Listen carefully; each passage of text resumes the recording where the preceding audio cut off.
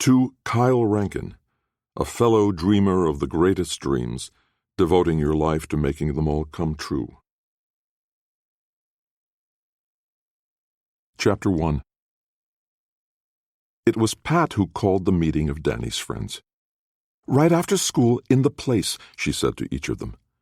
Then she immediately changed the subject to forestall questions. Parry McClure High School was not the place to have this discussion. They couldn't afford to be overheard. Pat cut her last class of the day, so she was already in the small clearing in the woods overlooking the high school when the others began to arrive. As she expected, they each popped into existence in their regular spot. First Laurette and Sin, because they had last period together, then Zena, who arrived talking as if she had used her gate in mid-conversation with somebody else.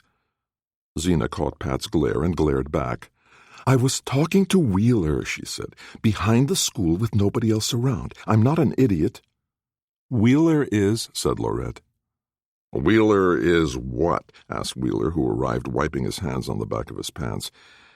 Pat wondered idly if he had come a few moments after Zena, so he'd have a chance to pick his nose and wipe his finger on his clothes. Well, give the boy credit for wanting to do it when nobody was looking. "Drop it," said Zena. "You're here now." "What about Hal?" asked Pat. "He's doing some kind of computer experiment thing," said Wheeler. "Might as well start without him." "Might as well not," said Pat. "What's this about?" asked Laurette.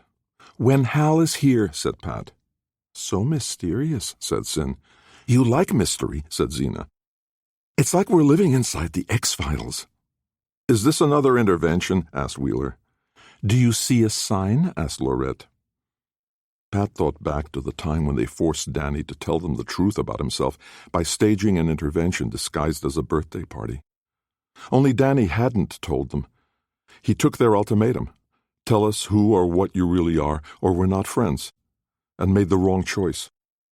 They followed him home, and it was the Greek lock friend Hermia who ended up telling them that Danny North was a Norse god, after a fashion, a gate mage, who could create passages through which people could pass instantaneously from one place to another.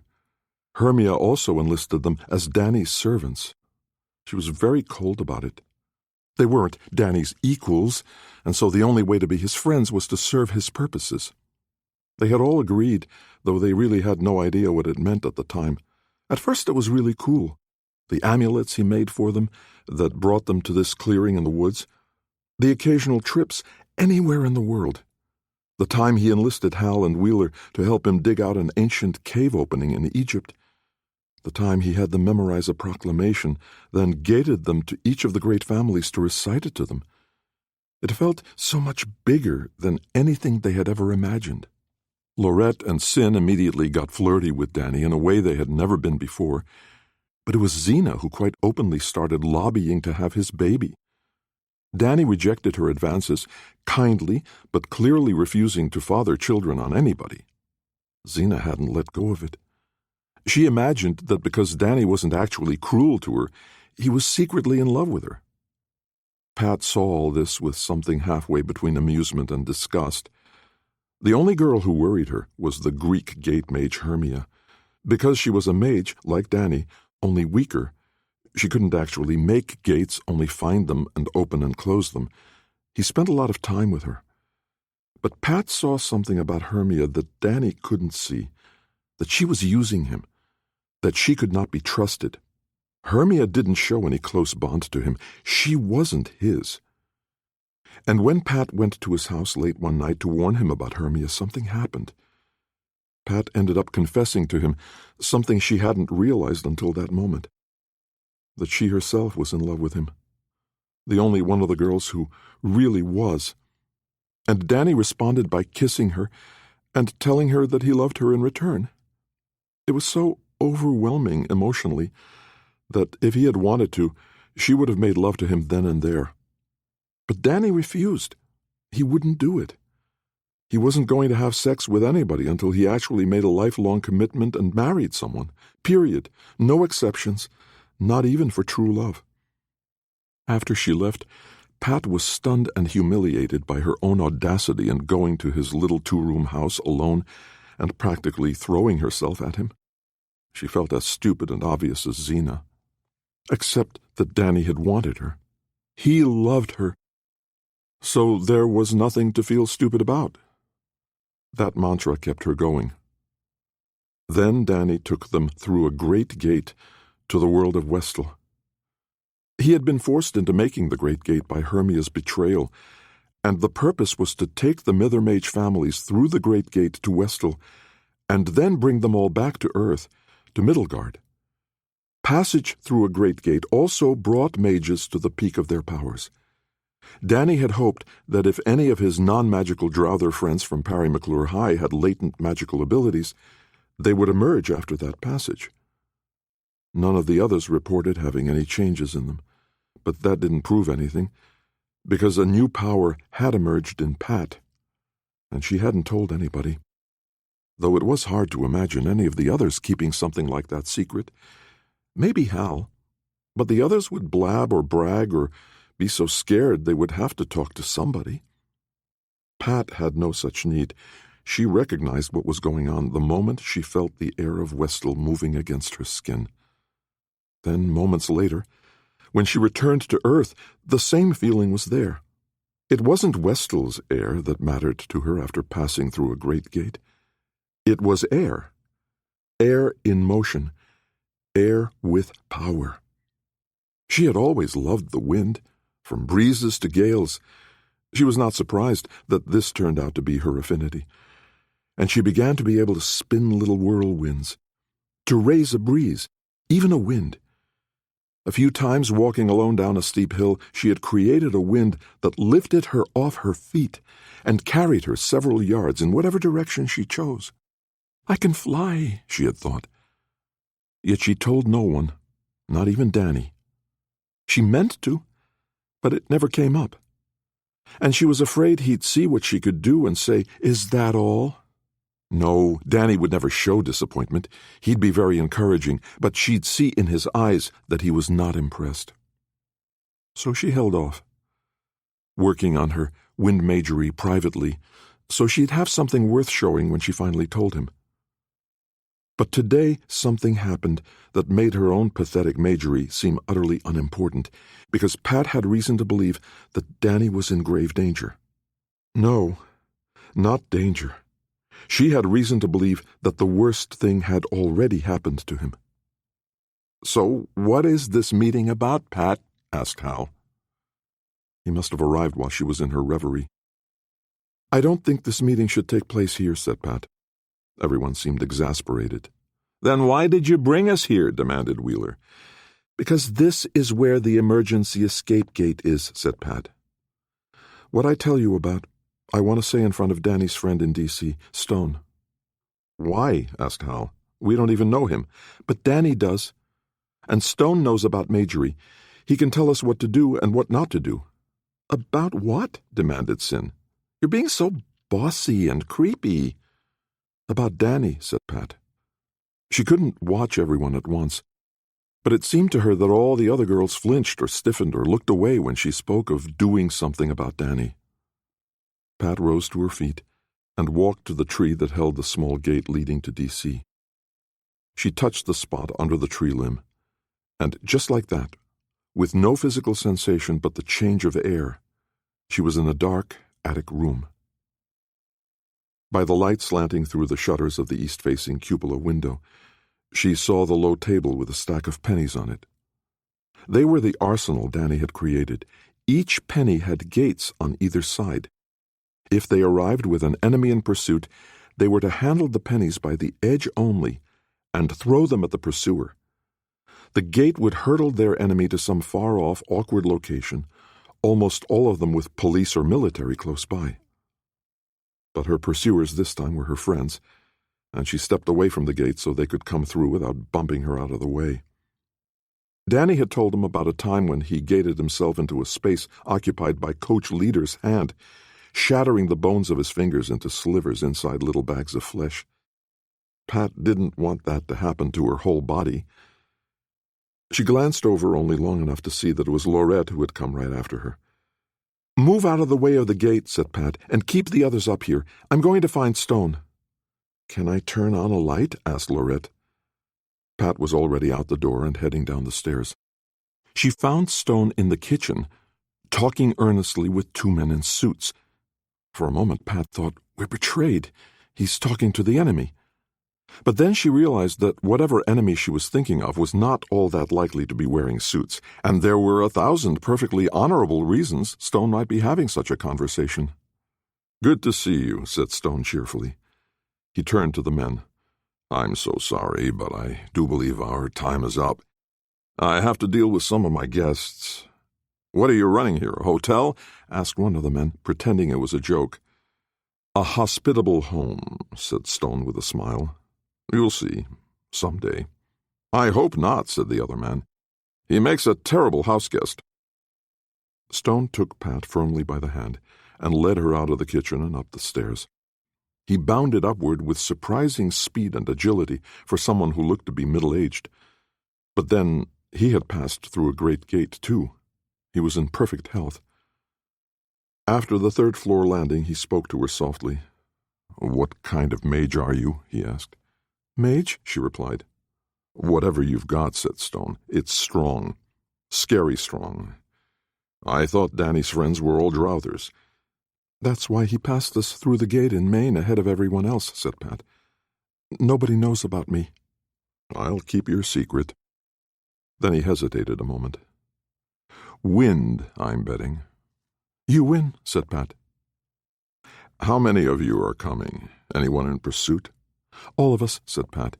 "And no." "Why are you here, then?" asked Stone. "If this is just a field trip to the nation's capital, I'm not in favor of it. There are buses and trains. There's something wrong with Danny, and I want you to hear about it along with the others." Stone didn't ask any more questions. Most adults would have demanded that she tell more right then. But he actually heard her request that he hear her story along with the others. He respected her decision and complied with her plan, undoubting. What other adult did that? They were all sitting on the cot or the rickety old chairs, except Sin, who sat on the floor. "Hello, Mr. Stone," said Lorette. "Not Mr.," said Stone. "Just Stone." "My mother would kill me," said Lorette. "I was raised with manners." "An admirable skill, manners," said Stone. He gently pushed Wheeler off the firmest chair and sat on it himself. So his respect for teenagers didn't extend to everybody. Maybe it only extended to fellow mages. Wheeler didn't protest. He just sat on the floor and gathered his legs and arms into a position that Pat knew would leave him aching in only a few minutes. But it was her meeting, and it was time to start. "Danny's changed," said Pat. "And it's enough of a change that I'm afraid he might already have been possessed by Set, by the Bell God." Everyone became attentive. "It's going to sound stupid and vain," said Pat, "but I think it's important." "Instead of discussing the merits of it," said Stone, "please just tell us straight out what it is." Pat realized that Stone was right. She was talking around her observation because there was so much potential for embarrassment. But embarrassment didn't matter if Danny was in danger. "Every one of us girls made a play for Danny," she said, though she loathed comparing what she had done with the way the others had flirted and teased. "And he turned us all down." "Hard to understand," said Stone. Pat wondered if any of the others knew he was being ironic. "It's just a fact," said Pat. "He told us all he was interested, he liked girls, but he wasn't going to make any bastards or be the kind of god who went around having sex with Drowthers." Stone nodded. "That was a wise policy, and I'm not surprised Danny had the strength to stick to it." "Not surprised because you don't think we're all that attractive?" asked Zena, her ear always attuned to the possibility that she had been insulted. "Stick to the point, Zena," said Pat. "I don't know the point. You haven't told us," said Zena. "The point is this. Nikki Leader, the coach's daughter, she came to me this morning during lunch and told me very quietly that she was pregnant, and Danny was the only possible father." "That little mouse?" said Lorette disdainfully. "Mouse?" said Hal. "Have you seen her since she came back to school?" "What does she have that we don't have?" said Zena. Wheeler looked as if he wouldn't mind making a list for her, so Pat forestalled him. "That's my point," said Pat. "Why would he sleep with her but not us?" She raped him, said Hal. Ha ha, said Sin. She told me, said Pat, because he wasn't in school today and she needed to tell him about the pregnancy. She's going to tell her father this afternoon. Coach Leader's going to kill Danny, said Hal. Not likely, said Stone. She wanted to give Danny a heads up, said Pat, because she reported the encounter to the police the morning after it happened. She reported it as a rape. She accused Danny? Asked Zena. No, said Pat. She didn't name names. She said she didn't see his face and couldn't even say what race he was or how tall or anything. She said she didn't know her assailant. Oh, good, said Sin. So I won't have to kill her. The point is that Danny's DNA is out there as a rapist, said Pat. I don't imagine Danny's DNA is in any database, but if he's arrested for something else... Gross, said Laurette. He left it in her. I thought when you reported rape they, took care of it, said Zena. The pregnancy. She didn't let them, said Pat. She told them she had a religious objection to anything like abortion. She wanted his baby, said Zena. So did you, pointed out Wheeler. But I wouldn't have pretended he raped me, said Zena. No, you would have bragged it was him, said Hal. She reported it as rape so that if she got pregnant, she could give the police report to her father, and he wouldn't pester her to find out who the father is. Smart girl, said Stone. She was protecting Danny. I haven't told you the important part yet, said Pat. They fell silent again. Nicky said that it happened at Danny's house. She went there in the middle of the night. It was the same night after he made the gate in that place. Remember how tired he was? No, said Laurette. Which makes me think you were over there pestering him the same night. Well, you'd be correct, said Pat. The other girls made a show of being shocked. Pat looked Stone straight in the eyes. Danny and I are in love, she told him. I wanted to spend the night with him, to move in with him if I could. He said and demonstrated how willing he was, eager, but he still wouldn't do it. For the same reason as always, he said he wasn't going to be a typical god. That's how he turned us all down, said Zena. But that same night, Nicky says she walked there at 2 a.m. and just opened his door and went in, and there he was, mostly undressed, lying on top of his bed, and she said he was ready for her, sexually. Pat blushed, knowing why Danny was in that state, and then hated herself for blushing, and blushed all the more because of that. Thank heaven the attic was so dark. So she was like a succubus, said Wheeler. You don't get pregnant from that, said Zena. A succubus is a female demon that comes and has sex with you in the night, said Hal. According to ancient lore, the male equivalent is incubus. Sounds like a medieval attempt to explain wet dreams, said Wheeler. And single girls' babies, said Hal. Well, she wasn't mythical, said Pat. She undressed him the rest of the way, and she was all over him before he even woke up. How much did she tell you? Asked Stone. Was she trying to cause you pain? No, said Pat. She was apologizing. She was explaining because it wasn't really her. They all looked at her blankly. Okay, then why is she pregnant? Asked Laurette. Stone knew. He was looking at the floor instead of at her. It wasn't her making the decisions, said Pat. That's the whole reason we're having this meeting. Nicky has never heard Danny talk about the Bell God and how he possesses people and how he can jump from one person to another and live forever and all that. But what she tells me out of the blue is that she was controlled. Her body was controlled by something else. It would sometimes talk to her, using her own voice, and it would make her do things, strange things, stupid things. Then let her have control of her body for hours, then make her do something bizarre again. Wheeler does that, and he isn't possessed, said Zena. Stone impatiently held up a hand to signal Zena to stop talking. Then, right at the moment when Danny got her pregnant, orgasmed, ejaculated, said Laurette. Come on, we all had sex education. Pat shuddered, as she had when Nicky told her. The thing left her body and went into his. Then it used his voice to talk to her. But no, I'm telling it out of order. Just before the transfer, it used her mouth to say to him, "You want me inside you." "And he said yes," whispered Stone. His face looked like a portrait of despair. "Yes," said Pat. "Only she told me it made no sense because she wasn't inside him. It was the other way around. It only makes sense if you think of it as the bell god asking Danny to let him in, to invite him." "And he did," said Stone. "So this is true?" asked Hal. "Because I was thinking it was all just a lie Nikki told to explain being pregnant." "It might be exactly that," said Stone.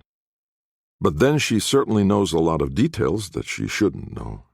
"That's what I thought," said Pat. "That's why I thought this was important, because ever since that night Danny's been different. Not himself." "In what way?" asked Stone. He was asking Pat, but looking at each of the other kids in turn, as if for confirmation. "He came on to me," said Pat. "Which would have been fine, only he was weird about it. Came up behind me and cupped my butt with his hand, right by my locker with people around." "Who cares?" said Zena. "I thought you two were in love." "We are," said Pat. "Were, anyway. But he knows I don't like people to just touch me out of the blue. He knows that. And the way he talked, he called me baby girl. Guys who talk like that make me sick." "Me too," said Wheeler. Stone was nodding, though. "Not Danny's style."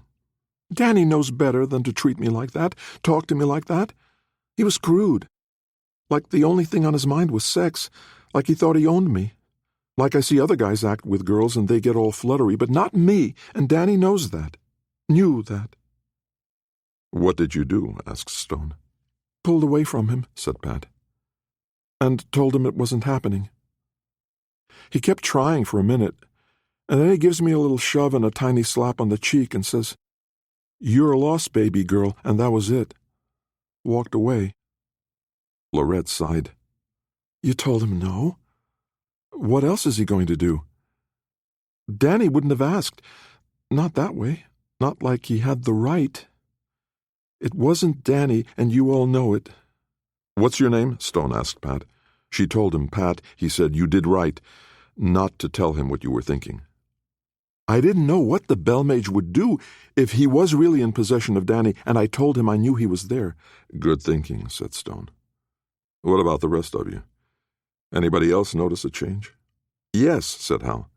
"He hardly talks to me and Wheeler anymore. Walks along the corridor at school, smiling at people and saying hi to them." "He's friendly," said Lorette. "Especially girls," said Wheeler. "I didn't notice that it was especially girls," said Hal. "But it was." "I'm not arguing," said Hal. "I'm just saying what I saw. It's like we could hang around if we wanted, but Danny didn't care, and maybe he was even a little annoyed to have us there." "Maybe," said Wheeler. "What about when he told us to get lost while he talked to Roseanne?" "Roseanne?" asked Hal. "You know, Roseanne, the queen of the universe." "I know who Roseanne is," said Hal. "I just don't remember Danny talking to her, and—" "Oh, right," said Wheeler. "It was after lunch, and you had already peeled off to go to—" Stone interrupted them. "Has anybody seen Danny use a gate?" "Like, constantly," said Zena. "That's just not true," said Pat. "He hardly ever uses gates these days. He's trying not to clutter up the world with gates, remember?" "I mean specifically since he took you through the Great Gate to Westall," said Stone. "It's been more than a month. In that time, has he ever—" They were silent. "This is kind of impossible," said Sin. "How can we remember what didn't happen since a certain day?" "Since we went through a gate to another planet," said Pat. "No, Stone. I haven't seen him use a gate since then. Not even to come up to our place." "Place?" asked Stone. "Where the emergency gate is," said Wheeler.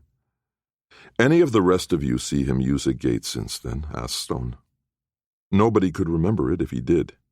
The reason I'm asking is, a Gatefather like Danny knows when people pass through his gates. He can feel it.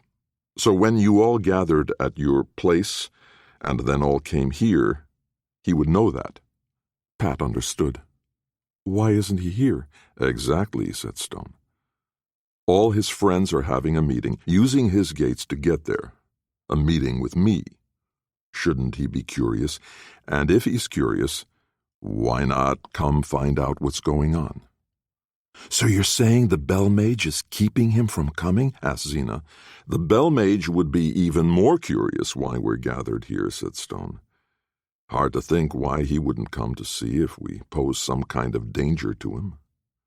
So it's a good thing that Danny isn't here? Maybe, said Stone. I mean, he might also just be busy, or he might respect your privacy, all kinds of reasons.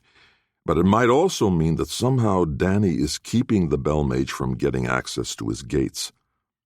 I thought when the Bell Mage gets you, you're like, gotten, said Sin. Possessed. Owned. Exactly, said Stone. So if Danny found a way to keep the Bell Mage away from his gates, then he's beating the devil, said Wheeler. Cool. Semi-cool, said Stone. It's excellent because otherwise the Bell Mage could just whip up a new great gate and go to Westel, and that's it. He takes all his followers, the Suddahites, and Westel is lost. They won't even know what hit them. And we do, said Lorette.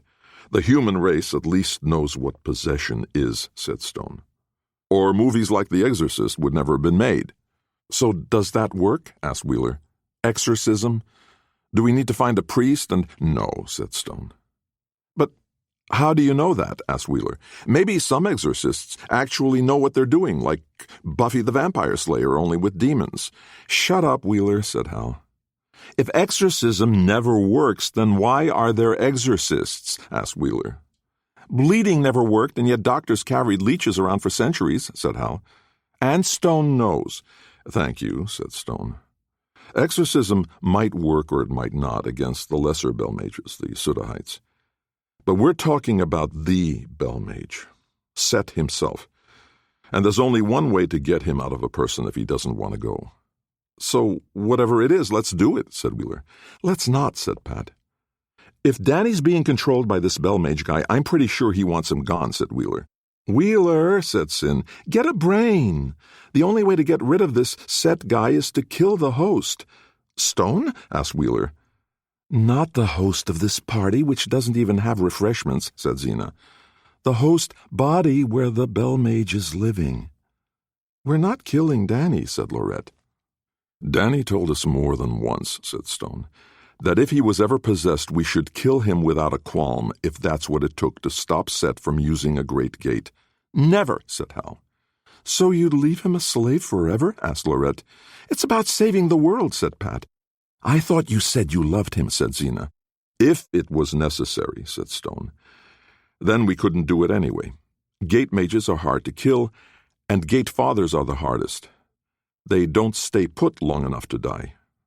In his sleep? Asked Hal. I mean, if Nicky could get his clothes off without— Danny was undoubtedly under the influence of Suddahites, said Stone. They can influence dreams. Make dreams that explain what's happening to your body. So if somebody slipped Danny a drug, maybe he could be killed in his sleep. But you're not thinking. We only need to kill Danny to save the world. The world's. But if Danny is somehow keeping the Bell Mage from getting access to his gates, that means he'd be easy to kill. But we also don't need to, because the Bell Mage isn't dangerous. So let's stop talking about killing Danny, please, said Pat. No, said Stone. Because if Danny's keeping Set away from the gates, then Set is seriously angry. He's not nice, you know. He didn't get a reputation as Satan or the devil or whatever because he was generous and merciful. You think he's going to punish Danny? Asked Pat. How? Asked Hal.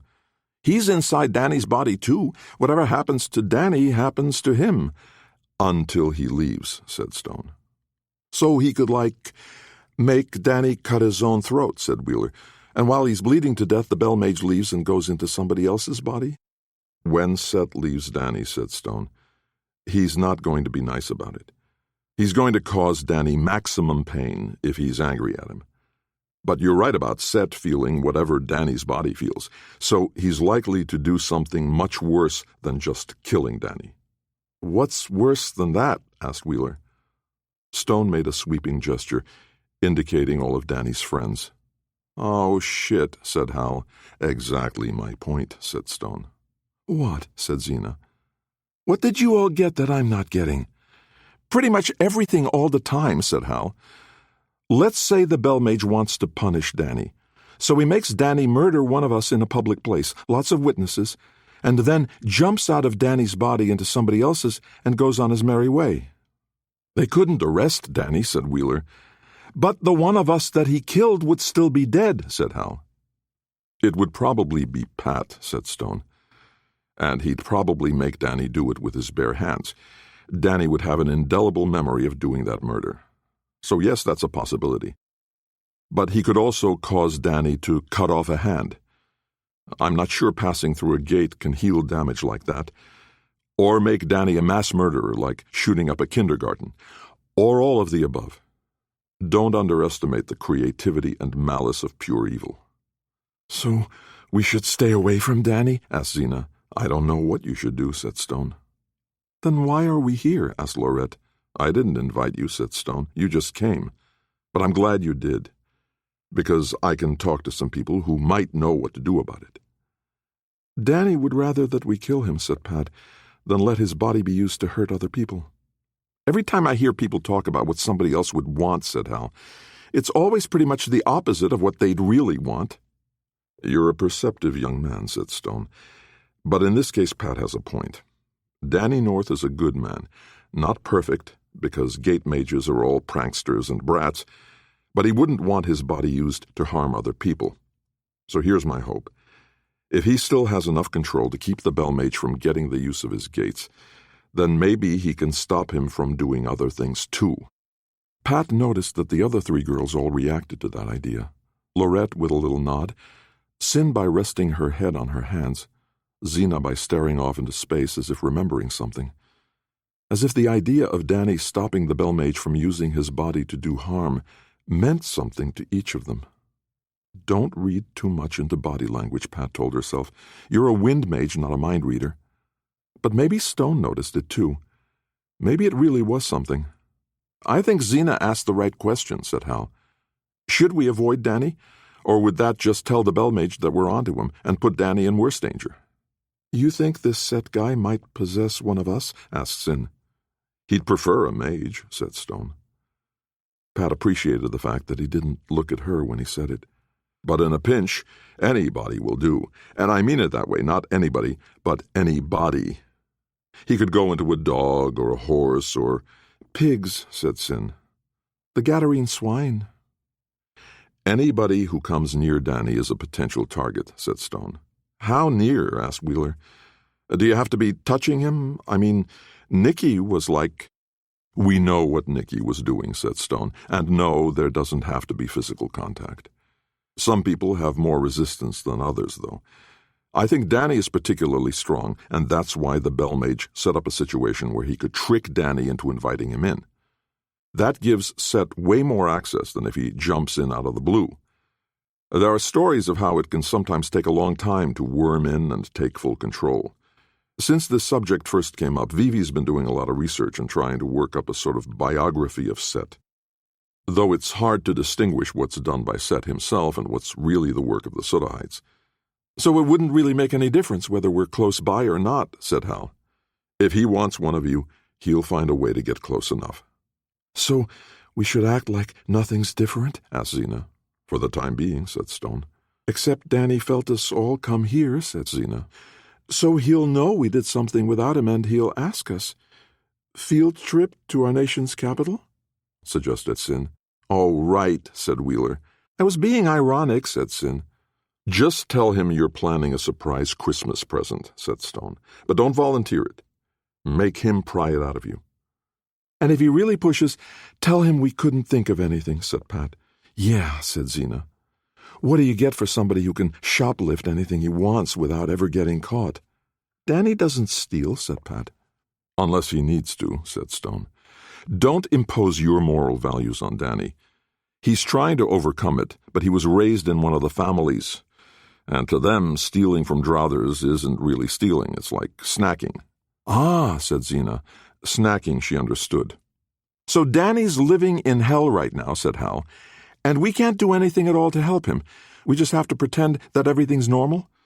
Doesn't sound very loyal to me. Just until I can talk it over with the others, said Stone.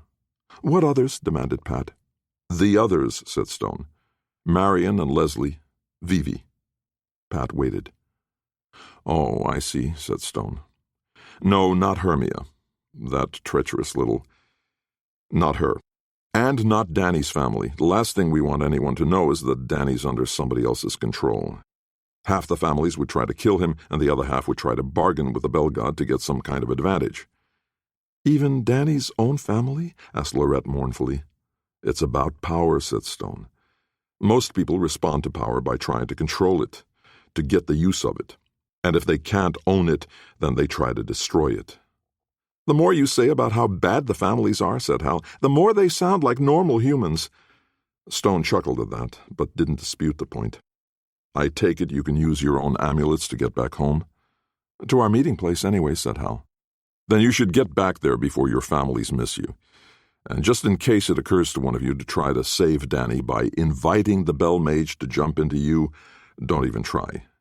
Because he wouldn't come into you himself, he'd just have one of his followers take you over. But we could resist one of those, said Wheeler. Danny could, said Stone. And you think we're all weak? Asked Wheeler. Please don't take this as a challenge, said Stone. Being possessed by the devil isn't a recreational drug. It's losing everything. It's like being murdered, said Hal. Only you have to stay and watch. Exactly, said Stone. And yes, kid, he said to Wheeler, I think you're weak because you are weak.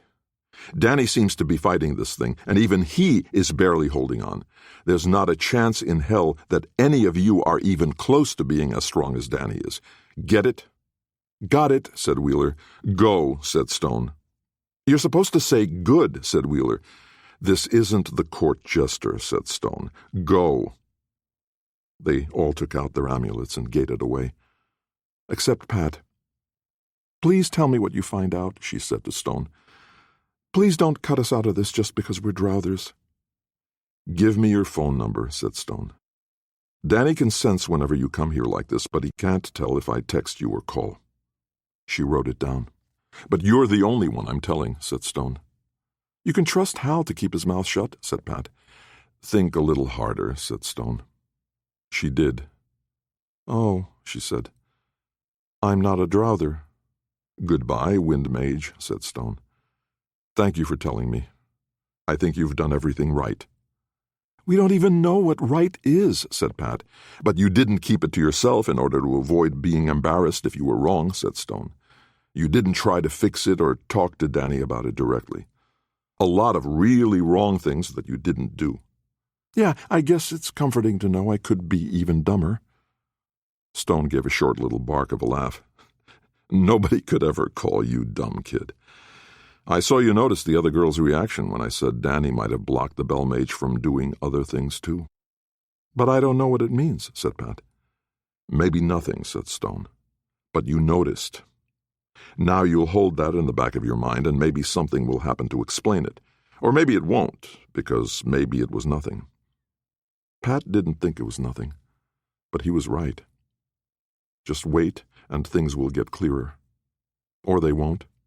Meanwhile, Pat, practice your magery, said Stone. Get it under very good control. Weaponize it. Why, said Pat. I don't want to hurt anybody. When somebody's trying to destroy a person you love, even pacifists find themselves wishing they had a gun. Stone chuckled again. Or a rocket launcher. He seemed to be referring to something, but Pat didn't know what. She'd Google rocket launcher later, but it probably didn't matter. If it did, Stone would have explained it. She touched her amulet and found herself back in the clearing.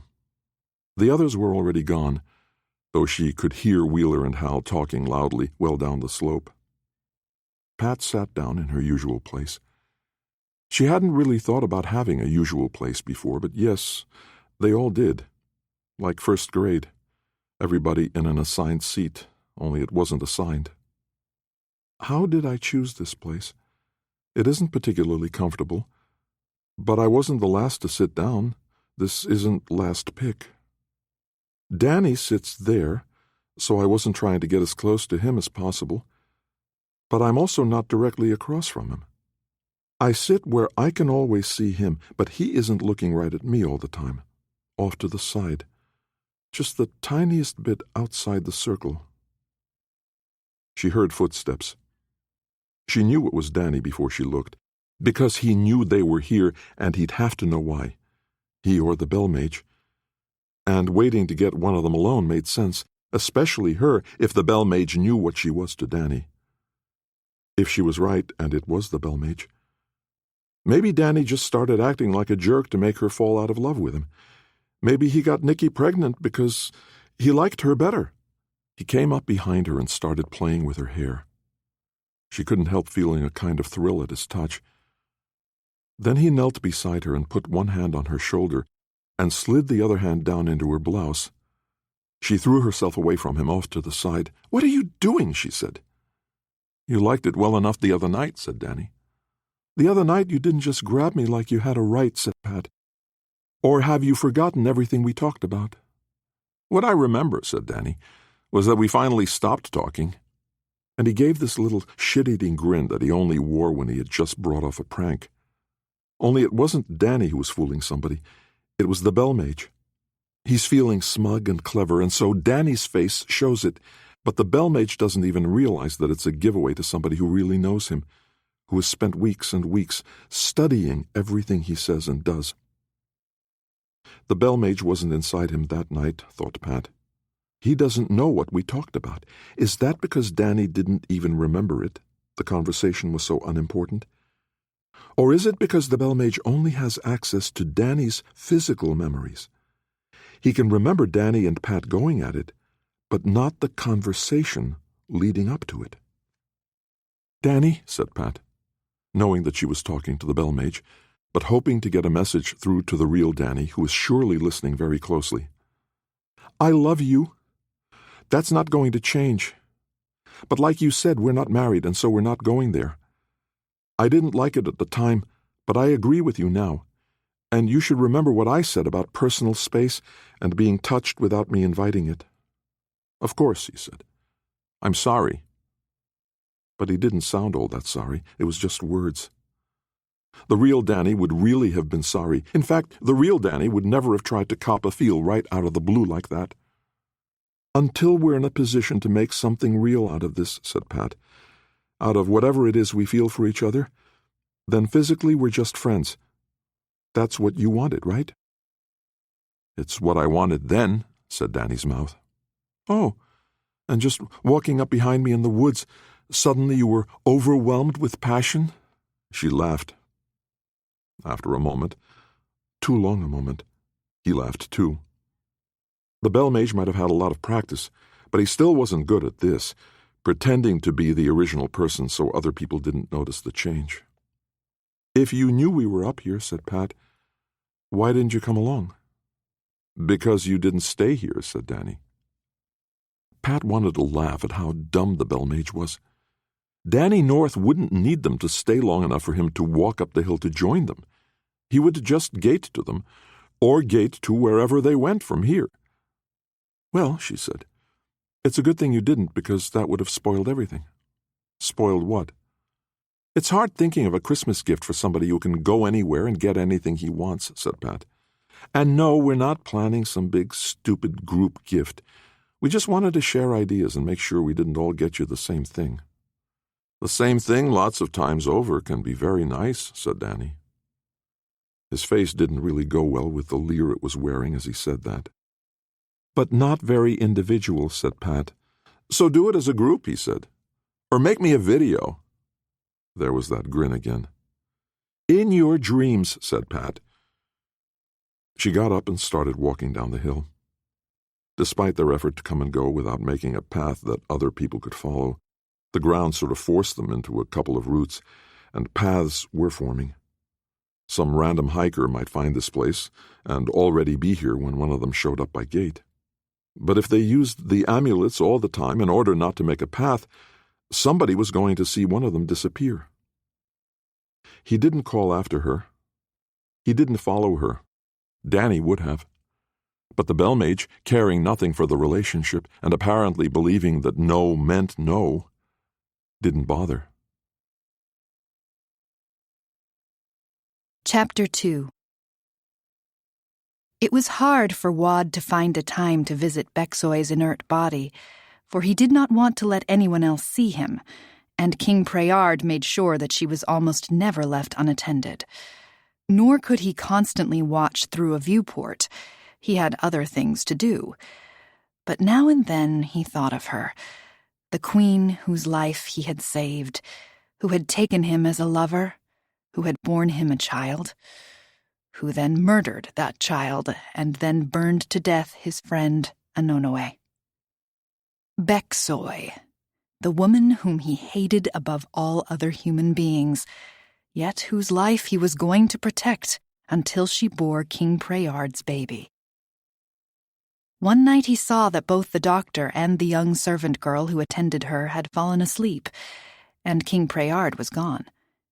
So he made a gate and came in person to sit on the floor beside the bed where she lay in a coma, responding to no word, never opening her eyes, but able to drink and swallow some of whatever was poured into her mouth. Her dress was stained with old spills, damp with new ones.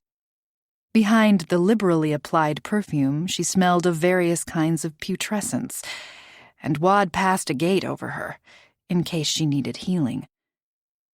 Did she feel it? Did she know that he was there? Was she afraid that he would kill her? No one in Iceway had more cause. But no, he had promised her that he would not harm the baby, and she knew that was a promise he would keep. He put his hand in hers. It was warm. Her chest rose and fell slightly with each shallow breath. But as he held her hand, it gave no motion, responded to him not at all, nor did her face change in any way. Wad had found her like this, though covered with burns. A fire mage of Beksoy's power should never have been burned. The man named Keel had witnessed the event, and even though he was hanging upside down, in terror for his own life, his account was clear and did not change. When Anonoe stepped through the gate Wad had made for her, she found Beksoy waiting, and soon Beksoy set Anonoe on fire. But, to Keel's surprise, Anonoe stepped to Beksoy and clung to her. At first, Beksoy did not burn, and she laughed at Anonoe. But then she did burn after all, even as Anonoe's body slumped into ashes on the floor. It was as if Anonoe were a fire mage after all, as if she had stolen some of Beksoy's magery. That's what Keel said. But Wad knew that such a thing was not possible. Anonoe was a man-mage. She had no way of acquiring someone else's skill. She might, however, have taken over Beksoy's body in that last moment of her life. And in a brief struggle, she might have kept Beksoy from protecting her own flesh from the fire. Then Anonoe died, and Beksoy was so badly injured that she fell into a coma. But Wad had healed her the moment he saw her, for the baby's sake. He and Keel had made sure that she was found, floating in the waters of the port. She had been kept warm and comfortable, and if anything went wrong with her body, Wad healed it again and again. Why was she still unconscious? Or was this an elaborate prank? A diversion? Wad knew well that Beksoy had the power to create a clant of herself that could talk and bleed and show all other signs of life. Was this only her clant? Keel swore that it could not be. He had been conscious the entire time, and he swore that the woman in the coma was Beksoy. There could have been no substitution. Besides, no clant could survive passage through a gate. It would crumble into its constituent parts. What are you hiding from, Beksoy? Why can't you allow yourself to return to the world? King Prayard weeps and prays for you. The kingdom awaits your baby. All your plans are coming to fruition. How can it benefit you to pretend to be asleep like this? Or is this real? And if it is, what could possibly ail you that passage through my gates did not heal? The servant girl stirred, and with her small noise, the doctor awoke. Wad knew that he would go to the corner and urinate, then return to Bexoy's bed and check her pulse to make sure she had not inconvenienced and endangered him by dying on his watch. With the trickle of urine into a jar to cover any noise he made, Wad leaned close to Bexoy's ear and whispered, "When the baby is born, I will kill you. You cannot hide from me." He gated away from Bexoy's bedchamber before the doctor turned around. Wad found himself in a certain clearing in the woods at the southern end of the Mithercame, where a nameless tree mage was teaching the earthborn wind mage Sed how to control himself. It seemed to Wad that the lessons were going all too well. Whenever he came to visit, Sed was in some kind of meditative trance, and the tree mage would tell him almost nothing about Sed's progress. This time was no different.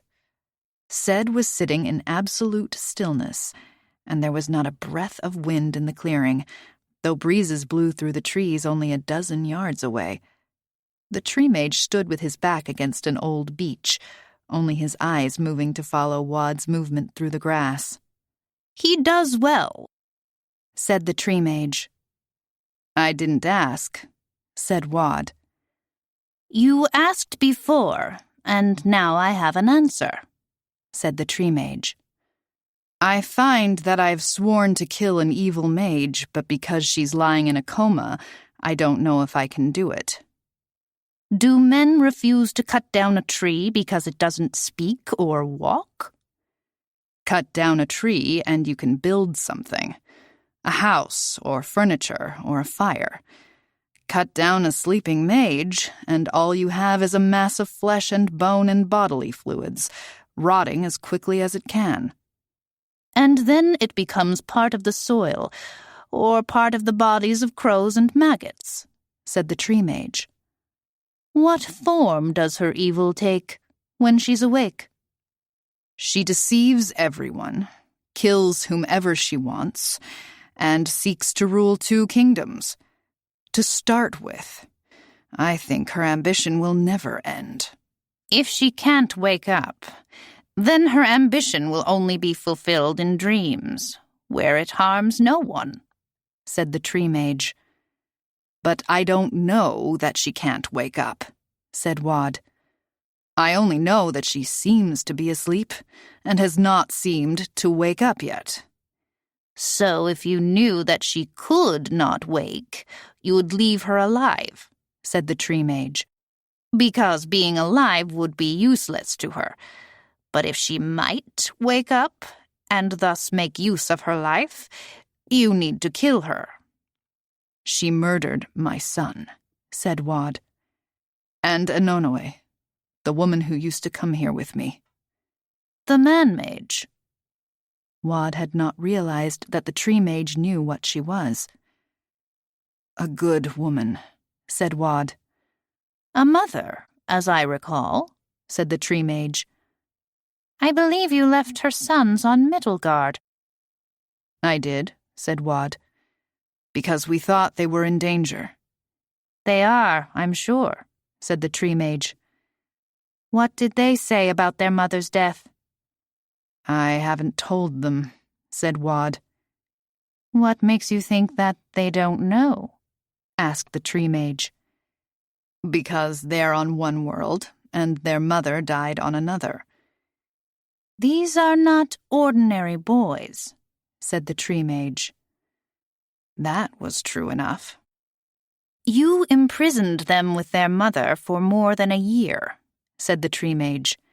"Then separated them so she could help you seek vengeance on Queen Bexoy. You owe them a conversation. You owe them the truth, that they are orphans no matter which world they're on. It was true that Wad owed a debt to them. Their imprisonment had been terrifying and wrong, and it was all Wad's doing. Now their mother was dead because he hadn't realized that she was calling to him until it was too late. And now that he thought of her, it was as if he could hear her voice in his mind. "Why haven't you told my boys yet how I died?" "I can't tell them how she died," said Wad. "It's too terrible." "Not telling them is terrible," said the tree mage. "Children heal better than adults. Tell them now, while they're still children." "They're on Middlegard," said Wad. "Then you're the only person on Westel who can get to them," said the tree mage. "I'm not going to make a great gate, and I'm not going to use any of Danny North's great gates either, because then the Bell Mage will know that I'm on Middlegard." "Then make a great gate after all. Use it and eat it so it's gone." Hearing it spoken aloud made it seem so obvious. He didn't dare to make a permanent great gate, and the two that Danny made posed a serious danger to both worlds. But to make a temporary gate and then close it permanently, the Bell Mage couldn't use that to get to Westel. Unless he struck while Wad was still on Middlegard. Danny North would sense Wad's arrival. Indeed, he would know that a great gate had been made. But would that knowledge be available to the Bell Mage? Would he understand it if he felt it himself? Danny was still able to make gates, using the captive outselves of long-dead gate mages. If the Bell Mage understood what was happening, he could force Danny to bring him directly to the Great Gate. Wad would have no choice then but to eat the gate before the Bell Mage could use it to go to Westel. It would require alertness, but since Wad still held Danny's gates inside him, Wad would be aware of whatever Danny did. There would be warning. But it was still a risk. Why chance it just to tell two boys that their mother was dead? Surely that was information that could wait a week or two more. No. Wad had harmed the boys enough. He owed them honorable treatment now. To leave them in ignorance of such a terrible transformation of their lives was wrong. It had to be done. Wad made the great gate in the clearing where Ced was studying with the tree mage. "If anyone but me comes through this great gate," said Wad, "kill him immediately. Or her, whoever it is." "Even if they come with you?" asked the tree mage. "Especially if they come with me," said Wad. "And what if the Bell Mage has entered you?" asked Ced. "Then it's all over, because you won't be able to kill me," said Wad. "We could try," said the tree mage. "You would fail," said Wad. "And you wouldn't know the Bell Mage had me anyway, not quickly enough. So I need you to watch for anyone else. It means they snuck through when I wasn't looking." "And the penalty for that is death?" asked Ced. "The fate of this world is at risk here," said Wad. "If someone comes through, it means I failed and something's seriously wrong. It probably means I'm dead. Whoever comes through will be powerful and dangerous, and if you don't kill them at once, they'll probably kill you. Remember, only you can prevent forest fires," said Ced. "I have no idea what you mean by that," said Wad. "I'm saying that we'll do what it takes," Ced answered. "Ced and I will talk about this when you're gone and reach our own decision," said the tree mage. "I'm making such a huge mistake," said Wad. "Probably," said the tree mage. "But we tree mages know that doing anything is usually a mistake. And so is doing nothing. Almost everything is a mistake." Have a nice visit to Middlegard." Wad turned slowly a couple of times and cast a great gate with both ends sealed against anybody but himself. But since there were lock and key friends on Middlegard, it would not guarantee anything. He found the two boys, Eliuik and Enop, racing each other through a pasture behind the home of Marion and Leslie Silverman. They were running toward the great gate, so they saw Wad arrive and changed direction, both at once. For a moment, Wad thought the older boy, Eliuik, might have brought his caw out of his brother's body. But no. His eyes were still dead and empty. Yet he had been running, as sure-footed as his brother. He must have been using his own eyes to see. The pasture was too clumpy and uneven for him to have been relying on Enop's eyes to see for them both. But either way, Wad knew that both boys would hear and understand whatever he said, even if Enop was the one who would speak for them. "That's a great gate you came through, isn't it?" said Enop. "You're speaking the local language very well," said Wad, "but you should speak to me in Icewegian." "You understood me," said Enop, "because we Gatematges are very good with languages." "I only have a few minutes here," said Wad. "And if Danny North shows up, I'll leave immediately, because the Bell Mage has possession of him." "Is Danny the enemy now?" asked Enop. "The being who's controlling him is the enemy. If Danny somehow gets free of him, he'll be a good friend to you again. But for now, he can't be trusted." "Bummer," said Enop. "I came to tell you that something very bad has happened on Westel. Your mother was surprised by Queen Bexoy." Enop immediately grew very serious. "Why didn't you gate her away?" "She knew I was busy. I warned her that I couldn't watch over her, but she insisted on going anyway. She was sure she'd be safe. By the time I knew she was in trouble, it was too late." "What does too late mean?" asked Enop. "Queen Bexoy is a fire mage," said Wad. "Your mother was consumed by fire." Enop regarded him steadily. "You're telling me the truth," he said. "Yes," said Wad. "I would never tell you something like that if it wasn't true." "You think that Mother is dead," said Enop. "I know she is," said Wad. "Her friend Keel saw her die. There's no mistake." "Eliuik says that she's alive," said Enop. "Eliuik isn't part of this conversation unless he talks to me himself," said Wad. "That's a poor excuse for not listening to someone who knows things that you don't know." "I have no evidence that Eliuik knows anything. How can she be alive? Keel saw her body consumed in a flash of fire. I saw the ashes. Boys, your mother is truly dead. I'm deeply sorry, and I would have prevented it if I could. But that's the truth." "No, it isn't," said Enop. "Mother is alive." "There's no way you or Eliuik could know one way or the other," said Wad.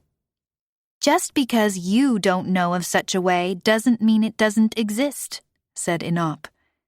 "When we were in the cave, Eliuik came into me. He helped me calm down and not scream or cry. He also helped Mother." "So even though the three of you were in separate caves, Eliuik made contact with you and Anonoe?"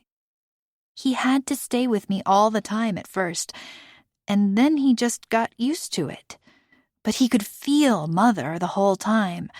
He made it so I could feel her too, and she could feel us." "She never told me that." "So what?" asked Enop. "Why should she tell you anything? You were the one who imprisoned us." "You're saying that Eliuik can feel her now?" asked Wad. Yes, said Inop. If she were dead, he'd know it because he wouldn't be able to find her. He can't even find his own body, said Wad. I'm not going to believe anything he says unless he says it with his own mouth. Why do you get to make the rules? Asked Inop. Because I'm the most powerful mage in either world, said Wad. I thought you were down to your last few gates because Danny North is stronger, said Inop. The Bell Mage got him, but Danny gave all my gates back to me and gave me all of his, too. He really trusts you, said Inop. Yes, I guess he does, said Wad. Why can't you trust me and Eliuik? Asked Inop. Because I'm not as trusting as Danny North, said Wad. He's a kid, and I'm more than 1,000 years old. 1,000 years inside a tree, said Inop. That made you so much wiser, I guess. Wad couldn't believe this conversation. He had expected to comfort two grief-stricken boys. He had thought maybe his news would bring Eliuik out of his trance, put his Ka back in his own body.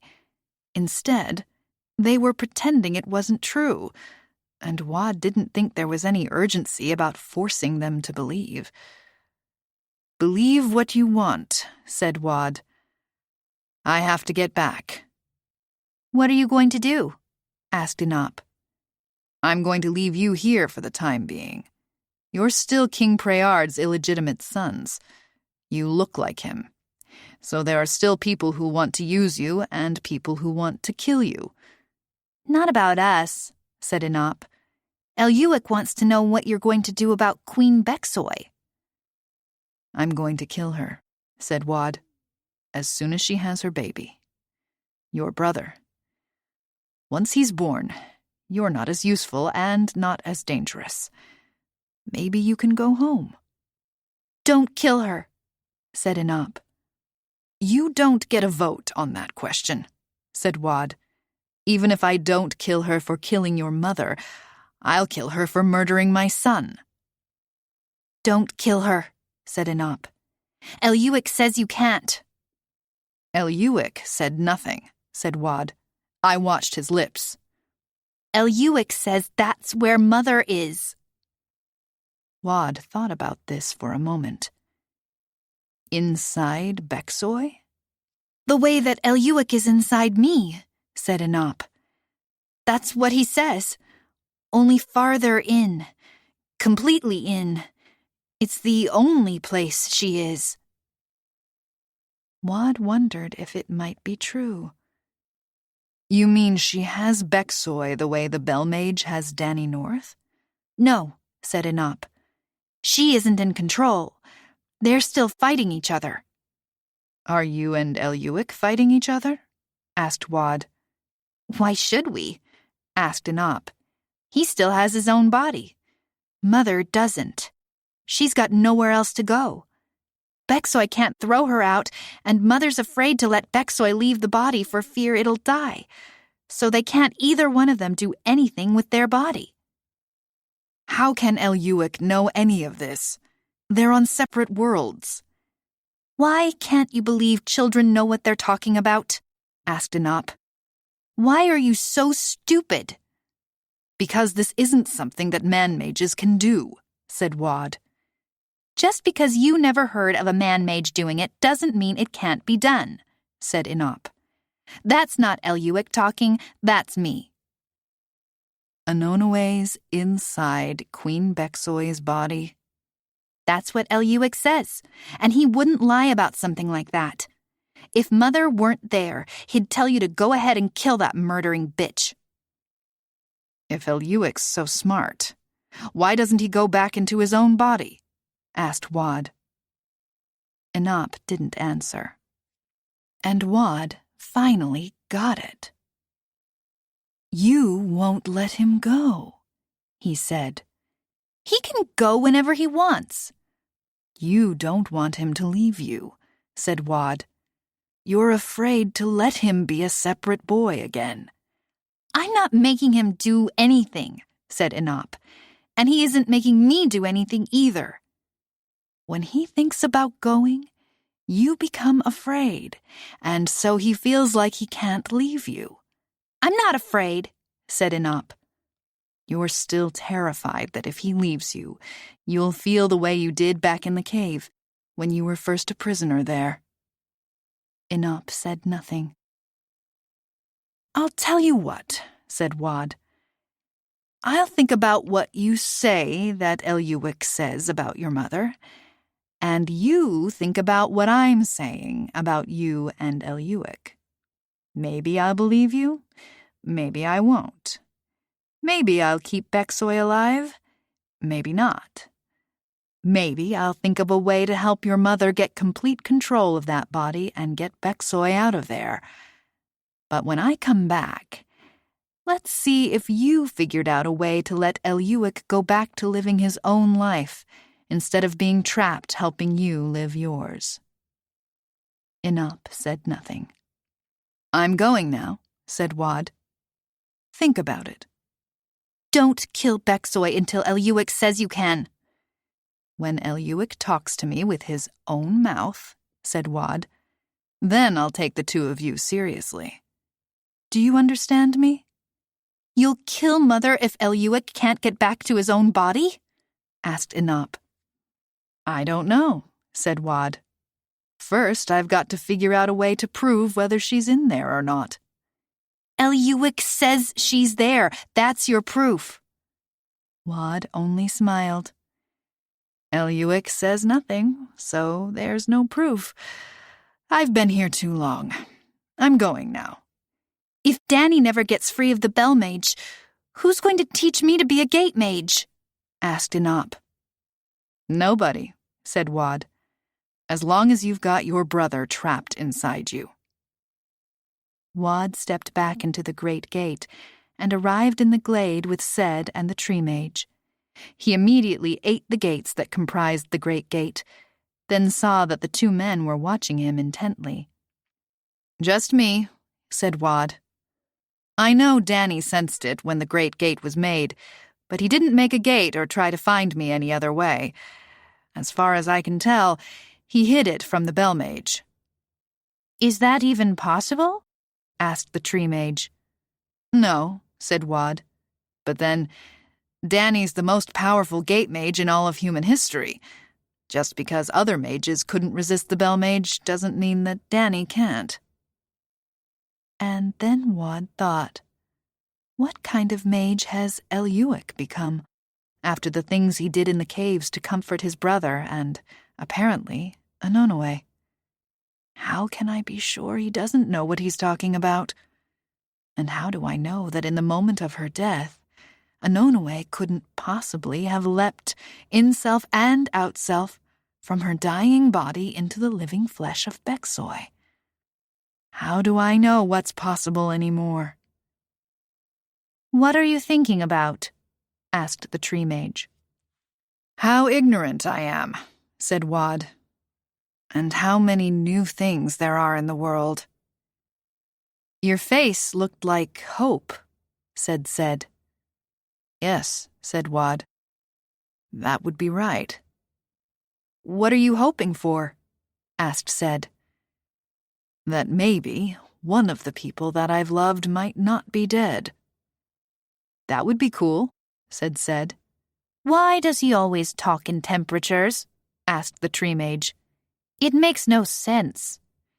He's from Middlegard, said Wad. And so am I.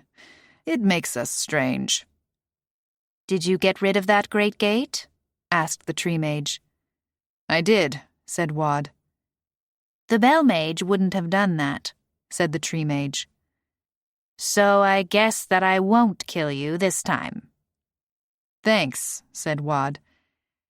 I'm going to rest now until Beksoy is alone again. Going to kill her now? Asked Ced. Maybe I won't kill her after all, said Wad. That's good, said the Tree Mage. People are so shallow-rooted. It's a shame to cut them down. They don't grow back. Chapter 3. Pat knew it was safer to stay away from Danny, mostly because it wasn't really Danny. Danny's face, but not the same smile, not really. Now he was too knowing, condescending like one of the jock athletes. It only made her angry and afraid and sick at heart and lonely to see him walking through the halls at school or sitting there in class looking bored or annoyed or amused. None of it was Danny, and she missed him. Missed him and wanted to do something to help him, but there was nothing she could do. At least he no longer came and sat at the same lunch table as Pat and her friends. Hal and Wheeler still came, but that was all right, even though before Danny they would never have dared. Lorette would have withered them with a look. Now, though, everybody seemed so miserable that who would want to sit with them? Just pack the food into their faces, that's all they did. Then it was Friday, and Hal and Wheeler either cut school or had some errand or assignment during lunch because they weren't there. It was just Lorette and Sin and Zena sitting with Pat at one end of their table. Nobody else could hear them. Nobody would try to listen anyway, and it soon became clear to Pat that the other three were working up the courage to say something. "Just say it," said Pat. "Say what?" said Zena and Sin at the same time. "Whatever it is, none of you has the guts to say," said Pat. "The longer you take, the worse I expect it to be." "Well, it's bad," said Lorette, "and you're going to hate us." And then Pat guessed what it was. "Danny," she said. "You made a play for him, and you don't have the guts to tell me." "But we didn't," said Zena miserably. "We would never," said Sin. "Yes, but not the way you think," said Lorette. "We were all flirty with him, offering things we didn't mean to do." Zena rolled her eyes. "Okay, so Zena meant to," said Lorette. "But after you took us to D.C. and told us that stuff with Stone, I thought we didn't talk about things like that here at school," said Pat. "Do we have to go to the place even to breathe?" asked Zena. "We didn't want to make a big deal out of this," said Sin. "It's a big deal," said Lorette. "But we didn't understand it till that conversation. We knew something was weird, but—" "And we didn't know about each other until after," said Zena. "We each thought we were the only ones," said Sin. Pat knew they'd never get it out unless she helped. "You said it wasn't the way I think," said Pat. "So whatever you think I think, what is it, really?" "He came on to us," said Lorette. "Not us, like a group," said Zena. "That would be perverted," said Sin. "Why don't you each tell me what happened, one at a time?" said Pat. They all looked miserable and nodded, and then just sat there saying nothing. "One at a time," said Pat. "Not nobody at once." "I can't," said Zena. "I can," said Lorette. "He showed up at my door. I was upstairs studying. Yes, I do that sometimes. I like getting good grades. And the doorbell rings, and then my mom calls from downstairs, 'Lorette, honey, Pat's boyfriend is here to study with you,' which was bizarre because A, Danny doesn't study, and B, the only way my mom would know he was your boyfriend is if that's how he introduced himself, and I thought you two were being all stealthy about it." "I didn't know that's what we were," said Pat. "But how nice." "Go on." "So he comes upstairs and closes my bedroom door behind him, and I say, 'Why did you come to the front door?' And he just reaches down and pulls me up from my chair and kisses me." Pat kept her face from showing anything. She knew it wasn't Danny, and she wasn't surprised that the bellmage would try something like that. But she also knew that Lorette would not have put up much of a fight. "So when he came up for air, I said, 'I'm not sure that's something Pat's boyfriend ought to be doing.'" "How loyal of you," said Pat. "I was loyal.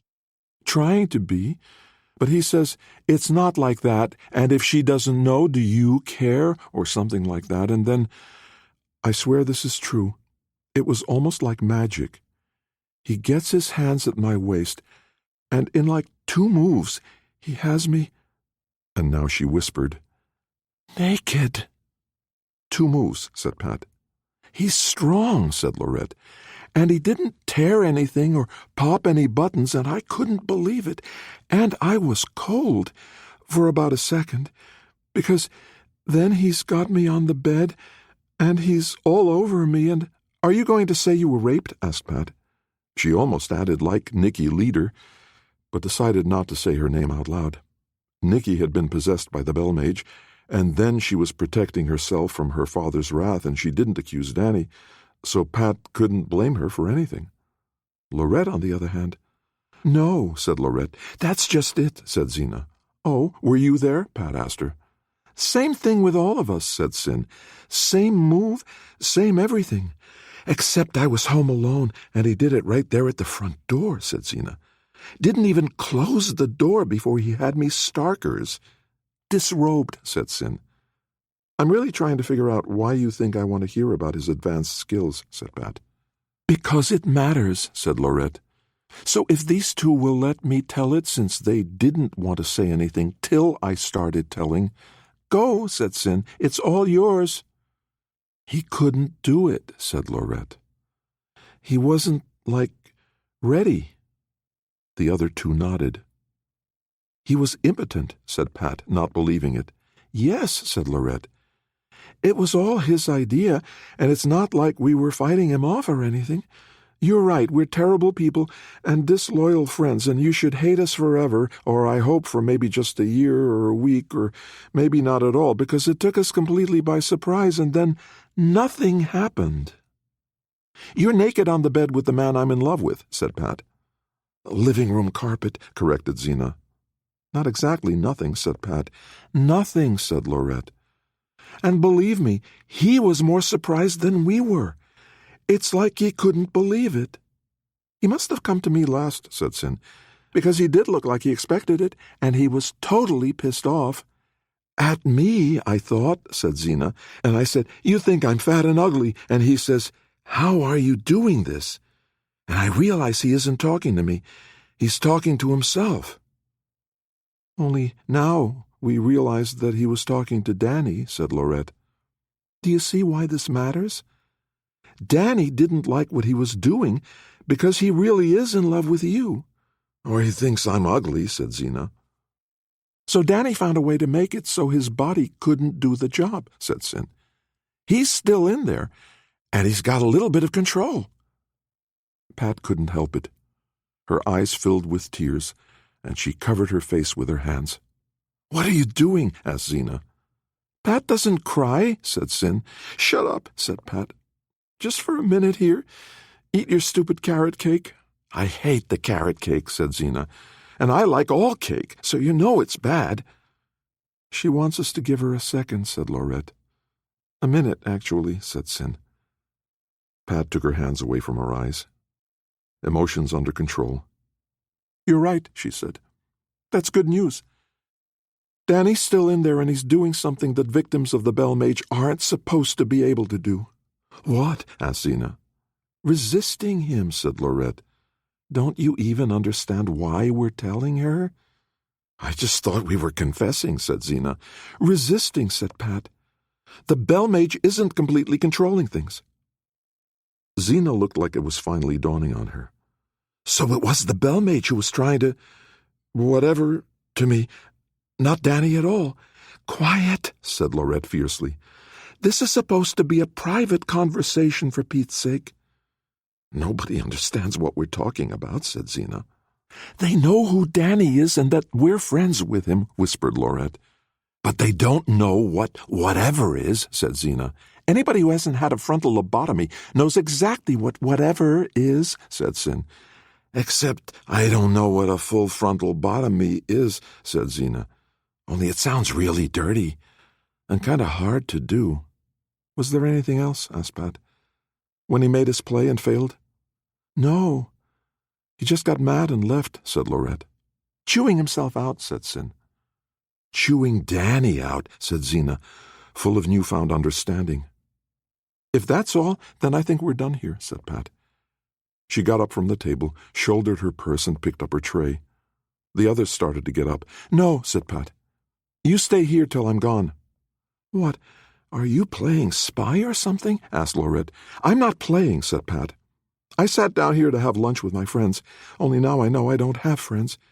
So I'm leaving, and you're staying." "Come on," said Sin. "Nothing happened." "Not by your choice," said Pat. "True," said Lorette softly. "But, Pat, "Stay away from me," said Pat. Then she dumped the garbage and returned the tray and left the cafeteria, trying not to show any emotion to anybody because it was none of their business. She didn't go on to her next class. Instead, she walked out of school and kept on walking. Not to the place up in the woods, and not home either, but down the road and on, mile after mile. Not her most comfortable shoes today, but she didn't actually mind a little pinching or the blisters that were almost certainly forming. It would be good to feel some pain, now that Danny had lost the power to pass them through gates and heal them. Though, of course, she could always pass through the gate on the amulet in her pocket. It was thoughtful of Danny to provide for emergencies. Except for his own emergency. With that, he was completely on his own. Her thoughts raced everywhere, but kept coming back to that. Danny is completely alone. The only time he comes to his friends is when the bell-mage is trying to force him to have sex with them, and then all Danny can do is protect them. Always protecting other people. But he can't do anything to save himself. And what do? Supposedly his girlfriend, who supposedly loves him. I get jealous of my stupid friends for acting exactly the way I would have predicted they'd act, and as for Danny, I completely stay away from him. That's what Stone told me to do. That's what makes sense. Right, it makes sense to leave the man I love completely alone while he's going through the worst thing in his life. But if I try to talk to him or go to him, then he'll just be worried about me and have to try to protect me. And what if he can't stop the bell-mage from using me? Well, so what if he does? Just because it's the bell-mage doing it doesn't mean I can't still be making love with Danny. And with me, Danny won't have to do whatever he did to make his body useless to the bell-mage. He can go ahead because whether the bell-mage is there or not, it's what Danny and I both want to do, so guess what, bell-mage? We win. Stupid, she told herself. Stupid. Danny doesn't want it that way, with an onlooker, with somebody else riding him like a pony, with a monster watching. And neither do I, because it won't really be Danny. No way does Danny have some kind of magical trick to undress women in a couple of moves, if that's what really happened. Danny's not experienced, he's not smooth, he's just a kid. And that's who I want to make love with, not a 1,000-year-old incubus who uses up women like Kleenex. But if I just talk to him, just tell him that I know that That's the opposite of what Stone said to do. When did Stone become my boss? He became my boss when I went to him and asked him for advice, and he gave it to me, and I realized he was right. What good will it do if I let the bell god know that we figured him out, that we know Danny's a captive? That would make me even stupider and more selfish and more disloyal than Xena and Sin and Lorette. As long as I stay away from him, Danny won't have to worry about me. That's the circle she kept running through, around and around in her mind. And underneath it all, this nagging thought. Why did the bell-mage go to all three of them and try to get Danny to have sex with them, but he didn't bring Danny to me? Can he read Danny's mind and figure out that Danny doesn't actually want me that way? Or was that gross encounter up on the hill the only try he's going to make? That sure wasn't smooth or experienced. That was just crude. She wasn't sure where she was. She had been so lost in thought that she was probably lucky not to have wandered into traffic. Now she only knew she was on some rural road south of Buena Vista. Not that it mattered. She could get back to the school grounds whenever she wanted. She fingered her amulet, and then realized that using it would not only get her back to their little clearing in the woods overlooking the high school, it would also be noticed. By Danny, perhaps, though maybe he could hide his perceptions of his gates from the being who possessed him, but also by Danny's friend Vivi, the one who pretended to be his aunt. Danny had said that she could sense whenever someone used his gates. Maybe she would come to see what Pat was doing. Maybe not. But if she came, Pat could talk things through with her. Stone said that Vivi had done a lot of research into the bell-mage. Maybe she would know things that could help Pat make a rational decision. So Pat pushed her finger into the amulet. She was relieved that none of the others were in the clearing. The last thing she wanted was their company. She walked to the downhill side of the clearing and looked out over the school. Pat had been walking all afternoon, but not really because school was still in session and the buses hadn't even assembled. Some poor unfortunate PE class was running the hill with Coach Leader watching them. Soon to be a grandpa, Coach Leader. To the child of a Gatefather who was seduced by a succubus. Your daughter. Don't dwell on that. If you want to be alone, I'll go away again. Pat turned around and gave Vivi a half-smile. I was actually calling you, or at least I kind of hoped you'd notice me and look into why someone was using Danny's gates. Vivi frowned. They aren't Danny's gates. Pat had no idea what this meant. They go where Danny made them go. All very complicated, said Vivi. I don't think I could have made sense of any of it before I went through the Great Gate. But here's what happened. Loki, Wad, the gate thief, he gave his gates to Danny. But Danny already took them. But now they weren't stolen. They weren't imprisoned. They belonged to Danny. But you knew that. The thing is, that's how Danny learned that gates could be given. So when the Bell Mage took over Danny's body and started trying to get him to make a great gate, Danny gave all of Loki's gates back to him. And then, and this was such an act of genius, he gave all his own gates to Loki as well, including my private gate, everything, stripped himself bare. And he could do that? The Bell Mage didn't stop him? Vivi shrugged. He didn't stop him. But maybe he didn't know what was happening until the gates were gone. So the gate I went through is Loki's gate now. Oh, it's more complicated than that, said Vivi. Because Loki took up all the gates. Ate them? No, they're his now, so he just took them up. Like gathering up your knitting and putting it in a bag. So that he was sure none of them were left for the Bell Mage to use, probably. He doesn't explain himself to me. All the gates I've been using disappeared, which terrified me. How long would it take me to get to Danny without gates to bring me here? I had already bought a plane ticket to get me to Roanoke when all of a sudden all my gates were back. Every one of them. Exactly where Danny had made them. That was tidy of the gate thief. It was incredibly generous, not at all typical of the behavior of gate mages or family members. And you know whose gates he put back first? Yours. And then Danny's other high school friends. And he only put back the ones I use last of all, maybe because I'm a gate mage of sorts, or maybe because he wanted to make sure he wasn't inadvertently putting back a gate Hermia might use.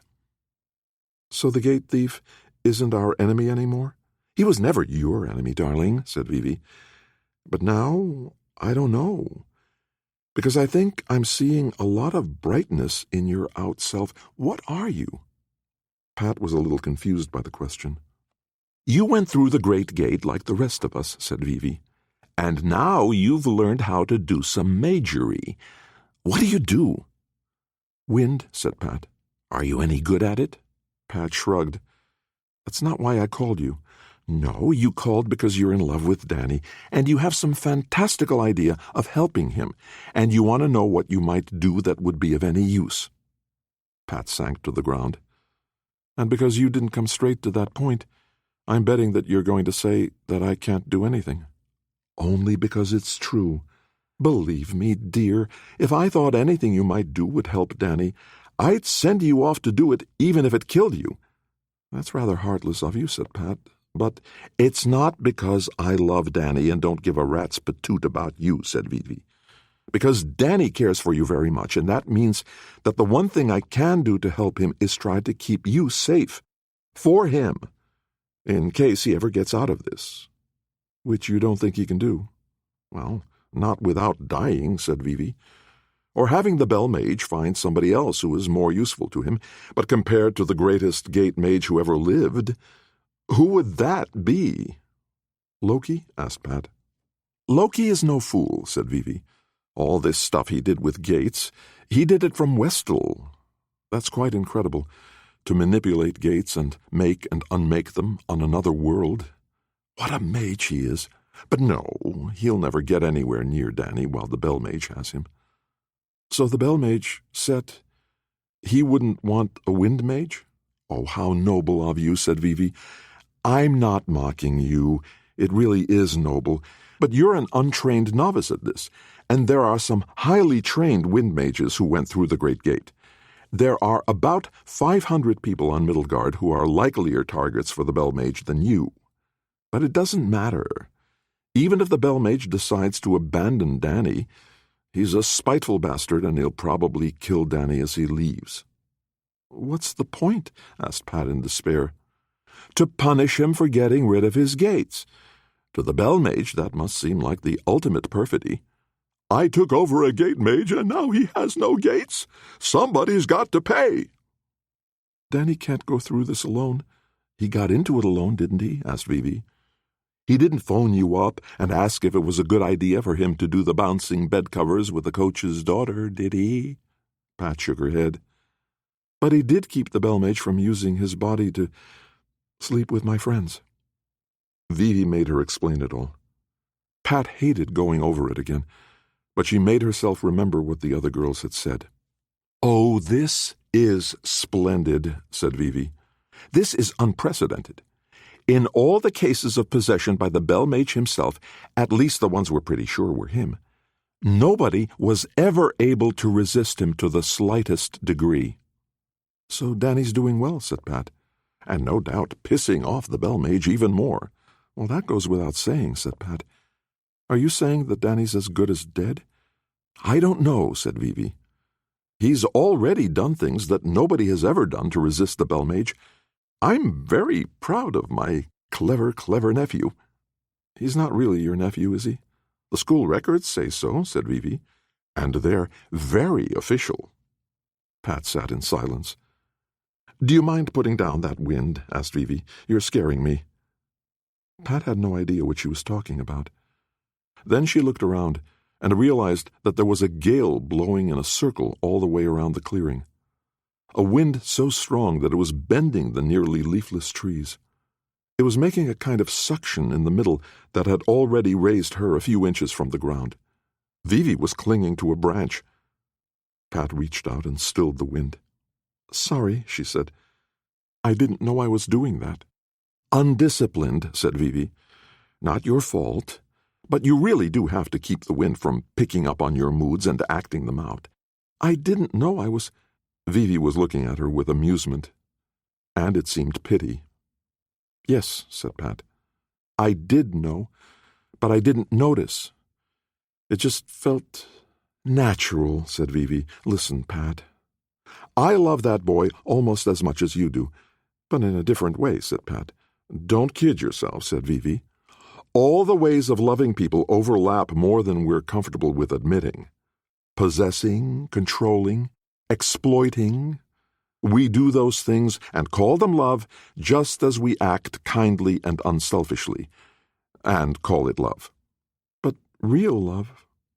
Do you really love Danny North? You've known him for only a few months. I've known him for a few years. But the people who loved him most and first, his parents, they were ready to kill him if they had to, for the good of the whole family. But it wasn't a good family, so the good of the family wasn't good. And which family do you have in mind when you speak of good families? Most families are mostly good, said Pat. How much do you love Danny North? Vivi asked again. Do you love him enough to kill him? Pat turned away, her face flushing, because she knew exactly what Vivi meant. What if Danny's only escape from the Bell Mage was death? Did she love him enough to set him free from that bondage? I'm not saying that's what you should do, said Vivi. He's showing so much more freedom and control than any other possessed person I've read about, but he's still not free. That's like asking if you should let someone in a coma starve to death, said Pat. If you don't know that they're never going to wake up, what right do you have to... I'm not talking about killing him to set him free, said Vivi. Dead isn't free. Dead is dead. Then why would I kill him? If it looked like Set was going to be able to use Danny to make a great gate, and Danny couldn't stop him, then what would Danny want you to do? He'd want me to do whatever was necessary to take that power away from the Bellmage, said Pat. Which means killing Danny, not to set him free, but to accomplish the purpose for which he went to war. So you're saying that Danny was on a suicide mission, said Pat. Danny was like any other soldier, said Vivi. He knowingly put his life on the line. More than that, he knew he was the person in the most danger in this war because he had the power the enemy most wanted. He told me and Hermia explicitly, if the Bellmage ever has me, kill me before I can make a great gate for him. Pat nodded. Danny had said pretty much the same thing to her. Not for her to kill him, but for someone to do it. But it's pretty hard to kill a Gatefather, said Vivi. He gets away too fast. So when Danny gave away all his gates, he wasn't just keeping Set from making a great gate. He was keeping himself from being able to get away from any attempt to kill him. Pat was crying and didn't particularly care if she ever stopped. He healed that little... She couldn't help it. Danny could have helped it, but his body's drive toward reproduction trumped his brain. Everybody who dies has a whole bunch of if-onlys. If only he had left 1 minute earlier, he wouldn't have stepped in front of that bus. If only a kid's parents had married somebody else, their genes wouldn't have combined to give him cystic fibrosis or sickle cell or whatever. But here's the truth, Pat. Everybody dies. Some die younger than others. Soldiers at least die in the service of something larger than themselves, but they're still dead. If I had to arrange for Danny to get blown up or poisoned or something, it would tear me up forever. But I would do it, knowing that Danny isn't just this boy that I love so much. He's also the most terrible weapon in the world. But disarmed now, said Pat. Yes, said Vivi. But now he is possessed and controlled by the most evil creature in the world, and Danny has really pissed him off. Who knows how Set will punish him? So you wanted me to tell you what I know. Here's what I know. That boy loves you. Maybe he's been able to conceal that from Set, or maybe not. But if you come anywhere near him and Set realizes what you are to Danny, then how can he hurt Danny the most? By hurting me. Yet, I must be honest. Because what would give Danny the most joy? Seeing you again. And what would scare Danny most? Seeing you in the power of Set, because whatever Set might do to you, he would be using Danny's body, so to Danny it would feel as if he were doing it. I get it, yes, said Pat. The worst, most terrible thing I can do is come anywhere near Danny North. And also the best and kindest thing. He misses us all, but if he doesn't miss you most of all, then I don't know my Danny. How do you even know that? Danny and I only just realized it the day before the Bellmage took him. Danny and you might not have known it, said Vivi, but all the rest of us knew it. We also know that it's young love and unlikely to last forever or even till next year, but that doesn't mean it isn't real. No love is stronger than adolescent love. It's overwhelming, all-consuming. It's what inspires the most passionate, god-awful poetry in the world. It's what makes people get moony over the stupidest love songs and the worst movies. It's real. He would die for you. I would die for him, too. I believe you would, said Vivi. But if you die, it won't be for him. It'll be used against him. It'll make his imprisonment even more hellish. So what am I supposed to do? Asked Pat, trying to keep her voice from rising into a whine. Go to high school if you can bear it, what with Danny North's body running around like a fellow student. Or go on a long vacation. I'm not suggesting you run away from home. Why torment your family? But tell them you're going, and I bet Stone will take you in. Or maybe Leslie and Marion.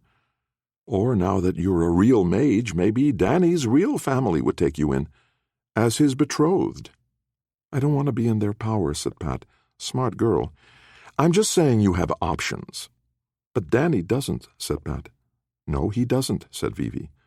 We can pity him for that, but we can't change it. I don't see how he can get out of this without dying. Death is so final, said Pat.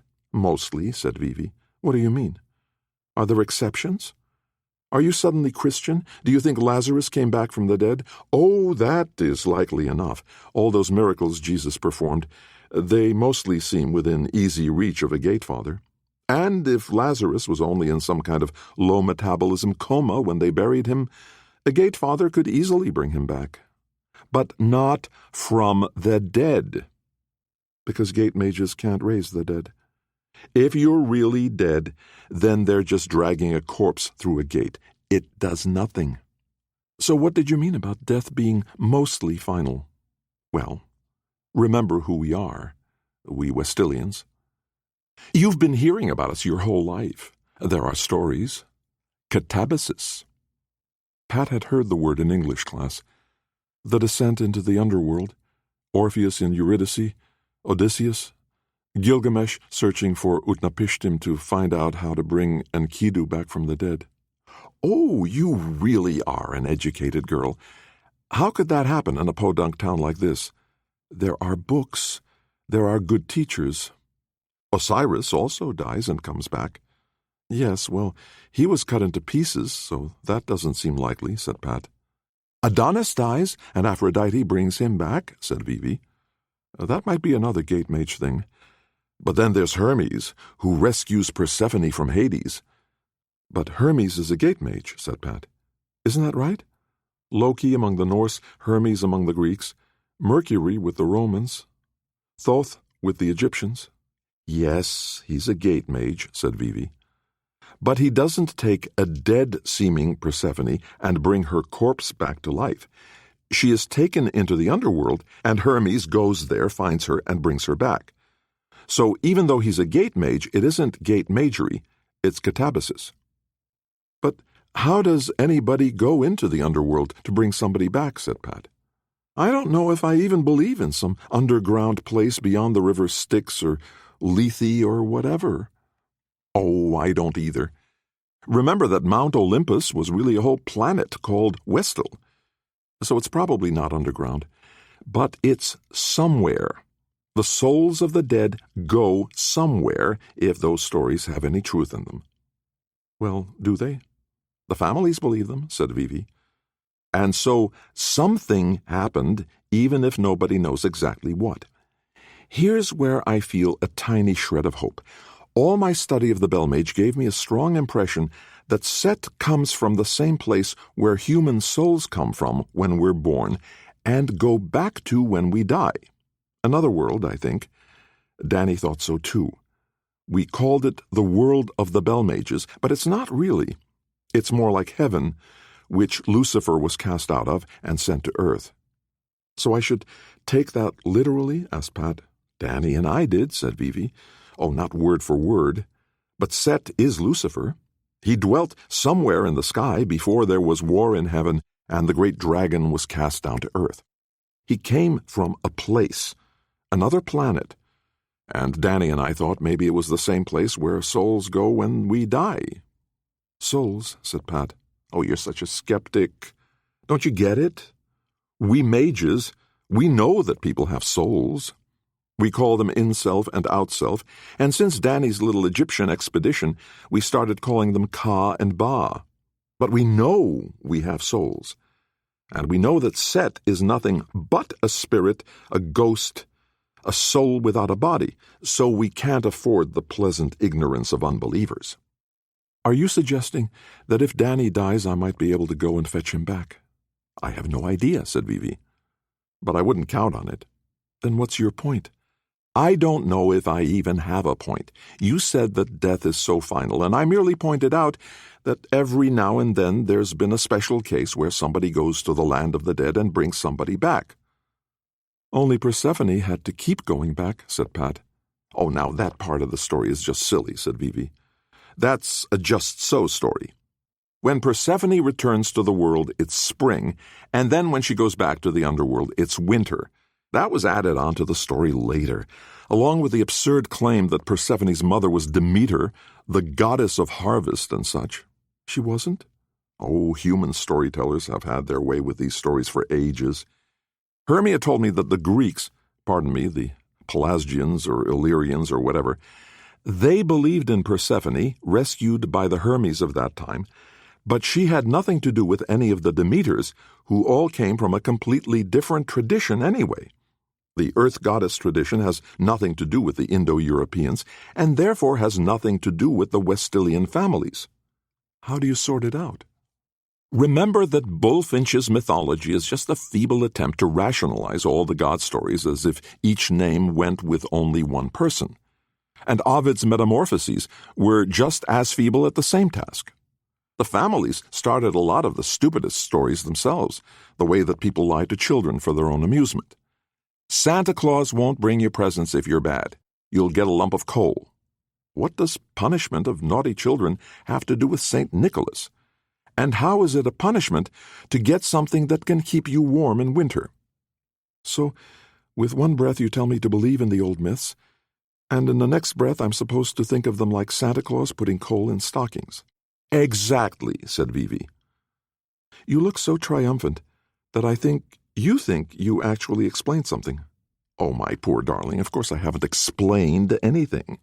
I've read all the same stuff that Carl Jung and Joseph Campbell and a whole bunch of other philologists and psychologists read, and like them I've tried to fit it all together. The difference is that I don't think I succeeded, and so I didn't write a book. But what am I supposed to do? Said Pat helplessly. The very best you can, said Vivi. But if I go off to do my best, what's to prevent me from doing the very worst thing? If my reading has taught me anything, said Vivi, all the best stories arise from unintended consequences. You think you're doing one thing, but you don't have enough information, so you end up doing something entirely different. But then in the happy ending stories, everything works out anyway. And in the tragedies, well, there's that, said Vivi. Sometimes you're rescuing Andromeda from the monster Cetus, and sometimes you're bringing home Medea, who will murder your bride and her own children to punish you. And how do you know? You don't. You can't know. Nobody ever knows all the consequences of the things they do, which is why I told you that you're supposed to do the very best you can. But I can't know it's the best if you don't know it's the best. There's no knowing. There's only doing. The best you can. I'm trying to think how your coming here has helped me at all, said Pat. Well, before I came, you were hopelessly confused and had no idea what you should do, but you knew you couldn't be happy unless you did something. Which is exactly where I am now, said Pat. Oh, no, not at all, darling, said Vivi. Now you know that the wisest person you know, me, doesn't know anything more than you, except that almost anything you try to do has the potential to be a disaster, including doing nothing. So as the person who quite possibly loves Danny most, and as the person whom he most certainly loves most, you're in the best position to think of what is the best thing to try. But it will all turn disastrous. Since every path is disastrous, I don't know how anything you do will make it worse. I'll find a way. Quite possibly, but it will make a good story, said Vivi. Yes. I'll go down in history as an idiot, like Psyche with her stupid lamp. Don't forget Pandora and her little casket of all the ills of the world, said Vivi hopefully. I always thought that was a metaphor. Oh, it most definitely is. And not a nice one, either. Look, my dearest, ignorant, lovely, sensitive, well-meaning child. What you have to decide is which action has the best chance of success. I can't know that either, said Pat. No, I said it wrong, said Vivi. You decide which action has a chance for the best success. Pat covered her face. I'm tired. What in the world is the difference? If you think of an action whose best outcome is that Danny's still a slave to Set, but he got you pregnant or something, what have you actually accomplished except horribly complicating your own life and giving Danny no real happiness because it will feel to him like a failure? You see? Even if you succeed exactly, the outcome won't have changed anything that matters to Danny, only to you. Since I wasn't thinking of going to him to get pregnant, that really doesn't... Vivi laughed. You liar! As soon as you found out that the coach's daughter was carrying Danny's baby, you've been insanely jealous. Pat couldn't argue with that. I'm telling you that you could probably succeed in that, unless Set decided not to impregnate you, but instead makes Danny torture you to death. Pat shuddered. But anything I do might end that way. I know, said Vivi. And Set may make Danny search for you until he finds you, so that even if you do nothing, that could still happen. As I said, all the awful outcomes are on the table, so you have to do something that at least offers a possibility of a really good outcome. The only good outcome is Danny alive and Set out of his body and gone from the world. It's not a good outcome if he's gone to Westhill and comes back with an army of 100,000 mages under his control, my dear, said Vivi. Danny alive and free, and Set not in a position to harm anybody ever again. Now, you really are too ambitious, my pet, said Vivi. Best outcome, said Pat. You can't deny that that's the best outcome. Yes, it's victory in the whole war against the Bellmages. And Danny alive and free. I wasn't forgetting that. But, darling, you're a novice wind mage, though pretty skilled, judging from the highly localized cyclone you whipped up when I first got here. I don't think there's any plan you can come up with where your actions can lead to the defeat of Set. Still, it's lovely to dream. I don't have any plan at all, said Pat. But you're right. Because you came to me here and we had this conversation, I'm now looking for a different kind of action. Not the action of Juliet stabbing herself to death because she thinks Romeo is dead. That's just melodrama and self-indulgence, just emotion. I'll find something rational, or I won't do anything at all. Rational? Asked Vivi. Who does anything rational? Me, said Pat. If I can think of something. Well, if you refrain from action until you have a rational plan, then both you and Danny will be safe from any screw-ups you might otherwise perpetrate. At least I'll be thinking instead of just walking around crying and wanting to scream, said Pat. So, thank you for coming to me. And thank you for talking to me. Aren't we a pair of shopkeepers? Thank you. No, thank you. Pat laughed. Vivi came to her, raised her up from the ground, and gave her a hug. You're a dear, said Vivi. Danny could have chosen so much worse. Oh, I know, said Pat. But I do aspire to be something better than not the worst. You're doing very well so far, said Vivi. And if you do take a trip to the underworld, do come back and tell me about it. You'll get a full account, though I might have to tell it to you through a Ouija board. Never, said Vivi. I hate those things. I think it's Set's buddies who run those things, and not the dead people that you think you're talking to. I think it's just some jerk in the group deliberately guiding the pointer to some outrageous message. Well, you know your friends, and I know mine, said Vivi. Good luck, dear girl. I'd say God bless you, only then I'd have to specify which God, and I'm just not in the mood for metaphysics. Vivi walked to the tree that held their emergency escape gate. That leads to Stone's house, Pat warned her. I know where all gates start and where they end, said Vivi. But Stone is my husband, and there's a gate from his house leading to my place in Naples. Loki put them all back, right where Danny had them, so this is my fastest route home. Goodbye, Pat. So at the last, she rated a name rather than darling or dear girl. Pat sat there until the end of school, when it was likely that the others would use their amulets to gather there in the woods on the hill. Pat didn't use the escape gate because she didn't want to go to D.C. She just walked away along a secondary path, heading down to the parking lot in time to catch her school bus, since she was not riding with Lorette or Sin or any of them. Not today, because she couldn't help Danny if she was in jail for assault and battery, or attempted murder. Chapter 4. No matter how Wad explained it to him, Ced seemed puzzled. Isn't Beksoy, the great firemaster you wanted me to help you fight?" "Yes," said Wad. "And she's in a coma." "So it seems," said Wad. "Seems or is?" asked Sed. "Is she faking?" "I think it's real. She can raise an incredibly believable clant, but no, I think this is her, that she's unconscious, unresponsive. But not dead. Definitely not. Pregnant? That's why I haven't killed her yet." "You're all heart," answered Sed. "She killed my baby," said Wad. "I remember that. I'm not killing hers. I'm a very nice man. Not a forgiving man, but nice." "That's exactly how I see you," Sed smiled. "And while we're at it, she also killed Inonoe.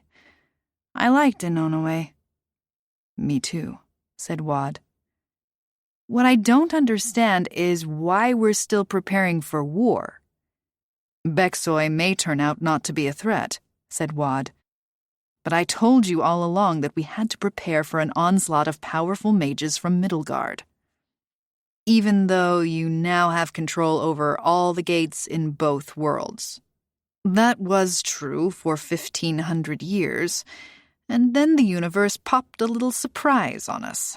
Or, I should say, the world of Duat, which sent the soul of Danny North into a Gatemage's body." "He's a very nice boy," Sed reminded Wad. "Even when he was burgling houses, he saved people's lives. He's a nice boy who built a great gate and put both worlds in enormous danger. Now he's paying for that," Sed pointed out. "Lost all his gates, and he's possessed by this bell mage, probably for the rest of his life. Only because Set will probably kill him when he gets tired of living inside a gateless Gatefather. I'm not blaming you, Wad, but all your enemies seem to be more or less neutralized at the moment. Danny North has no freedom and no gates. Set caught himself a gate mage, but now he's got no power to pass between worlds. Beksoy killed everybody until she got herself into a coma. It seems to me the universe is on your side, man." "Yes, that's how it seems," said Wad. "But my guess is that nothing is as it seems. Or if it is, it won't stay that way. Because mine is not the only will that's working in these worlds. Danny North is already proving himself to be resourceful and oddly undefeated. What if Beksoy comes out of her coma? Set has infinite patience when it suits his purpose, and no scruples at all. And who knows what the world of Duat will send us next? We still need to get Westel into shape to cope with that influx of mages. And why are you even resisting this? For the next few weeks, or days, or hours, you're the most powerful mage on Westel. Or years. It's also not true, because you're here." "Yes," said Wad. "Said, I can't do anything. Not compared to you. Because I'm such a likable fellow." "So you were listening. You're the wind mage who devastated 50 leagues of the Hetterwald and made them love you for it." "It wasn't a trick. I was really sorry, and I worked hard to try to help them rebuild. They treated me better than I deserved." "I'm a good liar," Said, "but I don't know how to make myself seem as sincerely miserable and repentant as you. Because I'm not lying. I know. That's why I can't do what you can do. If you make yourself master of Westel, they'll love you for it." "So what does that mean?" asked Said. "That only 50 assassins will be trying to kill me, instead of the usual 200? "Oh, it'll still be all 200, said Wad. "But you have me watching out for you." Said only shook his head. "Inonoe went on that little jaunt of hers against my advice, and while she was in the greatest danger, Danny North held my attention by using my gates to explore my memories. And nothing will ever come together just wrong so that you can't protect me either. Said, there are no guarantees in this world. Anonoe didn't think anybody could kill her because she could make people want not to have her dead. Except she came up against Bexoy, who had no human feelings, and so she had nothing to manipulate. Your hypothesis? No, it's a fact that she has no human feelings, said Wad. The only part I'm guessing about is that that's why Anonoe had no defense against her. Ced shook his head and laughed. Wad, you seem to filter out of your memory anything that doesn't fit your preconceived notions. Anonoe apparently did have a defense because Bexoy, the fire mage, got burnt. It nearly killed her, and she only survived because you passed her through a gate. I have no idea why that happened, said Wad. But it still happened, whether you have any idea of why or not, replied Ced. And even after you healed her, whatever Anonoe did to Bexoy, she hasn't come out of it yet. Am I right? Yes. Take everything into account, Wad. I keep dreaming of Anonoe. Most men who met her have those dreams, said Wad. It's part of her power. Not those dreams. I was once married to a succubus, please remember. I liked Anonoe, but I didn't faunch after her like most men apparently do. The dreams I have are truly weird. Anonoe is inside a coffin, knocking and knocking to get out. But when we open the lid of her coffin, all that's inside is a moth or a dead thing. A dead baby, said Wad. You've had the dream too? Asked Ced. People don't have each other's dreams, Ced. I saw the way you glanced at me and then said thing instead of what you were going to say. What dead thing would you not be able to say to me? Dead baby. Well, yes. A mummified baby. And sometimes the whole coffin is full of spiders as big as my hand. It's not a pleasant dream. But I always know that it's Anonoe inside the coffin, knocking to get out. That's a strange dream indeed, said Wad. I'm trying to think why that has anything to do with whether we go help the Doge of Drabway. Because you don't want to help him, Ced explained. You want to use his fear in order to get control of him. He's a very lazy old man who doesn't do any of his own work anyway, said Wad. He's already a puppet controlled by his wazir, and he's a puppet controlled by Drabway's oligarchs and enemies in approximately equal proportions. Somebody's going to kill the wazir, and probably the Doge as well. So we'll be saving his life. And the wazir's life, even if from now on he'll take his orders from us while we protect him from the people who will be discommoded by our takeover. They both get to keep their jobs, on a somewhat reduced income, and all their prestige and perquisites. Ced shook his head. You don't really think they'll regard this as a favor, do you? No, they'll hate us. Or rather, they'll hate me. But you're so likable. That's where we cross over into bullshit land. It's one thing to apologize abjectly to peasants who are used to bowing to powerful mages. But these clowns are mages, right? Not in your league, said Wad. They're used to ruling, not being ruled. They take orders from other people all the time. Wad, I won't be good at this. And if I am good at it, then I'll hate myself for it. Neither one, said Wad. You'll rule so benignly, so generously, that you'll even like yourself, I promise. I only ever tried to rule one person. Not even rule her, just contain her so she didn't destroy herself and hurt a lot of other people in the process. I couldn't do it. And also, likable as I am, she hated me for it. These aren't women, said Wad. Ced shook his head. Wad, you keep explaining this as if I didn't understand. I understand completely. I just don't agree. I know, said Wad. But I don't know what else to do. Find a new plan, offered Ced. You're all I've got, now that Anonaway is gone. You've got her boys. Didn't you say they're already some freaky kind of conjoined twin mage? Ced, when I say you're all I've got, I mean it. If I had anybody else, would I still be here after you've told me no so often? You still have you, answered Ced.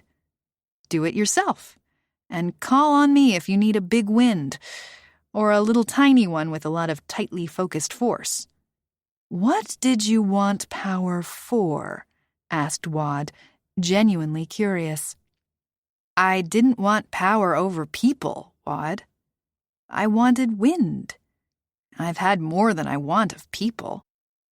But the world consists of people, said Wad. We're humans. We have responsibility to the society. You sound like a politician. I was talking like a philosopher. A really boring one. Don't you get it? I'm a wind mage. To me, the world consists of a million different airs wandering over the surface, and people are just occasional obstructions that are fun to swirl around and take the hats off of, but I can always sweep them away, and it's hard work to remember that it's not nice to do that. Not killing people randomly. That's the level of morality that I'm still working on. I'm not ready to take on whole kingdoms. It's only a small duchy. An incredibly wealthy trading city, corrected Ced. I hated governing one crazy woman. But I don't care what you hate doing, said Wad. I'm Loki. I'd rather be pulling practical jokes instead of doing whatever this is. Adult stuff, business, politics. I hate doing this even more than you imagine that you would hate it. It's completely contrary to my nature. I'm the brat in the back of the schoolroom, not the teacher. But when the survival of the world is at stake, then you do whatever you can, not whatever you like. And now we've come full circle because I can't do this. I keep telling you, and you keep answering me, but your answers don't change anything. I still can't do it. Won't try because I know I can't succeed. Give it up, Wad. I won't interfere with you. I'll even help with whatever wind can do, except assassination. But you want to capsize some of Drabway's ships? I can do that. Bring some sand into the city from the desert? My gig exactly. But nothing that might kill anybody. Capsizing ships might kill people, said Wad. And people die in sandstorms all the time. Okay, then, said Ced. I won't do those things either. You keep lightening my load. You're all heart. Aren't you even curious? Asked Wad. Yes, I'm amazingly curious. But I'm not curious about the things you care about, Wad. I'm not from here. I'm not from the time you're from. You were inside that tree for 1,500 years, and you've been back to Middlegard at least once. But you've never even asked me about cars, airplanes, the trips to the moon, nuclear energy, how stars form and collapse and explode. It's incredible to me how much you aren't interested in. I can't do anything about those things, said Wad.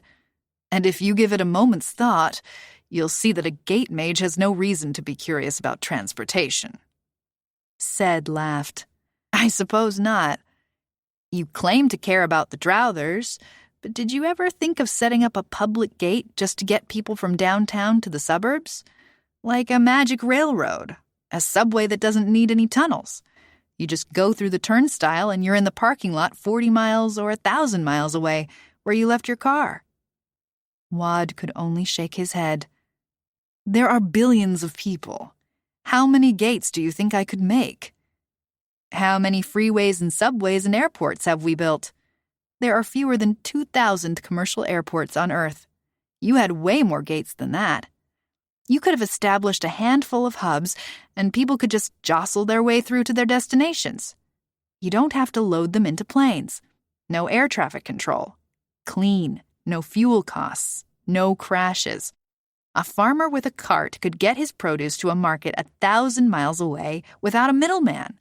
And everybody who travels that way arrives completely healed. You could have been such a blessing to the world, and I bet it never crossed your mind. Airplanes are good enough, said Wad. And I have other things on my mind. Well, I grew up in the Drouther world. More specifically, I grew up on Midgard, where they have amazing technologies that would really help people here. So many things haven't been invented because all the power in the world was in the hands of mages, so nobody cared about the needs of the people. The things you haven't invented here. Paper. Without paper, there's no point in inventing a printing press because with parchment, a whole sheep has to die for every sheet. Paper? Papyrus? Are you even literate? Asked Ced. Writing is language. I can write in any system I've read. Midgard made all its scientific progress because writing allowed scientists to share what they'd learned. And when books could be printed cheaply on paper, using movable type, the sharing and therefore the progress exploded. So you, a wind mage, care about paper? I can't do anything about paper. I don't know enough. But my mother made soap. Handmade artisanal soaps. A lot of the chemicals she used, I don't know how to get. But I read about soap making. I watched her. She talked about how it was done anciently, and I can make better soap than the vile stuff that they use here to strip the skin off children. No wonder nobody wants to bathe. Personal hygiene, then? That's the majory you want to work with? If midwives could approach every mother with clean hands, do you know how many lives that would save? Then we'd soon have the same population problems as Midgard. Earth doesn't have a population problem, sighed Ced. It has a distribution problem. And ultimately, that's a political problem. So I'm offering you a chance to work with politics, said Wad, so that you can wage a war that you don't even know will happen. Only the aggressor knows that a war will happen. But if his targets don't prepare in case there's a war, then the aggressor wins every time. How do I know you're not the aggressor, Wad? I don't think you are. Don't bother defending yourself. All I know is that soap is a war on bacteria and other filth, and it makes the world a better place. So you've been up here working with a great tree mage, and what you come back with is soap? I had to spend a lot of time making my wind work so habitual that it's like walking or driving a car. I just do it, not thinking about it. But I couldn't think of nothing. So I thought about my childhood, and that brought me to the birds that fluttered around my mother, and it made me think of her at her cauldron. That's what she called it. I'm a witch, and this is my cauldron full of brew. And the smells of her soaps, and then the cakes aging, sometimes in the sun, sometimes in shadow. I thought about my own life. Wad stopped himself from another retort. They had been through their arguments so often. But this was something new. Soap. Paper. Gates as a means of transportation. That's what Danny North had done when he gave portable emergency gates to his friends. He created a hub for them, and amulets that would take them there and allow them to transfer on to another point. And those gates on tiny coins that could be flung at an enemy to send him far away. That was brilliant. And it wasn't for Danny North or any of the Mithermages. It was for his Drouther friends. Instead of arguing with Ced, I should have been listening to him. He will never care about what I care about, unless I also care about what he thinks is important. So why aren't you making soap? Asked Wad. Here? Who would it be for? Tree mages like to be covered with dirt. It makes them feel like they're rooting. Wad laughed. Maybe, he said. Then he remembered being inside the tree, feeling the life of the thing, how it clung to the soil, reaching ever deeper, gripping more tightly, drinking the elixirs of the groundwater, the fresh draft of new rain, while the branches and leaves fell ever downward toward the sunlight. For that was how trees experienced the world, upside down, their heads in the soil, reaching upward into the earth, while the visible part of the tree dangled, waiting in sunlight during the day, but hardening and drying out for nighttime, for winter. Yes, trees loved the feel and taste of soil, so of course a great tree mage would feel the same way. "What if I help you with the soap?" asked Wad. "Help you get ingredients. Take you to where you can make the soap." "I don't want to be a soap maker, Wad. I want to teach soap makers." "Can't teach them without making it yourself," said. "Let me help you. But let's do it in Drabway. They're a trading city. If your soap catches on with them, merchants can take it far and wide. I don't want to get rich from soap. I want to teach soap making. But nobody will want to learn your methods unless they first learn to want your soap." "Lawsy me," said intoned, clearly imitating a woman's voice. "You a capitalist, Wad?" "What dialect is that?" "The old black woman who took me in when my mother died," said answered. And that wasn't her real dialect. She was born and raised in Seattle, for Pete's sake. That was the voice she put on when she was being sarcastically black. "Dialects interest me more than soap," said Wad. "But that's natural for a gate mage. I'm just trying to think what soap has to do with wind." "Nothing at all. I'm human before I'm a mage, Wad. Unlike you and your kind, my life isn't about power." "Tell that to this training you sent me to. It worked, Wad. I'm not the self-indulgent storm beast I became when I first passed through a great gate. I'm myself again." "But who will you be when you get over being a gate mage?" "I think that's all you are. I think that without gates, there'd be nothing left." Said's words stung, because they were so obviously true. But Wad couldn't blame himself for it. There were only a few times when wind magery was useful, or even possible, whereas gates were a part of every moment of Wad's life. Said could do tricks with wind.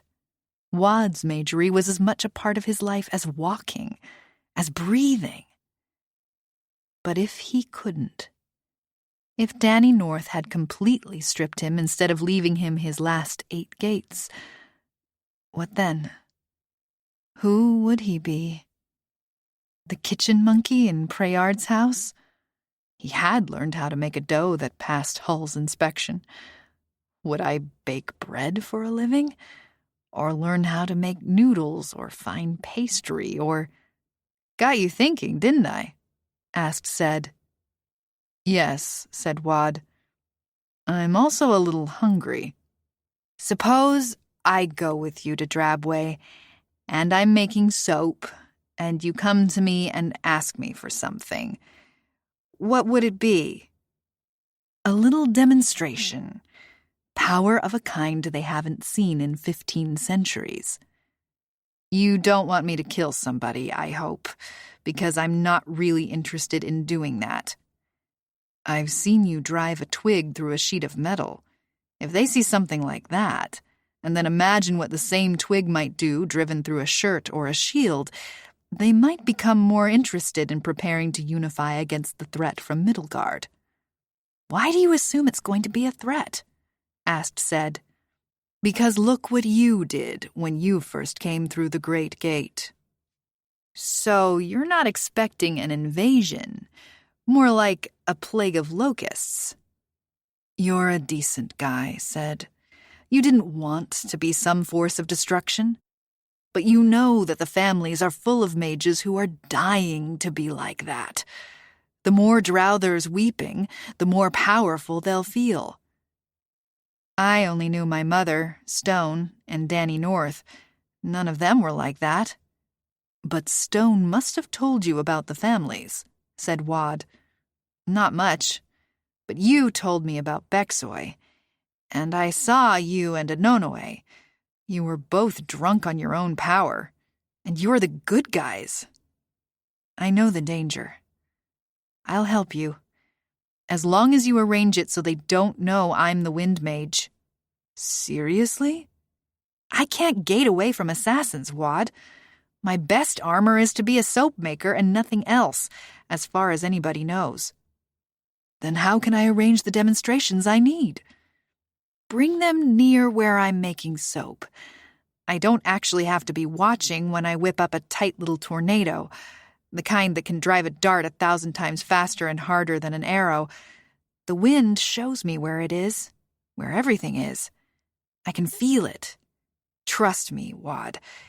You can make gates when you're 1,000 miles away, right? More like a few billion miles, said Wad. I remade all of Danny North's gates after he gave them to me. On Earth? From here? I'm really good at what I do, said Wad. But so are you. So yes, I'll bring them into the city. Or maybe we go out in the woods at a time when I've arranged for you to be having a picnic or something. As long as you act as scared as everyone else, you don't even have to be good at acting.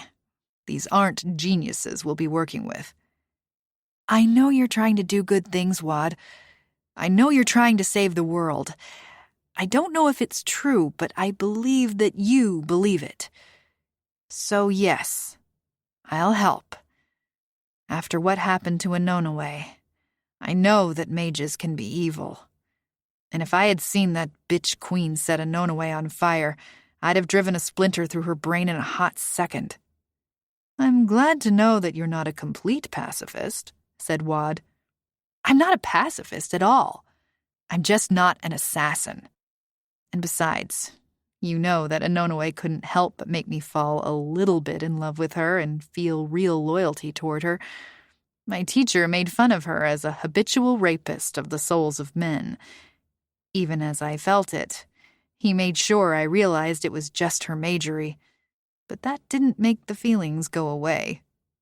It never does, said Wad. Which is the reason why I think my dreams matter. Did she leave something behind in me? Is that why I'm still thinking about her? Could be, said Wad. She told me she left a little bit of her inside of everybody she needed to influence. Including you? Asked Ced. I assume so. So are you still feeling drawn to her? Dreaming about her? No, said Wad. Too bad, Ced replied. I was kind of hoping that it meant she was still alive somehow, trying to talk to me. But why would she talk to me? I was never anything to her. She was a memorable woman, said Wad. When are we going to Drabway? Asked Ced. As soon as I can make arrangements for a proper shop for you, in the right part of town. Good, because I've got unfinished business here. What kind of business? Your teacher says you've learned all he can teach. But I haven't learned all that I can learn. Besides, even though I'm no kind of tree mage, I've come to know this wood intimately. You want time to say goodbye to the trees, said Wad. More or less. To tickle their branches, to touch the buds and leaves of spring. Nice thing about being a wind mage, I can touch 1,000,000 things at once. So Wad gated to Drabway, and within a couple of days he had rented a shop that once belonged to a baker who ran afoul of one of the rich families of the city. He only had to promise that nobody would make bread there. Otherwise, the price was right, and the place was alongside a wide and busy street, so it would serve Wad's purposes just fine. Ced's, too. But as he performed these errands in Drabway, his mind kept returning to Ced's dreams. Because Wad had lied. He had thoughts of Anonoe all the time, waking and sleeping. His dreams were more like memories, Anonoe enticing him, or cuddling with him, or taunting him, or... But no, they weren't really memories. They were like things that had really happened, but always she said the same thing. I'm here for you. Will you be here for me? He couldn't recall her ever saying that exact statement, though it was the implicit bargain between them. Why did it keep coming back to him, waking and sleeping?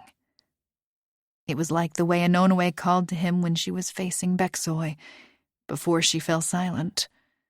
Not an actual call, but a feeling, an insinuation into his thoughts. I'm here for you. Will you be here for me? Was she alive? Was her Ka calling to him from Duat? What could she possibly need from him now that she was dead? Maybe what he was feeling was those little bits of her that she left behind. Her out-self, her Ba, fragmented like a Gate-mage's gates. Danny North had been able to talk to Wad's own gates, to access his memories through them. Were Anonoe's bits of out-self still talking to each other, still reaching out to talk to the people she had known and cared about? Or was it the absurd idea that Anonoe's sons had told him, that Anonoe was still inside Bexoy's body? But that's not how man-magery works, the whole Ka moving into the one possessed. That was Set's move. And while it might be hard to know which of Anonoe's sons was the more insane, it was reasonably certain that they were neck and neck, and way over the finish line. They believe she's still alive because they want it to be so. And so do I. I didn't love her enough to still be obsessing about her on my own. I didn't realize it. I thought I simply missed her a little. But Sed is dreaming too, and he didn't know her all that well and could hardly miss her. But dreams of her being trapped inside a box, beating on it to get out. But when he opened it, there was only a dead thing or a monster or something. What were the last scraps of Anonoe trying to say? What did they need that would be within Wad's power to give? Chapter 5. Buck Harwood's career had gone just fine up till now. He made a good impression on people at the Point, and while he wasn't sure which of the two generals he had served as aide was now looking out for him, it was obvious to Buck and everyone else that somebody was bringing him along. He made lieutenant colonel ahead of everyone else in his class, though not so early as to set a record. The real proof of someone's patronage was the kind of assignment he kept getting. At age 35, he had already served 3 tours in combat zones, 2 stints in the Pentagon, and 1 with NATO. Now he headed a combined arms battalion consisting mostly of recent trainees who had never seen combat. Because they were training in mountainous terrain in West Virginia, he assumed that they were preparing for possible future operations in Taiwan. He found this encouraging. This administration, at least, was not going to let China get away with gobbling up its neighbors. And Buck Harwood would be in the thick of it with men he had trained himself. If he screwed up, there would be no one to blame but himself, but he was fine with bearing responsibility. Because if he succeeded, brilliantly he hoped, then the credit would all be his. That would help a soldier who hoped to end his career as Army Chief of Staff or higher. But one of the problems with commanding a training battalion within 100 miles of the Beltway and 5 miles from Interstate 81 was drop-ins. VIPs who wanted to get a sense of what the Army was doing or vent their opinions or have a photo op with guys in tanks. And Buck Harwood knew better than to complain about this. Not to his superiors and not even to his underlings. Politics was an essential part of soldiering, today and in every other era. If Hannibal had understood that better, he might not have had to end his days in exile from Carthage. Buck was teased sometimes because he spent so much time reading about the great strategists of history, and not just Hannibal, but Alexander, Pyrrhus, Scipio, and Caesar. Learning from their successes and their failures, Buck struggled to find the balance between caution and boldness. but had recently come to realize that there was no perfect balance. Victory went to bold, cautious generals, if they were also lucky or faced incompetent enemies. And the longer their careers, the more their enemies learned to use their own strategies and tactics against them. Alexander had the right idea: conquer and move on, and when your men will no longer follow you on wars of conquest, die young and live forever in legend. If Alexander had died as a fat old man, he would certainly not have had such a glorious reputation. Likewise, if Hannibal had been good at politics and stayed in Carthage, Scipio probably would have beaten him and had no choice but to bring him back to Rome to be strangled after Scipio's triumph. Even setbacks could be viewed as lucky, depending on what you hoped for. "I hope for everything," Buck admitted to himself in moments of candor. "I want the name of Buck Harvard to stand among names like Omar Bradley, George Marshall, Dwight Eisenhower, Ulysses S. Grant, or if he was lucky enough, George Patton, Stonewall Jackson, George Washington, or Robert E. Lee. Or Hannibal. Hannibal would be nice. And if he could perform brilliantly in Taiwan against the high-tech hordes of China." Meanwhile, there were more VIPs today. They had not been scheduled, they just showed up, but they were accompanied by the army chief, which meant that they were not just some senator's family. But what a bunch of hicks! They looked presentable enough, their clothes fit and looked businesslike, but the moment they opened their mouths, Buck thought he might have stumbled into an old episode of Andy Griffith or Beverly Hillbillies. There were three of them, a married couple in their early 40s, Alf and Gerd North, really Gerd, and a 30-something nephew named, of all things, Thor. Buck heard one of his staff try to joke with Thor about his name. Could he see his hammer? And Alf North cut off the conversation with, "Thor doesn't work with carpentry," which suggested that these people never saw movies or read comic books. "What can I do for you?" Buck asked the 4-star when he ushered the hillbillies into his office. "I want you to understand that the North family is very important to us, and they are to have full access to everything." Buck waited a moment, but since the 4-star didn't clarify, he had to ask, "What level of security clearance are we talking about here, sir?" "Full access to everything," said the 4-star. The Norths were looking out the window as if this conversation was boring them. "Yes, sir," said Buck, "but there's a lot of everything. What is it that you want to see, Mr. and Mrs. North?" "We need to look at a tank," said Alf. The way he said tank seemed to have 3 syllables. So Buck started to delegate one of his men to set up a training tank. The 4-star interrupted. "Not a trainer. Top of the line. They've studied the engineering specs for the M1A3, and that's what we need to show them. In operation, fully fueled and with ammunition." "Yes, sir," said Buck. "Live fire demonstration?" "Whatever the Norths want to see." Buck looked at the Norths. Mrs. North was looking at him skeptically. Alf lazily turned toward him. Thor kept looking out the window. "We won't know what we need to see," said Alf, "until we're in the presence of a working tank." "It might be safer at first not to have live ammunition," said Mrs. North, Gerd. "I was hoping to see them blow things up," murmured Thor.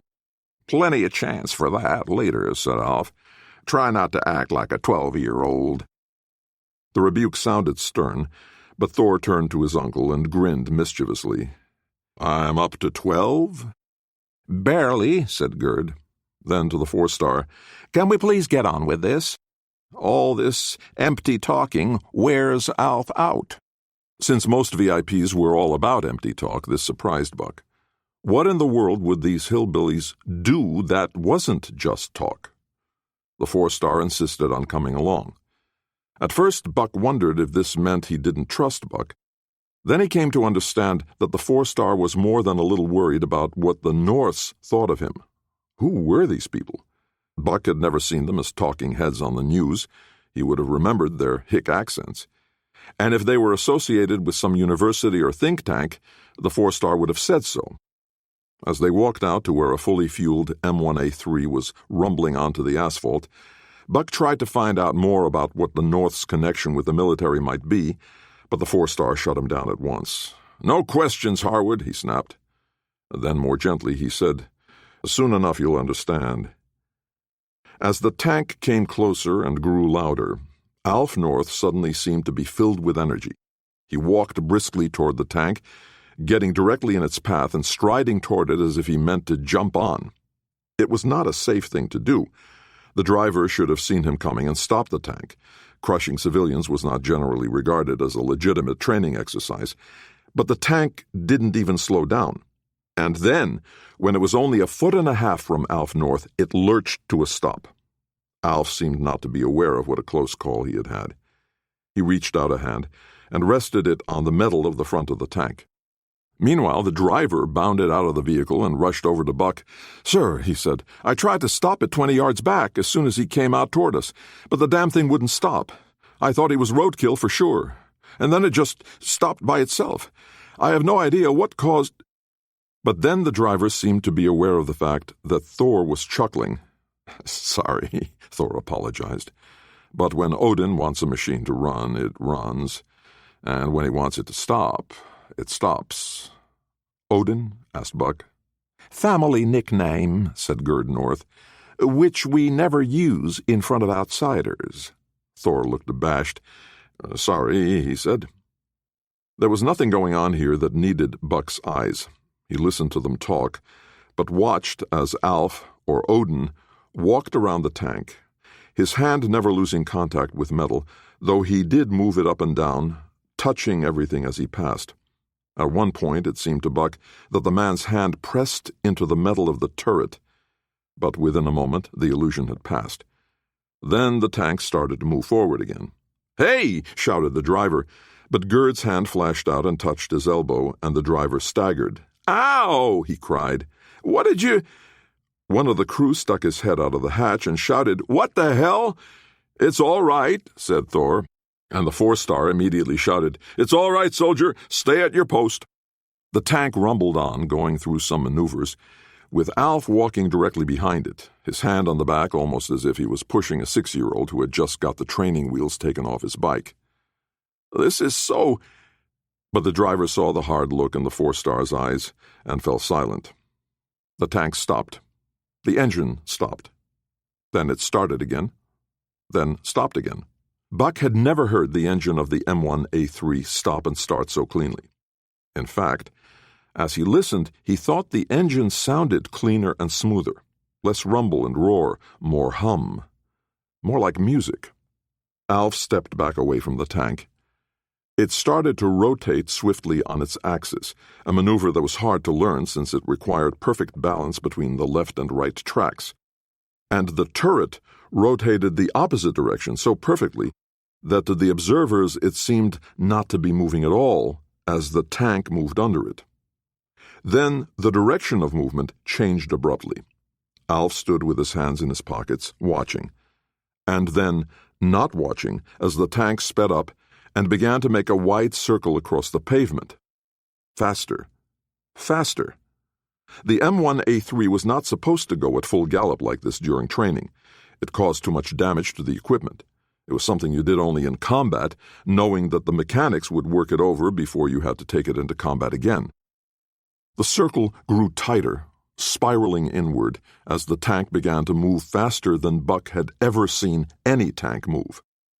The track's tolerances had long since been passed. But nothing seemed to be going wrong. Once again, the tank headed directly toward Alf, this time at a breakneck speed. Once again, it came to an abrupt stop right in front of him. The whole crew poured out of the tank, some of them rubbing their heads or limping a little. They were expostulating in highly colorful language. "Tension!" Buck called. They looked at him, recovered their composure, stood at attention. "I see some of you rubbing your heads," said Buck. "Were you wearing your helmets?" "No, sir," 2 of them answered at once. "And here I thought you were a well-disciplined crew," said Buck mildly. "We didn't know she was going to move, sir," said the tank commander. "How did she move?" murmured the driver. "I think she moved very well indeed," said the four-star, in a tone that suggested it was the final comment in this conversation. "Get back in your castle, boys," said Buck. Nobody gave you permission to come out? No, said Alf casually. We won't need them inside for a while. He strode to his wife. Well, Gerd, did you get what you needed?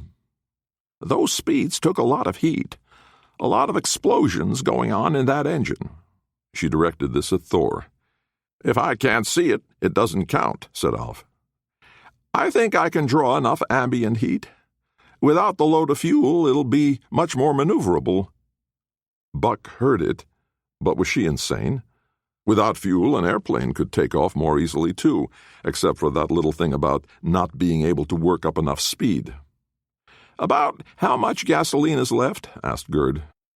Oh, at the speed we were going, we used up half a tank. Well, use up the rest, said Gerd. I don't want to run the risk of the gas tank exploding when I get to work.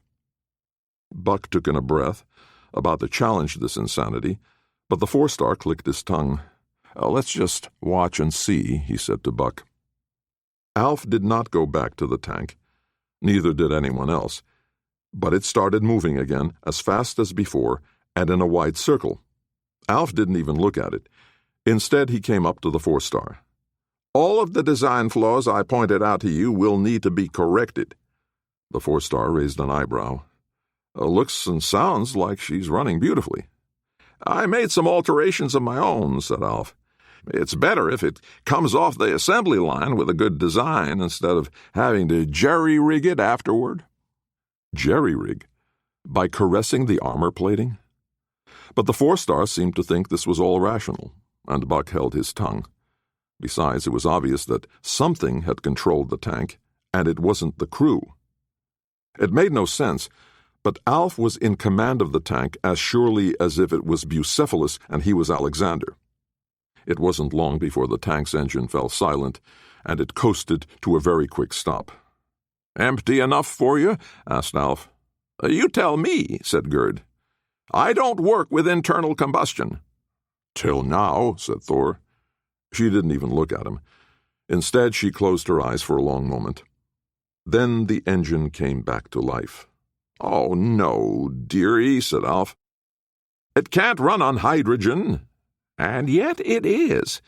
Well, yes, but it's not the fuel it was designed for. Water vapor is everywhere, said Gerd. I just separate it electrically, and we have all the hydrogen we need. Then it burns and comes out as steam. I think it's elegant. There's a lot less water vapor in the desert, said Thor helpfully. This time Gerd glared at him. Those desert savages won't matter if tanks no longer run on petroleum. Hydrogen will require a complete redesign of the engine, dear, said Alf, and we need quick results. But direct heat is so inelegant, and it becomes less efficient in winter or at high altitudes or extreme latitudes, where there's less ambient heat. We don't care about elegance, said Alf. We just need it to never run out of fuel. Buck couldn't believe what he was hearing. These people thought they could separate water vapor into hydrogen and oxygen on the fly. They thought they could extract ambient heat and put it in the engine. And they could. The tank went in circles again, faster than ever, and without a lick of fuel in it. It stopped only when the four-star asked if the crew could get back on in order to monitor the instruments. Just don't try to change anything, said Alf. Not that they can, said Gerd. But they could break bones trying, said Alf. The tank went around and around. Alf and Gerd led Buck and Thor and the four-star back to Buck's office. Naturally, the four-star took the chair behind the desk, while Buck stood at attention to one side and behind him. I don't know what you did, said the four-star, but I'm satisfied. Can you give us a redesign to allow all our future M1A3s to run like this? And what will it cost us? Because you can ask for the moon, and I'm betting you'll get it. What a clever negotiator the four-star wasn't, thought Buck. Oh, dear, said Gerd. You can't build it to do what we got it to do, said Alf. Besides, you want your tank crews to be able to control their own tanks. Well, yes, but the fuel thing, do you have to be present for that to work? Alf nodded. No, dear, said Gerd. He means the whole time, and the answer to that is no. We have to start it up. But once Alf and I have spent a few minutes with each tank, they'll all run like this. Well, forever. We need to be able to shut them off, said Buck. Do you need to be there each time the engine restarts? Oh, that would be so tedious, said Gerd. No, it's a one-time treatment, said Alf. No cost, said Thor. We don't need money anyway. I think we do, said Gerd softly. What we need is a certain percentage of the tanks, said Thor. Silence. Finally, the 4-star showed he had a little spine. I'm sorry, but it's illegal for private citizens to own tanks. We don't really want tanks per se, said Thor. We want the tanks, their crews, all the supporting crew and spare parts and all that. It's really illegal for anyone to use the U.S. Army as mercenaries. Oh, we won't pay them, said Gerd. Or rather, we'll pay for it all by the cost of the fuel you won't be buying, and by the lack of repair needed by the tanks that Alf has seen to. He's really very talented. I can see that, said the 4-star, but we won't use the tanks you give us anywhere on planet Earth, said Thor. That information hung in the air for a moment. Think of it as foreign aid, said Thor. You aren't foreign, said the 4-star. Gerd rattled off something in a language that Buck didn't think he'd ever heard before. We're as foreign as we need to be, she said, Thor translated. If we don't get the tanks, we can offer our services to someone else who'll think a 10% tariff is a bargain. Buck thought of calling for some Marines to come and blow these hicks to Kingdom Come, but he didn't think the Marines would get anywhere near the Norths. I will recommend to the President and the Joint Chiefs that they honor your request, said the 4-star. We like the President, said Thor. Auntie Gerd thinks he's weak, but it's a good sign that he wants our services. We're used to thinking of ourselves as Americans. Sort of, murmured Alf. We wouldn't want that to change, said Gerd. But I can assure you that we have desperate need of these weapons on this world, too. But in respect to our agreement, we will explain the missions we need accomplished, and the U.S. military can take care of the problem. Our tanks will only use off-world. It made Buck's skin crawl to see the 4-star agree to everything, to treating the Army like these hillbillies' private security force. But he said nothing. How many of these tanks do you already have built? Asked Alf. Besides the prototypes, only 24. Then you need to stop the assembly line and implement the simple design changes I outlined for you yesterday. Meanwhile, Gerd and I will retrofit the existing M1A3s. Fair? Deal, said the 4-star. As long as you understand that only the President's word is binding. We're way past the Constitution and separation of powers and all that, don't you think? Asked Gerd. I do not, said Buck. You're a brave boy, she said. But you must not bluster unless you can back it up, which, at the moment, you cannot. You can't just come in and take over, said Buck. And yet we did, last week. But we want it kept quiet. People should think the government is proceeding as normally. You wouldn't want to contradict that, would you? She directed the question at Buck. I don't think it's polite to contradict a lady, said Buck. But something must have surfaced in his voice, something that revealed his true feelings, utter loathing and fear of what these ignorant peasants would do with so much power. Thor must have detected something in his manner, because he got up and put an arm over Buck's shoulder so he could whisper in his ear. In case you're thinking of pulling out a gun and hurting somebody, please remember that Uncle Alf could whip the gun out of your hand or make it jam. Auntie Gerd could stop your heart with a bolt of lightning, and I could pound you to a pulp with my hammer. So he did have a hammer. Thor burst out laughing. Lighten up, my man. Don't be so grim. We're going to help you be victorious in all your confrontations. We'll save hundreds of thousands of lives, not all at once, but in the long run. I'm sure you will, said Buck. The 4-star took them out of Buck's office, and Buck slumped down on the couch. "Those are seriously dangerous people," he murmured to the junior officer, who had happened to be in the outer office, waiting for him when the Norths arrived. "I can't tell anybody what I saw because they'll assume I'm out of my mind." "But you're going to do as they said, isn't that right, sir?"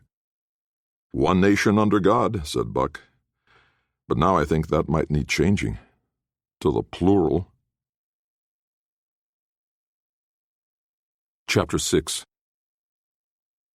Danny North had never thought of his life as particularly boring until now, when he was a mere spectator, forced to endure the company of people he did not like, while finding the words coming from his own mouth to be stupid and unfeeling. Whether Set was deliberately making Danny sound mean, vain, and unwitty in order to punish him, or because Set was incapable of better was a matter of no importance. Danny only thought about it because there was so little else to think of. What good is it to wonder about this or that when he had no means of finding out the answer? As for changing what Set used his mouth to say and his body to do, Danny was nearly powerless. Only when Set had determined to sleep with every girl who seemed interested was Danny able to interfere with him, and then only in the crudest way, by thinking of the aunts and the cousins back on the North family compound, which made his body incapable of any kind of romantic involvement. This had been an important discovery, that Danny's body still remained at least a little bit under his control, or at least responsive to his feelings and thoughts. Since then he had tried to think of other indirect ways that he could frustrate the Bell God, and perhaps encourage him to lose interest in continuing to dwell inside him and overmaster him. But no ideas came to him, or if they did, a quick trial showed that Set was able to overwhelm his resistance. "My control remains in the most basic, least volitional parts of the brain," Danny told himself, and then tried to remember what it was that the limbic system controlled. It involved the formation of memory, but Danny hardly wanted to shut that down, since if he ever won back his freedom, he would have to deal with the consequences of whatever Set had made his body do. Therefore, it was essential that he know exactly where he would have to make amends. It was, if Danny remembered right, the nucleus accumbens that controlled pleasure and sexual arousal in the brain. Was it possible that this was the only part of his own brain that responded to Danny's will in any way? He hadn't actually controlled it anyway. He had tricked his own pleasure center into thinking that its sexual arousal was being directed toward the females against whom every instinctive taboo protected him from mating with. If Danny tried to do anything, Set seemed to notice the attempt at once and blocked him. If they were alone, he'd make Danny's lips say, "Tut, tut, tut, naughty North boy," or "When will you learn, you poor ignorant gate slave," or "None of your tricks, Loki." But Set seemed incapable of interfering with Danny's private thoughts or plans, or even sensing them until Danny tried to put any of them into motion. And because Danny still had access to memory formation, especially kinetic memory, he was able to get his way now and then, through indirection and trickery, but it worked. For instance, if he had tried to go to his cell phone and check his email and text messages, Set would have blocked him, and would have started making guesses and assumptions about Danny's motives. But if Danny lightly stirred up memories of emails, especially the seemingly endless solicitations from porn sites, Set often responded. Usually responded. It meant that Set would spend way too much time searching through anatomically complete but soulless pictures of women behaving in ways that Danny had never found particularly alluring.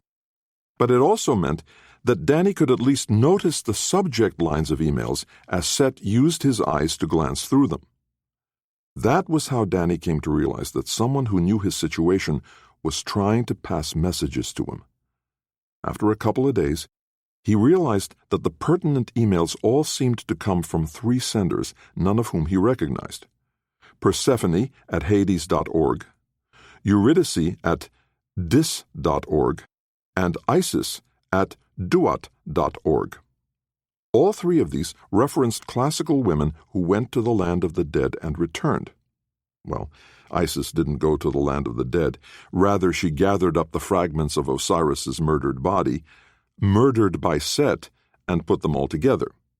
Lacking only one piece, his penis, She made one out of gold, attached it to his corpse, and then brought Osiris back to life by the use of a spell she had learned from their father, the earth god Geb. He lived only long enough to impregnate her with Horus, though he continued to be worshipped as the god of the dead, among many other things. The other two women, though, were definitely taken down to the land of the dead. Eurydice stepped on a snake and died from its bite, and her husband Orpheus went to Hades to retrieve her. He sang so sweetly that Hades' heart was softened, and he allowed Orpheus to take her home. Some versions of the story included a don't look back warning, which mythic people always ignored, and so Eurydice was snatched back to Hades until Orpheus himself died. Persephone, though, was particularly interesting because she was rescued from Hades by Hermes, the traditional name for Gatematges in the Greek family. Of course, Persephone wasn't really one of the original Westilian names, because her cult was practiced around the Aegean long before any of the Indo-European tribes arrived. Hades' kidnapping of her was sometimes viewed as a symbol of the conquest of the female deity-worshipping Aegean by the male deity-worshipping Pelasgians or Phrygians or Danae or Hellenes or whatever name the first Indo-European invaders used. But because the earth wept and suffered with Persephone in the underworld, Zeus decreed that she must come back to the surface. Hades, having tricked her into eating 6 pomegranate seeds, was able to make her come back to the land of the dead for 6 months of the year. All very just so, but it mattered that Hermes was the messenger that Zeus sent to Hades to bring her back to the surface. Though the 3 addresses were different, the emails all repeated the same kind of subject line. First it was, "Take me home and find out what I know." Then, "You can be a god if you follow me into the shadows." And finally, "I'm old enough to decide. Don't make me go home alone." All 3 subject lines sounded like sexual come-ons designed to evade spam filters. And when Set clicked on 2 of the messages, probably searching for porn, the URLs in the emails did lead to sites specializing in underage-looking women posing explicitly. But Danny knew that the contents of the emails didn't matter, because whoever sent them knew that Danny couldn't choose to open any email message. All that mattered was the sender's email address and the subject line. All 3 dealt with people who were brought back from death. All 3 subject lines could be taken as advice or requests to Danny. "I'm going to die," they seemed to say. "It's your job to follow me to the land of the dead, Hades, Dis, or Duat, and find out whatever it was that Duat had to teach him." And one of them asserted that she was old enough to decide, which meant he shouldn't feel bad about her dying, but should instead use the opportunity to learn whatever he could. Danny didn't allow himself even to attempt to take action, but his anxiety grew with every letter. Since all the addresses were female, he assumed that they came from a woman. From the same woman. "I'm old enough" implied that it wasn't Vivi or Leslie. It was either one of his high school friends from Parry McClure High, or it was Hermia from the Greek family. Hermia seemed unlikely, if only because she was the one who betrayed him by moving the wild gate and letting all the Greeks go through, turning loose the power of augmented mages, gods, in Middelgard again. And of the girls at Parry McClure, the only ones educated enough to think of the names of these 3 mythical women were Pat and Laurette. Danny might be wrong, he knew, but he believed Laurette was way too selfish to put her own life at risk, even in a noble cause. So the letters came from Pat. Pat was planning some insane move to try to break him free from the power of Set. Clearly, her plan involved going to the land of the dead, which meant, from what Danny had been able to learn, Duat, the 3rd planet, the one from which all the Kas and Bas of humankind derived. "Don't do it, Pat," he thought. And then stopped himself from thinking it, because whatever he thought too clearly, Set could understand at least partly, and he didn't want to alert his enemy to how important Pat was to him. Still, he had to admit it was clever of her to figure out a way to deliver a message to him.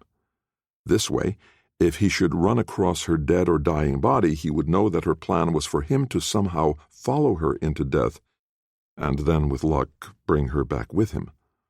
The problem with this clever plan was that he had no idea how to do it. He hadn't seen that much death in his life, at least not deaths of humans. So he had no idea of whether he could even find Pat's dying ka and somehow attach to it in order to hitch a ride into hell, or heaven, whatever. And Persephone only made it back for half years. Eurydice was cheated at the last moment because Orpheus looked back. Osiris's resurrection was only temporary. The track record for returning from death was pretty poor, even in the stories. Yet the emails hinted at ideas that fit within conversations that Pat and Danny had before Set took him over. He himself must have given her this really, really bad idea. So if she died, and he couldn't find her departing in-self, let alone follow her, he'd bear the added guilt of knowing that she had died trying to save him, and that words of his had unintentionally led her to her death. We all die in the end, he thought. All we can influence is the timetable, not the outcome. Even if everything works according to the plan Pat seems to be proposing, and I bring her back, she'll still die eventually. Or we'll both stay dead, which might not be all that bad, compared to living until Set gets tired of me. Everybody dies. Well, isn't that the truth? Said Set aloud, using Danny's mouth. Danny pretended not to know what Set was talking about. He tried to shrug. Set blocked him, but then did an elaborate super shrug. "Oh, I didn't mean anything," said Set in a whiny caricature of Danny's voice. "But I heard you, North Boy. We all die in the end." Again Danny shrugged. Again Set overdid the gesture. "But you're wrong, Danny North, philosopher. I won't die. Bummer, huh? You can die. You will die. But your final comfort as you lie there dying can be this: the mighty one who taught me how to live will continue to live on after me in another body and another after that, forever and ever. Your greatest happiness will come from knowing that you were once my sock puppet. Do you like that one? Sock puppet. Except that I didn't come in through your butthole." Crude as always. Set was as disgusting as a 7th grader. Danny was surprised he didn't spend all day drinking soda pop in order to produce even longer, louder flatulence. The message emails stopped coming, but Danny didn't stop looking. He'd bring up the memory of checking emails, then Set would check the next batch of emails, and Danny would scan them quickly to see if any of them looked like a message. None of them did. Then one night, when it was almost dark, someone knocked on the door. Set used Danny's body to spring up and open the door. It was Pat. She looked him steadily in the eye. "Danny," she said, "I can't just leave you alone in there." "He's not alone," said Danny's voice. Pat's eyes turned cold. "I'm not talking to you." "Good thing," said Set, "because I'm not talking to you either." Danny's right hand flashed out and gripped Pat's shoulder. She winced and cringed at the pain and pressure. Then Danny's left hand leapt forward and slashed across her throat. Only then did Danny realize that Set, was holding his knife. Blood geysered from Pat's throat and splashed into Danny's eyes. For a moment, startled at being blinded, Set's attention was distracted. Danny could have made one of the captive gates right then and passed it over her. He could have healed her and then given the gate back to itself. But that wasn't what Pat had come for.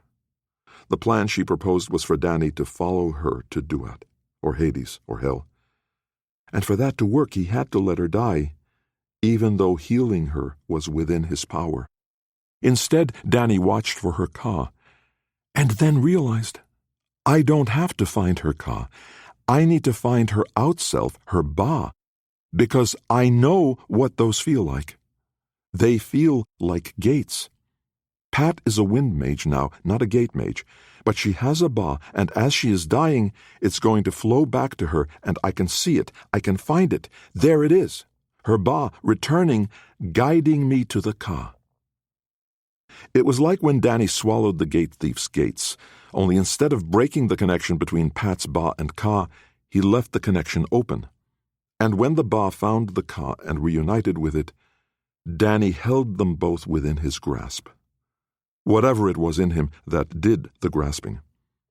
He waited for Set to recognize what he was doing and stop him, but either Set didn't sense it, or Set couldn't stop it. Or perhaps Set wanted it to happen. Danny hadn't taken Pat's Ba and Ka, but he had a grip on it. He knew where it was. He felt it withdrawing from her body, like a million-armed squid pulling its arms out of sucking mud. And the moment that the last link between Pat's Ka and her body was severed, Danny passed one of the captive gates over her body. Almost every cell in her body was still alive, even if the Ka was missing. Her body healed. Danny gave the gate back to itself, and it disappeared. "What are you doing?" demanded Set, using Danny's lips. "You're too late. You know that doesn't work." For a moment, Danny thought her Ka would leap back into her body, and perhaps it might have, except that he could feel her resist the impulse and let go. In that moment, she chose to go ahead and die, even though he had given her the choice. Her Ka hovered nearby. "Am I holding you back?" thought Danny. "Is my light grip on you enough to keep you here instead of letting you return to Duat? Yet, if I let you go, how can I follow you? No, my grip on her won't hold her back. It's my grip on my own body that keeps me here. It's not enough for me to have a grasp on her. I have to let myself float free." As soon as his attention turned inward, he realized that the strongest anchor holding him to his body was not his own Ka. It was the captive gates he still held within his hoard. So he made all those gates and gave each one back to itself, all of them in a few moments, all gone. Set screamed in rage until it hurt Danny's throat and left him nearly voiceless.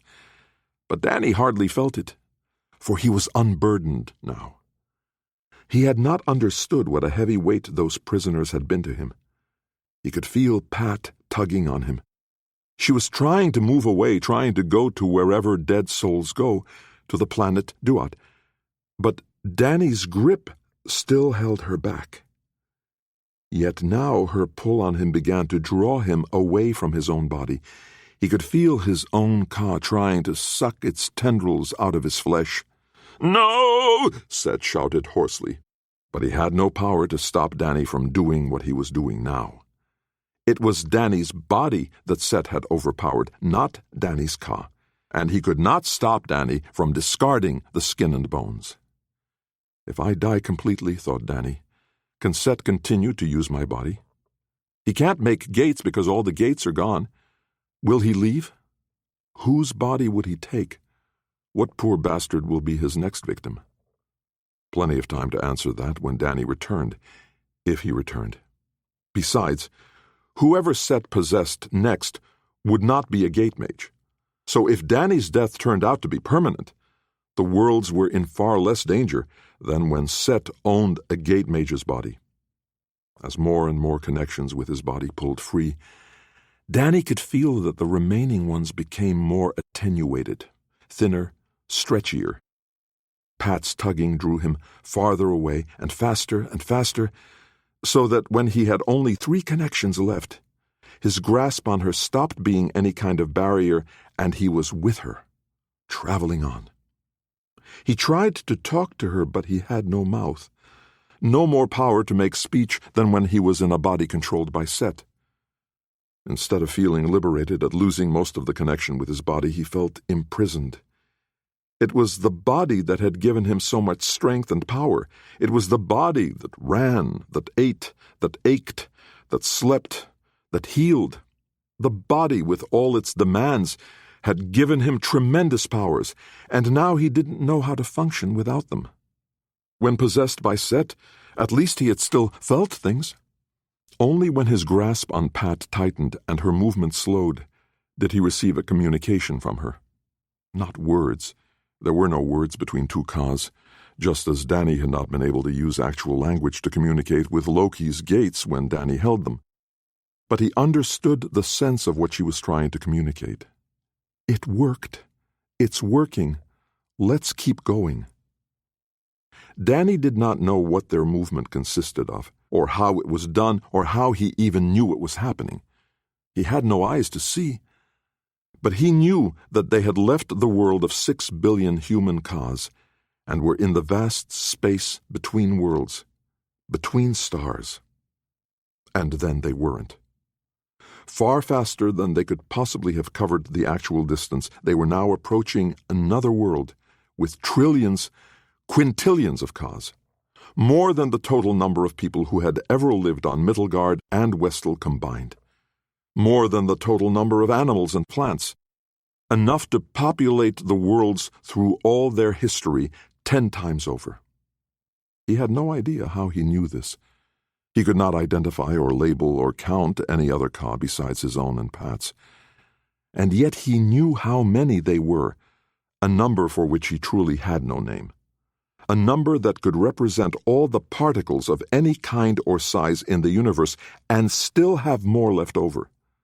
Yet, because Kas, like geometric points, had no dimension, there was room enough for them all on this world, on Duat.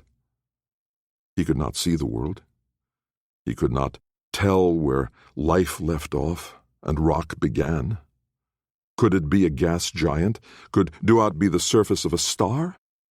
Unable to see, to sense heat or cold, to feel pain or even the hardness of a rock, Danny could sense only the life around him.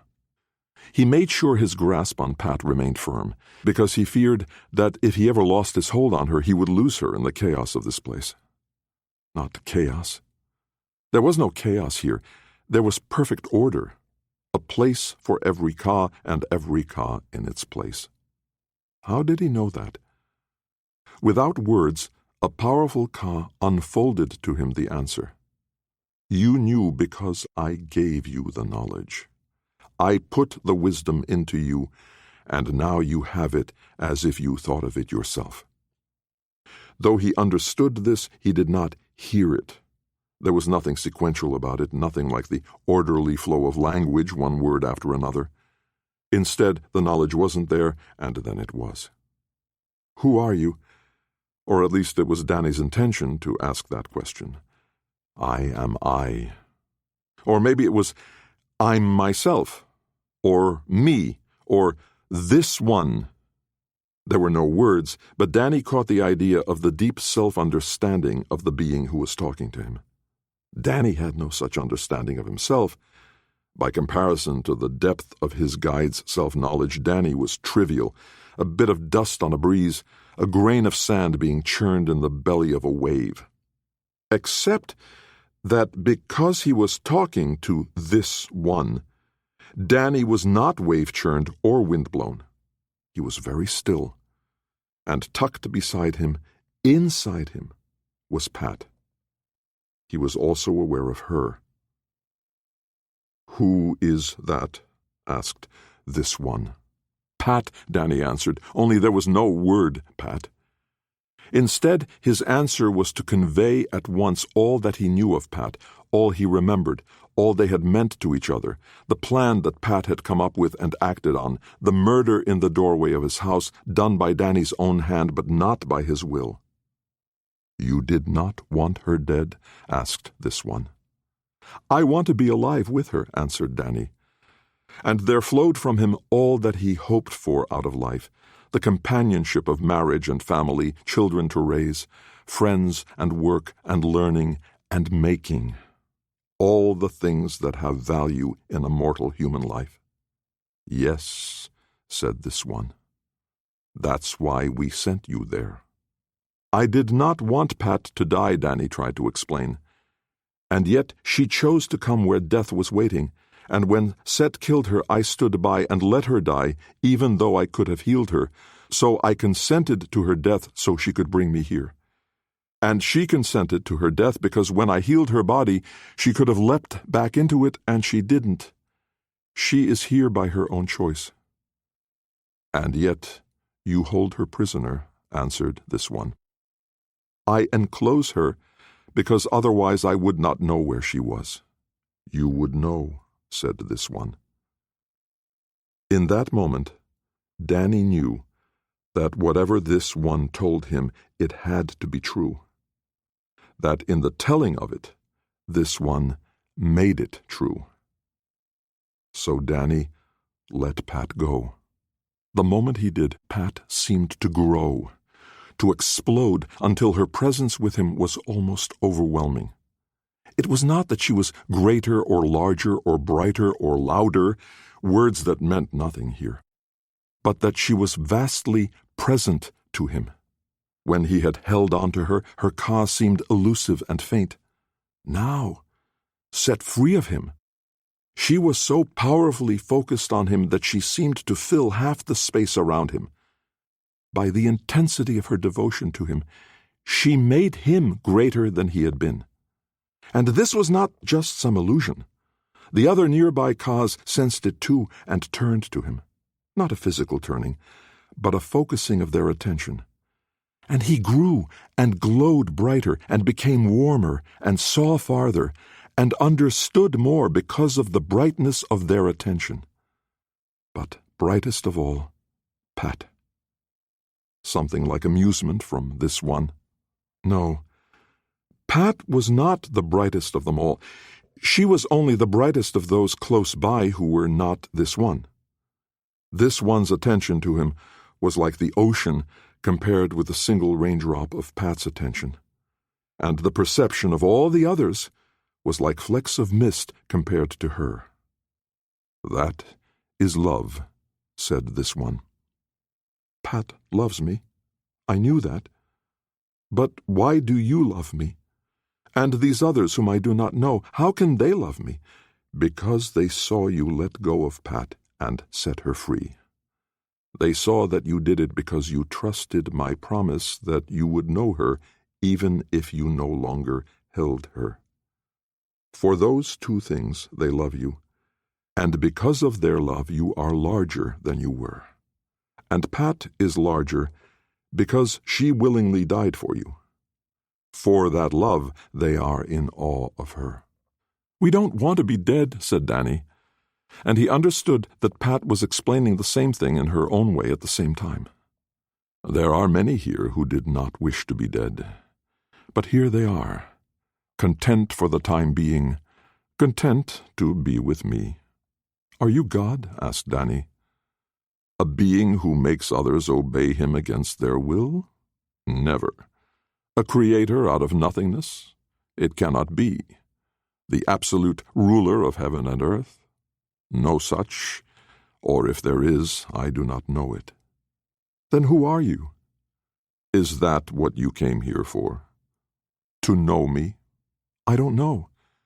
I came here to find out what I need to know in order to keep Set from overmastering two worlds and ruling with cruelty for 10,000, 100,000 years, forever.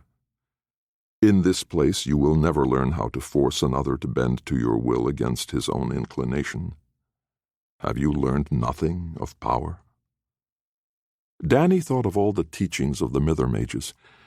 To gain power from trees, you must love the trees, pay them attention, serve their needs, protect them from their enemies. As you show your love for them, they give you whatever power they can share with you, because they trust you to act in their interest. Then the eagle lets you ride inside him and follows your wishes as if they were commands, because his life means more obeying you than it ever did in his solitary freedom. But if you betray that trust, then you are worse off than those who have no influence with plants or eagles, rock or rain. All this memory flowed into Danny's mind, and this one assented to the memory. This one seemed to say, I'm glad they have kept that much understanding, that power comes from willing obedience, and willing obedience flows from trust and love. But they love only the thing they serve as mages, Danny answered. They love nothing else, and harm many against their will. All of them? Asked this one. And Danny suddenly understood that by his testimony he was causing this one to judge all the Mithermages. And so he immediately remembered those he knew who never used their power to harm others. Marion and Leslie, Vivi, Stone, and for all Danny knew, countless others among the families and the orphans. Even inside the North family there were Uncle Mook and Aunt Lummy. And Thor and Mother and Father meant well. Danny could see that now, and understood that when his parents came to see him that day at Parry McClure, they weren't seeking some advantage as he had feared, but rather they truly loved him, attended to him, wanted to serve his happiness, wanted his love and trust in return. This one answered him, "I see that many do harm and mean to, and many do harm without meaning to, and many do good without meaning to, and many do good by deliberate action and at great cost to themselves, and act with courage and strength to serve the happiness of others. Yet you do not love them." "I fear them," replied Danny honestly. "That is wise, yet childish of you," answered this one. "You fear that you cannot trust their love, so you do not trust their love, and thus you can never know if you can trust their love. Your fear protects you from harm, yet it exposes you to the pain and terror of loneliness, so it harms you through another door. Why do you think that you, of all the ones who come home to Duat, should return to Middelgard? Not me, not for my own sake, not Pat either, not for her own sake, and not for mine. I'm here to learn how to free myself from Set, or to overpower him so he cannot harm another or acquire the power to rule the worlds. He cannot rule here, because no one rules here. Not you," asked Danny. "Those who do as I ask of them do it because they see my purpose and they want my plans to come to fruition. That's why they joined me in assembling the worlds you live on, and growing the lives of both worlds, and sending so many of my friends to dwell there and learn to live in the body with all its walls and powers." "You compel nobody," Danny echoed. "Nobody ever compels anybody," said this one. "It cannot be done. You can hurt them in the body or damage them in the soul, but only they can choose what to do about it. But look now, Danny North. I already knew you and understood your worth because when I sent you to be born on Middelgard, 1 billion others chose to follow you into your body and become a part of your very self and give you the power that is in them. They are what you call your gates. Because you gave your own following to the one called Wad, he now has great power. But the moment you call them back to you, all that you ever had will be yours, because they want to do your will. My gates are really not a part of me. They are a part of you. The part of you that is able to travel through enormous distances in moments. Every Ka and every Ba possesses simple power to move from here to there and there to here. The power of movement is harnessed and put to work to make things like gravity and engines, light and wind. But left to themselves, how can they discover where here is? Someone needs to establish the baseline so that all the particles can organize themselves and form worlds and atmospheres, landforms and climate zones, fish and animals and birds. All of these are made from molecules, which are made from atoms, which are made from particles ever smaller and smaller yet. But ultimately, the building block of everything is the thing you call Ka, but which in other places and times has been spoken of as Pret.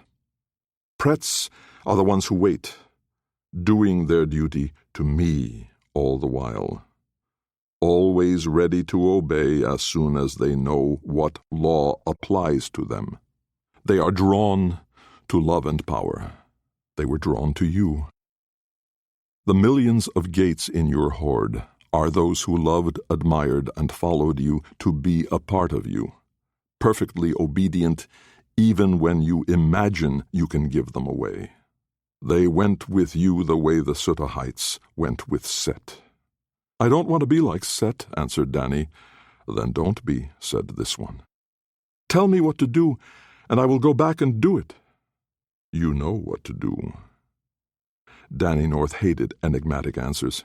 They smacked of trickery to him, and he didn't want to try to outthink someone who was obviously much wiser and better informed than he. Without answering, his thoughts became his answer. I am not tricking you, said this one. I simply cannot choose for you, nor can I tell you how to do what has never been done. You can't tell me because you don't know? There is a law that keeps you here once you come. If I make an exception to that law, it will not be to serve myself or to indulge some mortal's whims. All the laws exist to protect and promote the happiness of all. If I give you a plan and send you back, then you will be acting as my tool in Mittelgard, and your acts will be my acts. I will not do that, because the good order of Duat and of all the worlds depends on my never doing that. You and all the others must be free to choose. I offer, I teach, but I do not manipulate, I do not force, I do not rule. I think the world would be a better place if you did. The worlds of men and women are free to obey me whenever they choose. Meanwhile, they're also free to obey and disobey each other. I am not free to disobey Set. Then how are you here? He did not want you to come. He ruled my body. It obeyed him, not me. Your body never obeyed anyone but you. Danny hated this thought the moment he grasped it. But he also knew that if this one said it, it had to be true, even if only in a way that Danny did not understand. In all the weeks that Set had ruled over his body, controlling his speech, his actions, was Danny North somehow doing what Set commanded? Why didn't my body do my will? Set blocked me every time. Set blocked you, not your body. Danny tried to remember what it felt like to attempt something and be blocked by Set. He would will his body to do something, like move an arm or say a word, and then he was blocked. Wasn't that Set controlling his body? No. So it was Set between his will and his body. It was Set blocking his desires. Still wrong, but less wrong. It was Set telling him that he did not want what he had thought he wanted. It was Set contradicting him, and then Danny himself backed down. Why did I do that? Demanded Danny. Why did you do that? Answered this one. I was afraid. What were you afraid of? Danny tried to remember, tried to analyze it. Then Pat spoke, or rather had an idea, and pushed it into the dialectic. You were afraid your body would not obey, and so you countermanded your own command. Yes, this one affirmed. Would my body have obeyed me? No answer. Because I did keep pushing. I struggled, and I couldn't get past Set's contradiction. Couldn't? Pushing is not how you get your body to obey, Pat suggested. Pushing is compulsion. There is no compulsion between the body and its owner. It's Ka and Ba. I felt Set as if he were blocking me, so I pushed. But pushing accomplished nothing because my body doesn't respond to pushing, and neither does Set. Understanding flooded through Danny. When I make a gate, I don't push the gate, I invite it. My own body is controlled the way a mage gets his heart bound to obey, by invitation, by trust, by willing obedience. Danny, Pat murmured, I think we barely know our own bodies. I think we ride them like leaves on the wind. blown about by the body's desire, and only rarely persuading the body to follow a higher plan. You knew how to block your body's fulfillment of desire. That's how you resisted the girls who wanted you, how you resisted me. But resisting your body is not the same as knowing it. Right, replied this one. I can't expel Set, thought Danny, so I can't stop him from interposing himself between my body and my will. But that idea was immediately set aside by this one. Or rather, Danny immediately felt sluggish-minded and stupid, which is how he experienced this one's no. I can stop him from getting between me and my body, by making sure they are not two separate things, by truly becoming one with my body, so there's no interval into which Set can push through and block me. But if I do that, Set will give up and leave, and then we won't know where he is. Tomorrow's battle, Pat answered. Your freedom, your control of your body, today's battle. This one said nothing. I think I can't learn how to do this here, away from my body, thought Danny North. That is right. Please make an exception to the rule and let Pat and me go back to our bodies. We will learn how to know our bodies better, so no one else can come between us, so that our bodies will respond perfectly to our will. And how will I explain this to all the whites who have asked for exactly that and been denied? Explain that I will try to make the worlds safe from Set. You are already one of the great ones here, Danny, replied Pat. I saw it the moment we returned. They knew you, they remembered you. They rejoiced to see you, but they were also puzzled, because you haven't yet done the work appointed for you. How was I ever supposed to do that work if no one ever told me what it is? We choose our own works, said this one. Am I choosing well? Asked Danny. You are choosing and noticing your choice, and taking responsibility for it. But is it the right way? Why do you think there is only one right way to do your chosen work? Because there are so many wrong ways. You want me to always tell you what's the right way, so you never get it wrong. But if you come to count on me, then once again am I not the one doing it, and not you? Yes, you'd be doing it, and I'm content with that. Let me help you. Please don't make me guess. It doesn't work that way. Change the rules until it does. The rules are not of my making. They're in the nature of things. Power comes only by persuasion, by love and service. It comes from trying and learning. A quote from The Empire Strikes Back that Hal and Wheeler always used came to mind. Do or do not, there is no try. This one responded with sadness and scorn. The opposite is true, this one seemed to say. There is only try and try again, until you can persuade the world to work according to your new plan for it. There is no do, because everything has a mind of its own and follows the laws it already understands. So you can't change the laws, Danny replied to this one. Not because you are blocked from changing them, but because without the laws there is no doing, no making, no knowing. The laws are the universe, and we Kas and Bas, we in-selves and out-selves, we prets, we can only find a place within those laws, and by obeying them gain a measure of power. Closer, closer, close enough for now. May we go back? Asked Danny North. May we be alive again on Middelgard, in our same bodies, using what we've learned here to try to make the world safe from that old liar Set. There was no answer. There was no time for an answer, because Danny immediately felt the overwhelming rush of sensation. He was in his body again. He could hear the noises of the street outside, the highway 2 blocks over.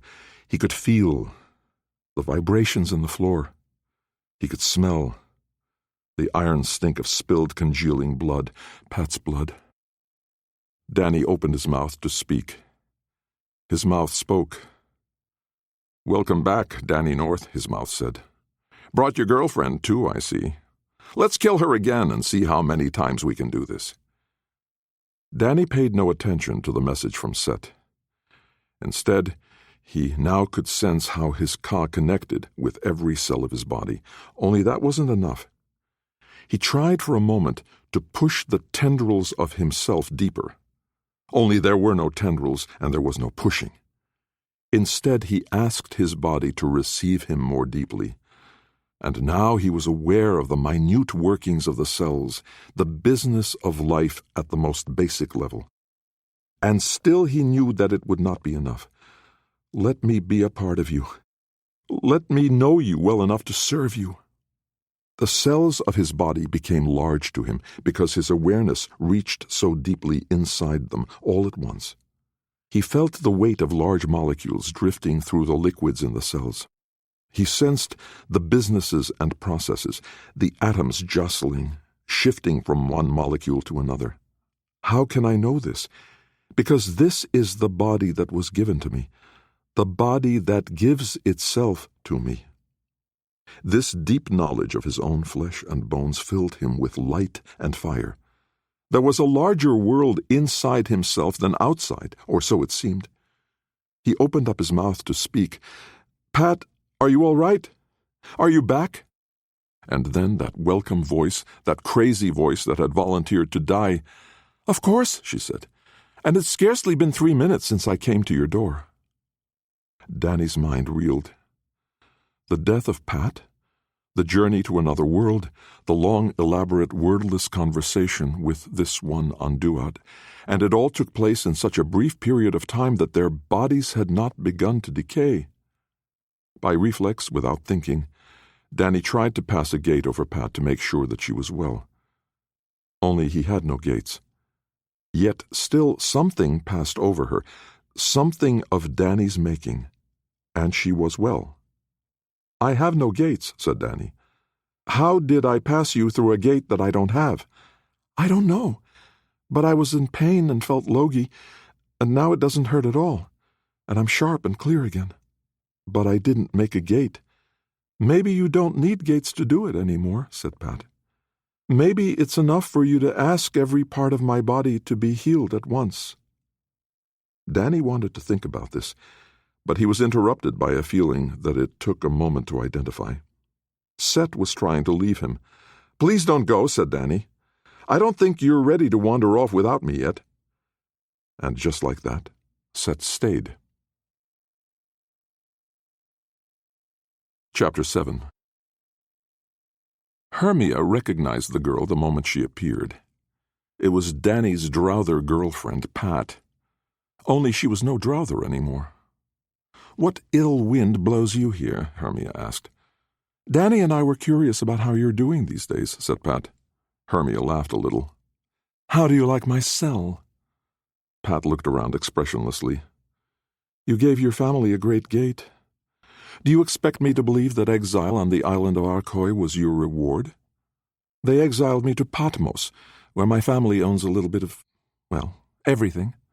But the place was crawling with Christians who thought that because God gave John such a wild dream on Patmos, he'll keep pumping out deep revelation to seminarians and pious tourists. No gratitude from your family, then?" "They were grateful, till the great gate disappeared. Good old gate thief, still in business after all." Hermia knew that this visit wasn't prompted by curiosity and certainly not by friendliness. She was going to have to face Danny's judgment sooner or later. So if Pat wouldn't bring up the subject, Hermia would. "You know that I didn't choose to betray Danny." A hint of a smile. The girl's face was so hard to read. "The devil made you do it," she said. "Such hypocrisy. That's the excuse Danny is using these days, isn't it?" Hermia saw the moment she said it that this was a mistake. Pat was loyal. It was her main virtue. Only a fool would speak ill of Danny even as a joke.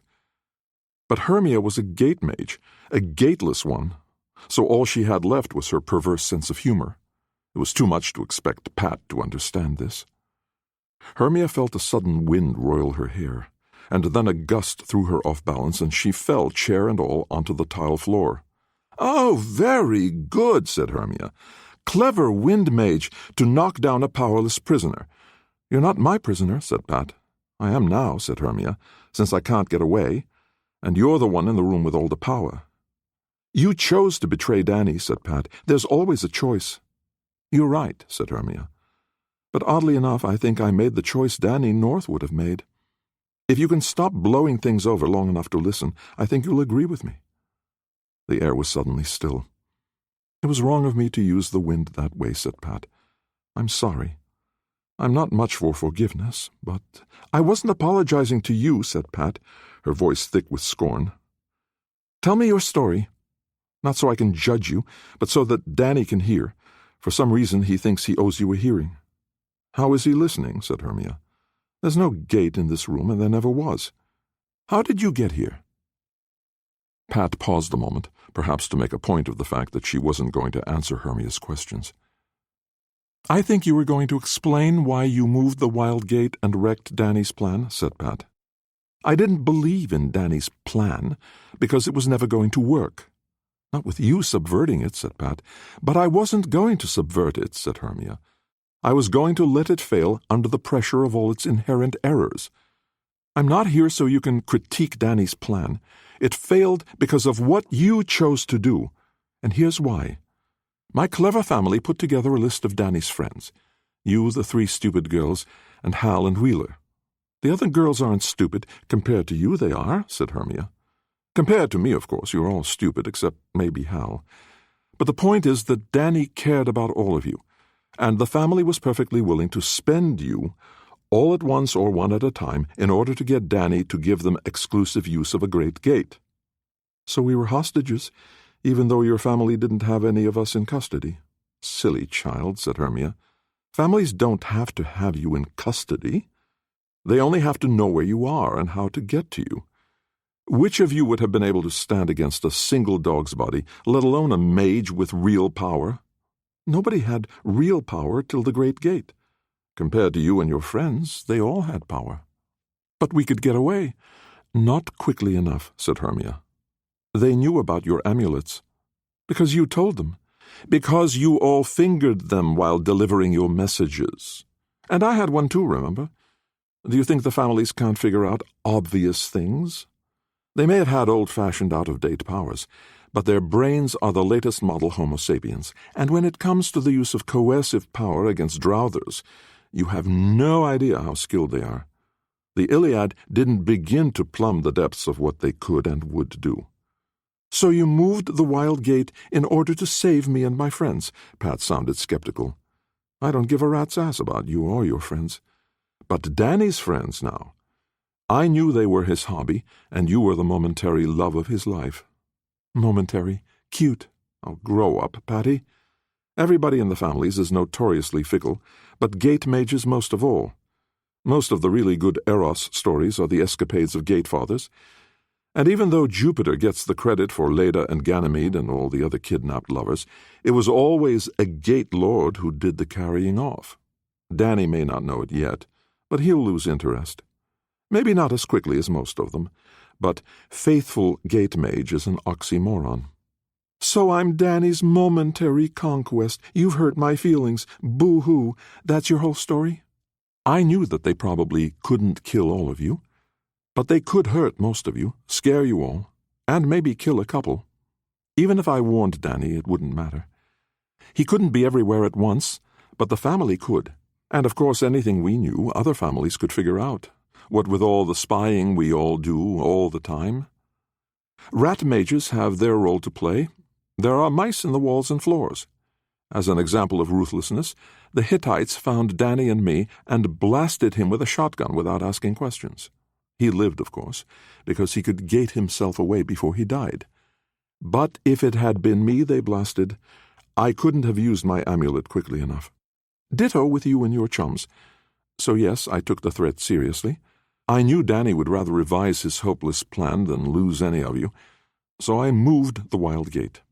But I pretended it was harder than it actually was, so Danny would have plenty of time to realize it was gone from the Silverman's barn, so that he could set up an alternative. Maine, wasn't it? But I didn't tell anyone where his great gate was. I was playing as nicely as I could, giving him every chance to keep the families in balance. "Brava," said Pat. "You're such a princess." My family realized that I wasn't really playing for their team. And once they discovered that my amulet wasn't working anymore, then the same people who once plugged a bunch of tracking devices into my body decided that keeping me on a heavily guarded island was almost as good an idea as killing me. "Yes, I imagine that Danny will believe all of this and agree that you made the right choice," said Pat. "But you don't think I did right? Keeping you alive?" "I'm not the judge," said Pat. "I'm just a novice orphan wind mage of as yet unmeasured powers."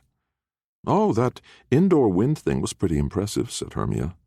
"You'll hold up pretty well in the coming war." "I'm not in that war." "Oh, don't kid yourself, kid," said Hermia.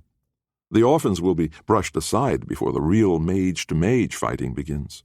"Fine," said Pat. "Then I'll be dead." "Dead is pretty final," said Hermia. "No doubt," said Pat. "Except for one tiny thing."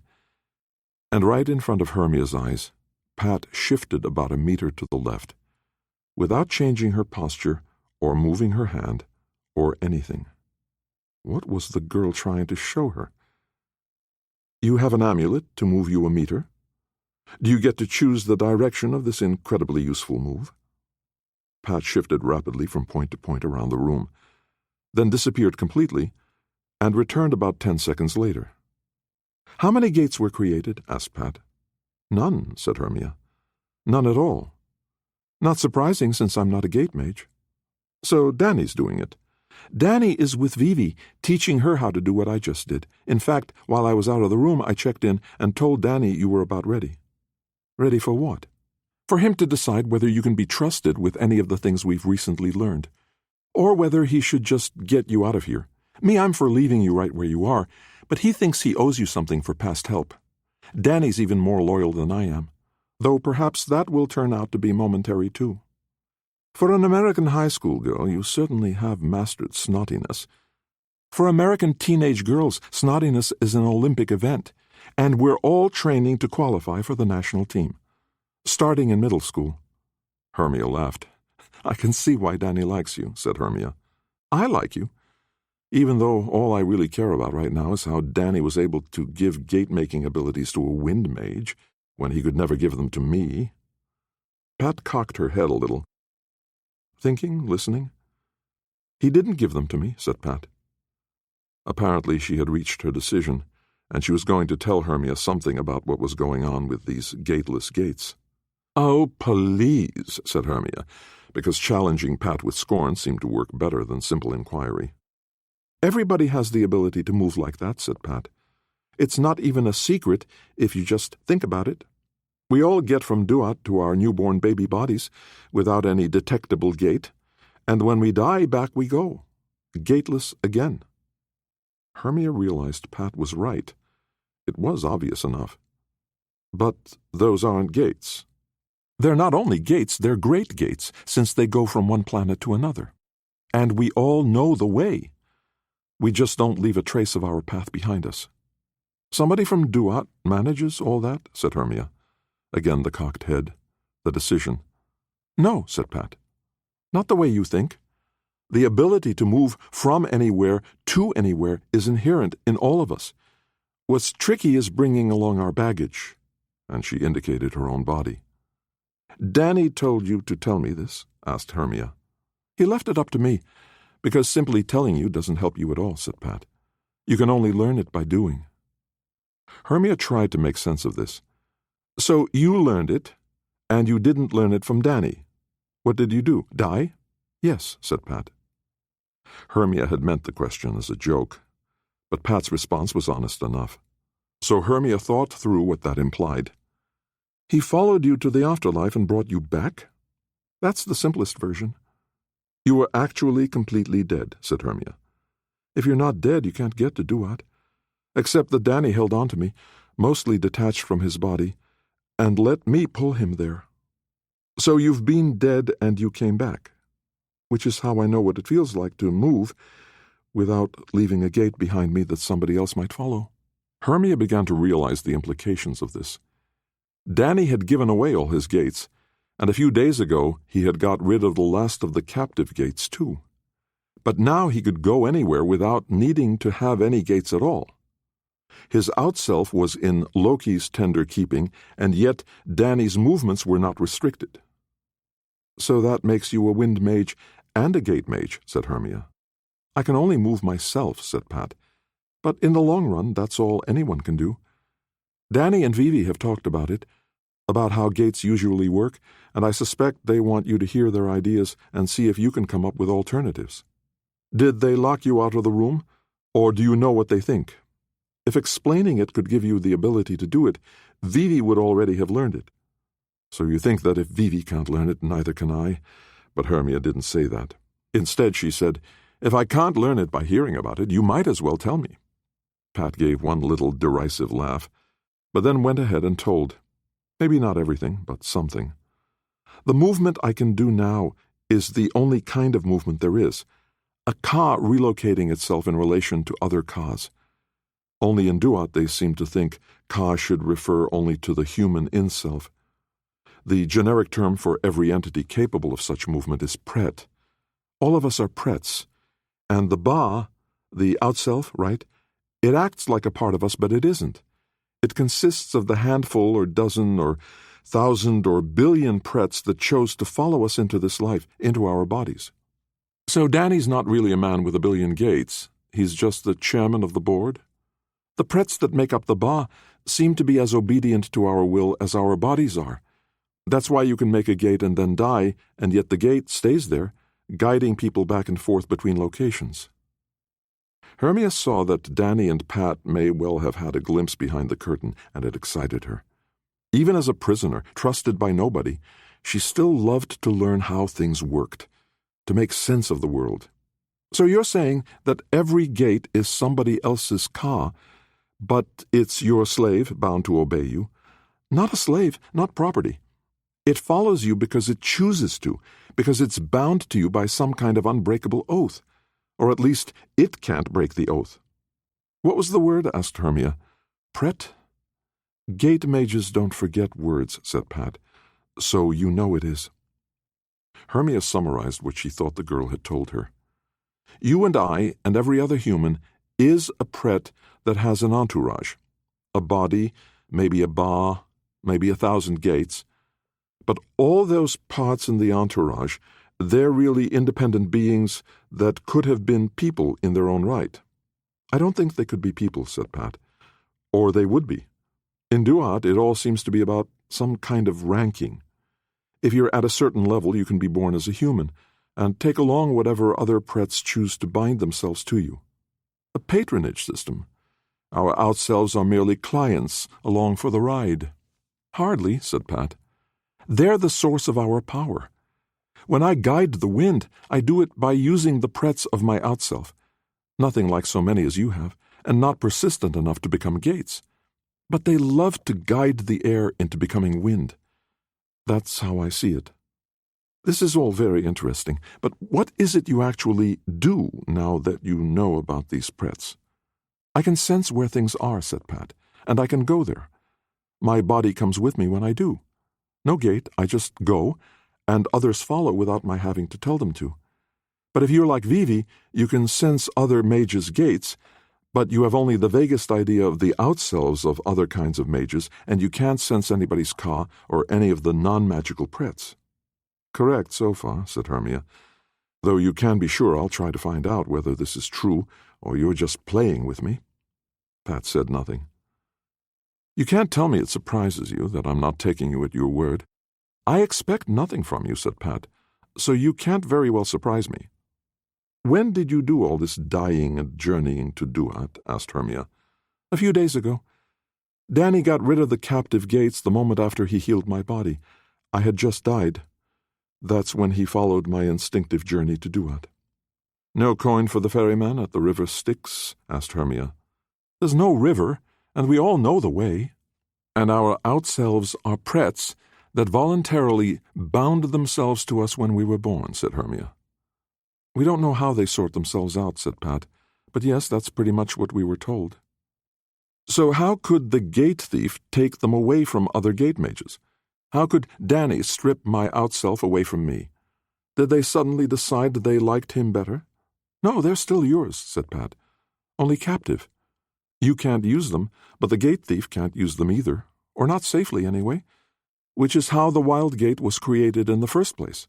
The Pretts wanted to be part of a great gate, and once they weren't locked inside Danny's hoard, they weren't bound to obey him. But how could they be stolen? Asked Hermia. I'm not a gate mage, said Pat, but from what Danny and Vivi were saying, I think their current guess is that your gates, your outself, your entourage, was invited to leave you for a time, and they accepted. Just like that. They were asked by somebody far more powerful than you, far more attractive to a Pret, but they still belong to you because that oath seems to be unbreakable. You sound so sure, said Hermia. I'm sure that that's what Danny and Vivi said. I'm sure that they're completely unsure about whether they're right. I'm sure that I can't do any of those things because even though I can move wherever I want, I'm not a gate mage, so I will never experience any of what you experience. And apparently I will never experience it again, said Hermia. Because even if Danny were inclined to return my gates to me, they're now in the possession of the gate thief, and he doesn't give anything back. Whatever, said Pat. Danny's heard all he needs to. So I have only one question now. What's that? Do you want to get out of this place? I'm like the wild gate, said Hermia. If Danny sets me free, what makes him think he can control me? He doesn't, said Pat. Because he doesn't think he can control anybody. He controls you, said Hermia, knowing that it wasn't true, knowing that these words were designed to cause pain to someone who had done her no harm. But it was in her nature to say it. It was her pleasure to say it. In that moment, without any awareness of a gate, Hermia found herself sitting in a chair on the balcony of Vivi's condo in Naples, Florida. Vivi was lying on a chaise taking the sun. Danny was sitting on the floor in a corner, looking for all the world like a frightened child. So, I'm worthy to enter the august presence, said Hermia. Don't be a bitch, dear, said Vivi. You know that by all the rules of the Westilian families, you should be getting thrown from this balcony, perhaps after having most of your skin removed. I know that, said Hermia. But I also know that Danny isn't like that, and neither are you. And neither is my family, for that matter, because here I am, alive and as spunky as ever. Pat appeared in a chair beside Vivi. I think she believed everything I explained, and she thinks she can try to learn it by watching what we do. Maybe she can, said Vivi. Can't stop her from trying. I don't think any of this can be learned just by clicking your heels and saying no place like home, said Danny quietly. He's saying that because this old dog couldn't learn any of the tricks, Vivi explained to Hermia. Maybe it just takes time, said Hermia. It took time for you and Danny to figure out anything before you had me to show you what I could do. But Danny has shown me his new powers. It blows me away, Hermia, darling, but I have no idea what he's actually doing. Pat knows how to do it because she was with me in Duat, said Danny. I didn't have to teach her anything except how to move. She already saw what she needed to see. Pretts? Asked Hermia. Pret. Is it really the French word, as in pret-à-porter? I don't know, said Danny. The word was put in my mind, our minds, by somebody who doesn't actually use language to communicate, so who knows the origin of the word? You're such gate mages, said Pat, worrying about etymology when you're talking about the fundamental power of the universe. I know I can't teach you, Hermia, because I can't teach Vivi, said Danny, and I actually trust her. I assume you listened to what I told Pat, asked Hermia. I was not betraying you. Oh, I assumed all along that they did something to manipulate you, said Danny. But I think that just gave you the window dressing to do what you really wanted, to have control of a great gate and pass your family through. Probably true, said Hermia. In fact, I'll say you nailed it. I wanted them to make me do it, but it doesn't change the fact that they really would have messed up your friends. I'm not your judge, said Danny. I'm not anybody's judge. You're everybody's judge, said Hermia. People with power are always judges, deciding whom to treat well and whom to ignore. And this power, gating without gates, moving myself and others without using my outself, said Danny. I don't know if I was meant to end up with this power or if it's just something that comes with catabasis. She really died? Asked Hermia. Danny held up his hand and looked at it somberly. Out, damned spot, he said softly. Set used your own hand to kill her? It's the only hand he had the use of, said Danny, so yes. You remember killing her? Danny nodded. And I remember my own choice to let her finish dying and stay dead. So you could follow her to Duat, said Hermia. It was my plan, said Pat. What made you think it would even work? Hermia asked her. Persephone, said Pat. Isis, Eurydice. Hermia could hardly believe that was all Pat had to go on. Ancient lies, long since augmented and altered, and she took an extravagant chance, said Vivi, and laid her own life on the line. What did you do? I caved in at the first opportunity, said Hermia. So toss me off the balcony into the gulf. The gulf isn't directly below the balcony, and you don't deserve a soft landing, said Vivi. Nobody's dropping anybody off of anything, said Danny. All I have right now is that Pat can move herself around at will, and I can move myself and others, all without taking any of my gates back from Loki. I can't teach this to anybody who hasn't died and come back. I have no idea how to turn this into anything. Maybe you can't, said Hermia. And in the meantime, where's Set? Danny patted his chest. You mean he's still in you? Asked Hermia. Where else? Asked Pat. Where would Set go if Danny let him loose? You mean you're holding him prisoner? Asked Hermia. I don't think so, said Danny. I asked him not to leave me, and he stayed. So he could jump from you into any of us, said Hermia. Why would he? Asked Vivi. Danny has powers that no one has ever had. Set probably thinks he can take back control whenever he wants. Maybe he does, said Danny. But I don't think he's that stupid. I think he really can't go anywhere, said Pat. You should have heard Danny when he asked Set not to go. Danny has authority now. No, he has authority, capital A. Or maybe it's authority, all caps. Like drunk people texting? Asked Hermia. The shift button doesn't activate because your blood alcohol level reaches a certain threshold, said Vivi. Set is listening to everything? Watching everything? Asked Hermia. Aren't you afraid he's learning it all?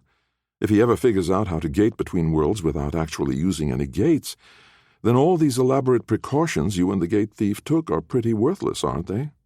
He can't do any of it, said Danny, because he's incapable of rooting into a living body. You're sure? Asked Hermia. Pat murmured, Idiot. I wouldn't have done the things I've been doing if I weren't sure, said Danny. What happened on Duat? Said Hermia. We were dead, and now we're not, said Pat.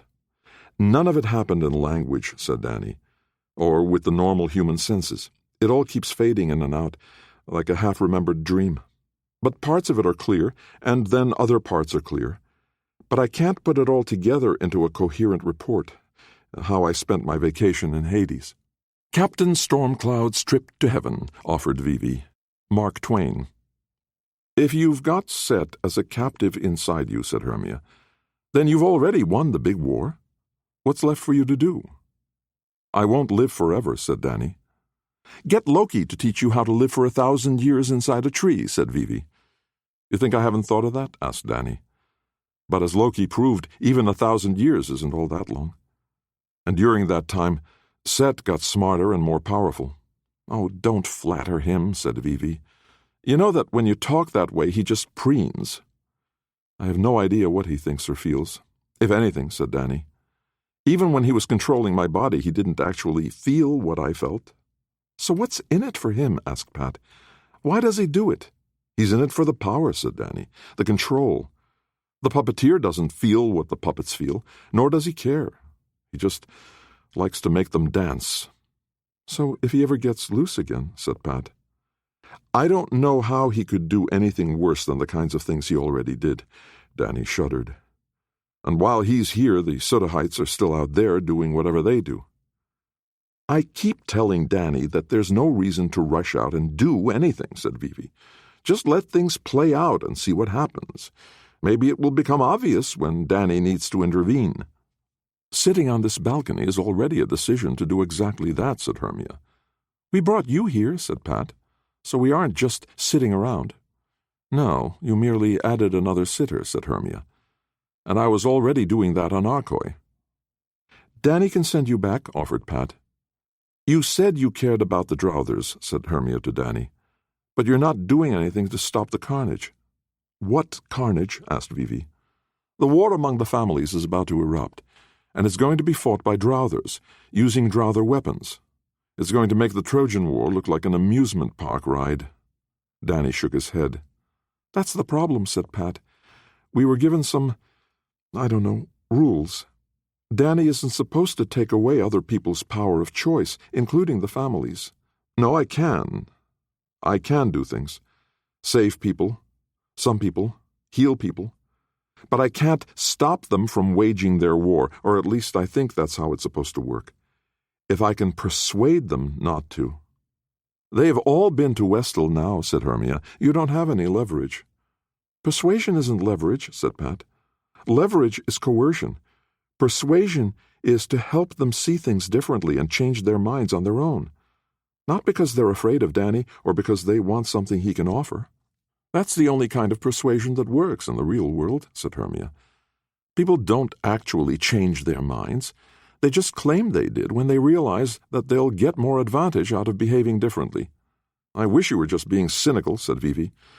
But sadly enough, I think you're right. Danny sighed. You think I don't know that? But rules are rules. What an ungate-magely thing to say, said Vivi. Ungate-magely, repeated Hermia. Oh, that is a word that needed to be said at least once in the history of the language. The person I need to have here for this discussion is Loki, said Danny. Text him and see if he comes, said Hermia. There aren't many cell towers on Westall, said Danny. And Danny can't go there himself, said Vivi, because he'd carry Set with him. And what if he got out after all? So you sit here on the balcony, taking in the sunlight, said Hermia. What were you doing in the Aegean? Asked Pat. I was a prisoner there. And we're prisoners of our ignorance, said Danny. But I appreciate the conversation because now I think I understand where I'm not going to get any answers. From us? Asked Vivi. From the data available to me so far, said Danny. If we had enough information, you might very well be able to come up with good ideas. So, if you don't mind waiting here for a while. I mind, said Hermia. I'll escort you back to Arkoi, said Pat. I think I've learned enough of what Danny does to take a willing passenger. Are you two a thing now? Asked Hermia. Pat stared back at her blankly. She's asking if you're sleeping together, dear, said Vivi. I know what she's asking, said Pat, and I was giving her the answer she deserved. I was just wondering if Danny was going to be worried about the pregnant girl carrying his baby, said Hermia. That's not me, said Pat. I don't want to go back to Arkoi, said Hermia. I'm not sure I want to stay here among people who have every reason to hate me and no reason ever to trust me. But since that also describes my family, especially after my astonishing escape— Stay here, said Vivi. I do indeed hate you, but Danny's free of Set's control, and he and Pat are back from the dead, so I honestly think it's not as awful as it was just a few days ago, and I might as well have you where I can watch you. And what if I decide to walk away from here? Asked Hermia. Do what you want, said Danny. But if you leave, then you aren't part of anything we do from then on. Ever? Asked Hermia. You've already betrayed us once, said Danny. Fool me twice, shame on me. Fair enough, said Hermia. And the food here is pretty good, said Vivi. You aren't a prisoner. You can go grocery shopping or whatever, just so you come back at night, and we know where you are and whom you're seeing. We don't have to know that, said Danny. She's not a prisoner. I've had enough of keeping prisoners. Except the one, said Pat. Well, yes, said Danny. The father of lies and all that. I can't very well encourage him to do whatever he wants, but I'm not sure he's actually a prisoner either. And I'm not a prisoner, said Hermia. But if I go too far off the reservation— You're on parole, said Pat. Hermia considered that for a moment. Is that how it stands, Danny? Close enough, Danny answered. Do you promise to be a good girl and check in with Mom? Oh, please, I'm nobody's mom, said Vivi. He meant me, said Pat. I meant Vivi, said Danny, because I hope you'll stay with me. Vivi hooted. Oh, the two of you, really. Danny, don't you know why chaperones were invented in the first place? I think you two should get married, so it's all legal, and you can make the beast with two backs without breaking any rules." "We're too young," said Danny, "and I don't think it's legit for a third party to propose marriage to the two of us on each other's behalf." "Just suggesting," said Vivi. "Always looking out for others," said Hermia. "You are such a saint, Vivi." "Sainte Voyeuse, patroness of oglers, panderers, and dirty thoughts," said Vivi. "I don't think the Catholic Church will ever accept that particular saint," said Pat. "Everybody has a patron saint," said Vivi. "You gotta have somebody to pray to." To Hermia this was completely incomprehensible. Didn't they understand that gods were just members of the families, and prayers were just sucking up? Then she looked over at the corner, and Danny was gone. And that was that. He was off doing something somewhere. "I'm surprised he didn't even say goodbye to you," Hermia said to Pat. Pat just looked at her with something like pity. "I know where he is." "Where, then?" "If he wanted to tell you, he would have," said Pat. Hermia rolled her eyes. "Oh, she knows where he is," said Vivi. "It's the most romantic thing, apparently, being dead together. She never loses track of him, and if he needs her, she can be there in an instant." "That sounds like hell to me," said Hermia. "Never being able to get away from each other." "You notice I'm not with him right now," said Pat. "I don't cling." "I just realized," said Hermia, "every power that somebody has takes away something from somebody else. Danny can never have any secrets now as long as he lives." "And vice versa," said Vivi. Hermia laughed. "Oh, really? Pat can have all the secrets she wants because it doesn't matter what she's doing." "She's the one who insisted on taking you out of captivity," said Vivi. "My point exactly," said Hermia. "What happens to me isn't even interesting in a world that has Danny North in it." "But for a couple of minutes a few days ago," said Vivi, "it didn't have Danny North in it. He was with her in the land of the dead. So, Hermia, you can try to hurt Pat or offend her or impress on her how unimportant she is, and it's not going to matter, because she's already done more with her life than you and I will ever do." True enough. But when Hermia looked at Pat again, she could see that the girl had tears in her eyes. "I'm sorry," said Hermia. "I can't help being catty." "Meaning you're proud of it and don't want to quit being bitchy," said Vivi. "Sorry," said Pat, brushing a sleeve across her eyes. "I wasn't listening. Were you talking about me?" "If I didn't hurt your feelings," said Hermia, "what were the tears about?" "The children. The boys. Danny's with the boys. It just makes me sad." "Hal and Wheeler?" asked Vivi. Pat shook her head. "Oh, you mean the boys from Westall," said Vivi. "Sorry," said Pat. "I think he needs me." "Meaning you need him," said Hermia. "Meaning that he just said that he needs me," said Pat, and she was gone. Hermia sat on the balcony, watching Vivi bake in the sun. "Florida does have its advantages in the winter," Hermia said. "Oh, sweetie, you don't have to stay out here and talk with me," said Vivi. "I think you're a despicable traitor, and I don't enjoy your company right now. So why don't you go make yourself a sandwich or watch something on YouTube? Indoors with the air conditioning. Or go shopping." Hermia was beginning to think she wasn't wanted. She went down the elevator to the beach and walked for a couple of miles. She knew perfectly well where the gates were, but she couldn't really celebrate her new freedom by using gates that were under the control of the gate thief. It was walking aimlessly that made her feel free, something that any drouther could do. Danny was right. Everything that matters, Drothers can do, and probably better than any Westillian. But the games of power, those belong to us. And when we play, everybody loses. Chapter 8. Pat did not know where she was going. She simply went where Danny was.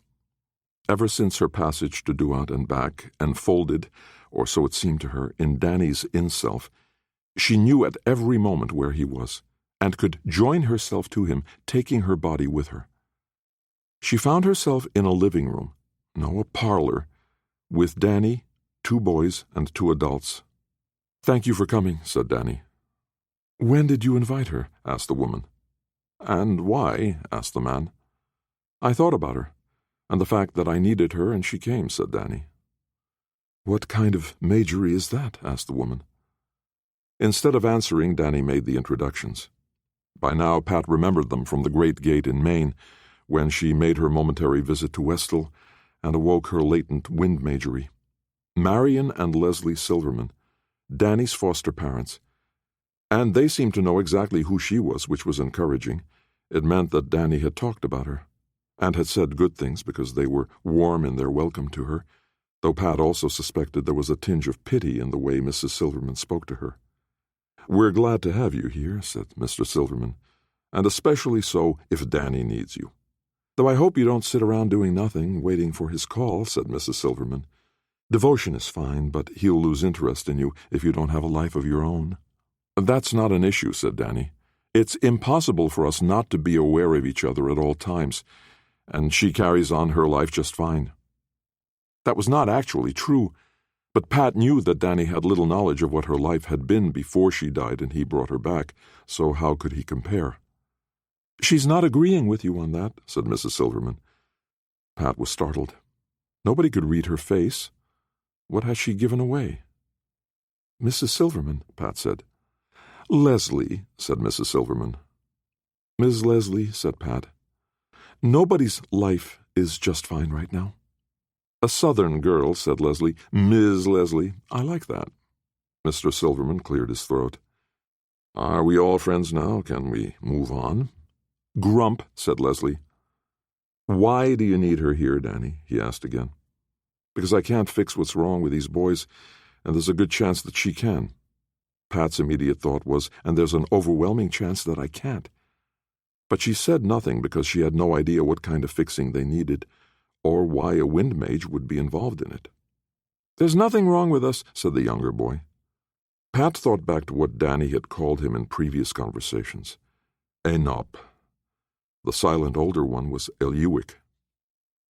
Danny had told her that Enop thought he was a gate mage, while it seemed Eliuic had some of the powers of a man mage, like his mother, because during the boy's terrifying confinement in separate caves in Iceway on Westall, Eliuic had somehow sent his ba into his brother to comfort him. Now he was stuck there, because in his inexperience he did not know how to return, or, fearful now himself, he was afraid to let go of his brother. Danny had speculated that, no matter how it began, it wasn't the older brother comforting the younger anymore. It was Eliuic now who was afraid to let go, and instead he communicated with Enop, and Enop spoke for him to the others. Only now Pat could sense things that were beyond the reach of other mages. She and Danny were the only living souls who had been to Duat and then returned. In the process, not only had they become capable of detecting each other's in-self and out-self, but now they understood that the in-self, the Ka, was the original self, while the out-self, the Ba, the Wanderer, the Doodlebug, was really someone else, an independent entity or entities that their guide in Duat had taught them to call Pret. The Pret, or Prets that made up a mage's out-self, had entered into this close bond voluntarily, but now it could not be broken.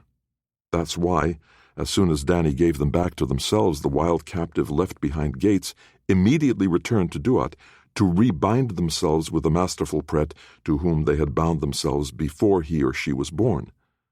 They could be kidnapped, as the gate thief had done, or lent out, as Danny had done when he gave his gates to Loki.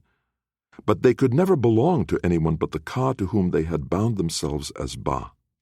So what Pat should have seen, expected to see as she looked at the two boys from Westall, was that Eliuic's Ba was inside Enop's body, riding him like a hartebeest. But this was not the situation at all. Eliuic was not a man-mage half-dwelling inside his younger brother. Instead, it was Enop, whose Ka, whose very self, had left his own body and now dwelt inside his older brother.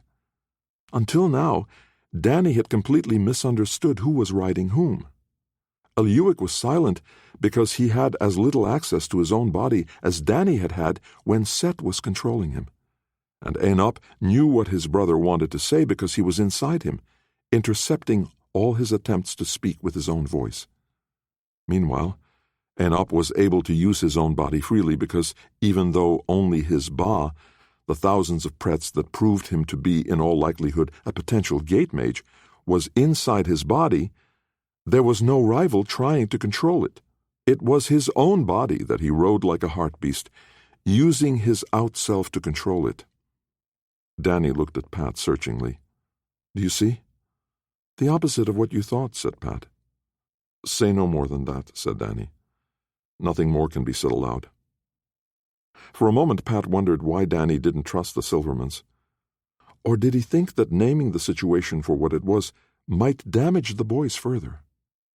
Then she realized that there was a seventh person present, Set himself, dwelling silently inside Danny North.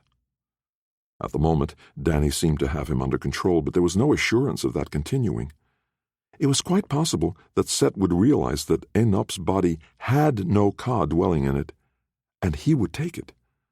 Or perhaps the very process of helping Enop bring his Ka back into his own body would teach Set how to take full possession of a body, and he might use that understanding to take control of Danny again, only this time deeply and irrevocably.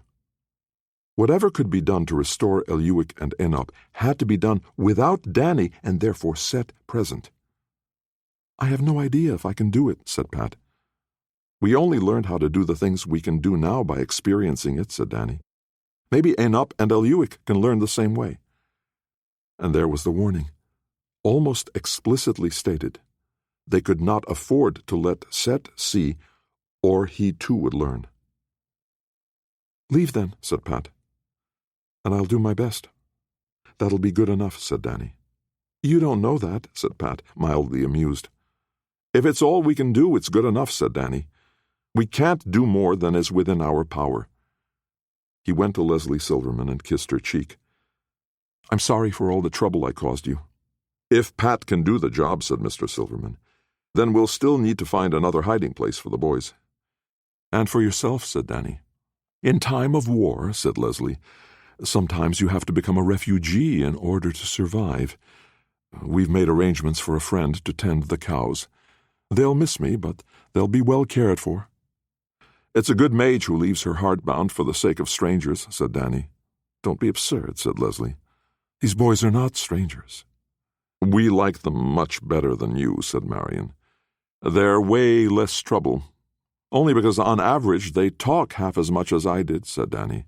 "That's probably it," said Marion. "Plus they stay where we can keep an eye on them," said Leslie. "I was a brat, wasn't I?" "You poor, patient oldsters." Marion winced at oldsters. "What a horrible word," he said. "A brat, yes? We agree on that?" Danny grinned, and then he was gone. Pat stood looking at the boys, who were seated beside each other, Eliuik in a wooden side chair, Enop on the floor beside him. "Eliuik won't sit in soft chairs," said Leslie, "and Enop won't stray far from him." No wonder, thought Pat. Enop wants to keep his own body close by, since he uses it for all his talking. Did Enop understand that he had captured his brother's body? Almost certainly not. "Maybe this will go better," said Pat to the boys, "if you close your eyes." "I don't like surprises," said Enop. "And Eliuik only closes his eyes when he feels like it." "I'm afraid I won't be able to do this clearly enough for you to understand what I'm doing," said Pat. "And since it can't be seen by physical eyes, I thought you'd want to be undistracted by visual stimuli." Enop shrugged and closed his eyes. Eliuik's remained open, but since he didn't seem to be focusing on anything in the room, that would probably be all right. It's not as if Pat had any idea what would or would not work, or what might interfere with a good outcome. Instead of saying anything to them, Pat sent her Ba, a group of her prets she now understood, inside Eliuik. There she probed until she found Enop's Ka, his inmost self, with the roots he had sunk into his brother's body.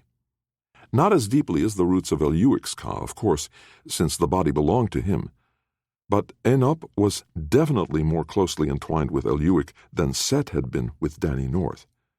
It occurred to Pat that maybe Eliuik had spent years in deep frustration as Enop controlled and silenced him while speaking for him. Yet it might be that Eliuik really did want to comfort and protect his little brother, and if he had to sacrifice his own ability to speak in order to do it, maybe he didn't resent it. Would he resent being liberated? Was he being liberated? Ultimately, it would be up to Enop. Would he understand what Pat was showing him? Still, she did not speak with her mouth, but rather communicated as this one had communicated with Danny and her, showing the boys her understanding of what she was discovering inside Eliuik's body. This is you, Enop. You are in him. He is not in you. You can give him back to himself by pulling away here and here and here. Then Pat sent part of her ba into Enop's own body, showing the empty place, if it could be called a place, where Enop's ka should be, and how inadequately his thousands of gates substituted for Enop's missing in-self. Time seemed to have no meaning when communicating ka to ka like this. Pat was very thorough in her demonstration, and she could sense that Enop understood well enough to pull parts of himself, tendrils of his control, out of Eliuik's body. But as for moving his entire ka back where it belonged, it was time for Pat to give him a choice, which meant also giving him time to choose. She pulled her ba back into herself, and then murmured, "It's time to let Eliuik have his body back, Enop. He has served you so kindly, and you have also been his friend. You didn't know what it was costing him or even where you were. But now you know. Will you give him his freedom back? Will you take up your own bones and live?" She kept up this low incantation, always asking, never demanding, but still urging him to decide. "Shh," whispered Enop. But whether that was a command for her to be silent or simply an escape of air, Pat could not tell.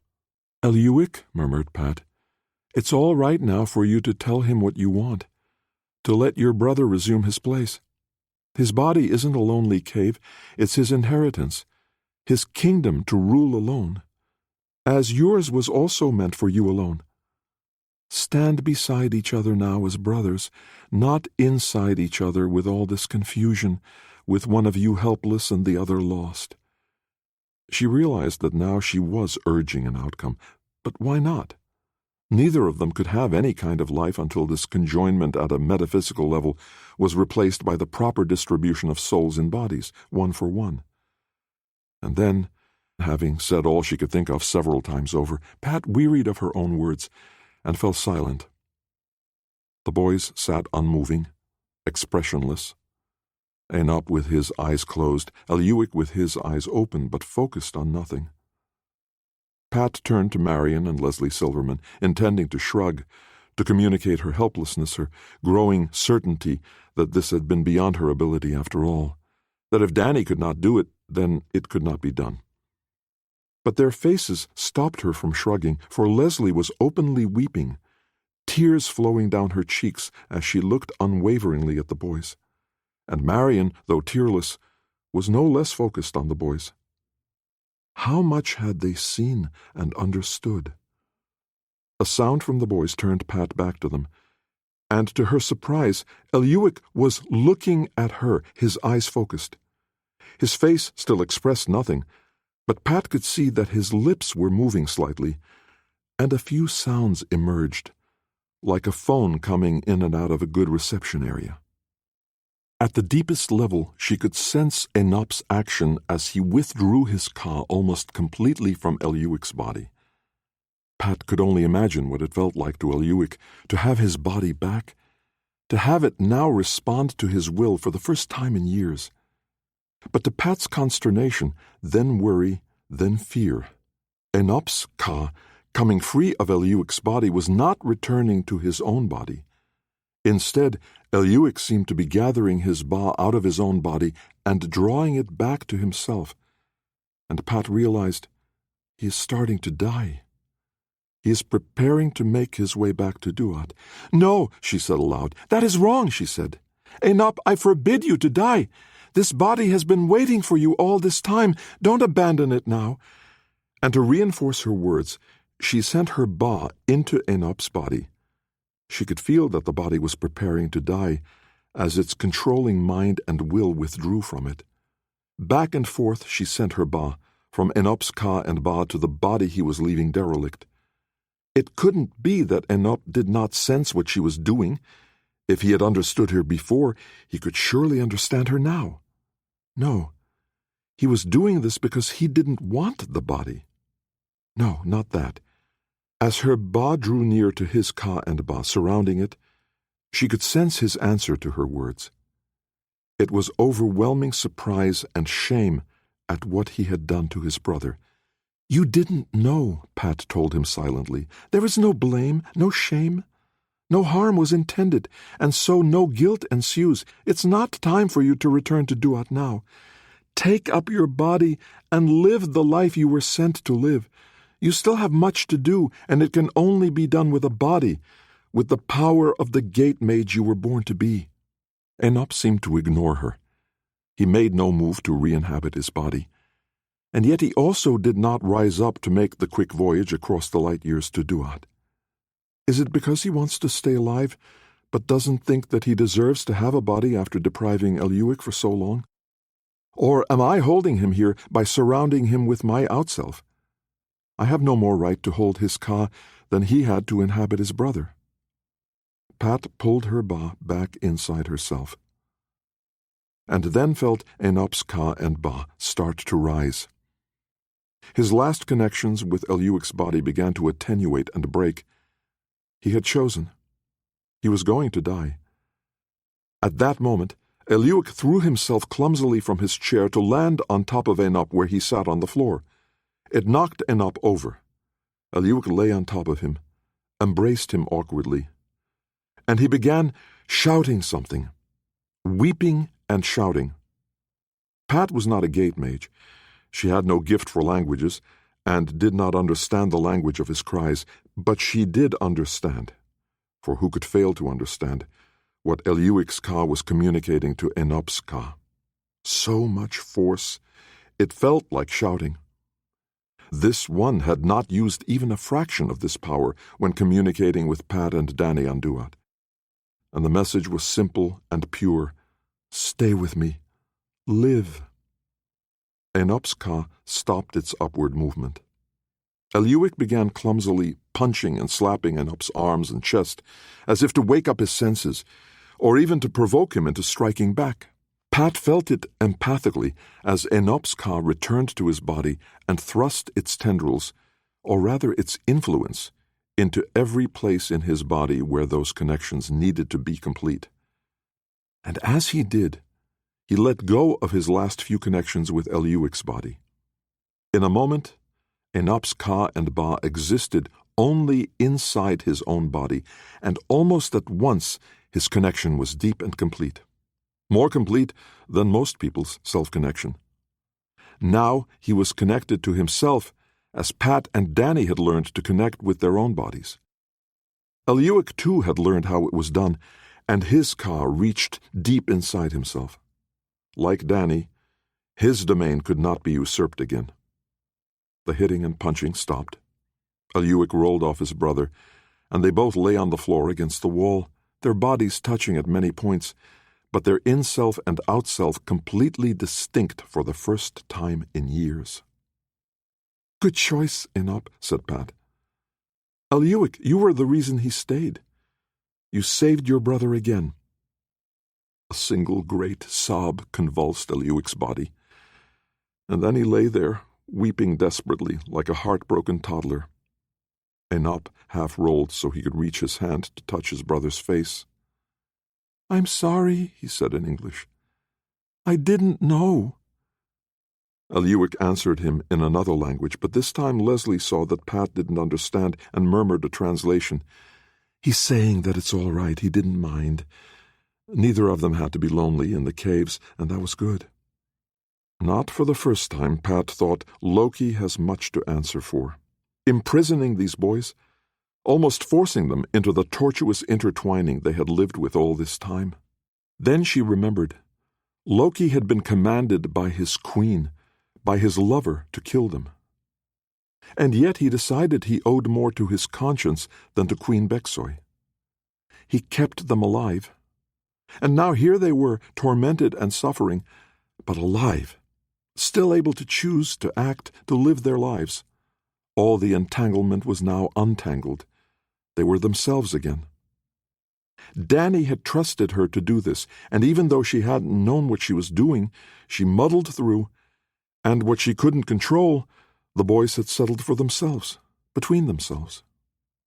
"I'm just wondering," said Leslie, "when people are going to start thinking about lunch, now that we've all decided to stay alive." Einop rose easily to his feet, but Eliuik was out of practice controlling his body. Marion had to lift him up, and then Eliuik leaned on his little brother and on Marion to make his way to the kitchen table, where Leslie had stacked plates and was now setting out slabs of homemade bread and various sliced meats and cheeses, vegetables and spreads. Once the boys were seated at the table, and Eliuik had proven that he could put together a sandwich and bring it to his mouth, Marion came to Pat in the kitchen doorway. "Well done," he said softly. "You did things I didn't imagine were possible. I saw things, understood things in a way I never did before. You were brave and patient and wise. Danny's a lucky boy. I hope he's smart enough to know what you are." "If he isn't," said Leslie, "I'll tell him in a way he can't mistake." Pat smiled in relief, feeling tears coming to her eyes. She didn't like to cry in front of other people, but she also didn't want to leave. "Oh, don't worry about a few tears," said Leslie. "Sit down and let them salt your sandwich." So Pat sat at the table with the boys as they ate their first meal together as independent souls, each bound to his own body, each free to make his own choices and act on them. What they just won with such effort is possessed easily by almost every human being on Earth and Westel, thought Pat. The difference is that, having been without that independence for so long, they know what they have. I hope they never forget. I hope I never forget. How precious it is to be alive, to have a body of my own, to be free to act on this physical world in whatever way I choose. "What I want to know," said Einop, "is whether you can sing." Eliuik answered in the other language, and both boys laughed until they cried. Marion interpreted this time. What he said was, "I never could before," and apparently that's hysterically funny. Pat couldn't help grinning. A huge grin stretching her cheeks because she rarely called on them to show so much happiness. "And I see that you agree," said Marion. "Let the girl eat," said Leslie. "She's had a busy day." Chapter 9. King Preyard no longer showed any surprise when Wad appeared in Bexoy's heavily guarded chamber. Whether he guessed at Wad's connection to the Queen, as her lover or as her enemy, was not a particularly interesting question to Wad. The baby in her womb right now was Preyard's, so whether Preyard resented past betrayals was not a matter of concern to Wad. He had no grounds for feeling betrayed now. Of course, Wad also knew that people judged whether something was right or wrong by their own standards, and those standards were rarely rational. Wad's own standards were as mad as could be, yet they felt viscerally right and true to him, so that if he did not live by them, he felt a deep unease until he made things right. That was why he couldn't simply kill Bexoy and have done with her. Because if killing his baby had been wrong, then killing her baby must be just as wrong. Because the crime in killing his boy Trick had not been the offense to and betrayal of Wad. It was in depriving that wonderful, clever, beautiful boy of his life. So, taking vengeance on Bexoy by killing a child that was just as innocent would not be vengeance at all, but a new crime, a new injustice. Wad knew this was the law he had to live by, but he did not know why he felt this way, or where his moral code came from. He only knew that he could not bear the idea of doing something as vile as the crime Bexoy had committed.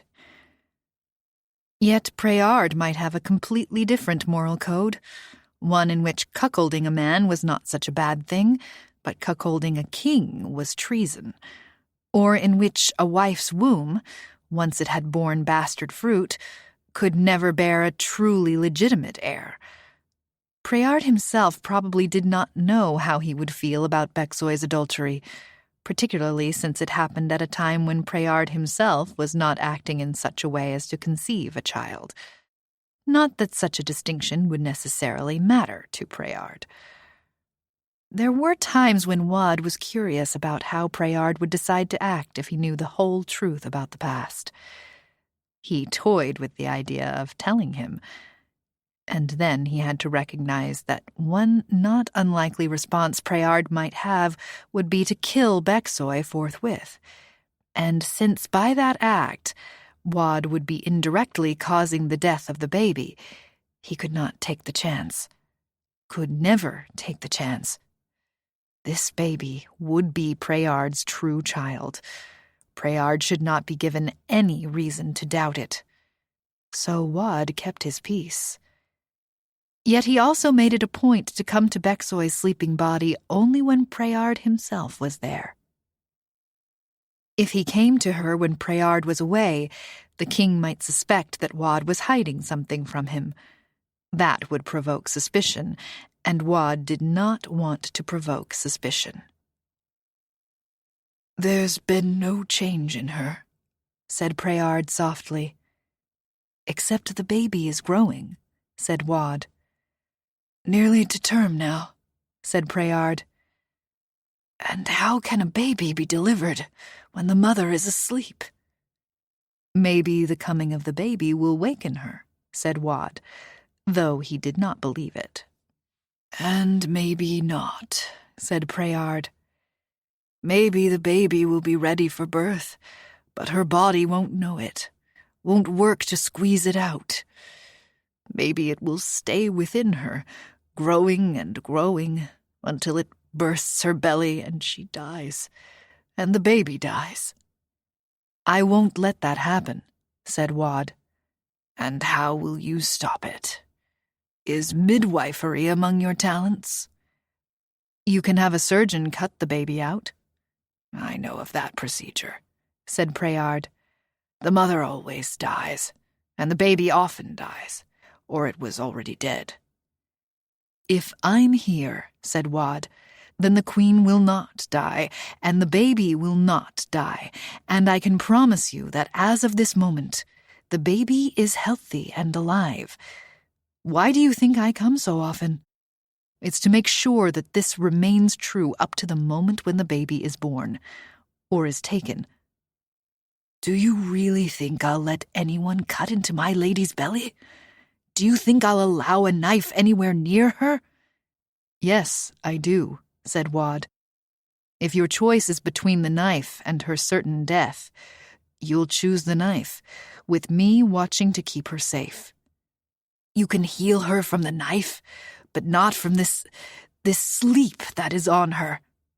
"She is not asleep," said Wad.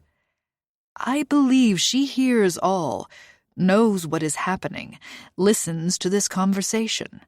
She's helpless to respond, because her body is not under her control." "So is she under the control of a man-mage?" asked Preyard. "Don't imagine man-mages to be all that powerful," said Wad. "This is a weak age of the world, with no great gates to enhance the power of mages. No man-mage could steal this woman's body from her." But Anonoway had been through a great gate, and Enop and Eliuik had some weird power over each other that had left Eliuik as silent as Bexoy, though not quite so inert. Wad had no idea if what he was saying to Preyard was the truth. He almost hoped that it was not, because that might mean that Anonoway was somehow still alive, trapped, at least her ba, inside Bexoy. So when it came time to kill Bexoy, after the baby was safely born, Then killing her might also liberate the remnant of Anonoe, setting her Ba free to return to Duat, the way Danny North had set the captive Gates free by giving them to themselves. As if he had been called by Wad's thought of him, Danny North suddenly stood behind King Prayard, his hands in his pockets, slouching like a boy who isn't sure whether he's going to be in trouble or not. How could Danny North be here on Westal? If he had made another great gate, Wad would know it, not just because he could sense any gate that was made on either world, but also because all of Danny's gates were under Wad's control and could not be used without Wad's knowledge. Only Wad now realized that Danny had appeared here without the use of any gate at all, or at least none that Wad could see, and Wad could see all gates. How had Danny come? Prayard must have noticed Wad's surprise, because he turned to look where Wad was looking. Danny North wasn't there. But he wasn't dodging Prayard's notice. Danny North was now kneeling at the head of Bexoy's bed, and he reached out a hand and touched her forehead. "Who are you?" asked Prayard quietly. "You came as this one comes. Are you a gate mage?" "He is," said Wad, "but he has no business here." "Then send him away," said Prayard. Wad tried. He made a gate and passed it over Danny North, but Danny did not move. It was unthinkable. Nobody could resist the power of a gate. And yet that's what he had done. "I just tried to do that," said Wad, "and it didn't work." "You can't gate me away," said Danny. "And you don't want to either, because I'm here to bring this woman out of her coma." "That's not within your power," said Wad. "You don't know my power," said Danny. "I say that I can bring her back. But I think you don't want me to." Wad had no answer for that, because if he told the truth to Danny, Prayard would hear. So they looked at each other in silence. "I understand," said Prayard. "You have secrets of gate magery to discuss, but can't speak freely in front of me." "It would be helpful if you weren't here," Danny said. "He's the king," said Wad, "and this is his wife." "If he loves her," said Danny, "then he'll do whatever it takes to bring her back, even if it means trusting me, a stranger, enough to leave this place while I do what I have learned how to do." "Is that other still inside you?" asked Wad. Danny North knelt there silently, looking at Prayard. "I'll go," said Prayard. "There's no need for you to leave," said Wad, "because whatever this foolish boy thinks he's going to do, I forbid it." "You can't stop me," said Danny, "and King Prayard doesn't want me to be stopped." Prayard rose up from the stool on which he had been keeping vigil.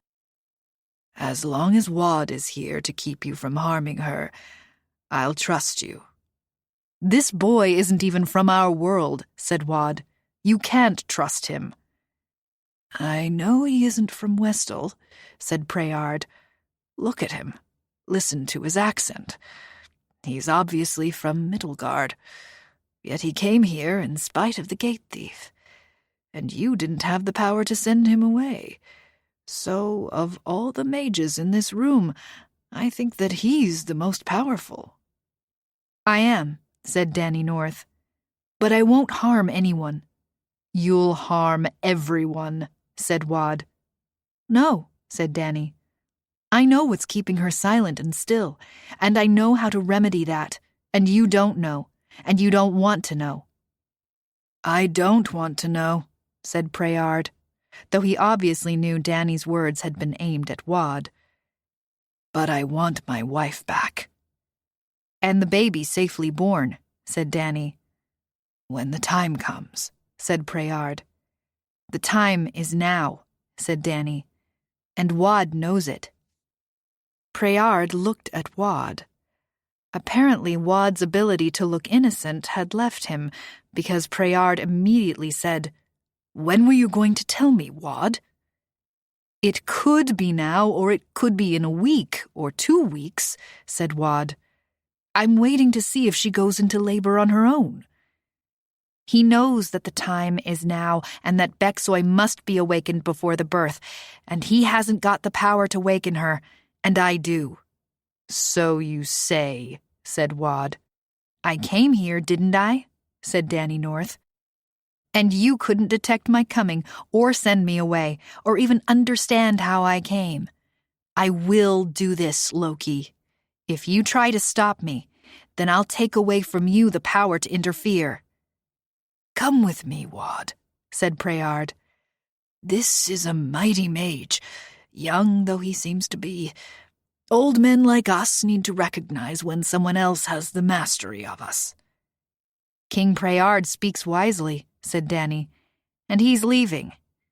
Now, Loki, will you go or will you stay?" "I'll stay." "I'll go," said Preyard. And he did. Because he wore slippers to keep the cold of the stone from his feet, there was a hushing sound as his steps took him from the room. Then the door swung shut, and Wad was alone with Danny. "The last thing that Westall needs," said Wad very softly, "is this bitch awake again to do more killing." "I agree," said Danny, "but that's only half the story. You want the fire mage to stay powerless. But what about the man mage?" Wad felt a flood of relief. "So she died with her ba inside the queen," he said. "No," said Danny. "She is inside this body, Ka and Ba, and she and the queen struggle equally for control." "Man mages can't send their Ka," said Wad. "Except for the ones who can," said Danny. "Anonowe's boys, Eliuik and Enop. I've seen what's really happening there. It's Enop who is inside Eliuik. That's why Eliuik is silent. Enop's Ka is inside him, and all that remains in Enop's own body is his out-self, as if his own body were his heart beast." "Not possible," said Wad. "I agree. And yet my friend Pat has just drawn Enop out of his brother, and now she and Eliuik are trying to keep Enop from dying." "And by dying, you mean—" "I mean going back to Duat," said Danny North. "And is that what you plan to do here?" asked Wad. "This case isn't simple, because where Enop and Eliuik love each other, these two are at war.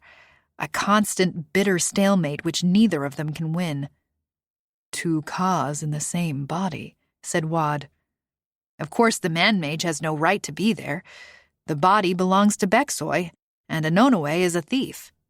"If that's what you think—" "That's what is," said Danny, "and you know it. But you also know that Bexoy murdered Anonowe. She burned up her body, and Anonowe made this jump in that last moment of her death agony. So now there's a serious question here. What does justice demand? That Anonowe get out of a body that she has no right to be in?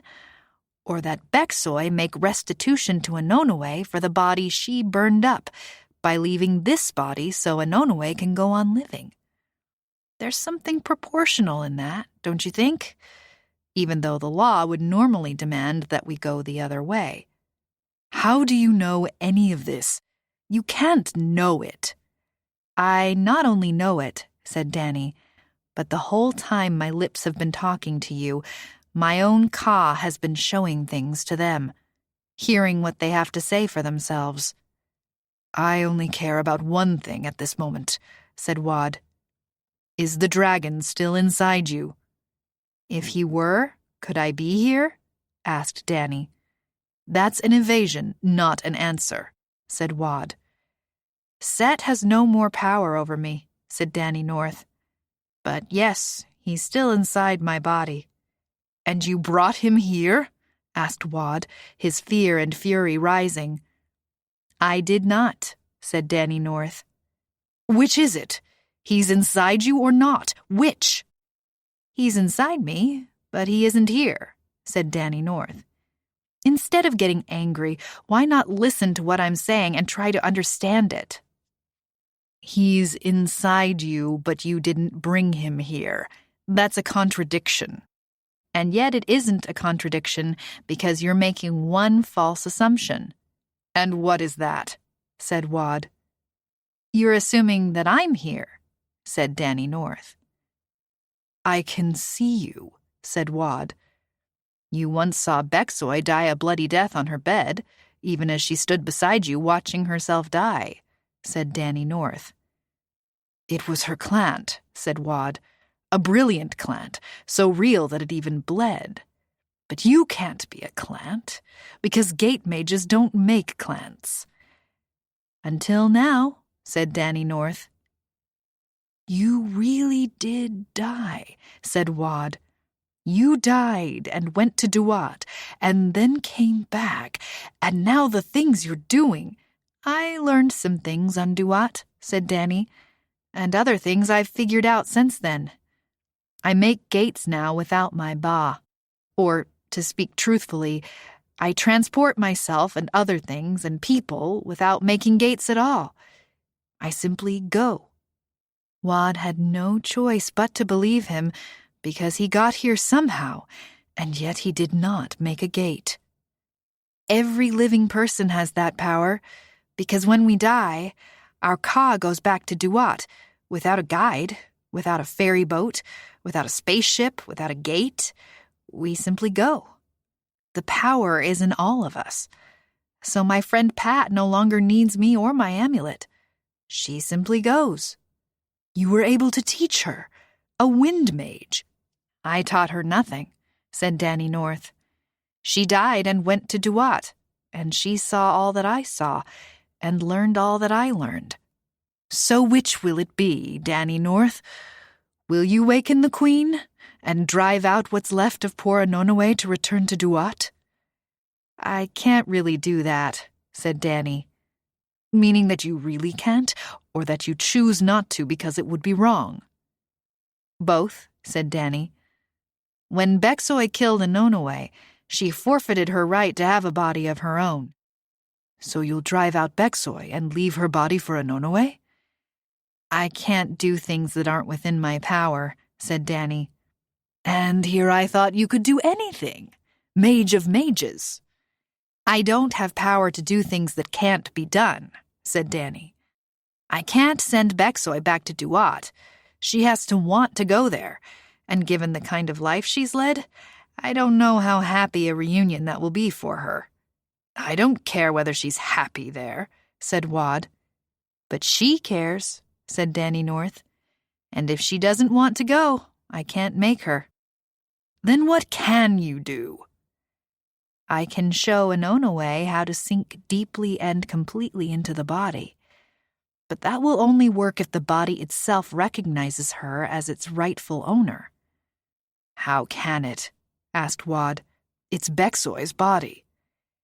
It began as Bexoy's body, and grew up as Bexoy's body, but now its hands are covered with the blood of babies. The body doesn't like to be dishonored like that. It may be done with her. So if her own body rejects her, it won't happen that way, said Danny North. Her body won't expel her. Instead, it'll accept someone else as its rightful owner. And I think that will happen only if the powers that be on Duat tell her body to do that. So you might end up expelling Anonoe after all, killing her. It's up to the body to decide. The body's just a puppet made of meat. It can't decide. So I thought too, until I went to Duat, leaving my body behind. Set had it all to himself, but he couldn't even begin to get control of it. It waited for me. It continued to be mine. But Bexoy's body deserves better than a mistress who used that body to commit terrible murders. Don't you think? This is starting to sound like theology, said Wad. Justice and mercy, an eye for an eye. Not Christianity with all its talk of forgiveness, but the older law, tit for tat, eye for eye, where the law always rules and can't be tricked. Why should I care what it sounds like? If it's true, then it would be surprising if the idea didn't crop up everywhere in one form or another.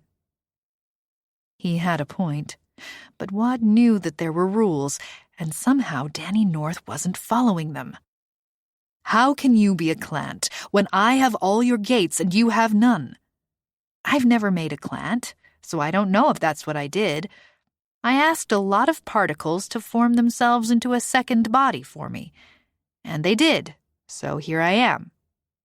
Then you passed this clant through a great gate? There is no great gate, said Danny North. And I didn't pass the clant from Middlegard to here. I made it here. I made it right here in this room. I made it out of the air in the room, plus the light and heat of the fire, plus my inner knowledge of how my body works, of what it truly is. And the Pretts in this place saw what I needed to make, and they helped me make it. So you formed a clant, clothes and all, right here? Just now? You can marvel at my newfound talents later, said Danny North. This baby's due, and we need to resolve who's going to have the use of the mother's body before it's born. Chapter 10. Ononoe listened to everything that was said, not because she really understood what Danny North was going on about, but because she had nothing else to do. Bexoy was asleep, or in some other kind of trance, and so her thoughts, when they rose to the level of consciousness, were something to pay attention to. Ononoe was desperately lonely. She could hear what Bexoy's body heard, see what she saw, but her eyes were generally closed, and since Bexoy wasn't doing anything, it was like being a passenger alone on a boat that was trapped in the winter ice. So Wad's conversation with Prayard had passed the time, at least, and then when Danny North appeared, things got interesting. Ononoe heard things which, if she had a body to allow her to feel anything, would have made her hopeful. But there were no emotions without the body. She could understand things, but dispassionately. Oh, this might be possible. Oh, that might not. Do I even care whether I live or die? Am I really alive here in Bexoy's body? Did the vital part of me perish in the flames of my original corpse, and now I'm just a shadow, less real than the clant of a gate mage? It was hard to hold on to Bexoy. Ononoe had to keep such a careful balance. Since she had thrown herself out of her own dying flesh and plunged into her enemy's body, Ononoe had known that she could not stay here without Bexoy herself. For the body was Bexoy's, and if her in-self broke free and returned to Duat, the corpse would be left behind to rot, no longer a single continuous organ, but just a heap of tissues, food for the scavengers that always waited, a heartbeat away, for the first sign of death. I am one of them, a scavenger, a fungus growing inside Bexoy, unable to sustain a life of my own, feeding instead on hers. And Ononoe couldn't even be sure how much of the situation Bexoy understood. Maybe, having come so near to death, Bexoy really did believe herself to be dead, or something like it. Maybe she couldn't fully reattach to her body. What was holding her back? The baby, perhaps. But it was just as possible and, knowing Bexoy, far more likely, that the Queen knew exactly what was happening and kept herself hovering on the edge of consciousness, waiting for Ononoe to grow weary of the continuous tug of war. If Ononoe pressed too hard, Bexoy would leave the body and it would die. But if Anonoe relaxed her grip, Bexoy would take back full control, and Anonoe would be left with nothing, no part of this life. Then Bexoy's attempt to murder her would at last be complete. And maybe that would be best. Maybe it was not heroic, but pitiable that Anonoe was so desperate to keep some part of her alive. If this miserable existence as a shadow lurking inside the body of the queen counted as life. Anonoe was powerless to make Bexoy's eyes open and look at Wad or at Danny. Oh, she could do it, but that was just the kind of thing that made Bexoy's inself detach itself in some unfathomable way. Anonoe could sense it happening, but she had no idea what sense was sensing it. Not some message from Bexoy's body, she had long since realized. Anonoe could sense Bexoy's inself letting go of her own body at some level where only the inself and outself existed. At the same time, Anonoe knew somehow that wherever Bexoy was going, there would be no coming back. Anonoe would be left alone in a body that was not hers, that she couldn't control. She could stop Bexoy from doing anything, saying anything, but she couldn't do anything herself, not without taking so much control that Bexoy would leave. The message was clear. I may not be able to get rid of you, but I won't be your puppet. If I can't rule here, no one will. Which was, Anonoe understood, the fundamental principle that guided Bexoy's life. She was going to rule everything within her reach. Anyone who blocked her from ruling had to be destroyed. Anyone who could help her rule had to be exploited. No partial success was enough to settle for, and if thwarted, she would refuse to stay in the game. So now, Danny North, with all your wisdom, will you see what's going on? Yes, said Danny. But no. He did not say it, and Anonoe did not hear it, not through Bexoy's ears. Nor was it even a word. Anonoe had framed a question in her mind, if it was her own mind, and Danny had answered without language, in a place so deeply inside Anonoe that no part of it touched Bexoy. That's the problem, said Danny. You have to reach deeper. This body might accept you if it knows that you will never use it to kill innocents, as Bexoy did. Or it might not, but it can't accept you if you don't reach deep and offer yourself as an alternative to Bexoy. Again, it was not a matter of words. In fact, the idea that Anonoe understood as reach deep was a concept that she could not have understood if Danny had not pushed something into Bexoy's body.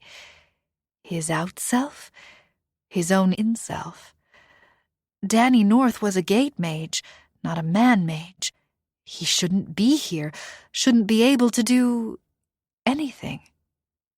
Yet his urgency could not be evaded. Behold this, he was pressing her. Pay attention to what I do. But how could she pay attention? She had no bodily senses to pay attention with. Gently he drew her. Come, look at this. Come see. Come feel this. If she were a poetic person, she thought, she might be able to find words for what Danny North was doing. It was as if his inself took my inself by the hand. No, by the very heart. No, he took the entire inself, enveloped it, guided it. Yet at no point was Anonoe being compelled. Enticed, perhaps. Come, try this, feel this, watch this. She began to understand what was happening when Danny North insinuated himself into Beksoy's body. Not the whole of him, the way Anonoe was entirely present inside the confines of Beksoy's body of flesh and bone.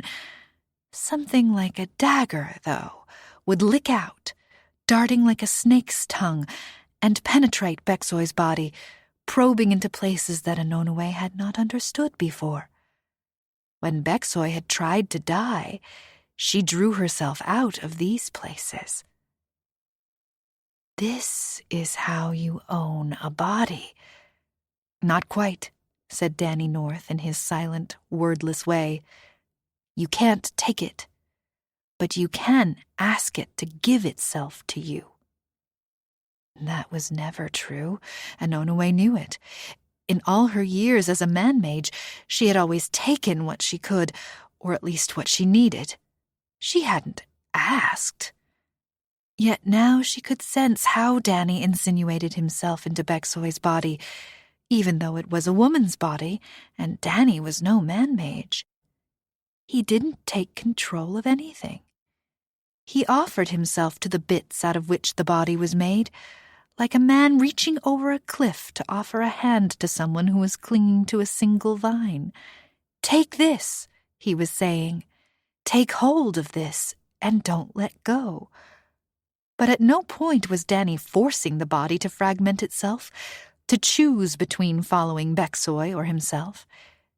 It was only an offer. See what's possible. See if this would please you better. See what I am. And to Anonoe's surprise, she could feel the body responding. At a level deeper and more primitive than mere physical sensation, she could sense how the body was becoming more and more responsive to Danny. But Danny doesn't need this body. I need it. It's all I've got, and I don't have it. That is right, said Danny, without sound, without words.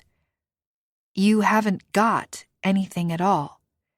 The best you can hope for is that this bone house will invite you to be mistress here. But this is how you offer yourself. It wants you, thought Anonoe. Look how each part you touch leaps out to meet you, like a magnet drawing iron filings to itself. You do it, said Danny. The body wants to be part of something better than Beksoy. It's weary of leading a monster's life. But how could he know that? And why was he so sure that Anonoe herself was not just as monstrous? That very doubt is proof that you are not like Beksoy. The very idea that something you want might not be right says that you believe yourself to be part of a larger world, that you're accountable, that something matters more than you do. My children, thought Anonoe. But no, that was not enough. Her sons were part of her. Their survival was her survival. What is it that tells me there are some things that I mustn't do, can't do, don't want to do? What if I'm as bad as Beksoy?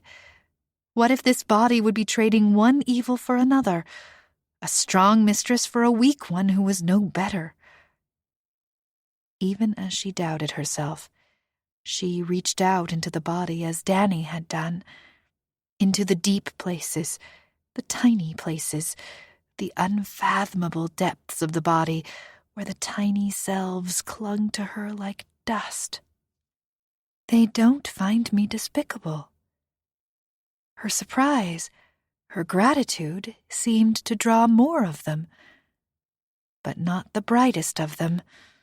Let them see the woman who lets nothing stop her, said Danny.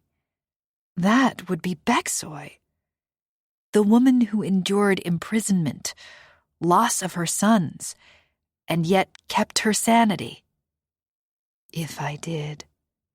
Don't you understand that it's not your fear but your boldness that makes you fit to rule? Offer who you are, not what you are ashamed to be. How can I lie to them? They aren't deceived. Exactly, said Danny. So let them see it all. See? There was no seeing. There was no telling. Even though she did not understand, there was some part of her that knew what to do. She thought of all the things she had done with her man-magery, the way she played on what other people wanted, persuaded them that she was the object of their deepest desires. I won't lie to you, she said silently. No promises, except this. I don't kill babies. I don't kill at all, if I can help it. This is a world full of life, and I want to stay in it.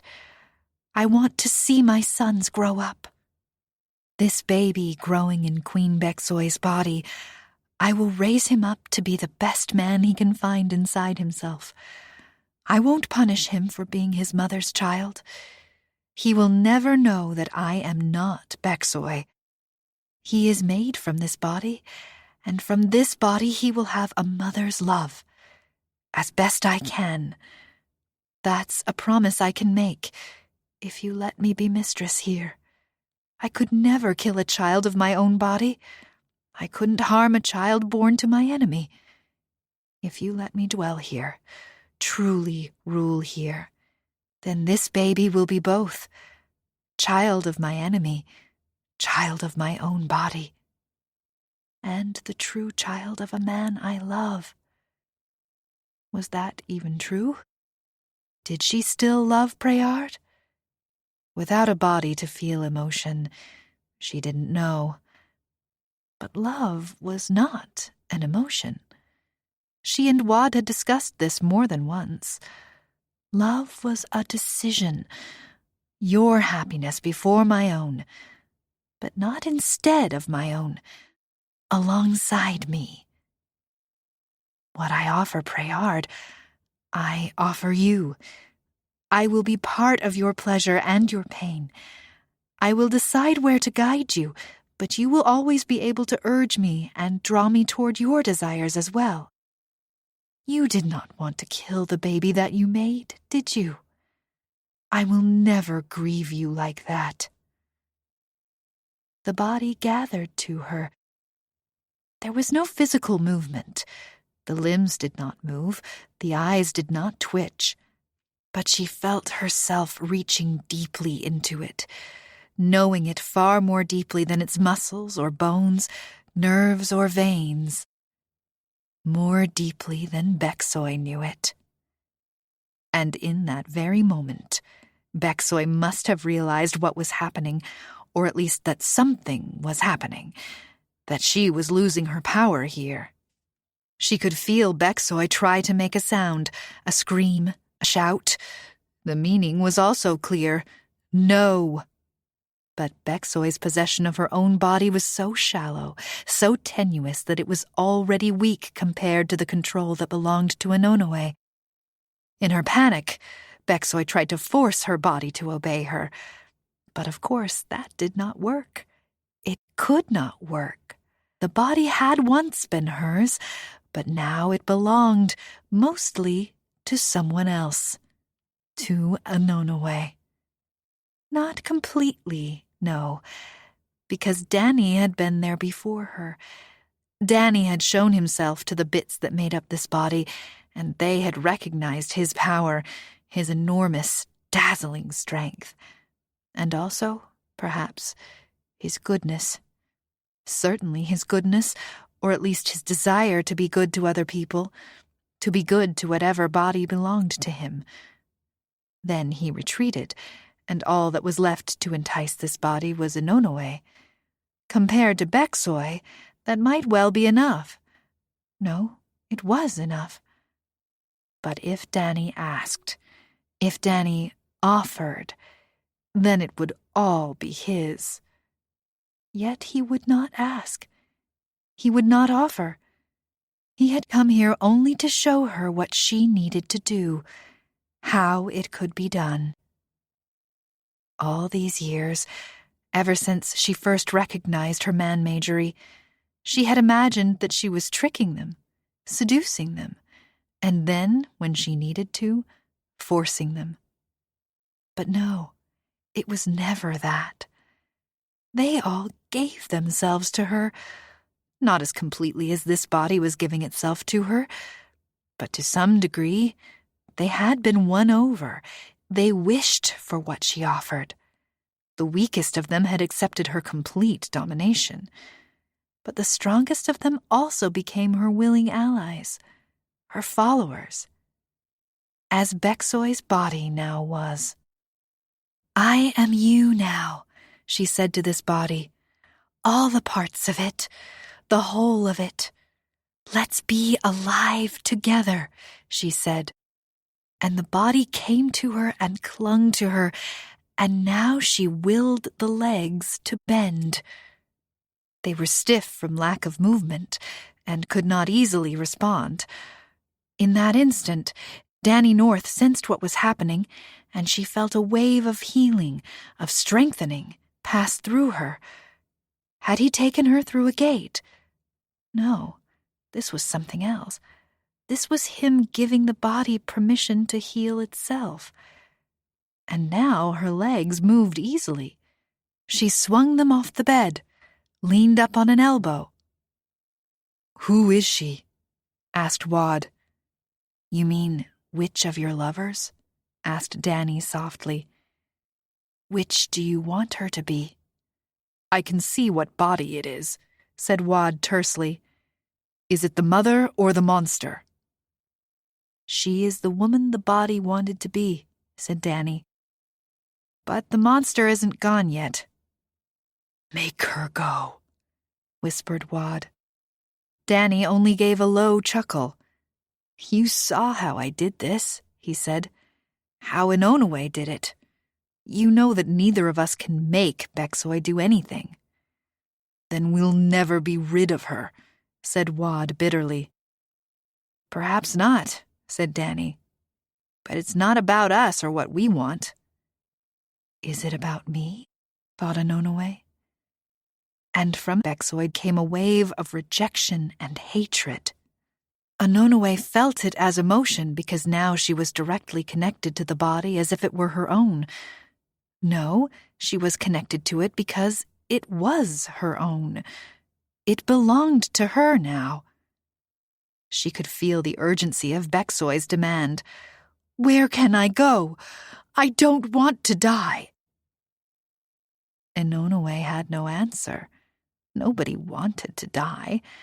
And Inonue couldn't think of a good reason why Bexoy should be willing to die when her body remained alive, in someone else's possession. "It doesn't want you now," said Danny, and Inonue realized that now he was using his voice. "It's been offered a better life, a better self. What can you offer?" Again, Bexoy reached for the body's voice, but she was not connected to it anymore. Yet Inonue knew, without words, what she was trying to convey. "It's mine." "It's yours because you were such a powerful pret back on Duat," said Danny. "Such brilliance and strength. Of course it wanted to follow you. But look what you did with it. You might have felt no shame, but the beautiful beast you dwelt in was ashamed of how you made it live, what you made it do. Back then it had no choice. Now it has one. It's hard to imagine a living soul that it would not rather be." Bexoy raged, or would have raged if the body had obeyed her. "What do you know about me? I don't know you. You're nothing to me, a boy, a stranger." But Danny responded with perfect calm. "Bexoy," he said, and the very act of naming her pulled her even farther out of the body which she was still desperately trying to control. "You know me. At this moment, you know me better than you have ever known anybody. I'm hiding nothing. You know me, Loki knows me, Inonue can see me plainly. And you know that I have done nothing to you. Everything that grieves you, you did to yourself. You took life away from others without a moment's regret. Did you think that meant that you would not also someday die? Anonoe felt Beksoy's fury turn to a mix of fire and fear. She was trying to burn up Danny North, and she was terrified because her body gave her no such power now. It would not harm Danny North. And then Anonoe realized why. All the power to burn things was part of the body still, but Beksoy could not consume young Danny with that fire because Anonoe did not wish to harm him, and it was Anonoe's will that the fire responded to now. Danny's words had finally reached Beksoy's deep understanding, and her in-self echoed the wordless understanding beneath his spoken words. Everybody dies, and Beksoy realized for the first time that there would be no exemption for her. "This is that day," said Danny, gently, even kindly. "No one has harmed you. No one else is causing your death. You gave up any claim on life when you killed your little boy. You handed your life to Anonoe when you burned her own body out from under her. You know that I have done nothing but teach Anonoe how to love your body better and more deeply than you ever did. And in return it serves her, as faithfully as it served you, and more joyfully. Now go home to Duat, Beksoy. There is one there who remembers what you meant to be when you left there and came to Westal. He knows your whole story, while you know only a part of it. Go home and find out who you were, and who you are, and who you might yet become."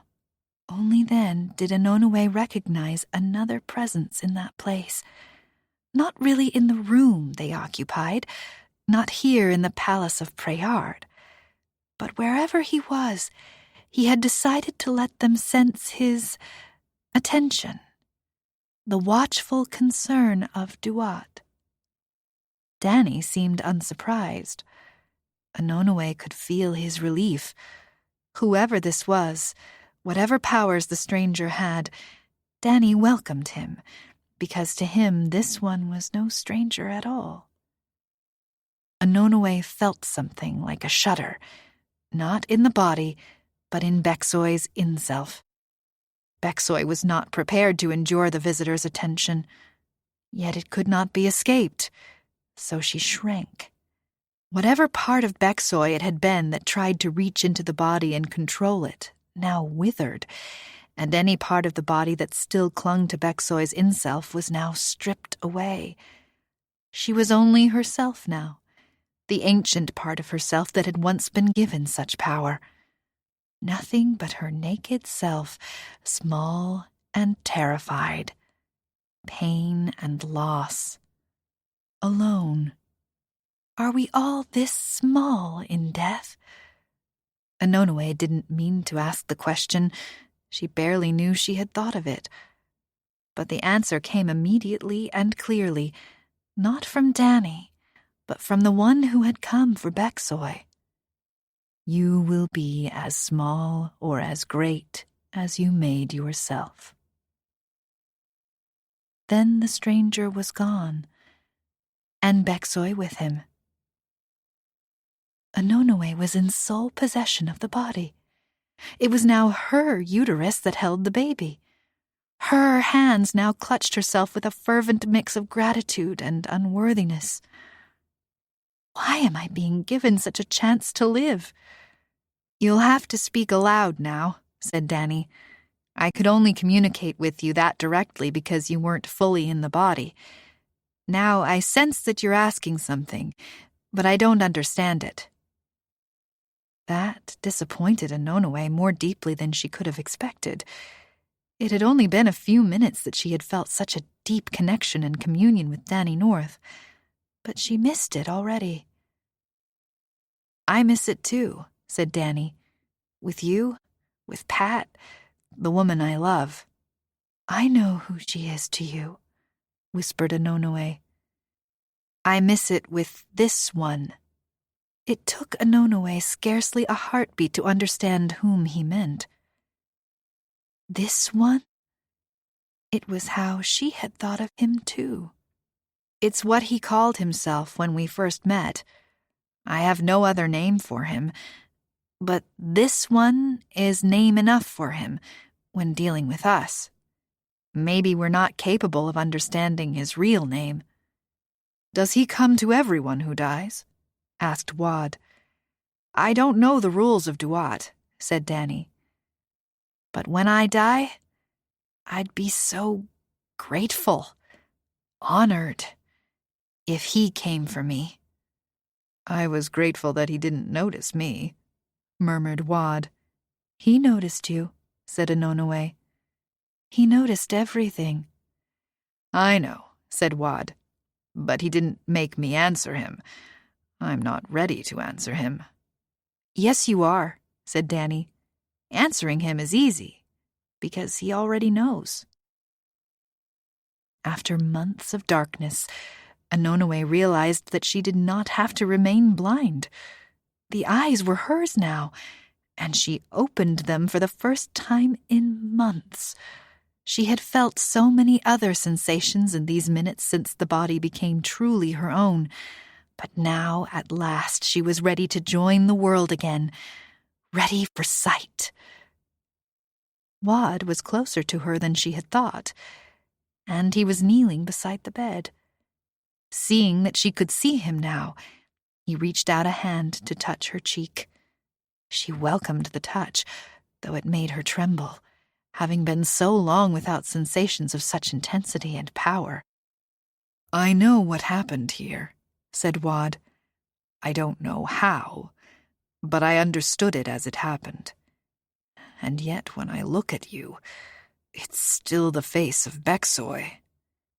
But not the heart, said Anonoe. Well, said Danny, organically speaking, it is.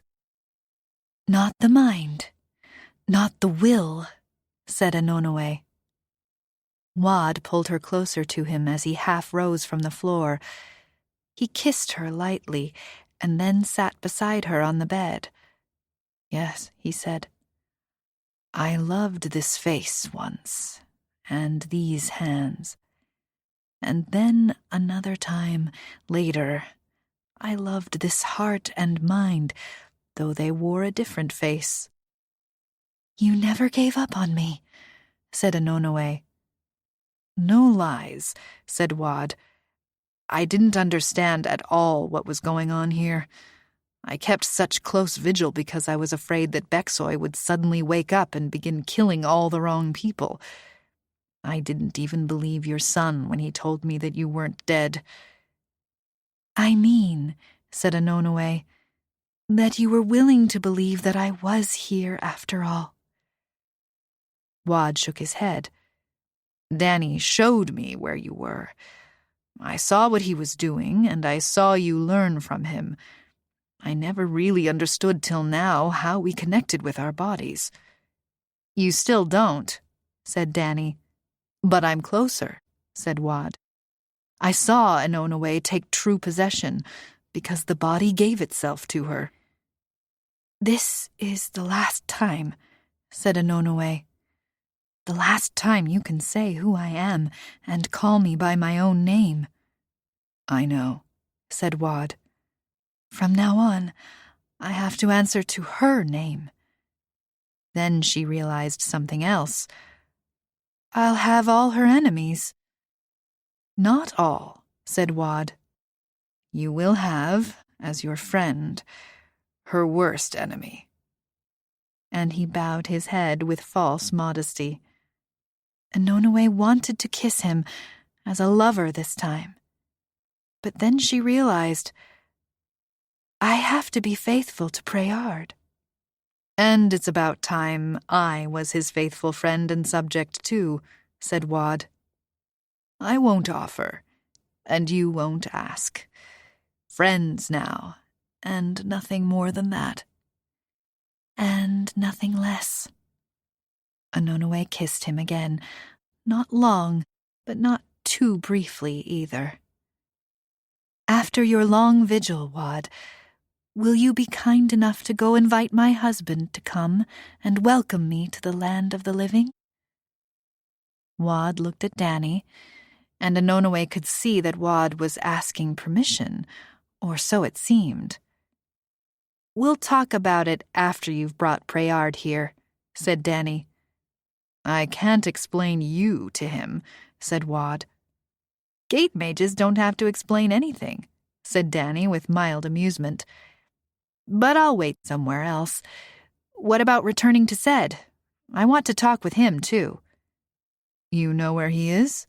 asked Wad. And then, "Of course you do. The gate marks him. Don't worry, Set is not here. You know that now." "When this one came," said Wad, "I could see everybody's ka as bright as fire. Set wasn't here, and neither was Danny North, though when this one arrived, I knew exactly where you were and how many billion leagues away. This temporary body of mine is a good one, a good gift that gave itself to me. I'll be able to hold on to it until we talk again." "The important thing is that Set is gone," said Wad. "Set isn't gone," answered Danny. "He's still inside my body back on Middlegard, and I don't know whether he's capable of taking control again. I know that if he sees a chance, he'll try. So I'm not coming to Westal, not in person." Wad nodded. "I think I need to go and get the king. His wife misses him." He smiled at Anonoe, and to her relief, the smile was kind and gentle, though not without irony and just a touch of bitterness. That was the best part, that he seemed to harbor some regret that she would never again belong to him.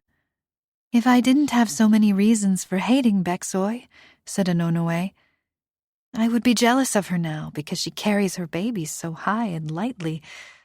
I know the baby's due in a very short time, and yet I barely feel pregnant compared to what it was like with both of the boys." "That's a comparison you should avoid making," said Wad, "because Bexoy only had one other son, and you never saw him." "And you did," said Anonoe. "I'm so sorry that what you lost can't be restored to you." "I'm content," said Wad. "The monster is gone." Then he looked at Danny. "Or, well, one monster." Danny laughed. "Go and tell the king." Wad left at once. By gate, not by walking. Anonoe laughed. "I think you're the only person that Wad could possibly obey." Danny looked flustered. "I didn't command him." "You didn't even say please," said Anonoe. "But I didn't." "No, you didn't," said Anonoe. "But if you did command him, do you have any doubt whether he'd obey?" Danny shook his head, but then the sound of shouting came, and someone running down a stone-floored corridor. When Anonoe looked up to suggest that Danny really ought to go, he was already gone. Chapter 11. Pat knew that she should dislike Hermia so intensely that she would hate every moment she spent in her company. And for a while, stuck in Vivi's condo with Hermia, Pat tried to resist any kind of conversation. Terse replies, a clear sense that whenever Hermia spoke to her, it was an inconvenience, a burden. But that wasn't how Pat was raised. It bothered her to treat anyone with open rudeness. Pat knew how to be self-protectively quiet, but she also knew that she must answer politely when spoken to. The first rule of good manners was to make the other person comfortable. "I don't want Hermia to be comfortable. You're not her jailer. You're not one of the Furies. Punishing her isn't your job." And when Pat was honest with herself, she had to admit that Hermia was not only personally charming, she had also experienced many things that Pat envied. World travel, even before gate-magery had reared its head, all the perks of being from a wealthy family, superbly educated, far beyond anything available to Pat in Buena Vista, Virginia. And more than that, Hermia had seen Danny's wide-open gates and followed him, then practically forced him to learn how to close his gates. She took bold action at the first opportunity and then tried to help him. Compare that to how Danny and Pat first met, at a high school lunch table, hiding her bad acne under long straight hair, and Danny's first action was to heal her by passing her through a gate. And what was her response? Not helpful. Here was the huge question that nagged at Pat all the time. Danny knew Hermia. Danny had learned from Hermia. So why was Danny in love with Pat when Hermia was right there? Hermia was everything Pat had always wanted to be. Pretty, outgoing, clever, funny, smart. What did Pat have that Hermia lacked? It couldn't just be that Hermia was years older than Danny, nor that she was from a rival family. Neither fact had kept them from being friends. Danny was a normal heterosexual boy. He couldn't possibly have missed Hermia's prettiness. It was quite possible he was oblivious to the way Hermia made herself look available to him, the occasional touches, the looks, the covert eye rolls, as if she and Danny were the only two who got the joke, whatever it was. She was always including Danny in her conversation. Even on the balcony, when she had already betrayed him, she was flirting. No, not flirting, but yes, she was including him, making it clear that in some way she belonged to him. He couldn't possibly be unaffected by that, even if he wasn't consciously aware. Danny's ability to remain oblivious was quite remarkable. Yet, because Hermia was far better at it than Xena or Lorette or Sin, Danny never had to speak up to shut it down. Therefore, he might be perfectly aware, but simply chose not to respond. Why didn't Danny North fall in love with Ilka Argyros, called Hermia because she was a gate mage? And was Hermia really in love with Danny, or was she just playing with him? Or was it something even more nefarious? Was she playing him, running some sort of Greek god Khan? I'm jealous of her, even though Danny has never given me the slightest sign that he's interested in anybody but me. I'm jealous because I know she is the kind of woman who deserves a man like Danny, and I'm not. Crazy thoughts, Pat knew. Yet they kept coming back. Danny doesn't have a crush on Hermia. I'm the one who can't stop thinking about her, wishing I could be like her, knowing that I never can, not believing that anyone could prefer me to her. I'm no threat to you, said Hermia. Pat was so startled that the book she was reading flipped out of her hands. I didn't think you were, said Pat, retrieving the book. You keep studying me, said Hermia. I know what you're thinking. Do you? Asked Pat. You're thinking Danny North is going to fall in love with this amazing Greek bitch goddess, only you have nothing to worry about. It'll never happen. Pat would have denied it, but since this was exactly what she had been thinking, she didn't bother. If he hasn't fallen for you already, I expect he isn't going to. Oh, he will someday, when all this nonsense is over and he's able to concentrate on something other than saving the world and keeping control of that devil he's got trapped inside him. But don't worry.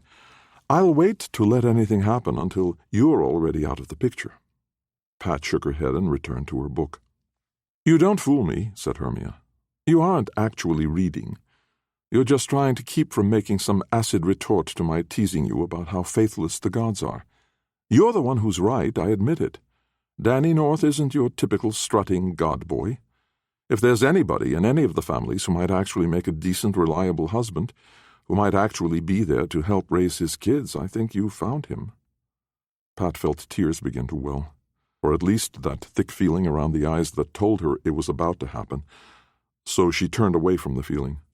Hermia, I'm really not trying to answer you tit for tat, but it seems to me that the real reason you keep taunting me about how Danny and I are doomed not to last is because you really are hoping that he'll turn to you someday. Well, of course I am, said Hermia. He's the best, and believe me, I've seen all the godlings, so I know. Of course, when my family brought me along to look at the Norths, Danny didn't exactly stand out. I didn't know he was the maker of all those gates until long after. The day he made that abortive attempt at a great gate and sent all those schoolboys flying into the air over the high school. But since then, I've had a chance to compare him to all the others, and I'd be a fool not to want him. I'm sure you make all your romantic decisions based on such stringent analytical processes." Hermia laughed. "Romantic," she repeated. "Oh my, you are such a drouther." Maybe this was why Danny didn't like Hermia so much. The thing that we poor ignorant drouthers call romance is the fundamental human longing to be part of a pair bond. You gods may pretend not to have that desire, but you have it. Don't most of you marry and remain faithful?" Hermia was about to answer scornfully, but then she turned thoughtful. "Well, you have a point. And you're right. We have all the fundamental human drives and desires. So all right, Pat, I'll call it romance too. In fact, let me go way out on a limb and admit that I love Danny North." This was not something Pat wanted to hear. "You say love as if you were putting air quotes around the word." Hermia took just a moment to respond, and so Pat demonstrated air quotes, drawing the first two fingers of both hands downward to make quotation marks in the air. "Love," she said, giving it the air quote intonation. "I admit that I love Danny North." Hermia giggled like a girl. "Oh, yes, I really did that." As if I have to deny the admission even as I make it. "No, Pat, I'm not lying in bed pining over the boy, but yes, I care about him, and the worst thing in my life right now is that I've given him every reason to hate me forever, and I don't know what I can do about it." "Don't look to me for advice," said Pat. "I think he doesn't hate you enough." "Well, he is Danny North. He doesn't hate any of his enemies enough." "Are you one of his enemies?" asked Pat. "He thinks so, and with good reason," said Hermia. "And he's not surrounded by people urging him to forgive me. Why couldn't he have fallen in with a Christian crowd in high school?" "We're Christians," said Pat. "More or less." "Point proven," said Hermia. "But yes, I still put love in air quotes because I don't know if what I'm feeling toward him really is love, or even all that romantic. Fascination bordering on obsession, but that's easily explained by his power. He cannot be ignored. He's the ultimate mage, the Gatefather beyond all Gatefathers. And now what you and he can do, gateless gating, how can I possibly love him when I have no choice but to worship him?" Pat thought about that without answering. Worship? Is that what I feel about him? That's Zena and Sin, even Lorette, but not me. I don't worship anybody. I've never been able to even be a fan. No actor, no singer, no athlete, nobody that I admired enough to shiver and be all excited to see him in person. I know other people feel that, but I don't see you as a quivering worshipper of Danny North, said Pat finally. You've always treated him as an equal. Oh, I've treated him as being somewhat beneath me. I'm not talking about how I act. I'm talking about what I feel. We're having a discussion about feelings. Hermia made the air quotes again. How very high school of us, said Pat. When you think about this discussion later, you'll conclude that I was just playing you to try to get you to bond with me so I can be excused from this house arrest you and Danny have me under. Never crossed my mind, said Pat. Until now. It would have, said Hermia, because you're smart, and it's true. Until you like me, you won't trust me. I want very much for you to trust me. I've been pissed off all afternoon because I already like you, and I find that shameful and annoying. Teach me how to do the gateless thing that you and Danny do. And there it was. Cut to the chase. Here's what she really wants. Not Danny, not me, not trust, not friendship. Power. And yet the power came to me because I was stupid and got myself killed, and for some reason this one decided to let me come back to my dead body and revivify. Why should I guard it? Because Hermia has already proven her willingness to use whatever power she has to hurt Danny. I don't think I can teach you, said Pat. If Danny couldn't teach Vivi is not a quick learner, said Hermia. She's not dumb, Gatematges are never dumb, but she's so full of her own thoughts and her own ego that she really can't observe anything. I know that about her because she and I worked together trying to learn how to move gates and other useful skills back when Danny had gates and we were still on the same team. You noticed that I learned how and she didn't. Yes, said Pat. I'm just as full of my own thoughts and my own ego, said Hermia. But I know that about myself, and I can switch it off long enough to really concentrate on things outside myself. I've spent this afternoon concentrating on you." Pat found this flattering, which annoyed her. She hated being so manipulable. "I haven't done anything," said Pat. "Oh, you've sat there not reading that book whenever you wanted to not talk with me. When you and Danny brought me here, I should have been baffled because there was no gate. But I already knew that you hadn't made any gates in all your moving around back on the island. So when Danny took me, I know it was Danny and not you because you followed an instant later. I didn't look for a gate.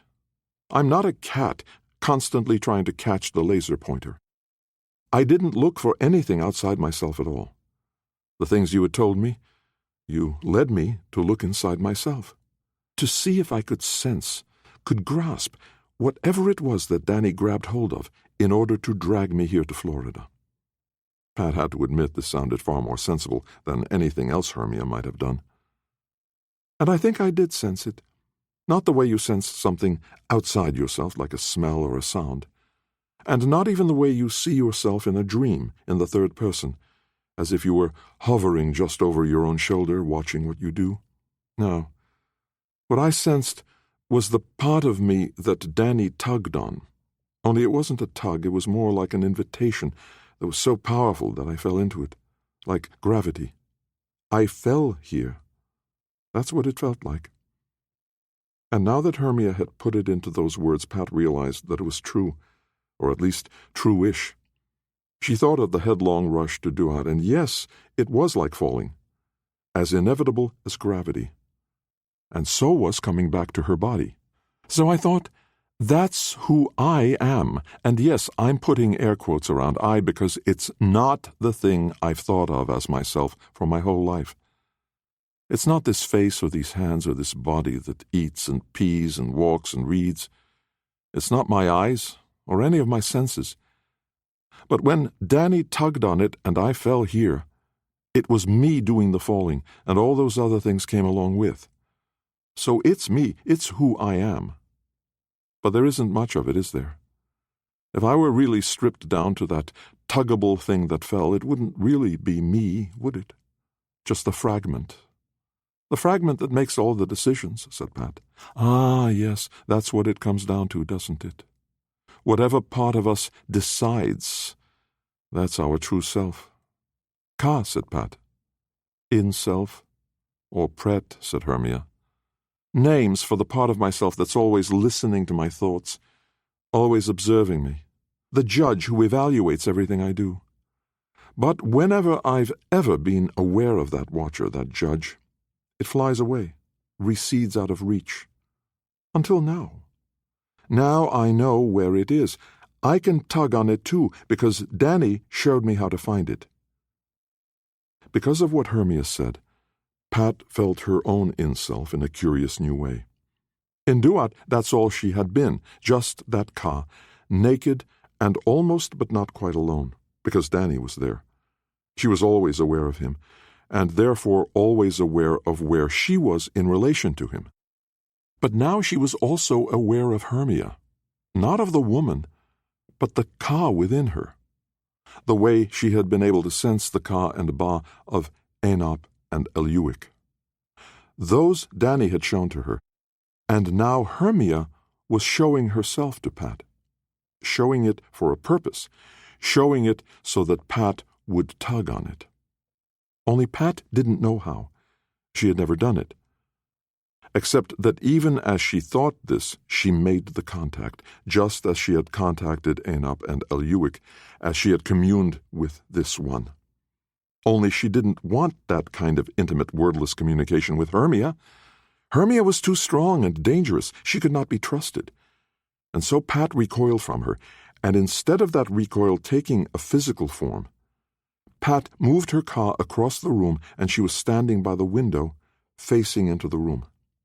And Hermia was not sitting where she had been sitting. She was standing only a few feet away from Pat, smiling. "I see," said Hermia. "I didn't mean to do that," said Pat. "I don't care," said Hermia. "You were running away from me, I get that. But you were in contact with me. I felt that. Not a tug, just a touch, But when you moved, I kept the same position, see? I'm exactly as far from you as I was before. You're standing, so I'm standing. But the distance is the same." "How very Mr. Science of you," said Pat. "I mean, I know the distance. Not the name of the distance, but its exact length, and I was able to hold on to that. Is that how it is with you and Danny? You know where he is, and you can always jump to him." Pat nodded. "So right now, I'm anchored to you the way you're anchored to him," said Hermia. "I don't know," said Pat. "He had to send me to you, because the only thing I know how to do is move a few feet to a place I can see. Or go to Danny." Hermia closed her eyes. A long time. Then she was back near the door. "Very good," said Pat, feeling pleased at Hermia's achievement and frightened by it. What would Danny say? "But that's inside the room," said Hermia. "And I don't know where Danny is, so I really don't love him as much as you." "That's not about love," said Pat. "That's about going to Duat together. That's about dying and having him surround me. I lost my body, but I still had Danny North." "Ah," said Hermia. "So the connection I feel to you isn't at all the same. But look, I can choose what position to be in relative to you." Hermia appeared in rapid succession in places all around the room. And then she was entirely gone. No, she was out on the balcony, and now she walked back inside the condo. "Vivi would know how to do this too," said Hermia, "if she could just pay attention." "But it's still quite limited," said Pat. "Oh, I know. But don't you see how useful this is? Each time I move, I'm healed. Just like passing through a gate. I think what happens is that all the prets that make up my body, am I getting that right? They jump right along with me and reassemble. Only they reassemble according to the right plan, and not whatever accidental injuries or weaknesses I might have developed along the way. Do you think I'm right?" Pat didn't have to answer. Hermia just went right on. "So now I'm not helpless.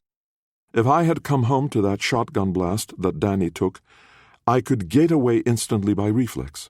Even if I stayed in the same hotel room, I'd be completely healed.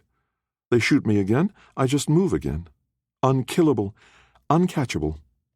Pat couldn't help but laugh. "I think at some point they'd run crying out of the room." "Men who depend on guns don't know what to do with people who aren't afraid of them," said Hermia. "People who won't die when they're shot." "So this is useful," said Pat. "The real question is if I can anchor on you, a person who barely knows me and definitely doesn't like me. Can I perhaps find another Ka? Someone I know well? Let me ask you, you know where Danny is right now, yes? Is it far?" Pat almost answered, "He's in two places. His body is in his little rented house in Buena Vista, with Set locked away inside him, but he's also operating a clant on Westill. A perfect copy of his body, so that, in a way, Danny is completely on Westill, only without Set inside. Except that the body on Westill is just an illusion. It isn't part of him. It isn't bonded to him like his real body in Buena Vista here on Earth." But Pat didn't think it was wise to let Hermia know that Danny could be in two places at once. She had already taught her too much. "I wonder if I have a sense of my mother," said Hermia. "She's a ruthless, frightening, selfish, despicable human being, but she is my mommy." Pat realized that in all these days since she had died and learned how to sense other people's Ka and Ba, it hadn't even occurred to her to look for her mother or father. What kind of unnatural child am I not to have a sense of them? A woman leaves her father and mother to cleave unto her husband or some such wording. That's why she never thought to look for them. She was cleaving unto Danny North. "No sense of where she is, though," said Hermia. "And I'm really content with that. I like being away from her. And Daddy. But surely there's someone else. Vivi?" Just raising the question made Pat think of Vivi, and to her surprise, she knew exactly where Vivi was. In a car, driving along Tamiami Trail, having just left Trader Joe's. Why do I know that? Have I been unconsciously tracking her? "Please," said Hermia. "She might wreck the car if we—" But the words car if we came out of her mouth inside Vivi's car. Hermia and Pat were sitting in the back seat, side by side. "You little brats! You're practicing without me," said Vivi. "What else do you expect?" said Hermia. "From you, nothing better," said Vivi. "But Pat isn't the brat. She isn't the gate mage." "She is now," said Hermia. "Maybe the brattiness follows." "I didn't realize I was tracking you," said Pat, "or that I knew how to find you so quickly." "And now Hermia knows," said Vivi. "Not really," said Hermia. "Pat knew where you were, and I just came along for the ride." "Did you?" said Pat. "Because I never decided to make the jump." "You must have, or we wouldn't be here." "It is so hard to concentrate on driving," said Vivi. "And yet you're doing it," said Hermia. "My body is driving by reflex," said Vivi. "I'm more distracted than if I were texting right now." "Still in the lane," said Hermia. Pat let them bandy words. She was trying to find the ka of someone important to her. But she had experienced Vivi's ka when Danny was moving her around trying to teach her. Had Pat ever really sensed anybody else except those Westilian boys? But maybe it wasn't just a matter of finding people. Maybe... And there she was, in the clearing in the woods above Parry McClure High School, just like that. It was a place she knew well, a place she had gated to before. There was somebody there. It was during high school hours, but there were a girl and a boy vigorously snogging.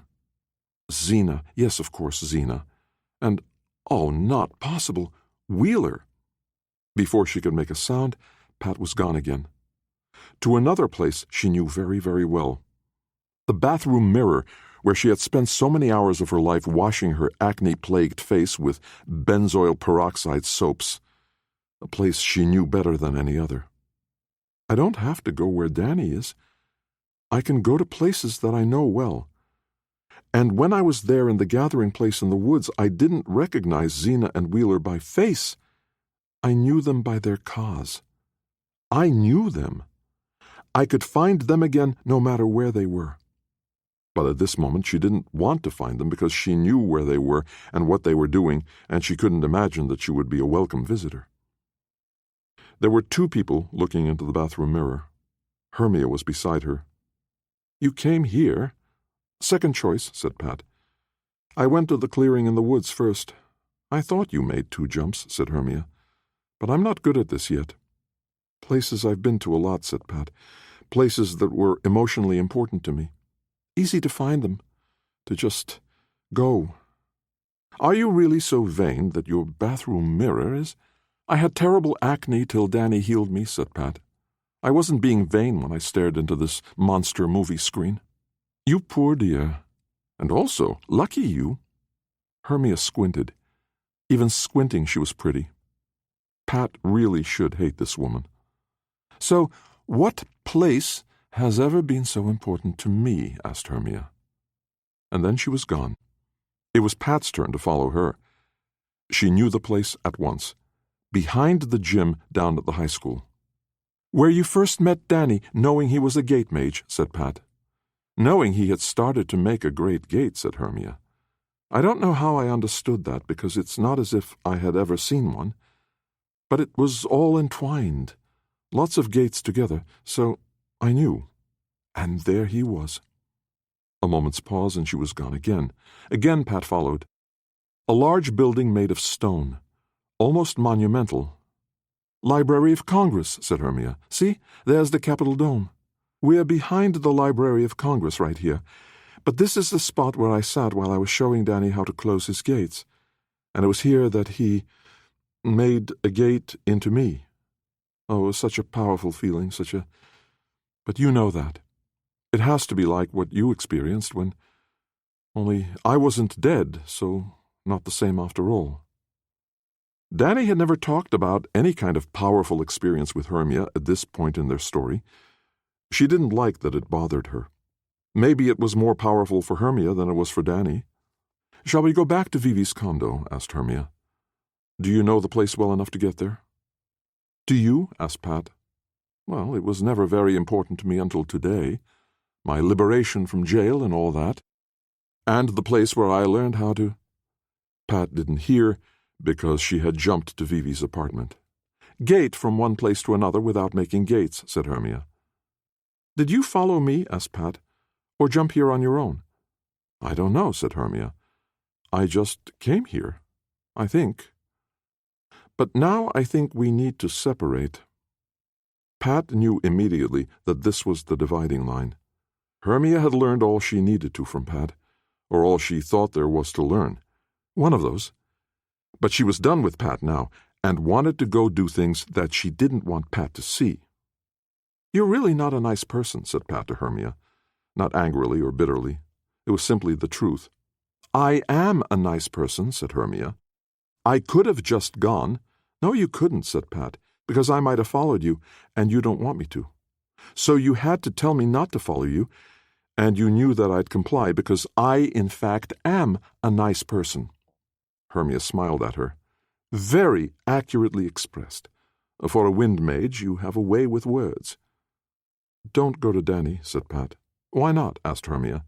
"I assume he's at home, so even if I can't find his car, I can find his house. That place is very important to me." "Please don't go to Danny," said Pat. "I don't pose any threat to you, and you know it." Pat closed her eyes. "He's doing something very difficult and dangerous, and you already know too much. If you go there, and Set sees what you know how to do—" Hermia gave a low chuckle of understanding. "You're afraid that if Set saw that I could make gates, or whatever we do now, he might jump to me. And whatever Danny's doing, your arrival won't help him," said Pat. "Well, I've already interfered with his plans too often as it is," said Hermia. "I won't bother Danny until I really need to. And, Pat, you treated me better than I deserved." "Yes," said Pat, "but with any luck we all get treated better than we deserve from time to time." "You deserve Danny," said Hermia, "and Danny deserves you. And that may be the most completely true and nice thing that I've ever said to anybody in my life." Hermia leaned close and kissed Pat on the cheek. "Work on your wind magery, darling. It's nice that you can make quick getaways, but you need to make sure you have a powerful offensive weapon, too, when the war starts in earnest." And then she was gone. Pat just stood there in Vivi's apartment, trying to think of some reason why it wasn't completely disastrous for Hermia to have gained this ability. Then Pat walked out onto the balcony and worked on whipping up a powerful twister with edges so clearly defined that nobody on the beach felt even the slightest uptick in the wind. The twister whirled at monstrous speed 50 feet up and reached high into the atmosphere. Pat then brought the top of it down so that the twister was no thicker than a frisbee, though it was half a mile wide, a disk of intensely destructive wind. It was so exhilarating. She slowed it. She sped it up. She narrowed it, then widened it. She took care to keep it out of the flight path of any airplanes, though she couldn't resist capturing a couple of hopeless kites and whipping them away at such speeds that they were instantly torn to shreds. The wind was so hungry to feel that power, and kites were cheap and easy to replace. The young men who were flying them would have a story to tell. The kite just disappeared. A jerk on the line, and then it was dead, and there was nothing left, like some invisible bird came and ate it whole. Everybody wins, and I have an offensive weapon all ready, if I ever need it. Oh, please let it be that I never need to use this against a person." Vivi came out onto the balcony after a while. "Playing with your wind magery?" "Better than teaching a trader how to move around the world on 7-league boots." Vivi made a show of pouting. "Her you can teach? Now that I've seen how she learned, maybe I can teach you," said Pat. "If you really want to know." "Of course Hermia thought that you weren't willing to concentrate on the things that are actually pertinent. The word bitch was invented just so she could grow into it," said Vivi. "You gate mages know all the secret facts about words, not me," said Pat. "I'm going to take you through what Hermia and I did, step by step, if you're willing to let me lead you that way." "Whatever it takes, kid," said Vivi. "If she can learn it, I'm damn well going to learn it too."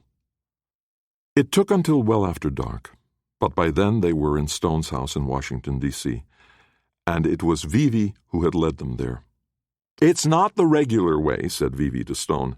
"I still can't do that, but Peter von Roth, I can move like a gate mage through the world." Peter seemed so genuinely proud of her, and so moved that Vivi had actually come to him to brag about it, that Pat gated herself back to the clearing in the woods so they could be alone. It was dark. The snogging party was long since over. Just the night noises of the woods and some distant traffic noises. And yes, there was a noise of distant cheering. There must be some kind of athletic event down at the school, or a party, something. Happy sounds. It made Pat glad. Glad that other people were happy, and glad that she was by herself, not trapped inside a happy throng. Only she wasn't by herself, because after only a few moments, Danny was beside her. "I didn't come while you were teaching Vivi," said Danny. "You were succeeding where I failed. I wasn't going to interfere with that." "I'm glad you came to me here," said Pat. And then she burst out laughing. "What?" asked Danny. Pat told him about Zena and Wheeler. "Inconceivable," said Danny. "You keep using that word," said Pat. "I do not think it means what you think it means."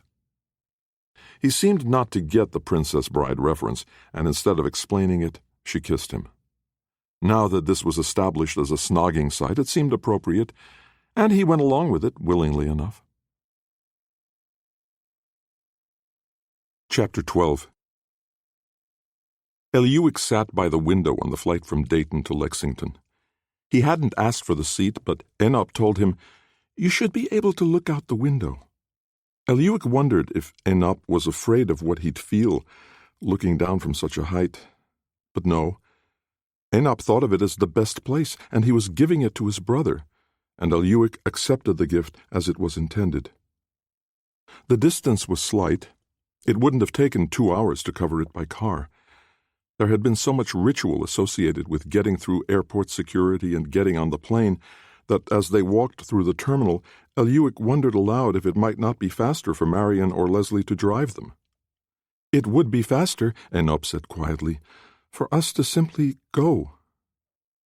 Eliuik saw Leslie, who was walking ahead of them, hesitate a bit. But then she must have realized that nobody who overheard them would have the faintest idea of what they were talking about, so she kept moving and didn't stop to hush them. "Do you know where it is?" asked Eliuik. "No," said Enop. "But Pat or Danny could have taken us, or shown us where. I know you learned as well as I did how to move from place to place. I don't have your reckless confidence." "I'm not reckless," said Enop. "I'm very careful not to try to do more than I know how to do. You just think you know how to do far more than I think I know how to do. Gating, or just going, whatever we call it," said Enop, "is quicker. But I think Marion and Leslie wanted us to experience flying in an airplane. Most people in America have flown, so why shouldn't we? When we get back home, there won't be any airplanes." Then they were at the gate, and Leslie gave the paperwork to the gate agent, and then she returned to Eliuik and Enop. "I know you're going to enjoy this," said Leslie. "Which means you're afraid we won't," said Enop. "And so you want us to know we're supposed to enjoy it." "I'm not going to miss your snottiness one bit," said Leslie. "Which means you know you are going to miss it," said Enop. Leslie turned to Eliuik. "Am I really such a liar?" she asked him. "You're just speaking the way adults always speak to children," said Eliuik. "Only a child as snotty as Enop would be rude enough to point it out." "I hate being a typical adult," said Leslie. "But I'll only brood about it constantly while you're gone. Anyway, it's time for you to be handed off to the attendant who's taking you on." Leslie glanced out the window.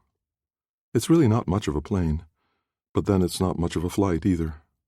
"This is just a regional jet," said Enop, "and it won't ever reach a high cruising altitude, so we'll get a much better view of the ground." "You say that as if it's a good thing," said Leslie. "I always like to fly above the clouds, so I can't see the ground. Everything looks so pillowy and soft." In other words, Eliuik realized, Leslie was afraid of flying. Maybe he should be too.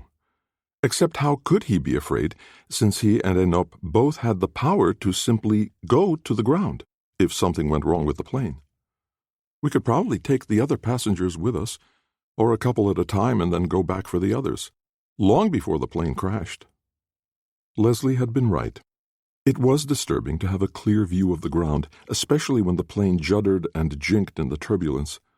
He and Enop had both looked up everything they could about flying, so they knew the turbulence shouldn't bother them. But when the plane shifted like that, it was disturbing not to be able to see anything holding them up. But Eliuik had kept looking out the window anyway, to get used to it. It wasn't the same thing as being trapped in the cave, when it was so hard not to slide down to the cave mouth and start to fall. That had been terrifying. But he had gotten used to trusting that the gate at the cave mouth would always catch him and bring him back up. And he was getting used to this, too. And getting over the feeling that he was as much a prisoner inside this airplane as he had been in the cave, because that feeling was completely irrational. Now he had the power to leave this plane whenever he wanted. So he didn't want to. Mostly. "You'll get a crick in your neck from keeping your head twisted toward the window the whole way," said a woman's voice, in a strange version of the language of Iceway. Eliuik was startled but didn't show it.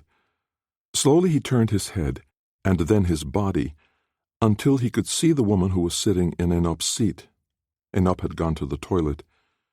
This woman had not been in the waiting area, and she had not boarded the airplane, because Eliuik had made a point of memorizing everybody on the plane. "When Enop comes back, he's going to want his seat," said Eliuik. "Since we both know that you and your brother could simply gate yourselves to wherever you are going, you must be Hermia," said Eliuik. She smiled. "You were warned to watch out for me." Eliuik almost laughed at her vanity. "Because you speak a version of the Icewegian language, so you're a gate mage, and that's a very short list." "You should really learn English," she said. "Enop will be back soon," said Eliuik, "and the airplane's full, so if you have something to discuss, it's really quite simple. This airplane is headed for Bluegrass Airport in Lexington, and I can't think why you might be going there." "That's where the airplane lands," said Eliuik, "so it seemed prudent to choose the same destination.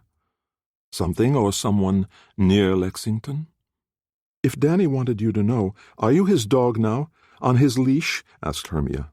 "I know he's keeping you safe. I know that the Silverman's farm isn't all that safe now, because of the games you played with the wild gate," said Eliuik. "All my fault, I'm so wicked," said Hermia. "And you lived in a cave for a year or so, weren't you the silly one?" "Not my choice," said Eliuik. "And so you're claiming that your moving the wild gate wasn't your fault, but I'm a child and had no choice, and you're older and definitely had choices." "Just tell me where you're going," said Hermia, "so I know whether you pose a threat to me or my family. It will save me hours of spying, and if I believe what you tell me, it might make it possible for me to keep my family from interfering." "Just don't tell them where we are," said Eliuik. "But wait. I'm sure you'd have to tell them." "Or they'd kill my pet kitten," said Hermia. "As you said, Enop will be back soon." Eliuik thought it through. Hermia's actions were the reason that all the families became aware of Silverman's farm. Maybe they knew about Eliuik and Enop, and maybe they didn't. But if word was out, and somebody made it to Middlegard from Westel, then they might be in danger. How would it help to tell Hermia? Then again, if she couldn't be kept from gating into a moving airplane, she probably couldn't be kept from spying on them wherever they were. "There's a farm near Danville, Kentucky," said Eliuik. "Whose farm?" "A retired Air Force officer. Not a mage of any kind, but he and Marion are friends." "So they don't think you need any more protection or training," said Hermia. "Protection," said Eliuik. "We can do what you do. We don't need protection. We just need beds and a roof and some food and water." "So here's the million-dollar question. Are you hiding from your enemies on Westel, or is somebody in Middlegard looking for you?" "None of the families know we exist, unless you told them," said Eliuik. "I didn't," said Hermia, "because you two were seriously troubled. All better now, I see." "So now you'll tell?" "If I told, word would spread, and some family would get the crazy idea of kidnapping you and forcing one of you to gate them around, or they'll kill the other." "Wouldn't work," said Eliuik. "We can both do it, So which of us would be the hostage? This Air Force officer, retired. Can he pilot a jet? That was never his job. He was in theory and doctrine and history and intelligence. Just wondering. Because you need a pilot, said Eliuik. Because I wonder if Danny thinks he needs a pilot. He needs somebody willing to take us into his home in a remote place and help us stay alive a while longer. But the longer we talk, the more I'm thinking maybe we should go back to Westel so we don't have you on our back. I can go to Westel too, said Hermia. No escaping me. But I don't wish you any harm, and I'll keep your location secret. Then you didn't need to ask me anything, said Eliuik. He turned back to the window. Maybe I just wanted to see if you were really talking now, said Hermia. Or maybe you just wanted to test your Icewegian accent. You Gatematges and your vanity about languages. The plane bounced a little, and the pilot started talking about being on the initial approach to Bluegrass Airport near Lexington, Kentucky. Aenop's coming back, said Hermia. Thanks for the chat. Happy landing. Then she was gone. In a few seconds, Aenop plunked down on the seat and refastened his seatbelt. That wasn't Pat, said Aenop. Hermia, said Eliuik, wanting to know where we were going. Did you tell her to go? Well, I never realized we don't have a Westilian equivalent of what I wanted to say in English. I told her we were going to stay with somebody who isn't a mage. Aenop nodded. True enough. Eliuik looked out the window again. The ground's a lot closer. That's an essential part of landing, said Aenop. The pilot warned them not to use laptops from now on. Do you think we'll ever go back to Westel? Asked Aenop. To Westel? Asked Eliuik. Probably. To Iceway? Probably not. Because our father doesn't need us now, because Beksoy gave him a son. Eliuik shook his head. Because Mother gave him a son. Beksoy's son. Beksoy's body's son, said Eliuik. And it's Mother's body now. Our half-brother, said Aenop. I think he should spend a couple of years in a cave, don't you? Said Eliuik. Nobody should spend a minute in a cave that keeps rolling you out into empty space, said Aenop. That baby did nothing to us. Wisely said, Eliuik answered. The important question is, do we go right back and tell Silvermans that Hermia found us on the way? What's the point? Said Aenop. She can follow us anywhere.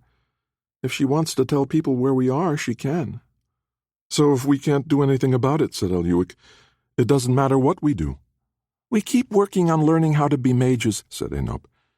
And I'm not sure how we can, because now I'm in the habit of going places this way instead of using my gates. And we still have no idea what your magery is. If I'm not Drekka, said Eliuik. Drekka or Drouther, you can go wherever you want and heal yourself in the process. So we'll figure out more and more about this new kind of magery, and meanwhile we'll also try to work on our own natural mageries, if any. Eloquently said, Eliuik replied. That's why I never minded having you speak for me. You always said things better than I could have myself. I'm sorry I didn't understand that I was the one keeping you silent. That was the 100th apology, said Eliuik. Oh, is that my limit? All apologies after the 100th have to come in the form of money. I don't have any money. Then that was your limit. Eliuik went back to looking out the window. And when the plane gently touched the runway and then slowed down with great suddenness, Eliuik marveled as so often before. These machines the Drauthers make here in Middlegard, why didn't anybody in Westel learn how to make airplanes? Different worlds, different ways. Colonel Diamond was waiting at the gate for them. He had already shown them his identification, apparently, because he thanked the flight attendant and introduced himself to Eliuik and Aenop, and that was it. They were racing to keep up with him as he strode through the terminal toward the exit. Hermia was standing at the curb when they came outside as if she were waiting for a ride. Eliuik pretended not to know her, and she pretended not to know him. He just hoped she didn't think it would be funny to pop into the back seat of Colonel Diamond's car on the way to his farm. He didn't know how much Diamond already knew about Mithermages. Eliuik certainly didn't want to have to explain people popping into existence and then disappearing again. Can't wait for you to get out to Persimmon Knob, said Diamond. Eliuik gave Aenop a little half-smile. If he really couldn't wait, they could go there instantly. But of course that was just an expression, an idiom. Eliuik didn't have to be a gate mage to understand that. The scenery was trees and hills and blacktop, just like in Ohio, and nothing like Iceway. Eliuik looked out the window the whole way. He decided that he didn't miss the bare stone craggy cliffs and tors of Iceway. This softer landscape of deep deciduous forest alternating with meadows, pastures, and cultivated fields gave him a greater sense of peace. Does this mean that I'm a tree mage? That I have some affinity with vegetation, so that in a stony, icy place I feel tense and bereft? Or is it simply an echo of the simple reality that in Iceway I was always in danger and suffered terrible things, while here in Middlegard, in America, in Ohio, and now Kentucky, I really am more safe? Though with that weird Greek woman able to pop in and spy on me whenever she wants, or kill me if that idea appealed to her, maybe I'm not all that safe after all. "What kind of mage are you?" Enop asked Colonel Diamond. Diamond hesitated. Perhaps it took a moment for him even to make sense of the question. Drothers in Middlegard weren't used to the idea of mages, or so the Silvermans had warned them. "I don't think I'm a mage at all," said Diamond. "Not even interested in being one, to tell the truth. I think what people like you can do is cool, in a potentially destructive kind of way. I've been hearing that some of the great families have been getting involved with our military, and some of my friends are scared. But I guess we'll all just have to get used to a world with these strange abilities in it. Doesn't mean I want to have any myself, though."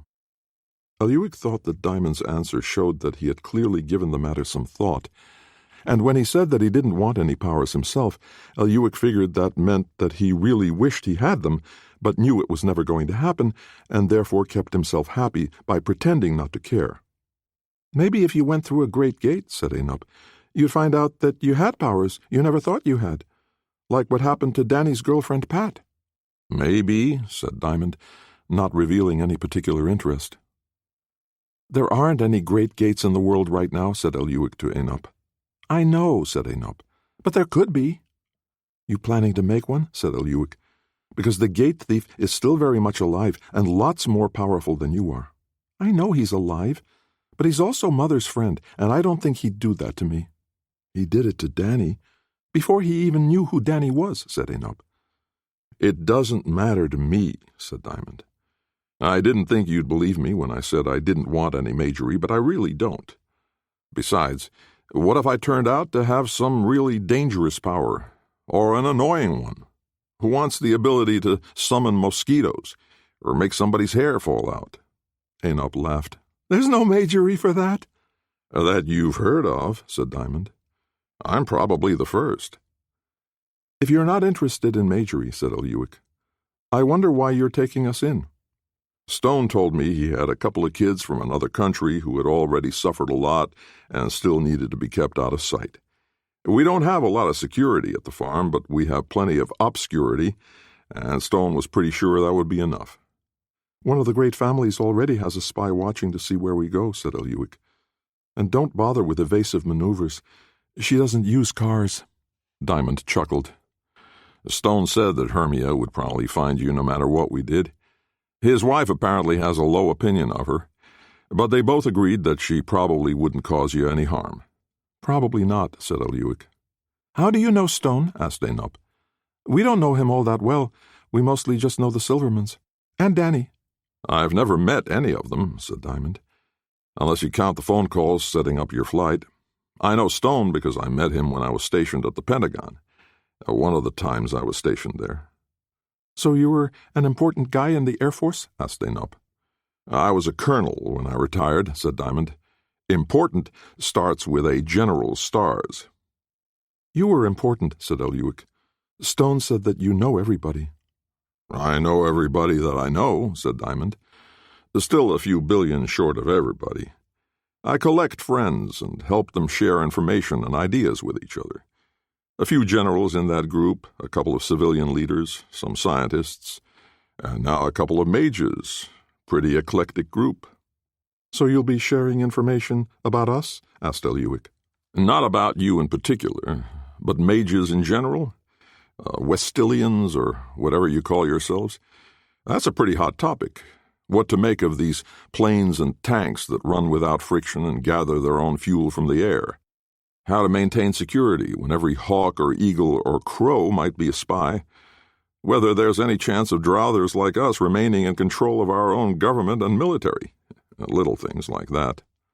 So you'll study us, said Eliuik. I may ask you questions, if it seems pertinent. But no, I'm not studying you. I'm sheltering you. You can ask me questions, too. I don't want to make you my subjects of study. I hope to make you my friends. Because it would be useful to have friends among the mages, said Eliuik. Diamond laughed. I guess you'll just have to get to know me and reach your own conclusion about my motives. But yes, it's useful to have friends. It also makes me happy. And I'm happier when I have friends drawn from many different groups and classes and nations and ethnic groups. You're definitely not from any ethnic group I already knew. And nobody could look at you and decide what race you are. Human race, said Aenop. Pretty much. Close, anyway, said Eliuik. Diamond chuckled. Oh, you're fully human, all right. And you have as much of the blood of the Mithermages as anyone else on Middlegard, said Eliuik. So don't rule out the possibility that you have an affinity for some branch of magery. My first rule of intellectual inquiry, don't rule anything out till you have no choice. Good rule, said Aenop. But in this case the only way to rule it out is to go through a great gate and see what happens. Shouldn't my affinity, if I have one, show itself before I actually go through the gate? Asked Diamond. If you had been trained from childhood, then probably, unless you're a gate mage, said Eliuik. That doesn't show up. Stone told me that gate mages were always killed, said Diamond. If everybody needs gates, that seems counterproductive. It wasn't always that way. Gate mages are rare, but their gates can last for centuries, said Aenop. So every family on Westel and here on Middlegard had access to lots of gates, whether they had a gate mage or not. But then Loki stole all the gates. Suddenly, nobody had gates. So whoever got a gate mage first would have a huge advantage. Still doesn't explain why any family would kill their own gate mage.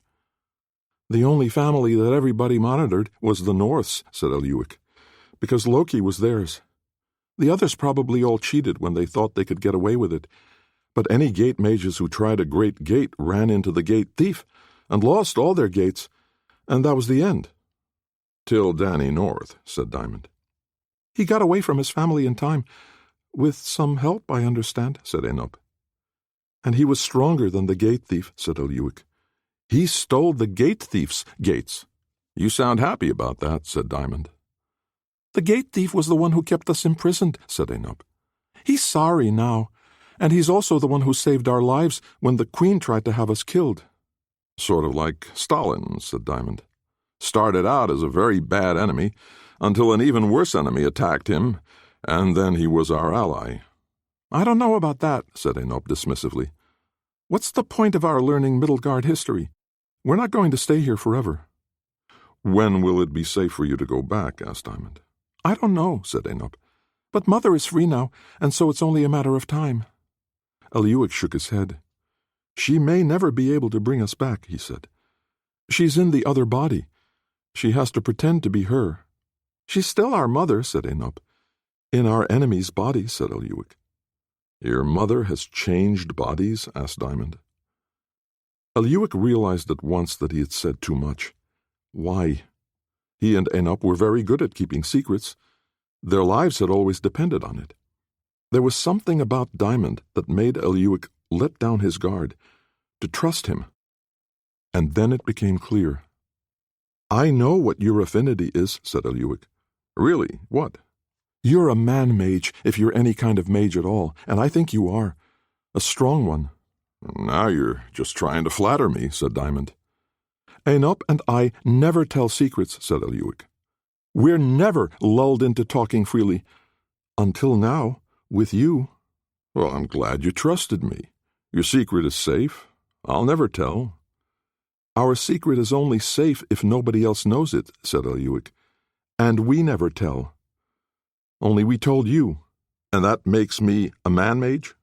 Isn't that the other kind of mage that the families all killed? And they weren't joking about it either, said Aenop. The man-mages of Dap-nu-Dap ruled all of Westel for a while. They were impossible to fight.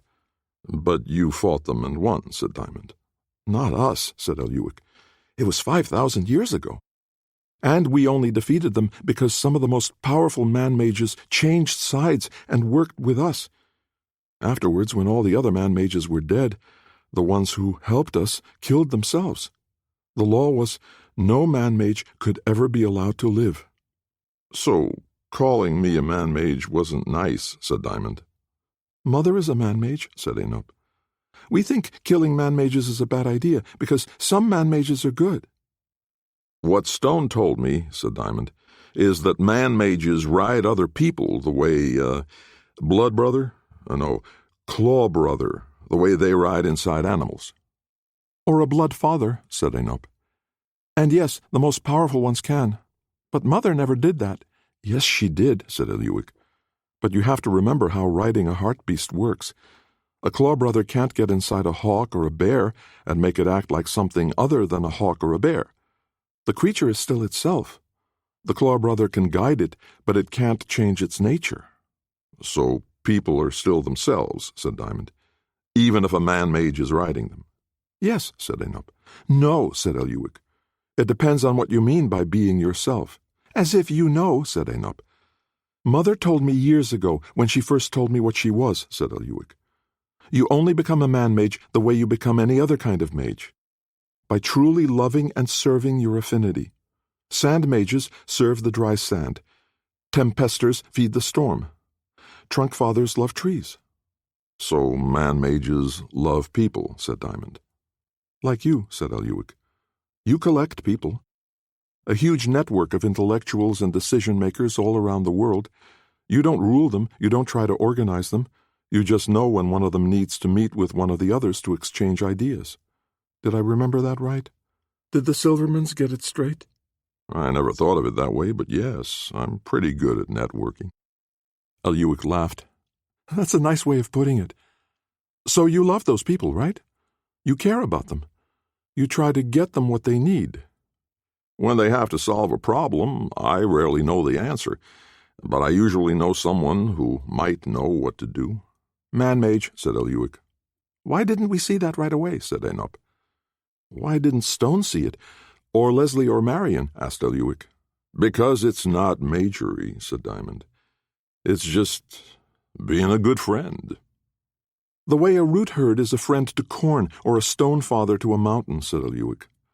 Mother said that she sees what a person really loves and cares about, and then she can talk to them and help them realize how the thing she wants them to do is exactly what they already wanted to do. Ah, said Diamond. But I don't do that. My friends decide for themselves what they want. You haven't been through a great gate, said Eliuik. And do they really? Don't you sometimes persuade them to accept ideas that they didn't like at first? Everybody does that, said Diamond. But man-mages always succeed, said Eliuik. Diamond laughed sharply. If I let you keep talking to me, you'll persuade me that I know how to ride a hawk and fly. Not a bloodfather, not a claw friend, not even a fur boy, said Eliuik. Man-magery isn't like beast-magery. You can't use words with a hawk or a lion or a horse. The beast has to trust you and let you in, because of how you treat them, how you feel about them. Well, as you said, there aren't any great gates anymore, so we'll never know about me, said Diamond. I'm a gate mage, said Anup. You might become a gate mage, said Eliuik. You might even become a gatefather like Wad or Danny. But it won't matter, because if you try to make a great gate, the gate thief will stop you. He doesn't do that anymore, said Anup. What makes you think that? Said Eliuik. He didn't block Danny because Danny was stronger. But he ate the wild gate that Hermia had moved, didn't he? He has all of Danny's gates, and he didn't give them back. Anup fell into a thoughtful silence. I'm probably wrong, said Eliuik to Diamond. You're probably not any kind of mage at all. You're just a really nice man who makes friends easily and holds on to all of them. Well, that's what I think I am, said Diamond. Or what I try to be, anyway. My kids will tell you I'm not always a really nice man. Your kids don't always do what you want? Asked Anup. Are you kidding? Asked Diamond. I tell them what's the right thing to do, but they're free to choose, and then they do whatever they damn well please. So, not a very good man-mage, said Anup. No, an excellent man-mage, said Eliuik. Like Mother. She didn't control us. She left us free. Because she loved us more than anybody, said Enoch. Hardest thing I've ever done, said Diamond. Letting my kids do some of the insane things they chose to do. Doesn't mean you're not a man-mage, said Eliuik. Just means you're not the kind of man-mage that needs killing. There were fields on the left side of the car when they turned off to the right, plunging into trees and winding up a narrow lane through deep woods. Almost home, said Diamond. I can see why somebody might think you're a tree mage, said Enoch. This is serious forest. I love trees, said Diamond. I know most of the grand old trees on my property by name. Name, said Enoch. Trees don't have names. He just means the name of the kind of tree, said Eliuik. No, said Diamond. I mean Annie Sycamore, Elm by the Brook, the Reading Oak, the things that we've done with or on or under or near the tree. They all have a story, and that becomes the tree's name. We love these trees. Tree magery is a lot safer, said Enoch. Nobody kills a tree mage. That settles it, then, said Diamond. The car crested a rise and emerged at the top of a hill. The ground was meadow for a ways around the house on all sides, but as soon as the ground started downward again, the trees came back.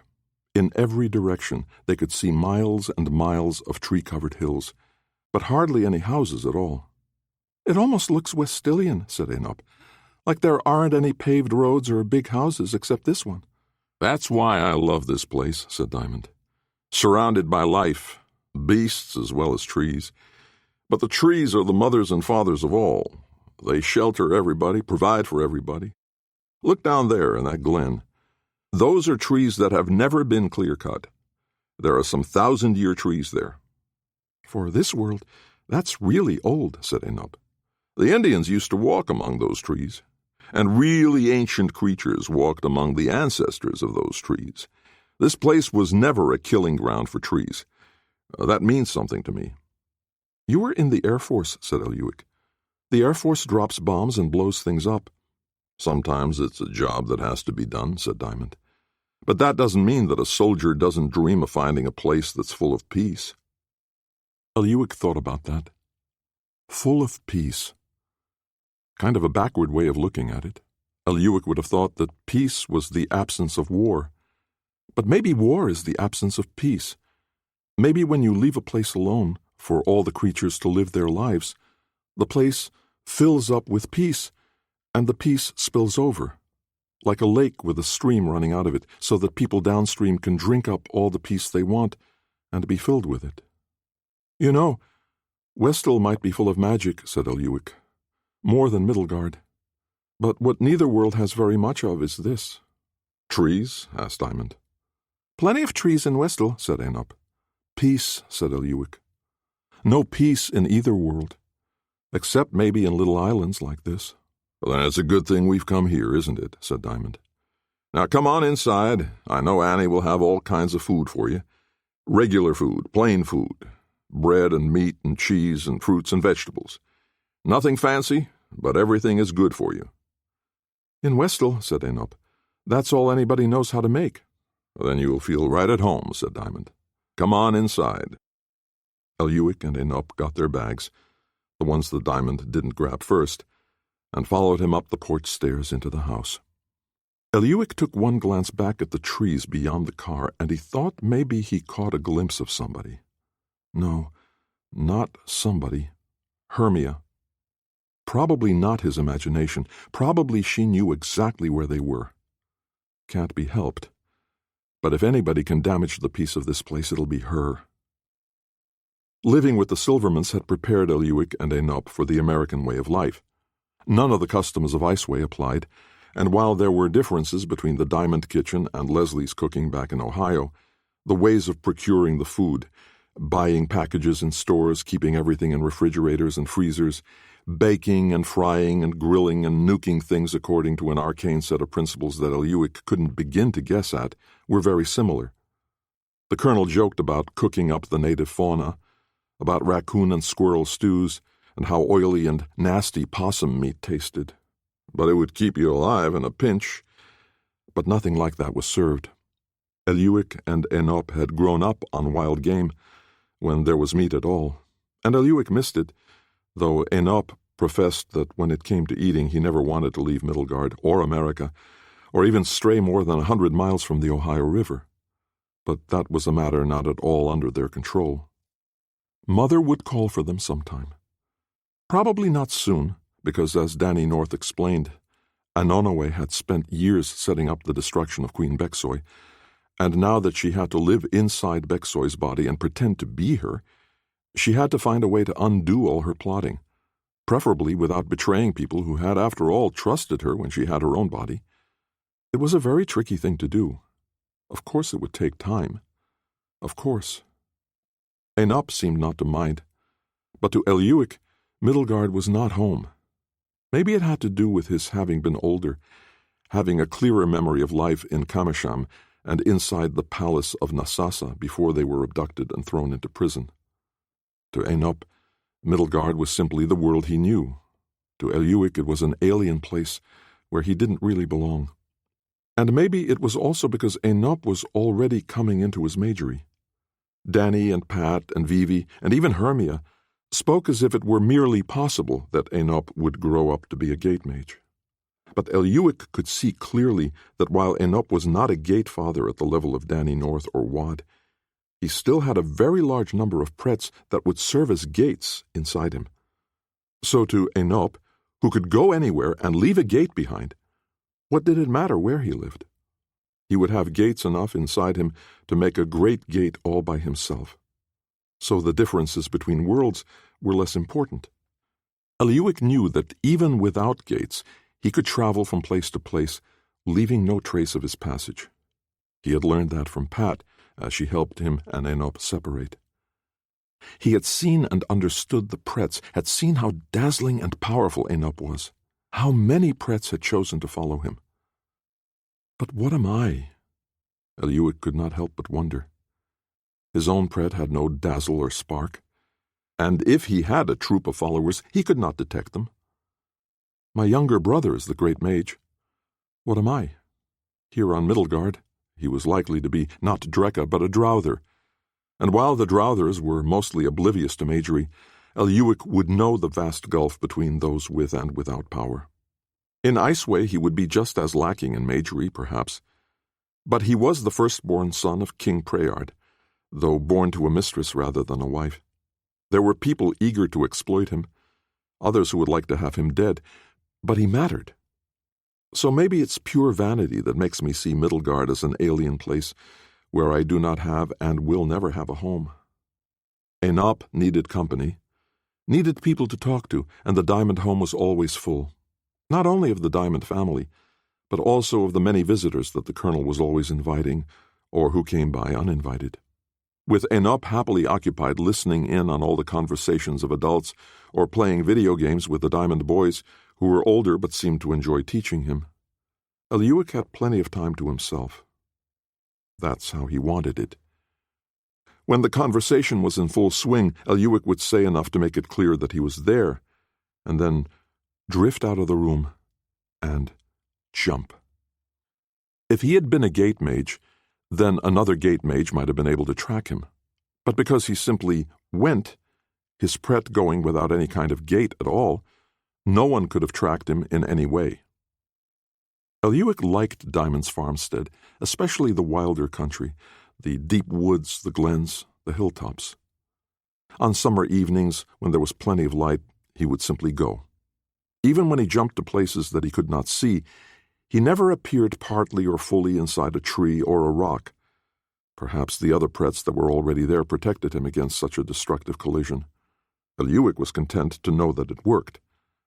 Sometimes he also jumped back to Ohio. Never into the Silverman's house. He did not want to let them know he was there, and he certainly didn't want to spy on their private conversations. He would simply go to some corner of their property or some nearby place in Yellow Springs and sit and think for a while. Not many of his thoughts were happy, and some were angry, and some were sad. He hated that he would never see his mother's face again, that she would wear Bexoy's simpering face, and he would have to find some way to believe it was really Mother. He hated Wad, and yet knew he had no choice but to trust him. And he seemed really to care about Mother, and for that matter about Eliuik and Enop. Vivi was too overpowering. Hermia always had her own agenda. Danny and Pat were the ones he liked the best. So he would think about them, and work up whatever emotions attached to them. And then he would think of something or someone else. What he thought about most was going back to Westall. Enop talked about someday making a great gate, and Eliuik always warned him that the gate thief would eat it. But what Eliuik really thought was, who needs a great gate? That's only for when you want other people to be able to make the passage. Why shouldn't I just go? I know Iceway better than I know America. If I can jump to Ohio or other parts of Kentucky, why can't I jump to Iceway? Two things stopped him. First, he didn't know how great gates worked, so how could he be sure he wouldn't need one? What if his jump took him only part way, and he ended up in the vacuum of deep space? Second, he wasn't sure he could come back once he returned home to Westall, because it was home and this place wasn't. It might be possible that he could bridge the gap between worlds, but only one time and only one way. So he didn't try that jump. He just kept imagining making it, thinking of where his arrival point might be, the palace, the prison, the poor little farm up in the mountains, on board a ship, the house where Mother took care of them when Enop was a newborn. Could any of the Gatematges find me? Could Wad? Could Danny? Eliuik hoped not. There had to be some way to get himself out of playing a bit part in other people's dramas. Chapter 13. Gerd North was not happy. "I don't like Taiwan," she told Alf. "We won't be here much longer," he replied. "I miss our quiet life on the farm." "We didn't have a quiet life on the farm. We were always traveling here or there, doing diplomacy with the other families, working on honing and expanding our majories, harmonizing them. And I think that right here in this war of survival for Taiwan, we're proving that we've achieved more than any other mages in history." Gerd heard him, but the words felt empty. "Alf, I know you're right, but I can't bring myself to care whether one group of Chinese people is ruled by another group. Now, the Americans care, the world cares, so it's a good demonstration. Of what? For what? That whatever nation has our protection is going to prevail in battle. It's what we've always done. And in the end, what difference does it make? More dead Drowthers on one side than the other. Rich and powerful Drowthers, strutting around as kings or emperors, making little token donations to priests who pretend to care about pleasing us. Alf, didn't the centuries without gates teach us anything?" "Taught us we don't like being without great gates," said Alf. "Which, to all intents and purposes, we still are." "Danny took us through his gate. Came to us last. There's no loyalty in the boy." "He's loyal to those who are loyal to him. When did he see any spark of loyalty from the family when he was growing up? And when he made his first gate, who showed up to try to kill him?" "Defend him, fine," said Alf. "I even agree with you. But he has to get over it, whether he does or not," said Gerd. "Here we are on this mountainous island with barbarous food and unintelligible language, constantly fiddling with airplanes and weapons and tanks and even rifles and machine guns. And somebody said something about battery packs for night vision and communications, and it's very boring work. I mean, listen to what I just said. Work! I might as well be the employee of some corporation. Majory is work. Only Drowthers think it isn't." Gerd knew he was right. She hated hearing the hint of a whine in her own voice, but she was not happy. Is this all we were hoping for when we kept Danny alive? That our powers would be magnified so we could make Drowther weapons work better so they could kill each other more efficiently? Didn't we used to dream of going home to Westall? Alf came out of the bathroom, his mouth still full of toothpaste and the toothbrush in his hand. When did we ever talk about going home to Westill? Constantly, said Gerd. We talked about going to Westill because that would mean our powers would be fantastically increased. We would be gods again. But going home to Westill? None of us has lived there for 1,500 years. I don't even know if our version of Westilian language is even spoken there. But we'd have enhanced powers there too, said Gerd, and they don't have all these terrible weapons. Or at least I hope they don't. Maybe they have worse ones, said Alf. If I can't just live peacefully in Virginia, Alf, then why not go to Westill and see what our ancient homeland is like? Why is it wrong for me to feel nostalgia for a land I've only glimpsed for a second or two? Americans all feel nostalgia for whatever homeland their ancestors came from, whether they've lived there or not.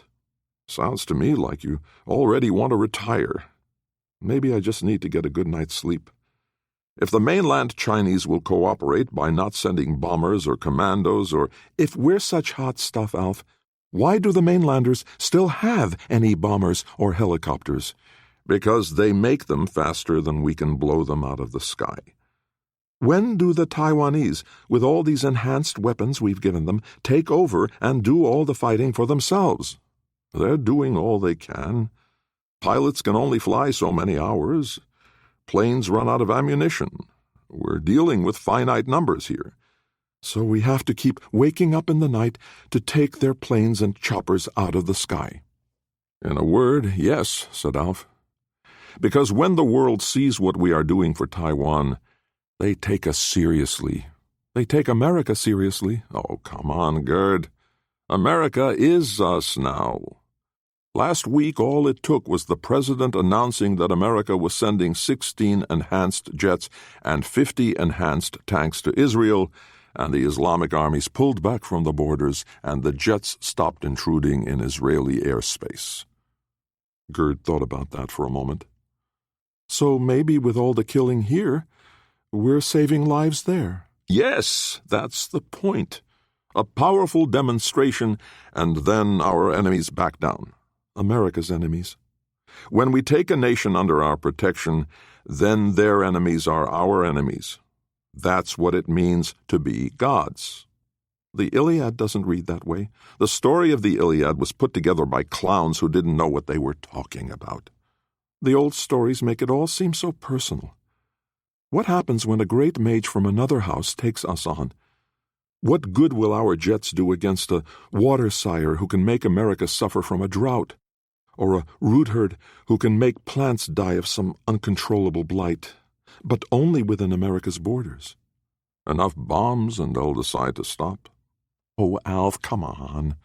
We know enough history, enough recent history, that we can be sure there aren't enough bombs to do that. If America is starving, America will submit. And besides, how would we even know which of the other families was doing it? You have a point. Taiwan and Israel only face enemies who have no mages protecting them. But our enemies can all see the limitations of our power because we're showing everybody all that we can do, said Gerd. And they'll gang up against us because the other families have hated us for centuries. Us against everybody. I want to go home to Westill. Alf stood there in silence for a moment, and then put the toothbrush back in his mouth and brushed as he returned to the bathroom. Where he was standing, a young woman suddenly materialized. Gerd recognized her immediately. "Hugh," said Gerd. "That Greek girl." "Hermia by title," said the girl. "Ilka was my birth name." "It seems the Great Gate has made a real gate mage out of you after all." "No," said Hermia. "And Danny took all my gates anyway, so it wouldn't matter." "Yet here you are." Alf was now standing behind Hermia, fury in his eyes and stance. "There's nothing you can do, Odin," said Hermia, giving him his title. "Danny and his girlfriend taught me a different way of moving without gates at all. I can be gone and healed from any damage you do, almost before you do whatever you're thinking. Gone and with no trace of where I went." "Aren't you the powerful one?" said Alf. "You know that I'm not," said Hermia. "Everything depends on gate mages. Everybody's power, healing in battle. But that's all we are, transportation and medical. Everybody else has more real power." "How modest of you," said Gerd. "Though, of course, you can transport your enemies to the bottom of the ocean, or deep into space, or the heart of the sun, or miles up in the sky, so I can't really think of you as just transportation and medical." "All right," said Hermia. "I'm very powerful, so powerful that I could listen to your whole conversation tonight without your knowing I was here. My purpose was only to gather information, but something occurred to me, and I realized that you're missing an opportunity by not doing exactly what Gerd is yearning for." "None of your business," said Alf. "Even if we can't stop you from listening," said Gerd, "we don't have to empower you by listening to you." "Empower," Hermia repeated. "You are so American." "In gods we trust," said Alf. "What do you want, Ilka?" "I had a thought, that's all. And since you're the only people in either world who can do anything about it, I might as well say it to you and see if it leads anywhere." "Then say it," said Alf. "These planes and tanks you've enhanced never run out of fuel, parts never wear out because there's no friction, make their own electricity, practically fly themselves, weapons that don't miss." "We know what we did," said Alf. "You made them more powerful and useful, but you're still just working with stuff Drowthers made." "We're working with the world around us, the way mages always have," said Gerd testily. She didn't like the implication that they somehow depended on Drowthers, though she knew that it was true.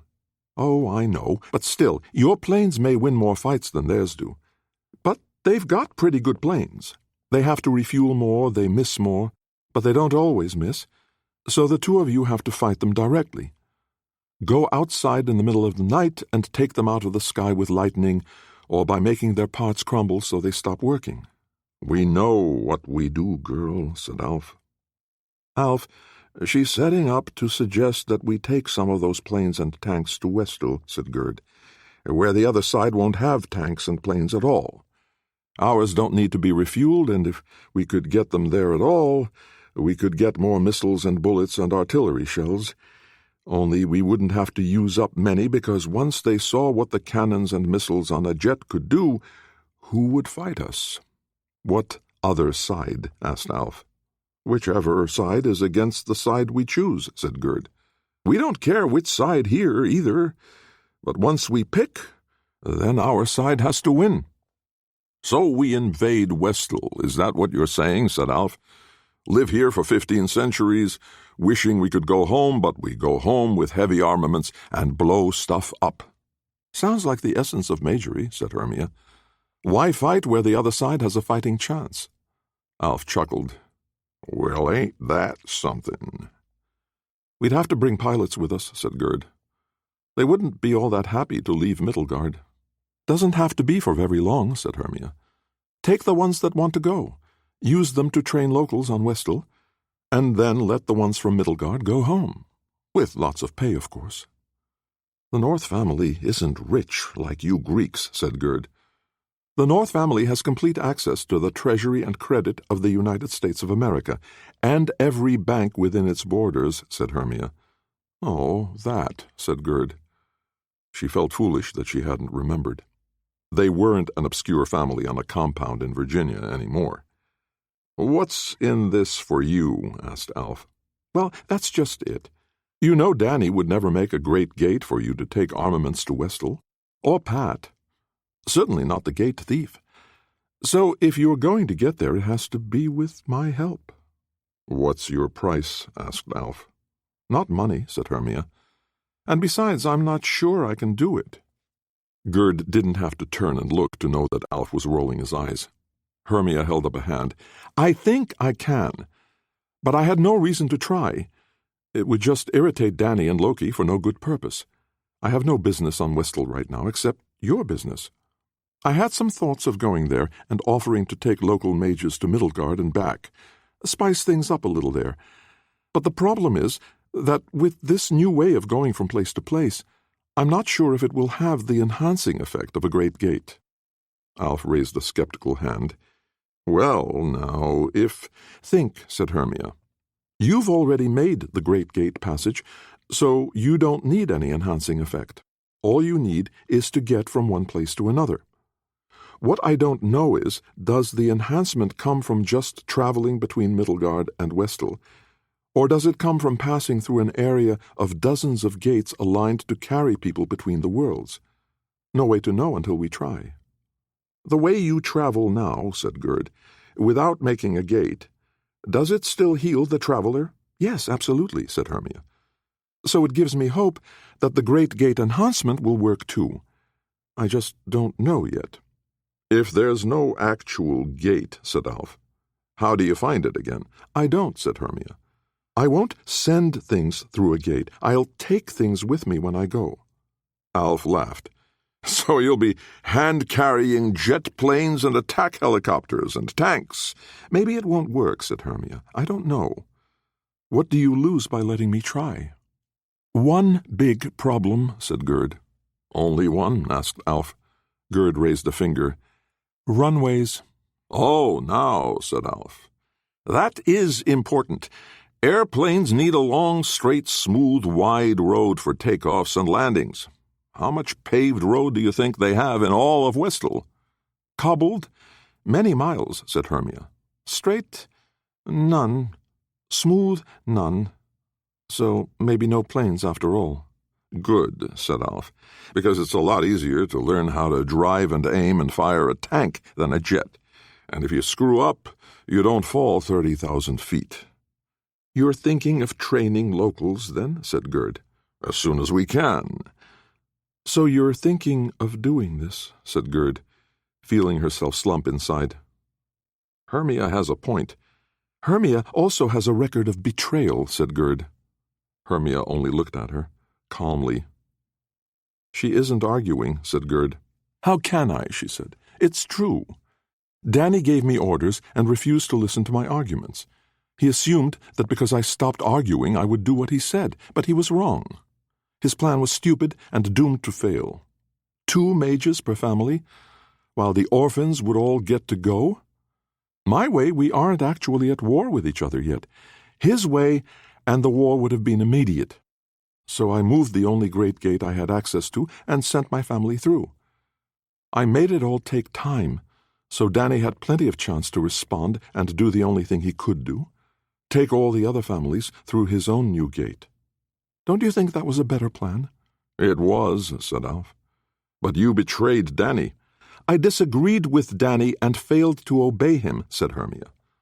Please tell me, in all your lore of gate mages, whether you ever heard of an obedient one. Alf chuckled.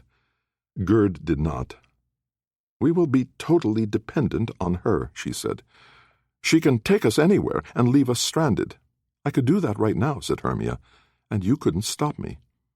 Gerd wondered if a jolt of static electricity could stop Hermia's heart before she could jump and heal herself. No, she would need to make that jolt strike Hermia's brain, short-circuiting everything, including whatever part of her brain triggered jumps.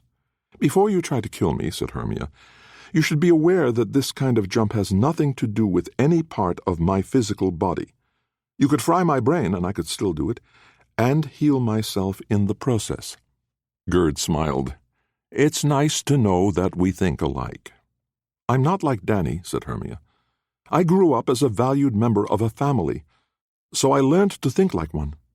Your isolation of Danny allowed him to become soft, compassionate, said Gerd.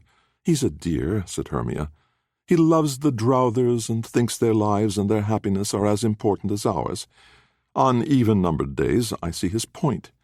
On the other days, though, I recognize that power only exists if you use it to increase your power. Every time you fail to act to protect your interests, you embolden your enemies to defy you more and more openly, until finally you have no influence at all except whatever raw power you have. Danny doesn't understand this. He has, or had, so much raw power that he didn't understand that real power comes from getting other people to obey you before you have to compel them. But here you are in Taiwan, showing me that you understand that. We do, said Alf. So here's my question. Middlegard is a known quantity. There are vast and terrible weapons here, but Gerd and I are uniquely qualified to use or neutralize them. We can and will dominate this world, and every family knows that you two are the ones that they must kill," said Hermia. "If you meant to do that," said Gerd, "we'd be dead." "But we know nothing about Westel," said Alf. "They've had 15 centuries since our last map, our last history. We don't know what kingdoms are where, which are on the make, and which are declining." "And we don't know what condition their magery is in," said Gerd. "They haven't had great gates at all," said Hermia, "and you have. Loki is the only one who can make great gates now, and he won't do it. So if I can take you to Westel, and regardless of whether my version of travel will enhance your powers, you'll still be the most powerful mages in Westel." "Except for Loki," said Alf, "and anyone else he or Danny brought from here to there," said Gerd. She thought she saw a hesitation, a momentary deadness in Hermia's eyes as she concealed something that she knew. There was someone from Middelgard that Danny had taken to Westel, and maybe vice versa for all they knew. That was a mystery that deserved a little prying into. "Why should we go from the known to the unknown?" asked Alf. "Besides," said Gerd, "Odin and I have shaped and honed our magery to be able to control and enhance the technological artifacts of Middelgard. There won't be any electronics or heavy machinery on Westel, will there?" "I don't know," said Hermia, "but I doubt it." "I can't do anything with wooden machinery," said Alf. "Like the kind in water and windmills." "Anything that lasts will be metal," said Hermia. "Showing that you know nothing about the tolerances of cast iron compared with wood," said Alf. "So don't go," said Hermia. "I'll go back and see if my family wants to see if I can transport a fleet of ships to the oceans of Westel." "One good wind mage or sea mage would put them on the bottom of that ocean," said Gerd. "But we have mages to prevent them, and ours have been through a great gate. We'll do well enough." "So why did you come to us first?" asked Alf. "Because my family thinks they own me, the way you stupidly thought you owned Danny. They held me prisoner on a miserable little Aegean island."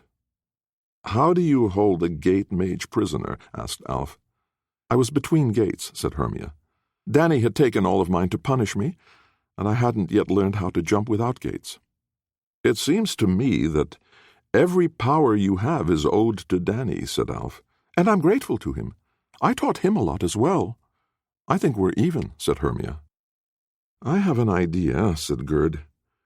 "Take one of us to Westel right now, and let's see if we even have anything to talk about." "One of us?" asked Alf. "If her plan is only to get us out of Middelgard, then she can't do it to both of us at once," said Gerd. "You'll be here to destroy her family, and continue to keep these weapons working until you bring Middelgard into obedience and the other families into submission. She would just come back and kill me, or take me wherever she wanted. Gate mages of any kind are uncontrollable," said Alf.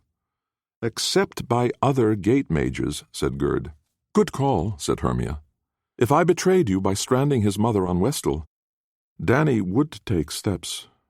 "He could kill you whenever he wants, I think," said Gerd. "Well, I'm hard to kill, even for him," said Hermia. "But he isn't the killing kind. No, he would simply bring you back to Middelgard and stop me from doing anything to either of you. So there it is. You have a guarantee that this particular trickster god won't bother trying to trick you." Gerd held out her hand. "Take me," she said. Hermia took her hand, then looked at Alf. "You can bear to be separated from the woman you love?" "It won't be for long," said Alf. "I think you both need to see Westel long enough to judge for yourselves what you might accomplish there," said Hermia. "You've never been married," said Gerd. "We've worked in close partnership for decades," said Alf. "Gerd will see anything that I would see. She will know anything that I would know, and I know she's safe with you, or my vengeance will be terrible." "Danny's vengeance," said Hermia. "You won't care about the difference," said Alf. And there she was on Westel, in a circle of standing stones just like before. Her hand was still in Hermia's hand, At least the girl hadn't abandoned her to make her own way. "Where are we?" asked Gerd. Hermia looked around. "I find it interesting that the passage between worlds still has some element of randomness. I thought I was taking you back to the gate catcher that we used before. But here we are in mountains overlooking a sandy desert. The obvious guess is Dap Nu Dap, but I have no way of knowing if this desert is part of something that vast." "So the passage between worlds is random," said Gerd. "Now we're in a particular place, and you should be able to go to any other known place." "In Middelgard, yes," said Hermia, "because I know most of the places we might want to go. It's not as if I ever set up housekeeping here." "Then take me back to Alf." "We have things to learn," said Hermia. "Let's go spying." "Shouldn't we change clothing first?" asked Gerd. "I'm betting these outfits will stand out." "The shoes are certainly impractical," said Hermia. "You really walked around Taiwan in those?" "I walked around my house," said Gerd. "And with you holding on to me, I don't expect I will actually have to do much outdoor walking here either." "Danny has a point about the arrogance of the families," said Hermia. "Beginning with you, my dear," said Gerd. "Let's find a place where we can go shopping." "None of them take American Express." "But all of them accept the 5-finger discount," said Gerd. "As long as we can make a clean getaway. What do you think of our chances?" "I wonder how bad our accents are," said Hermia. "You Gatematges have such a way with languages that I'm betting yours will be superbly local within moments," said Gerd. "And I'm content to let you do all the talking." By nightfall, they had the costumes of ladies of high station in the riverport city of Nai, the capital of Neferid, and knew a surprisingly large amount of interesting but probably useless information about the cotton and weaving trades and the shipping and overland routes that brought wealth into Neferid from all the other kingdoms. Alone in a very rich house that Hermia had learned was standing empty, the two of them began to figure out their next move. "We can assume," said Hermia, "that the rumors of a great tempester in Hetterwe are true, and that Danny has somehow managed to curtail the depredations of the orphan Cedric, who didn't come back from the first great gate he made." "It still doesn't tell us where Danny is," said Gerd. "I'm surprised he hasn't come to us already." "We didn't make a gate," said Hermia. "Not the kind that he and Loki would instantly recognize. The kind of jump we did, maybe Danny can detect it or maybe he can't. Loki almost certainly can't. And if Danny can, maybe he's just waiting to see what we do." "Or maybe he's busy," said Gerd. "More to the point," said Hermia, "how do you assess your potential power here on Westel?" "The machinery is trifling," said Gerd. "Not even a good clock. And no indication that there's any higher technology elsewhere because they have enough wealth here to import anything of real value or interest from anywhere else in the world." "Comfortable climate," said Hermia. "We're almost in the tropics here, if that term applies. But it's not as suffocatingly hot as, say, Manaus or even Havana." "I have no interest in this city in particular," said Gerd. "Nai rules over one of the largest nations of Westel, and one of the richest," said Hermia. "A one-crop economy," said Gerd. "Not very observant of you," said Hermia. "Like America, they also export food, especially to the northern islands. They are self-sufficient in most metals because the northern marches of Neferid reach well into the foothills of the high mountains." "Mither came," said Gerd. "The locals avoid that word," said Hermia. "Too sacred." "It always has been," said Gerd. "That's why we refer to this world as Westel instead of Mitherheim, let alone Mither came. But I see no reason not to name things by their right name when it's just the two of us talking." "Do you think some tanks and attack helicopters here could make an impression?" asked Hermia. "Of course," said Gerd. "But Cortez and Pizarro didn't win with those primitive muskets and cannon they brought with them. The Inca and Aztec soldiers could have overwhelmed them in moments.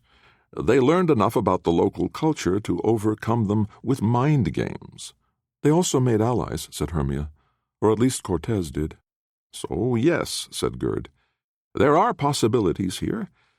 And even though I'm no meadow friend, it seemed as if every grain of pollen in the air was welcoming me. as if this was the atmosphere I was meant to breathe. It's quite an overpowering sensation. It is, isn't it? Said Hermia, breathing deep. So we should probably return to Odin, and reassure him that I haven't buried you deep in the ice somewhere in Antarctica. And yet I still feel...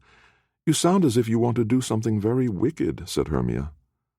I didn't know anyone but Gatematges ever felt that way. We've been deliberately invisible the whole time we've been here, said Gerd, and that was a good plan, only shouldn't we let them know that a light rider has been here? I can't turn off their computers or cell phones with an electromagnetic pulse, but a dazzling display of lightning and a clear sky... Impressive, of course, said Hermia. But will that be enough? If the idea is to come here and make an alliance with Neferid, shouldn't you give your display some kind of purpose? A point? I don't want to show myself in the open yet, said Gerd. Oh, I agree. Let's leave it anonymous. But show by what the lightning does that you're on their side.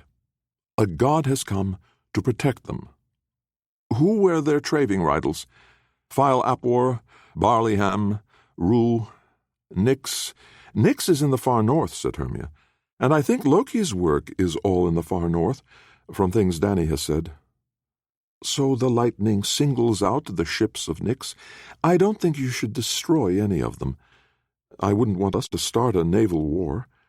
No, but show their vulnerability, said Gerd. I'm thinking... Vast lightnings in the sky, but only a bit of dancing light on every ship carrying the banner of Nyx. Maybe just little fires at the tops of the masts? Asked Hermia. Nobody dies, no ship sinks, but they have to scramble to put out the fires, and maybe refit a little before they sail away. If only the ships of Nyx are affected, said Gerd. Are we saying that we're the friends of Nye or the enemies of Nyx? I don't think it matters yet, said Hermia. It's just enough to start rumors flying. The way the Tempester of Herowe has the whole world talking. They're speculating that a great gate has opened again somewhere. Let's give them a little more to chew on. From the terrace of the house they had a fine view of all the ships docked at the wharves or anchored in the river. And once Gerd had a fairly steady stream of lightning dashing back and forth across the sky, it was easy to see which banners flew from the various ships. They marked 5 Nyxy ships, and Gerd drew down wisps of lightning to illuminate them, and then intensified them all at once, at the tops of the masts, so they burst into flame. The banners immediately flared, and there was an immediate hurly and bustle on the docks. 2 of the ships were at a berth, and men from shore could rush on board to put out the flames. 2 others were anchored near to shore, so that boats could reach them quickly, and join the men aboard who were already fighting the flames. In every case, they immediately unstepped the highest portion of each burning mast, cutting the sheets and lines so that they could be pitched overboard. There was no machinery to bring water to the tops of the masts. Something for Alf to invent for them, perhaps, thought Gerd. A system of pumps, a fireboat that could stand off from a burning ship and put out the fires. Uh-oh, said Hermia. That one's getting out of hand. The ship that was anchored farthest out in the river was now burning right down to the deck. Nobody seemed to be fighting the fire on board, and if one of the boats from shore was headed out there, they weren't going to reach it in time. They should have left some of their crew on board, said Hermia, instead of letting them all go drinking and whoring in town. They might be on board, said Gerd, asleep below deck, where they couldn't hear any of the shouting from closer into shore. Probably all so drunk they couldn't be wakened by anything, or the thunder would already have woken them, said Hermia. You put on quite a noisy show. You have to go waken them so they can get off the boat, said Gerd. There's nobody on board, said Hermia. You don't know that, said Gerd. If this is to look like a great mage announcing herself, there shouldn't be any deaths. I get it, said Hermia. You expect me to go out there, into a burning ship, and wake them up? Gate them to land, if that's what it takes, said Gerd. I can only do it one at a time. What if there are too many of them? You said a moment ago that there's nobody.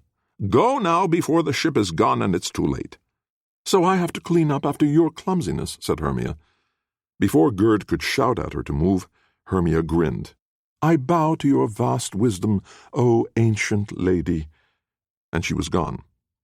A few minutes later, Hermia was back on the terrace. Only one man, and yes, drunk as a skunk.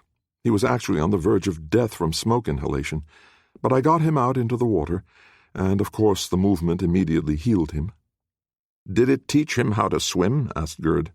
"Don't sailors all know how to swim?" "A Greek should know the answer to that," said Gerd. "Well, now it's required of every sailor on every ship in our fleet," said Hermia. "But in ancient times, and yes, you're right, he's already completely underwater." Hermia disappeared, and this time when she returned she was soaking wet. "I wasn't really in the mood for a dip tonight," she said, shaking herself a little. "But I got him right over to a boat that's headed for his ship, and they're pulling him in. Of course he got undrowned in the process. It's nice that some aspects of this take no effort." That farthest ship was burning to the waterline, and the two boats that had been pulling toward it suddenly reversed direction and raced over the river, heading back toward shore.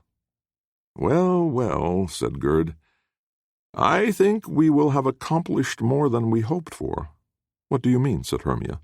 "Obviously they saw that it was hopeless, and they're heading back." "At that speed?" asked Gerd. "No, I think somebody has invented gunpowder or some other explosive, and that ship is full of it." As if in answer to her statement, the burning ship was replaced by a fireball, and then the boom of an explosion, so forceful that the terrace trembled, and Gerd could hear glassware and ceramics in the house breaking. "It must be explosives used in mining, that's all," said Hermia. "Mining is done with the help of cobble friends and rock brothers," said Gerd. "This is Westill, where magery isn't a secret and technology isn't a solution." "Good point," said Hermia. "Nyx was bringing explosives here for some other reason. I think it will be nice for us to allow the Nyxies to explain why they anchored that ship so far out in the water with only one watchman aboard. What were they going to do with it? Why did they bring it right upriver to Nye itself?" "You have a Gatemage's heart," said Hermia. "In a box on my closet shelf," said Gerd. "Now take me home to my husband. I think he may conclude that we need to find out if Nyx has reached a technological level that Alf and I can work with." Chapter 14. "I wish you wouldn't," said Wad, but Anonoe knew that he couldn't stop her, and because he couldn't, he wouldn't even try. "You're free to come along and watch," said Anonoe. "You think I oppose this because I'm afraid for you," said Wad. "But I'm not. I know you can escape instantly. I still don't understand what you do, or how Danny North managed to teach it to you, but you're safer alone than you are with me." "Why do you oppose it, then? The last thing we need now is for Frostinch to invade Iceway, and I intend to prevent it." "I know you've been practicing with Bexoy's powers, since you have them along with your own." "I'd be a fool not to," said Anonoe. "I don't want Frostinch's life to end in flames," said Wad. "There's no reason why it should," said Anonoe. "He's a selfish little cretin, and he poisoned his own father, but only because you persuaded him to." "I take responsibility for that," said Anonoe. "No, you don't, and you never will, because if you did, people might realize that Bexoy's lovely body no longer contains Bexoy's ugly little pret." "Inside my own mind, I take responsibility for it." "And feel not even a spark of guilt." Frostinch's father was the Jarl of Grey, who forced King Preyard's father to accept humiliating terms and compelled Preyard himself to take Bexoy as his wife. I can't mourn too much for his unfortunate demise. "And when you're there in the presence of Frostinch, his murderer and successor, it will occur to you that Frostinch frightened is not half so useful as Frostinch dead." "Now it won't occur to me there," said Anonoe, "because you said it to me here." There are larger issues in the world than whether Iceway or Grey is the dominant power in the north. Larger to you, said Anonoe. Wad, don't you see?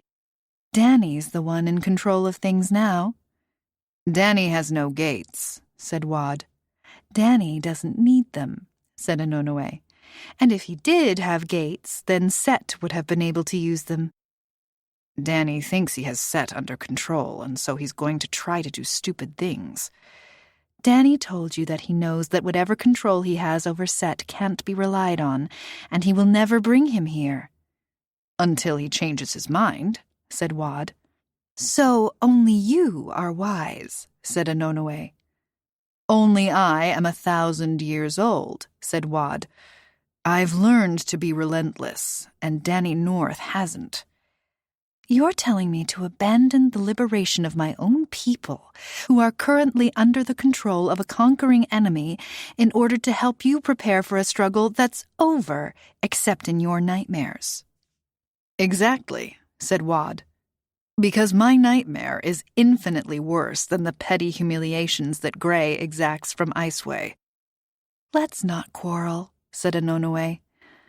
I promise not to kill Frostinch. You shouldn't put King Prayard's baby in danger. There's no danger. What you really mean, said Wad, is that it's not your baby. But it's the child of that body you're wearing, and that's the only body you can ever use to have a child, so you might as well consider it to be yours. I have 2 sons of my own, real sons, back in Middlegard, said Anonoe. When I bring them home, King Prayard will have them killed, because they're bastards born to a mistress, and now they pose a threat to his legitimate heir. What story will you tell him, Beksoy, to explain that you're secretly his mistress after all? How will you convince him that you're not insane? Wad, I came to you as a courtesy because I thought you were my friend. I see that you want to control me. I'm trying to persuade you, said Wad. You want me to do your will, said Anonoe. I want you to help me save Westal. I have Beksoy's powers, said Anonoe, plus my own, all enhanced by passage through a great gate. When I've resolved things in the north, I'll help you wherever you need me. I know you mean what you're saying. Wad, you know that if I wanted to use my powers to persuade you... I know you've told me that you never have. And I spoke the truth. If it weren't true, do you think I'd waste time arguing with you now? I think you know that I'm right, and so you don't want to meddle with my superior wisdom. He said it with a slight smile, meaning her to take it as irony, as wit. But Anonoe decided to distract him with something true. Wad, I know that there's more danger to Westal than whatever Danny North poses. That selfish, irresponsible Greek girl brought someone else from Middlegard several days ago. A week now, come to think. There was no great gate, and she can't make gates anyway. How long did you think it would take trusting, sweet-tempered Danny North to teach her to do what he taught me to do? This power of movement can carry you between worlds without the creation of any kind of gate. And you can sense it, just as you can sense gates, said Anonoe. I can also sense every person who dies from the moment their pret moves away from Mitherheim to return to Duat. It's distracting, but not unpleasant, like a kind of music in the background of my life. A lot of people die, every hour of the day and night. Where is the Greek girl? She took the woman back to Middlegard, said Anonoe. They were only here for a day. In Nye, though I can't think why. Did you go there? Watch them? Listen? I can't peep through tiny gates the way you can, Wad. Either I'm there or I'm not. And I'm pregnant. I have no idea what powers the maid she brought with her might have, so I'm not going to put the baby at risk. If you had told me she was here, I could have listened and watched to see what this was all about. So go now, said Anonoe, and ask people if anything strange happened a week ago. I needed to know what they were planning. Then go to Middlegard and interview her yourself. I couldn't tell you she was here because I didn't know where you were. This is the first time you've come to me since it happened, and so you can see that I told you at the first opportunity." "You know where I am all the time," said Wad.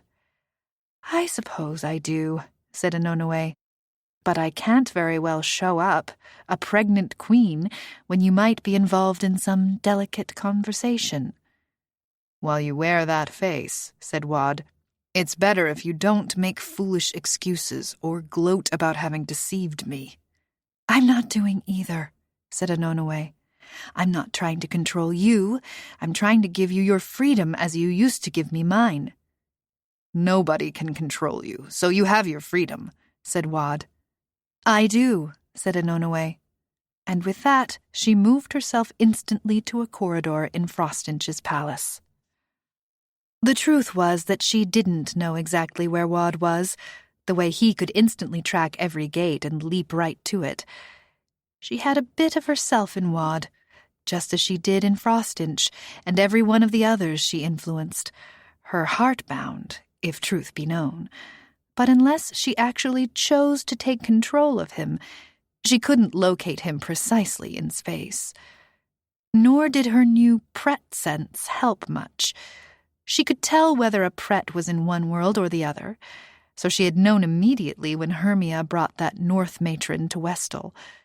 But it had taken her several hours of moving from one place to another until she finally found them on the streets of Nye, stealing from shopkeepers in order to dress themselves as fine women.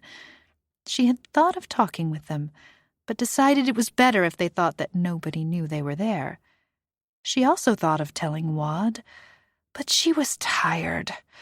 Being pregnant took the strength out of her when she stood and walked and simply stayed awake too long.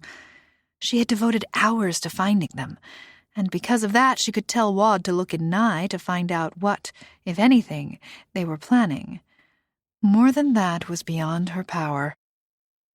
"I have so much power, and yet so many things remain beyond me. The power of the gods is much overrated. We are still so limited in what we can do. Except Danny North. He seemed to be able to do whatever he thought of." Someone was coming along the corridor toward her.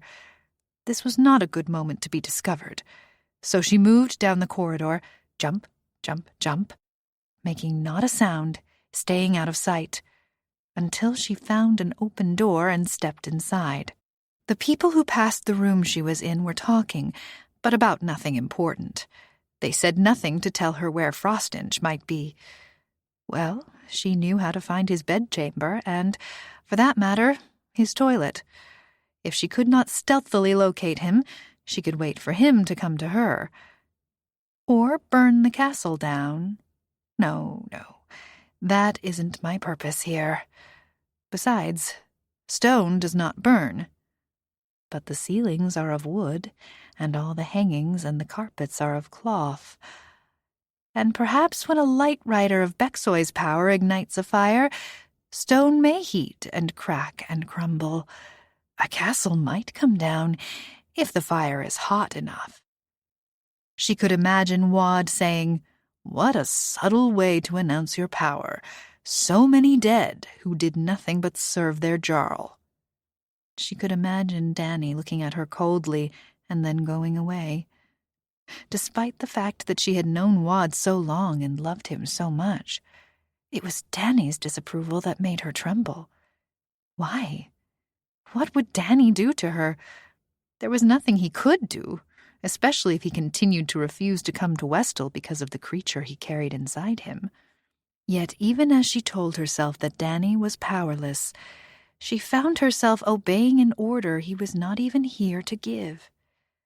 There would be no flames in Greywald tonight. No common folk would die. It was Bexoy who killed to get her way, who killed even when she did not need to. Anonoe had come here to prevent a war that she had once set in motion in order to defeat Bexoy. Now she was Bexoy and needed to stop her own plots. She was a man-mage, enhanced by a great gate, and now with the added power of moving as swiftly and invisibly as a gate mage herself. Man mage, fire mage, gate mage, all in one, all in me. Surely I can win Frostinch's obedience without killing anyone. He came to his bedchamber alone. Of course, for Frostinch's lack of interest in women was a prime target for speculation within the Jarldom of Grey. He did not see Bexoy until the door was closed and half his clothing was off. "Are you an assassin?" he asked, looking at her in the shadows where she stood. He looked more closely. "Pregnant. An odd choice for such a mission." "I'm not here to kill you," said Anonoe. As she spoke, she kindled the part of her out-self that she had left within him, making him feel relief, the beginnings of trust. He could believe this woman. He could feel that. "Then you won't mind if I go to my privy," he said. "I had to flee the dining room to vacate my bowel without offending the company." "Don't fall in," she said merrily. "Our conversation will profit us both." This close to him, she could sense all that he was feeling, everything that he desired. It was true that his bowels were causing him considerable distress. It was also true that he did not feel safe going into his privy. She well remembered how she had first accosted him there. Why did I come myself? She wondered. Bexoy had the power to raise a clant so real that it could bleed. I haven't even tried to send a clant on this mission. But then she would not have been so close, so easily able to understand him, to influence him. So she waited patiently, wondering if it would weaken her influence over him if she sat on his bed. It was so wearing to stand, and her back hurt. She stood. She bore the pain. She listened to Frostinch's noisy evacuation and was glad she wasn't sharing the room with him. Then she saw that Wad was standing beside her. "I thought you'd want to know," he whispered. "That Hermia and Danny's mother showed off a bit in Nye. They're trying to provoke a maritime war between Nyx and Nye." "Birds of a feather fight together?" asked Anonoe. "Are you referring to Nyx and Nye, or to Hermia and Gerd?" asked Wad. "Is that Danny's mother's name? How unfortunate." "How are things going here?" "I waited for him to come to his bedchamber so we could have a private interview, but now I can sense that he is fully relieved." "Allow me to witness your conversation," suggested Wad. "You don't trust me," said Anonoe. "This is Bexoy's body, and she was a creature of astonishing rage and cruelty," said Wad.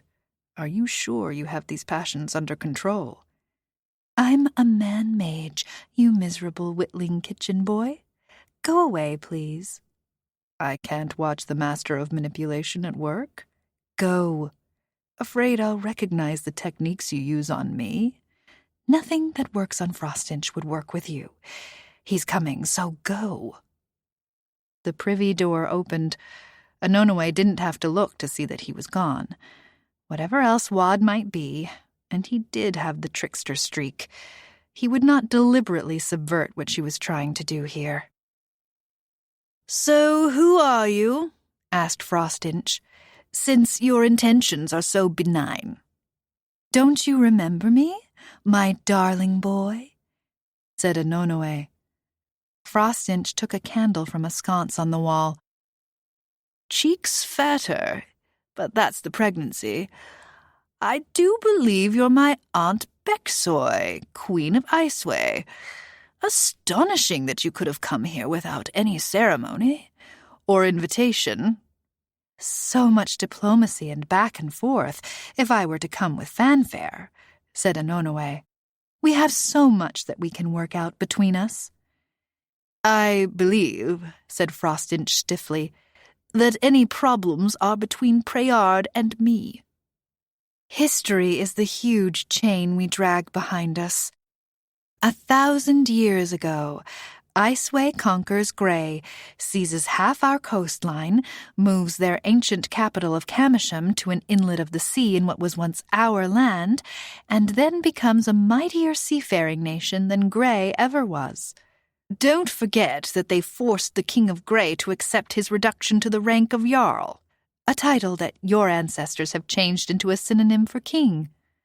Not all of history works against us. Ancient hatreds. So your father fed on that ancient hatred and defeated Iceway in turn. Not so decisively that those ancient wrongs could be reduced, especially since the people of what used to be our lands are now so committed to being Icewegian. I was once told, said Frostinch, that you were plotting to kill Preyard as soon as your son is born, rule in his name, and conquer Grey again. Do you believe everything you're told? I was told that you're a great fire mage. So many rumors about a poor feather girl. Why are you here? I'm your father's sister, said Anonoway. I grew up in Grey. I don't want a single man of Grey to die, nor a Greyish wife to become a widow. And now I'm Queen of Iceway, too, and I want no dying in that land either. So you're here to make peace. Why should I believe you? Because I'm filling you with trust and contentment. Except for the tiny problem that she could only work with desires that were already present, and in all of Frostinch's soul, she could find no yearning for peace. What an odd thing. I know that you care nothing for peace, said Anonoway. Peace is just another word for biding my time, said Frostinch. But give me an inducement, and I'll bide my time. Let me help you with the definition of biding your time, said Anonoway. I'd like it to mean, as long as you live. Why not? As long as I live, peace. There, agreed. Anonoway shook her head. After all your labors in that little room, still you're full of shit. Frostinch shrugged. I'm eager to please you, because I assume you have a gate mage helping you. How else could you have gotten into this castle undetected? Anonoway moved directly behind him before she spoke. Why do you think I need some mage's help? He was halfway turned around when she moved to the side that he had been facing. The woman who came to you before, I know every word she spoke to you. She was a man-mage, you know. She took away your own volition. I know you would never have murdered my brother otherwise. He stumbled as he tried to turn back around to face her. I don't know what you're... She came to you in your privy. She convinced you that I was a monster. But she finally overreached herself. I caught her once without her gate mage friend, and I'm afraid my temper got the better of me. She tried to control me the way she controlled you, but I'm made of stronger stuff, while she turned out to be flammable. Anonoway, having learned to control Bexoy's magery quite precisely, began to heat Frostinch's body. Just a little fever. He began to sweat. Feeling warm? She asked.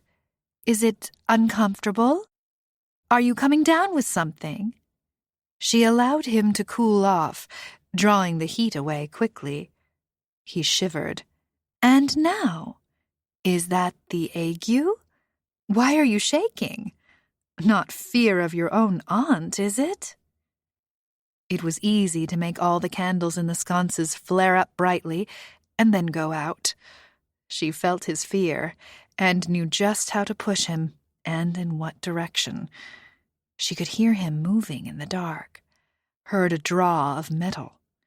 She made the candles light again just as he plunged a dagger into her pregnant belly, into the baby. She jumped at once, and both her body and the baby's were healed completely in the instant. Frostinch, she said, did you think it would be that easy? He held the dagger in front of himself, pointing at her. You aren't even bleeding. I know that it went in." "Went in what?" she asked. "There, where the cloth is torn, into your belly." "Frostinch, let me explain this to you. The man-mage who came to you before could not control me. You can't kill me. Any ship you send against Iceway will burn to the waterline. Send an army overland, and every icy peak will release its snow at once. Those who don't die in the avalanches will die in the floods. You're really quite helpless here." She filled him with fear and despair. "Unnecessary for us to fight each other. I want you to keep your jarldom. After all, you traded your father for it. You should get something out of the bargain." "How can I believe you speak for King Preyard? You're only a woman. He's the king." "Now you're thinking like the clever boy you used to be. If I'm going to save your life and your jarldom, we need to convince my husband that you can be trusted." "I can be trusted," said Frostinch, and at this moment, terrified at the power she had over his body, he meant it. "I don't think that your holding a dagger toward me, claiming that you stabbed me in my womb, will help Preyard to trust you more." Frostinch tossed the dagger onto the bed. "So here you are," said Anonoway, "wearing only a tunic, completely weaponless. That's a start. But of course, here in Greywald, my husband can't see how harmless you are. I think we must go to Camersham." "No," said Frostinch. "My life wouldn't be worth a rusty nail there." "You have a point," said Anonoway. "But by a happy coincidence, I do believe that my waters are about to break. In fact, I think my baby is going to start coming right now." Anonoway sat on the bed, lay back, and then raised her knees up high and began to groan. "Oh, Nephew Frostinch, I think you need to be found helping me give birth." "I don't know how to—" "Just stand there at the foot of the bed, between my legs. Exactly. That's very good. Now grip my legs just below the knee, both of them. Just like that. And when King Preyard finds you, let me do the talking." "But you can't—" "Hold my legs, my darling nephew, and stop blathering." He obeyed, and in that moment she jumped to her own bed. To her relief, Frostinch came with her. She didn't know if it was because he was gripping her legs, or because she tried to include him in the penumbra of her own pret and all its servants. Perhaps it required both touch and intention. 2 of her women were in her room when she appeared on the bed. She immediately moaned as if she were in labor. She remembered it well, and pushed. The women shrieked. "Who is that?" cried one. "Is the baby coming?" asked the other. "Bring the midwife," cried Anonoway. "And the king." Both women rushed from the room. "Are you really giving birth?" asked Frostinch softly. "Of course I am," said Anonoway. She was not, but she knew that Wad was watching her and would help bring out the baby. He had already told her that the child was turned inside her, ready to be born. She had already had slight pains. When the baby came out, Wad would make sure the boy was healthy. When Preyard arrived, he had men-at-arms with him. The women had told him of the strange man, as well as Bexoy's sudden appearance in the midst of her travail. "He came because I called for him," cried Anonoway the moment Preyard came in. "Now come, husband, help me deliver our child." "Frostinch!" Only in that moment did Preyard realize who the intruder was. "Let this baby be born of cooperation between Grey and Iceway," shouted Anonoway. "Let me say that my husband and my nephew both helped me bring forth this child of both nations." Then Anonoway raised a cry of pitiful agony, and, on cue, She felt the baby begin to push down, felt her own muscles contract. Labor was beginning in earnest. Wad was coming through for her. Either that, or Bexoy's body was unusually susceptible to suggestion. Preyard gingerly came and took his place beside Frostinch. "What do I do?" he asked. "I have no more idea than you," said Frostinch. "She asked me to help brace her legs." "Then I'll take this leg," said Preyard. "Yes!" cried Anonoe. The midwife came in, all a-bustle. "What are men doing inside this place?" "I command it!" cried Anonoe, and the midwife had no more power to resist her than the two rulers did. "And let the men-at-arms be witnesses that the king and the jarl both held me as the boy came forth." The midwife pushed her way between the men. "If the baby dies, it's not my fault," she muttered to them. But neither man faltered in his resolution to do what Bexoy, as they thought, demanded. It was such a swift and easy birth. The boy was healthy and didn't have the scrawny, dwarfish look of one born too soon. The midwife was preparing to tie off the cord, but Anonoe cried out, "No! Preyard will tie the cord, and Frostinch will cut it. Let Grey cut the bondage that Iceway has been held in, and give us our freedom." Preyard took the string from the midwife's hand and carefully followed her nervous directions. Then the midwife turned to Frostinch, holding out the umbilical cord for him to cut between the ties. "Preyard must hold the cord," cried Anonoe. Frostinch was looking about for something to cut with. Suddenly, Anonoe felt the hilt of a dagger under her right hand. She picked it up by the blade and held it out to Frostinch. Of course, he recognized it instantly as his own dagger, the one he had tossed on his bed in Greywald. But he took it by the hilt and made the slice. The baby was crying lustily. Preyard picked up the boy to try to still him. Anonoe already had a bit of her out-self in the baby, making him cry all the more fervently. "Both of you hold him," she said. "Both of you bring him to me." They were so clumsy, it was quite endearing. Terrified of dropping the baby, they sidled along the bed, carrying the baby tenderly between them. She hoped that Wad was ready to catch the child if he slipped out of their awkward grasp. But they didn't drop the boy, and by the time they put him into Anonoe's arms, he had stopped crying at all. If there was one thing Anonoe knew how to do, it was ease the heart of a crying child.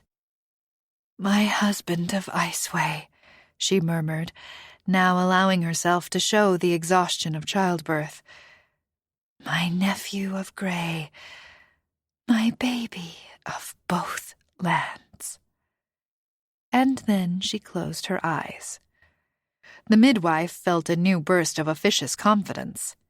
"Now, all you men, she's asleep," the midwife whispered fiercely. "Get out and tell what you saw, while this great lady has the peace she needs to sleep." Frostinch fled the room immediately, handing the dagger to one of the men-at-arms as he passed. It would do him no good to be seen armed in the palace of Nasasa. Preyard paused only to kiss Anonoe's brow very tenderly and to stroke the baby's head. "What a loving man he is," thought Anonoe. The word quickly spread through Camersham, and people cheered quite sincerely, except all the representatives of Grey who had thought their duty was to keep Iceway in subjection and prepare to be saboteurs when the invasion began. How had the Jarl reached Nasasa without any of them knowing it? What did he want them to do? It wasn't until late that night, in a conference around her bed while Anonoe nursed the baby, that she helped the two rulers work out the terms of the new arrangement. Frostinch would go home to Grey, accompanied by all his agents. In case he was tempted to cheat a little, Anonoe carefully named every single one of Grey's spies, including a few of his father's old agents that Frostinch hadn't even known about. Both nations would be free to put into each other's ports to buy provisions, and any ship in distress would be well treated by the people of the other land.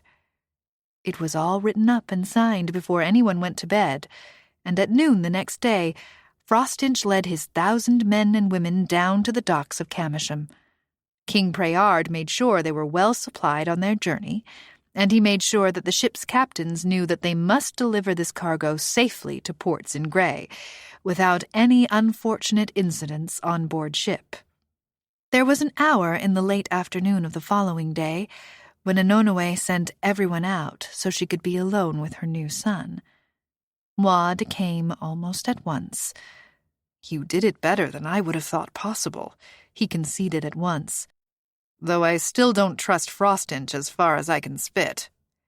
"No sane person would," said Anonoe. "But I can promise he won't betray me." "I see Bexoy's lips move, and her voice make that promise," said Wad. "But she would mean that she meant to kill Frostinch at some opportune moment before he could break his word." "Naming this boy," said Anonoe, changing the subject before he remembered that Anonoe would still deprive Frostinch of any freedom of choice. "I thought of naming him after the son of yours that Bexoy murdered. It's so unfortunate that you called him Trick. That name just wouldn't sound right to the people of either kingdom." "It's sweet of you to think of naming him that way," said Wad, his eyes filling with tears even though Anonoe had done nothing to enhance his emotions. "But no child can replace my little boy. I knew him well, and I doubt I'll have much chance to know this lad of yours." "Well," said Anonoe, "not mine." "Not a child of your original body," said Wad, "but a child of the body you have now and for the rest of your life. And you will raise him to be the best man he has it in him to be." Anonoe nodded. "But what about my own sons? My first 2 sons? The ones that were really made by King Prayard and me?" "They're remarkable boys. Very smart and highly talented.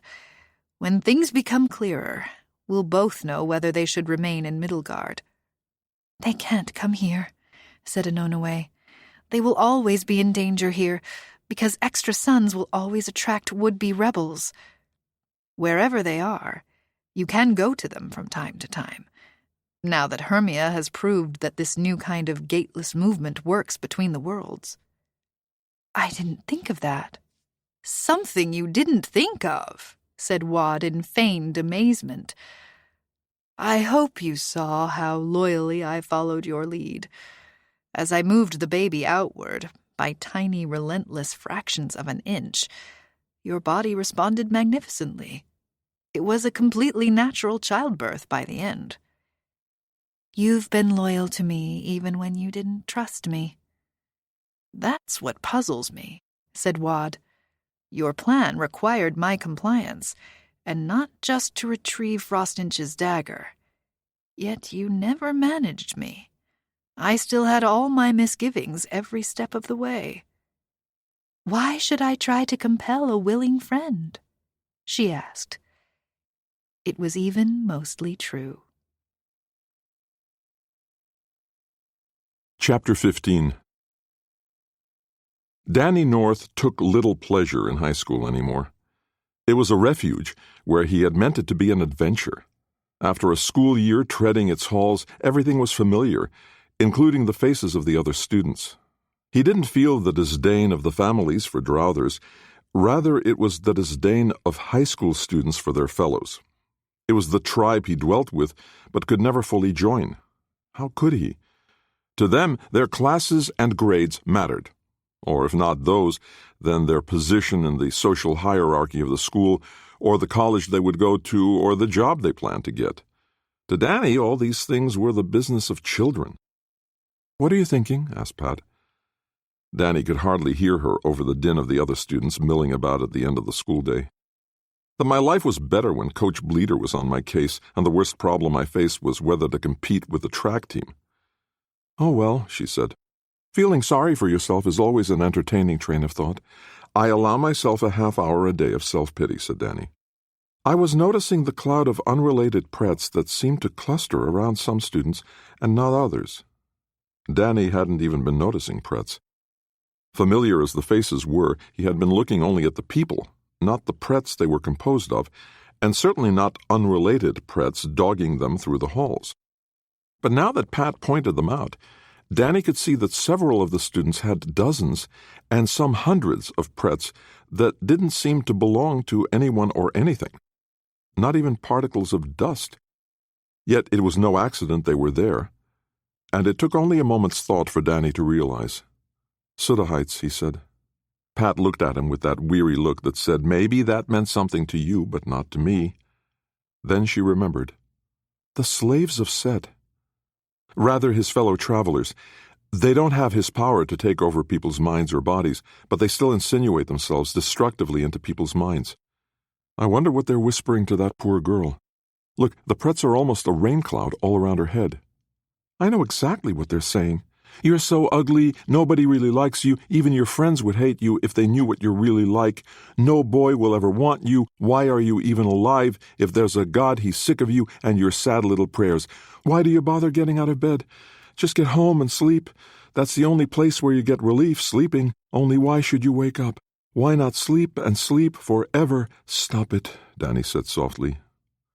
You know that monologue all too well. Do you suppose I had my own cloud of Suddahites around me all these years? Then a thought crossed her mind, and she said, Danny, look at me and tell me. Do I have one now? No, he said. Good, she said, because I haven't thought like that in years.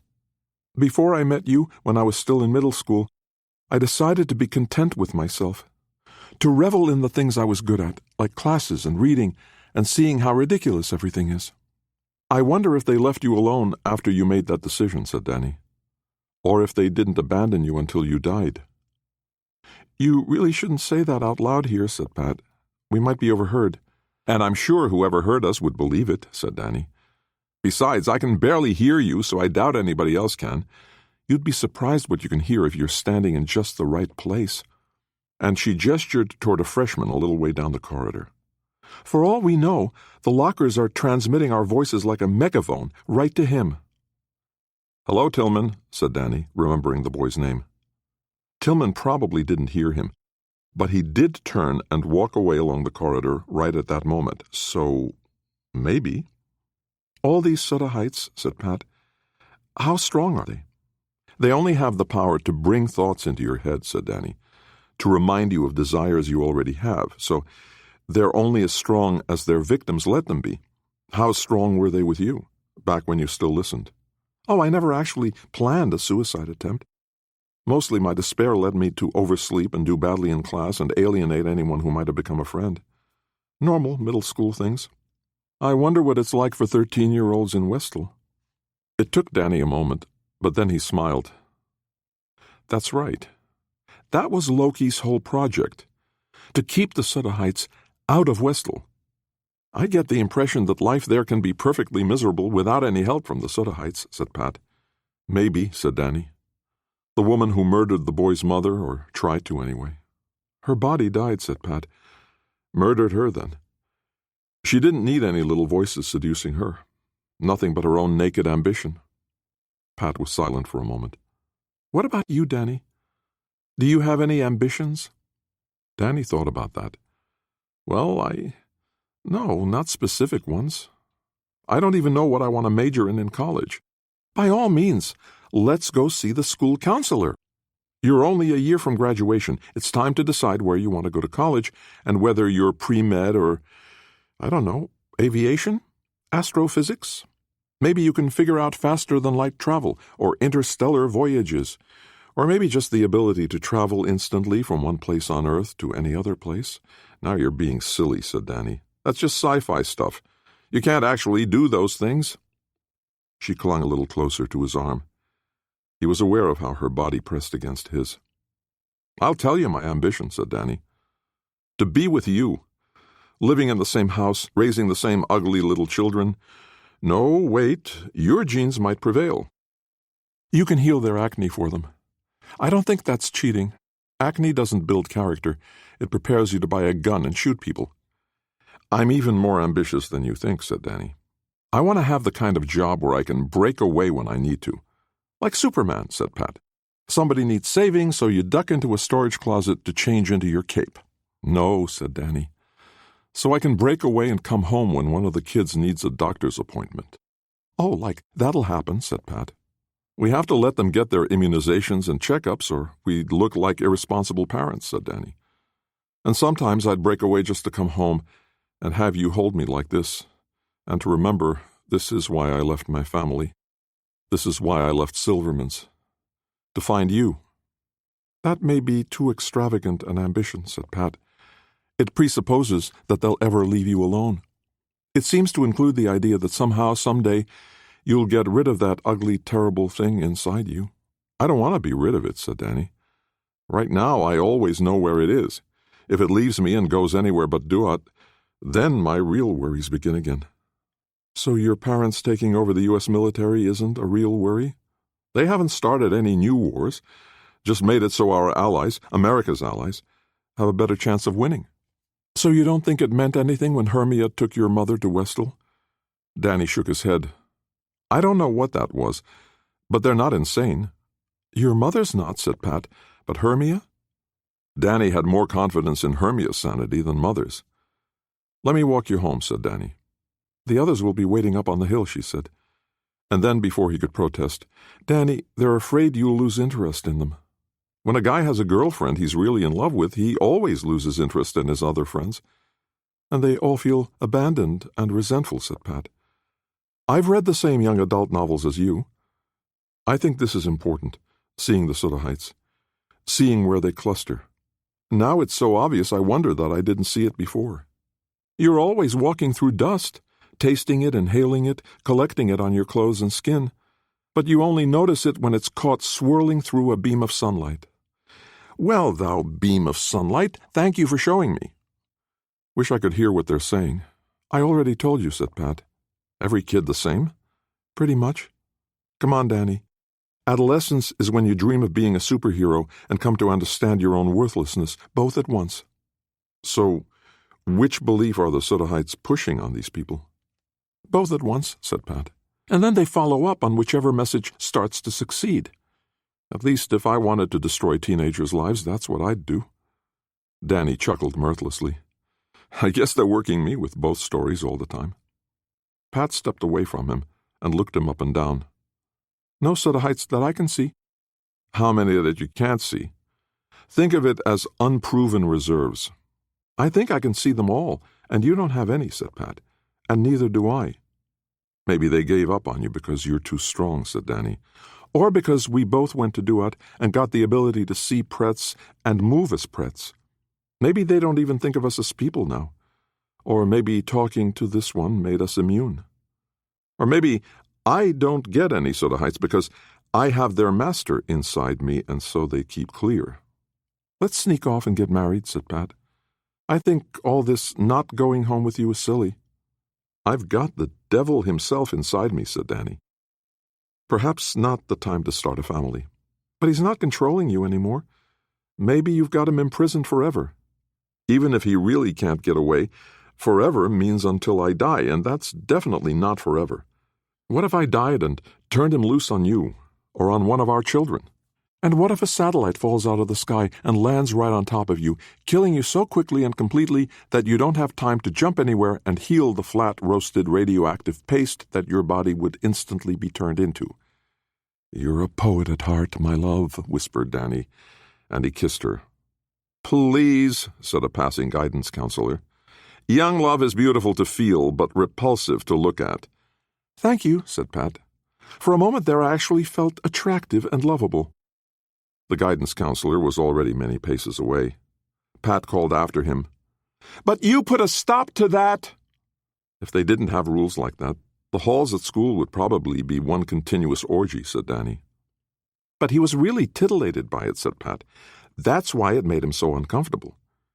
"He doesn't want to think of students in a sexualized context," said Danny.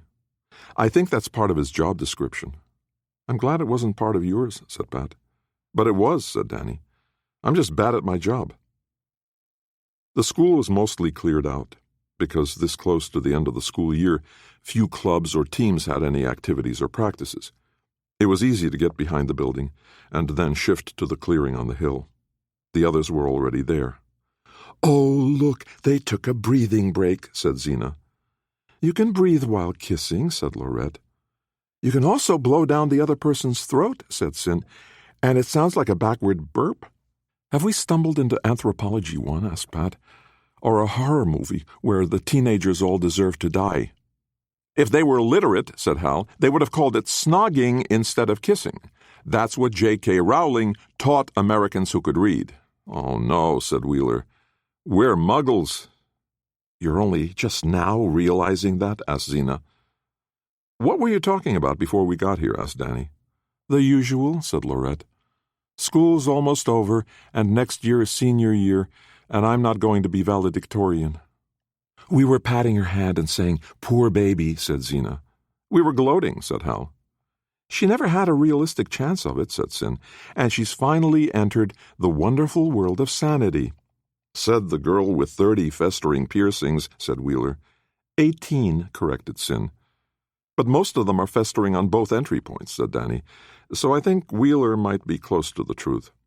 "If they ever get too bad," said Sin, "I go through the gate that leads here, and then I'm fine."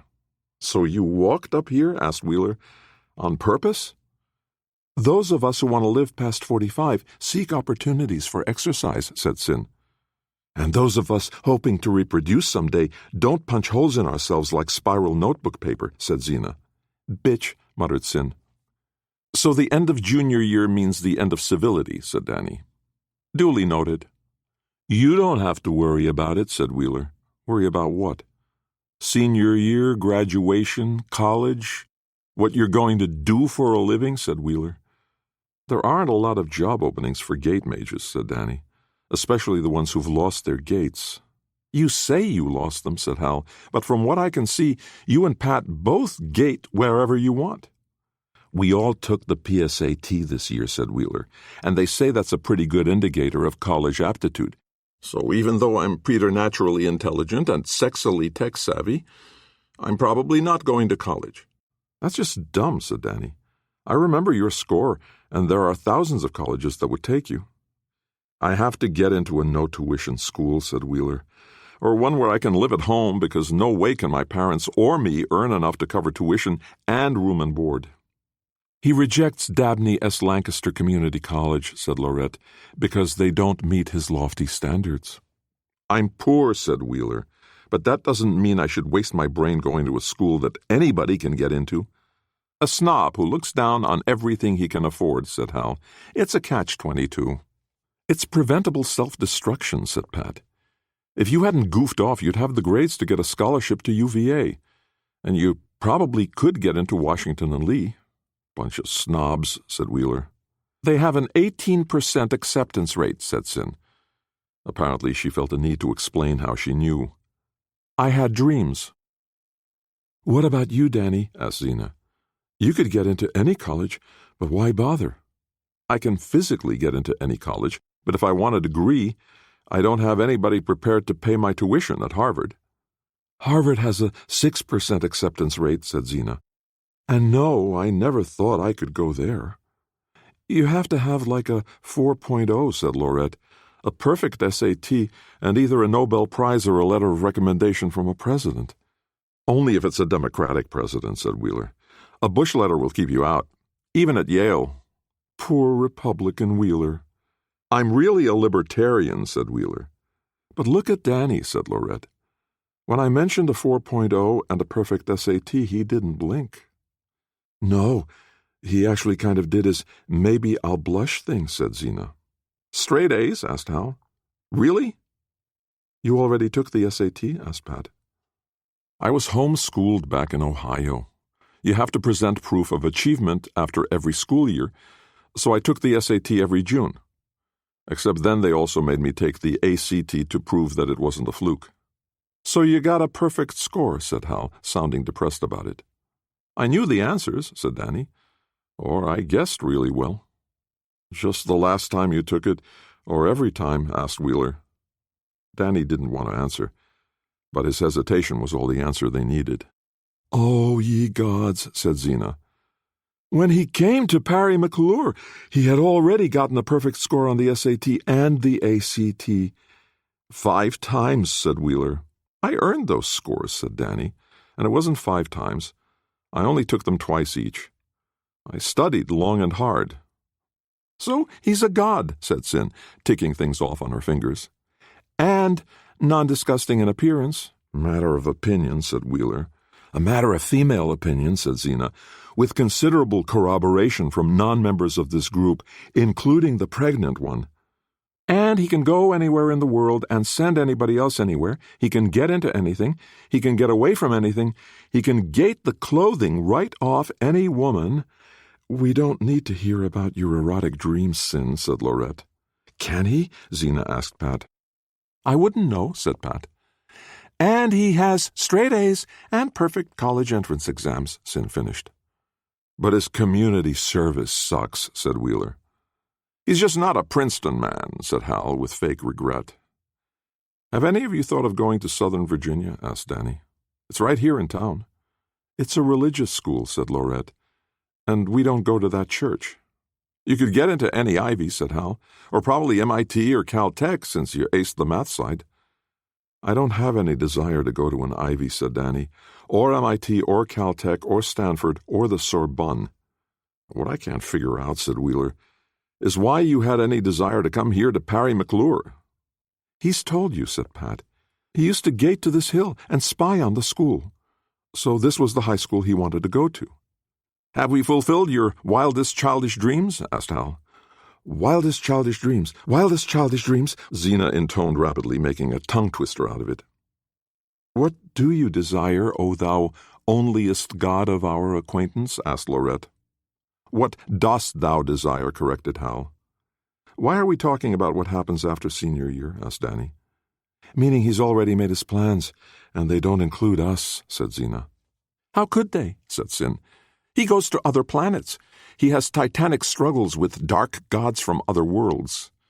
"He can shit into a gate and not have to wipe his ass," said Wheeler. To the universal groans and protests, Wheeler held up sheltering hands. "Come on, you know you've all thought of it." "Toilet paper works fine," said Danny. "The most fastidious gods all use it." "What are you guys doing this summer?" "We were kind of hoping you to tell us," said Sin. "It's not like we have any money except Laurette and sort of Hal. We can't go anywhere." "Unless," said Wheeler. "No!" the others shouted him down. "We agreed not," Laurette said. "Failure to argue is not agreement," said Wheeler. "It's all right," said Danny. "Transportation's not a problem. Where do you want to go?" "Disney World," said Zena. "The Harry Potter place at Universal Studios," said Sin. "Wizarding World of Harry Potter," said Zena. "What about the rides? They cost money," said Wheeler. "We can't lay hands on enough money to pay for the rides?" asked Danny. "Well, there's lots of it lying around inside banks," said Wheeler, "which some people could get to easily." "Haven't we learned anything?" asked Pat. "We never even tried robbing banks," said Wheeler. "I meant about Danny," said Pat. "About what kind of person Danny is. You keep projecting onto him your own childish fantasies about what you'd do if you had a cloak of invisibility or something." "Cloak of invisibility is nothing," said Wheeler. "You still have to travel all that distance, and on foot, too." Wildest childish, began Zena again. "Shut up, Zena," Laurette said sweetly. "I'm saving you from yourself." "I'm willing to get us to any place in the world," said Danny. "But we can't go on rides without tickets, and they probably have some kind of serious ID system, and my abilities don't extend to holographic forgery." "So, really," said Hal, "you're pretty much useless after all." "It'll be winter in the Andes, so I don't suggest Machu Picchu," said Danny. "The Alps? I've seen pictures," said Hal. "If we went in person, I'd just think, oh, it looks very much like the pictures." "You taught Pat," said Wheeler. "Why can't you teach us?" "Because you would go inside bank vaults," said Hal. "You don't trust us," said Wheeler. And a word no, thought Danny, and apparently it showed on his face. Wheeler looked away in disgust. "I can see you not trusting Wheeler," said Lorette, "because he's like the human ambassador to the roaches." "He's a roach prince who just needs our social security numbers to help him receive his inheritance," said Sin. "Slug prince," said Xena. "Nematode prince." "We introverta," said Hal, "are quietly proud to count the nematoda among us." "Science puns," said Lorette with a shudder. "May I interrupt this Punfest plus Envy-thon to point out something to Danny that he may not have noticed and that nobody else can see?" asked Pat. "That sounds rude," said Lorette. "Like rich people comparing their bank balances in front of homeless people." "Which they do all the time," said Pat. "Danny, the free prets are clustering around all of them, but Wheeler's are the ones I was noticing. One or two would kind of dive-bomb his car, and then he'd pop up with some kind of grossness or envy or, a Wheelerism." Danny hadn't noticed, but as she spoke he could see, or sense, the hovering clouds of undifferentiated prets, and saw many of them zip inward toward Wheeler's car. Wheeler whirled around and flared at Pat. "Oh, do I have some kind of mark of Cain on me? Something that makes me an animal that doesn't understand English, that can't feel the contempt you have for me, Pat? You with your windmagery and your gate travel, you with the love of your life who happens to be a god panting along beside you, do you find a lonely guy like me disgusting? Ugly? Horrible?" "You're inverting cause and effect," said Lorette. Danny held up a hand, watching how more of the prets moved in close to Wheeler's car, which seemed to welcome them. They weren't even orbiting, they were practically attached to him. It occurred to Danny that Gates, or any kind of outself, really, consisted of prets that were bonded to somebody's car. He knew that they came with human cars when they left Duat and were born on Earth. But these unattached prets, they weren't part of anything. Not part of atoms or molecules, not part of any person or animal. "Suddahites," whispered Pat. Exactly, thought Danny. The prets that followed Set to Middlegard when he was thrown out of Duat, permanently bodiless. Set had the ability to take possession of a human, to control his actions one way or another. But the other Suddahites were far weaker, more limited. They could only suggest, remind. But if they were like gates that had no gate mage, could he gather them in the way he had taken all of the gate thief's own gates and captive gates back last fall? No. That gathering motion didn't work because they weren't used to being part of anything. They didn't respond to any kind of law. But that didn't mean Danny had to give up. He could see Pat raising her hand to keep the others from speaking, from interrupting his concentration. And even though Wheeler was seething, Danny could see how he controlled himself and did not keep on acting out his anger and hurt. He just waited, as the Suddahites kept on trying to entice him to act in a destructive way. So Wheeler did have the power to resist them when he had a stronger desire for something else. The desire to see what Danny was going to do. What Danny did was invite the Suddahites to come to him. He was afraid that he might be repeating his mistake of inviting Set to come into him, but no. He wasn't asking them to enter him, to enter his body. He was asking them to attach themselves to his ka as if they were becoming his gates, but not his gates. He couldn't make them as gates because they didn't know how. They were lawless. They didn't know how to do anything except move to him, attach to him. He could feel them coming. It wasn't hard to lure them away from Wheeler. None of them had a very strong will of its own. Danny's own ka was so strong, so charismatic, that they could hardly resist the invitation, if in fact any of them tried. When they attached to him, he could sense them like a distant clamor of voices, like a crowd moving through a street on the other side of a large building. It wasn't words, really. They had learned how to trigger emotions, and Danny could feel them jostling him that way.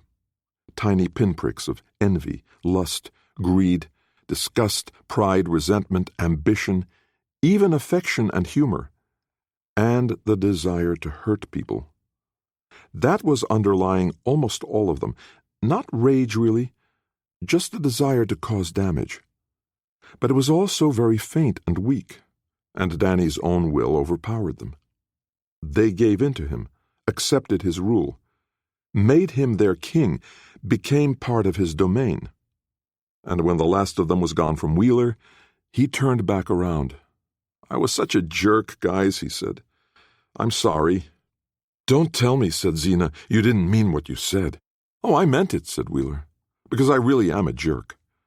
But I knew better than to say it. Danny's my friend, man. I wouldn't say stuff like that to a friend. I don't know what I was thinking." "I do," said Pat. "And I know why you're not thinking it now. Because Danny just took away the tiny things that were prompting you to say those things, to feel them." "Oh, get real," said Hal. "Next thing you'll tell me is we really do have a tiny angel on one shoulder and a devil on the other, like in cartoons." "We do," said Pat. "Except no angel." The others looked to Danny for confirmation. It's hard to explain it when you can't see it, sense it. But yes, Pat saw it, and I didn't till she pointed it out. The creature I had inside me when I wasn't acting like me.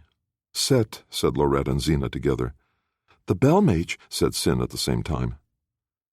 When he was expelled from Duat and came to Earth without a human body, there were millions that came with him, also without bodies. Smaller than microscopic, more like geometric points. But they joined in Set's cause, which was to make human beings as miserable as possible, to make us destroy each other. "So the devil made me do it," said Wheeler, halfway between scorn and hope. "Not made you," said Danny. "They would if they could, but no, they can only sort of trigger you, remind you of something you already felt or thought. Every angry word you said to me was something you truly thought of, but it wasn't all you thought about me, just the parts that might destroy our friendship." "Why would they care if I had you as a friend?" asked Wheeler. "Any bonds between people, they're real even if they're insubstantial. We bind ourselves to each other in friendship, in families. And the Sodahites want us all to act in ways that tear that down." Zena blushed. "So, when we tried to, seduce you, when we threw ourselves at you like discount whores," said Sin. "Clearance table harlots," said Lorette. "Sodahites were working on us?" asked Zena. "I don't know," said Danny. "I couldn't see the Pretz then, but I think probably so." "Do we have them now?" asked Lorette.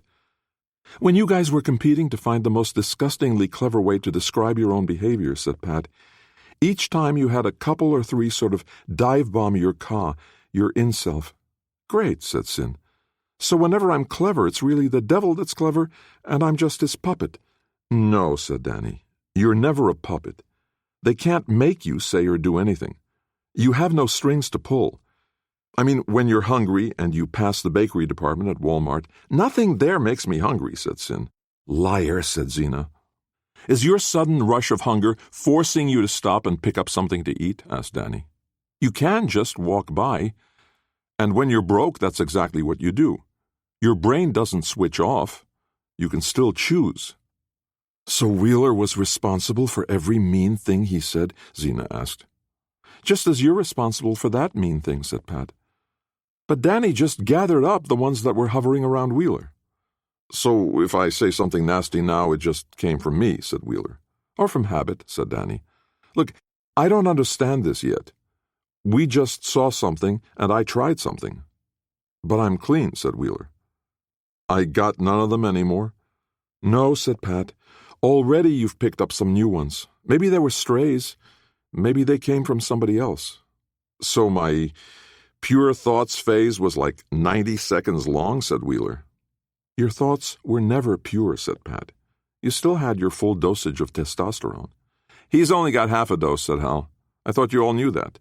"Not true," said Wheeler, "but funny." "You mean they didn't know?" asked Hal. "When you say something mean to a friend," said Pat, "you can pretend you're joking, but you thought of it. You had the mean idea. And then you chose to say it. Laughing doesn't erase that. Not your laughter, and not Wheeler's." "Can you take them away from all of us?" asked Lorette. "Because you have no idea how many bitchy things I've thought of to say in the last 3 minutes. And I'm just dying to say—" "You mean besides the ones you did say?" said Sin. "Very busy, Sodahites," said Pat. I don't know that it does any good to take them, said Danny. More come anyway. I think there are probably millions, billions maybe. I don't know if I can gather them all. I sort of hear them. They do to me whatever they were doing to you. Probably not as strongly, maybe because they don't know me as well as they got to know you. I'm just saying it won't necessarily do you any long-term good. Because they can't become a part of you, said Pat. People can't take these Suddahites with them when they pass through a gate, or a great gate. They get stripped away and left behind. I think what the gate thief fears about great gates is that Set will get through, and if he gets through, he can bring all the Suddahites with him, and the people of Westel have never had to deal with them. They really might become slaves. Not that they haven't been perfectly capable of coming up with horrors and evils on their own, said Danny. Seriously, said Hal. We're supposed to believe that our heads are surrounded by a cloud of gnats that tell us to do bad things? Let's see, said Laurette. We've seen people disappear in one place and appear in another. Injuries healed in an instant, kids flying up a mile above Buena Vista and coming back down not dead. A girl we've known half our lives suddenly being able to whip up dust devils and tornadoes. But you're right, clouds of tiny creatures around our heads is way too much to swallow. It just feels so childish, said Hal. Shut up, said Sin. Not you, Hal, Xena. She was about to start that stupid, wildest, childish tongue-twister again. Do you know how it feels to me? Asked Wheeler. Weirdly quiet. It's not like I heard actual voices or words or anything, but it's like something that used to keep me agitated all the time has taken a vacation. Will that make Wheeler less weird? Asked Laurette. Doubtful, said Pat. This is what makes me so frustrated, said Danny. We do this banter all the time. Everybody does it, insulting each other, mocking each other, only it hurts, doesn't it? We hurt each other. Can't we just stop? Can't we just be kind? Wheeler's not weird, he's just another human trying to figure out how he can belong to a tribe. And in this group, he doesn't exactly stand out for weirdness, does he? Look at us. The popular kids call us weird because we don't obey them and dress like them and worship them. But screw them, they're nasty and stupid. We're smart, and let's stop treating each other the way they treat us, because we don't deserve it. They were all silent for a while. I didn't know it bothered you, said Laurette. It didn't. I didn't even notice it till now. But here's Wheeler telling us that he used to be agitated all the time, and Pat and I are telling you that he was plagued with these things from outside himself, trying to make him unhappy and self-destructive, and then you have to call him weird? I'm the one who said it, said Laurette, and I was asking if it would make him less weird. I know what you said, Laurette, and it wasn't just you. Everybody laughed, including me. But not Pat. She never laughs, said Xena. Yes, she does, said Danny. All the time. With you, said Sin. At you, said Hal. No, erase that. Sorry. It's just such a habit. It's how we know we're part of the group, said Laurette. The popular kids, they make fun of people outside their group. We tease each other, but we're never mean to people outside. Yes, we are, said Sin. We're as vicious as the popular kids, said Xena. Yes, but we're smarter, so the things we say about them are actually funny. I didn't mean to disrupt everything, said Danny. I'm not mad, and I'm not blaming you or anybody because I do it too. It just felt wrong right at that moment for us to mock Wheeler. It's like we found out he had a hidden wound, a dagger sticking out of his ribs, and I pulled out the dagger, and then we started laughing at him for bleeding. That was a really bad analogy, said Laurette. It was only a little bad, said Danny. It was also a little accurate. Of course we can tease each other. If we didn't poke each other, how would we even know that we belonged? I just wish we could stop poking each other right in the bleeding wounds. Let's try to heal the wounds and poke somewhere else. I'll try, said Pat. But we're high school kids, you know. We haven't all aced the SAT and the ACT, said Hal. You know that those tests measure nothing except your ability to take tests, said Danny. But since college consists of passing a whole bunch of tests for 4 years, that's a good skill to have, said Sin. I wish we were smarter so we could form a team like Scorpion, said Wheeler. "Which one are you?" asked Hal. "Sylvester?" "I wish," said Wheeler. "I'm more like one of the civilians who gets in the way." "I'm Paige," said Lorette. "I'm the normal one who helps them communicate with humans." "So Danny is Walter?" asked Wheeler. "The genius?" "I have no idea what you're talking about," said Danny. "You so need to get cable in that little house of yours," said Xena. "Scorpion. It's a TV show about a team of geniuses who don't get along. Only they really need each other, so they keep almost breaking up, but then they can't survive without each other."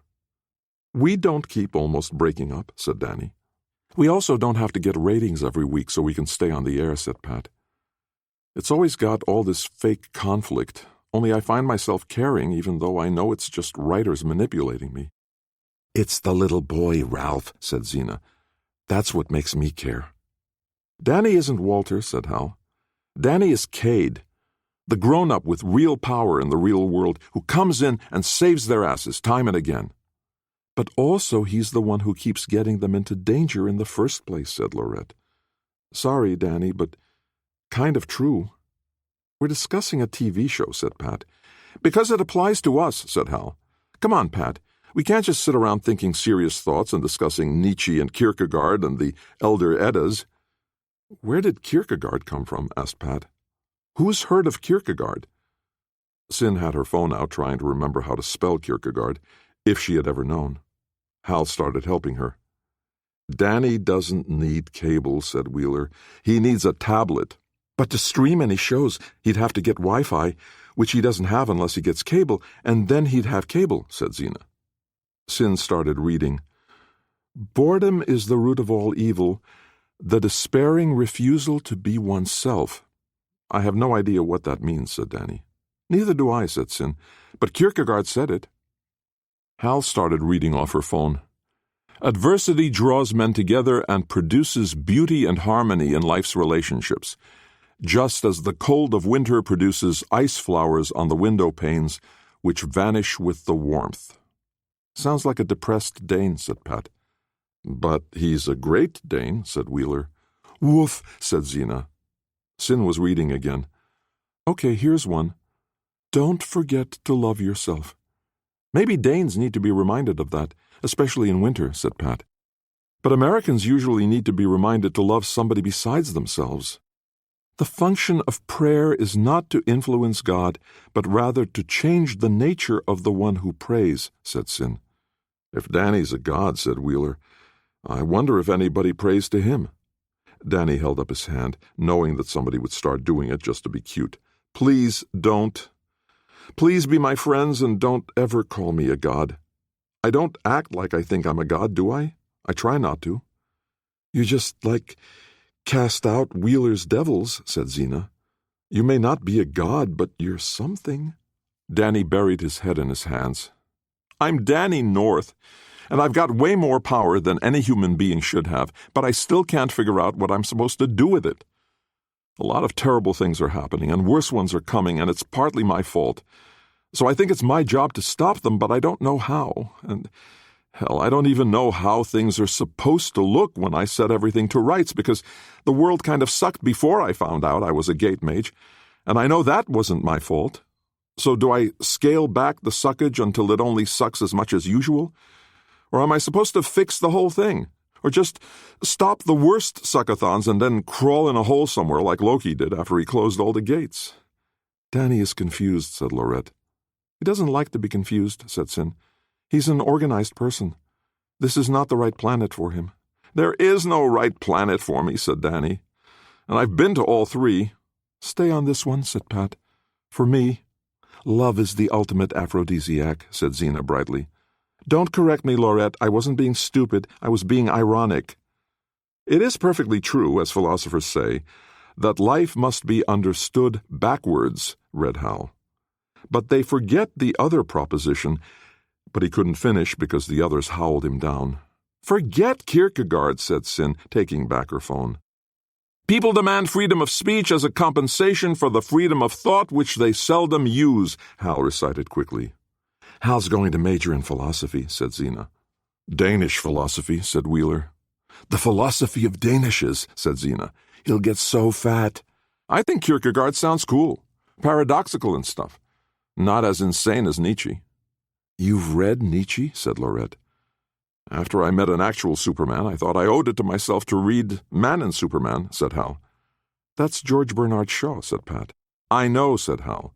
But it was Nietzsche who coined the term Übermensch, so I read Also sprach Zarathustra. Please tell me you didn't read it in German, said Pat. I can't read German, Hal said, and I can't understand Nietzsche even in English. Only he sounds like he thinks he's smarter and better and more dangerous and cool than everybody else, which means he's the opposite of Danny because Danny keeps apologizing for being what he is, which is dumb. Thanks, said Danny. He read off the screen of his own phone. The most common form of despair is not being who you are. Be yourself, quoted Xena. Everybody else is taken. She used to have a T-shirt that said that, said Sin. I still have it, said Xena. But I bought it before I got my boobs, and now I can't get the shirt to go down over them, so nobody could read it anyway. Anybody looking at your chest now, said Laurette, is not reading. Thank you, said Xena. The most painful state of being is remembering the future, read Hal. Particularly the one you'll never have. Danny laughed wryly. That sounds like it actually means something. If only I were intelligent enough to see how it applies to me. Guys, I learned a lot today, and on top of that I found out that you're willing to listen to me go on and on about how hard my life is, which is ridiculous because if anybody in this world can get whatever he wants, it's me. So thanks. I think we should all get college credit for a class in Kierkegaard, said Laurette. Just remember that Danny took away my devils, said Wheeler. But you've still all got yours. That was kind of inaccurate, said Pat, since you've already got a bunch of new ones. The devil made me say it, said Wheeler. I've got to go think about stuff, said Danny. Meaning I need some sleep. If you take Pat with you, you won't sleep, said Laurette. Get a life, Laurette. It's not like that, said Pat. If I take Pat with me, I'll think better, said Danny. With your brain? Asked Wheeler. Wheeler doesn't need Sodaheights to be a jerk, said Pat. Then she turned to Wheeler. Of course, I meant that in the nicest possible way. Danny took Pat's hand. Want to come with me? Her answer was to jump to his house, taking him with her. It was strange being her passenger, but also kind of nice. Like he could turn things over to somebody else, even if only for a minute, and it would still come out okay. Chapter 16. There have never been dragons, said Luce, the old lore-master. They're a legend that originated in Midgard, but such creatures have never existed anywhere, least of all here in Mitherheim. Gerd only smiled, which Hermia knew was exactly the pose a person needed to strike if she was to be thought powerful. However, Hermia's pose was not one of power. She wasn't CEO of a powerful corporation. She was merely a consultant, and what she had to sell was her wisdom, or at least her useful data. When we call it a dragon, said Hermia, everyone knows what to expect. It will fly. It will spew out fire and kill from a distance and up close. And it will be impervious to arrows and swords. But no, there has never been a living dragon, and that is not what Lady Gerd of the North will demonstrate here today. For instance, everyone knows that the only thing that a dragon cannot penetrate is stone. The city of Y was built here in these craggy hills precisely so that it could be built of local stone, which is very hard. What could a dragon, if there were such a creature, do against these walls? Nothing, of course, said Luce, because he was a lover of logic. Your implication, said Queen Genoeswes, is plain. This dragon of yours will harm our walls, or why show it to us? Suppose that your claim is true. To harm our walls would certainly impress us, but then we would have to rebuild the wall. Hermia glanced at King Saurian, who as usual was listening to everything and saying nothing. Have you no stone mages? Hermia asked. The queen smiled. The walls of this redoubt were built by ancient stone fathers from the age when we passed between the worlds. It is all living rock drawn up from the bowels of these hills and shaped according to their dreams. There's no stone mage in all the world who can do any such thing. Then perhaps, said Hermia, we could choose a different target. What do you think, Lady of the North? Gerd turned at the sound of the impressive title they had agreed upon. I'll see to it that it happens as you said. She pointed to a nearby butte. Perhaps if we show what the dragon can do to that. We would consider that a perfect demonstration of its power against walls, said Queen Genueswes. It's also living rock, and it's neither weaker nor stronger than these walls. There came a sound, different from the wind, a kind of juddering beat in the air, like great wings flapping. Hermia knew where to look, of course, because she could sense where the pilot was. But she feigned a search until she could see the dot of the approaching helicopter. Gerd, who was more practiced at spotting her own air force, was already guiding Saurian, Luce, and Genueswes to look at the right spot in the southern sky. It's either very small or very far, said Luce. From the noise, it must be very loud, said the Queen. It's larger than any horse, said Gerd, though many ships are larger, and yes, it's quite noisy, so that when it's near you, you have to shout to be heard. Hermia knew that the pilot had already received his change of orders from Gerd, who had mastered the art of causing the onboard computer to respond to her course corrections. The pilot could override her because he was the one who understood what wind or birds or updrafts might do to the chopper, and Gerd was not interested in losing a chopper because it was stupidly obedient to her. But he understood his target and was now flying the chopper toward the targeted butte. That was when Hermia felt the making of a gate and knew that another human being had just arrived on the terrace. There was only one gate mage left in either world who had the power to make gates in the old way, so she was not surprised to see Loki standing against the wall of the castle, far out of earshot. She excused herself and walked to where he stood. Came to see what Danny North's mummy and dad have been doing. I know what they've been doing, said Loki. I'm here to decide whether to allow this demonstration to take place or not. Hermia chose not to roll her eyes, though he deserved it. They'll fire a rocket, and it'll hit the bluff and spray a bit of rock around and make a lot of noise. And then the king and queen will decide that now is a good time to avenge their ancient injuries. Which neighbor will it be? Sufferd? Neferid? Or poor little Badis? I don't know what Gerd has in mind. I don't think she knows. Westilian politics is still beyond her. But you're an expert. They're not my helicopters and tanks and submarines, said Hermia. When you brought them here, you became responsible for them. It really wouldn't be sporting of you to take them away, said Hermia. And I'll only bring more. Once I've moved them, you won't know where they are. And the supply isn't infinite, said Loki. Why would you meddle? We're gate mages.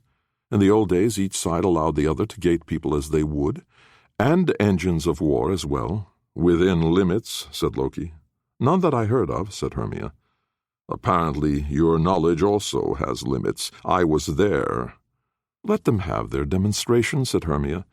Nobody's impressed with this stuff on Middelgard anymore. They've all seen too many movies with special effects to think real explosions matter, unless they get caught by the shock wave or eat a little shrapnel. I suppose I should let the demonstration happen, so I'll know what a shock wave and shrapnel are. We aren't close enough for you to experience those, and that's a good thing. But that's no use, said Loki. I think we need to see the effect of these devices on a human body. Not a good idea, said Hermia. I'm not sure you can make a gate fast enough to repair your body from the effects of an explosion. Thanks for the suggestion, said Loki, and he was gone. Hermia turned and saw him standing in mid-air, about 20 yards out from the face of the butte. She could see that he was continuously falling through a gate that raised him about a millimeter so he would fall through again and again. Since gates would not be affected by the explosion, gravity would pull him through the gate and heal him even if he was torn to bits. unless fragments of him were blown every which way so they'd miss the gate entirely. She might have warned him about that, part of the shockwave concept, but he was such a know-it-all he deserved whatever happened. The chopper was still about 200 meters out when it loosed a missile. The pilot might have seen Loki in the air near the target zone, but probably not, or if he saw him he wouldn't have known what he was seeing. It turned out Loki was far enough away that while his body shuddered with the shockwave, it didn't fly into fragments, and if for a moment it lost coherency, it was instantly reassembled in proper order by its passage through the gate. And now she saw that Loki had a very large gate on the far side of himself from the explosion. If he had been torn to pieces, the pieces would have been caught by a gate. Whether it would still have the power to heal such a torn-up corpse would have been interesting to learn, but not today. "Why would you send your clant so close to the target?" asked Queen Genoveswes. Before she had finished her sentence, Loki was standing with them. "I'm not a clant," he said cheerfully. He bowed deeply to the queen, the respectful action of a foreign lord, not the groveling of a servant or tradesman. Hermia admired his savoir-faire. It would have been good to have him as her tutor before she came here to try to help Gerd make her way in Westel. Hermia was having the problems that anthropologists and sociologists always faced. It was hard to know which behaviors were general among all cultures, particular to this culture, or a quirk of the individual. But Loki already knew. "Who are you, then?" asked the queen. "I'm a close companion of Queen Beksoy of Iceway," said Loki. "You may call me Hull." "A seafaring land, this Iceway?" asked King Sorian. "For the past 1,000 years, yes," said Luce. "They came pouring out of the frozen ice came and conquered half of Grey, seizing a long coastline and then moving their capital of Kamasham down to a deep inlet of the sea. Their king at the time was a Tidefather. He would have been remarkable if he had been able to pass between the worlds, but he had power enough to destroy the fleet Grey sent against them. Ever since then—" "We become wiser with every word," said King Sorian, "but I have reached the limit of my wisdom for now." He turned to Gerd. "I want to know why this man has come to join you foreign women. He is not the husband of either of you?" "I do not have that pleasure or honor," said Loki. "I'm here to see what their toys can do. I felt a portion of the power of that device." "It tore a great gouge in the rock," said Queen Genoveswes. "If that were directed against our castle, it could not stand for long." "But it will not be," said Hermia. "Unless it is," said Gerd, who was always ham-handed in negotiation. "It will not be," said Hermia, "because our sole desire is to serve you and restore Ifid to its rightful place as the great nation of the southeast. Once the city of Wai ruled from one end to the other of the Cotton Road, and all the ports and islands from Brakuin to File paid tribute. Now the people of Nai sneer at the accent of Wai, while your last coastline is now under the control of the ungrateful merchants of Ferdhaven." "I know our history," said Genoveswes. "But Hermia's afraid that I might not," said Loki. "And she was right. My attention has been mostly to the north for the past year or so. I can see that you have legitimate grievances, but what I can't see is how you plan to use the dragon these women are offering." "Our enemies have castles," said King Sorian, "until they meet the dragon. And castles are filled with soldiers. How many will die?"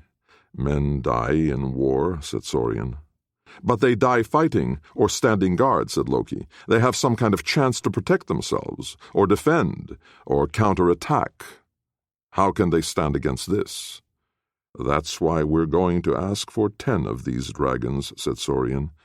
"So our victory will be swift, and our enemies will surrender rather than resist us." "And what will you do, then, when you win?"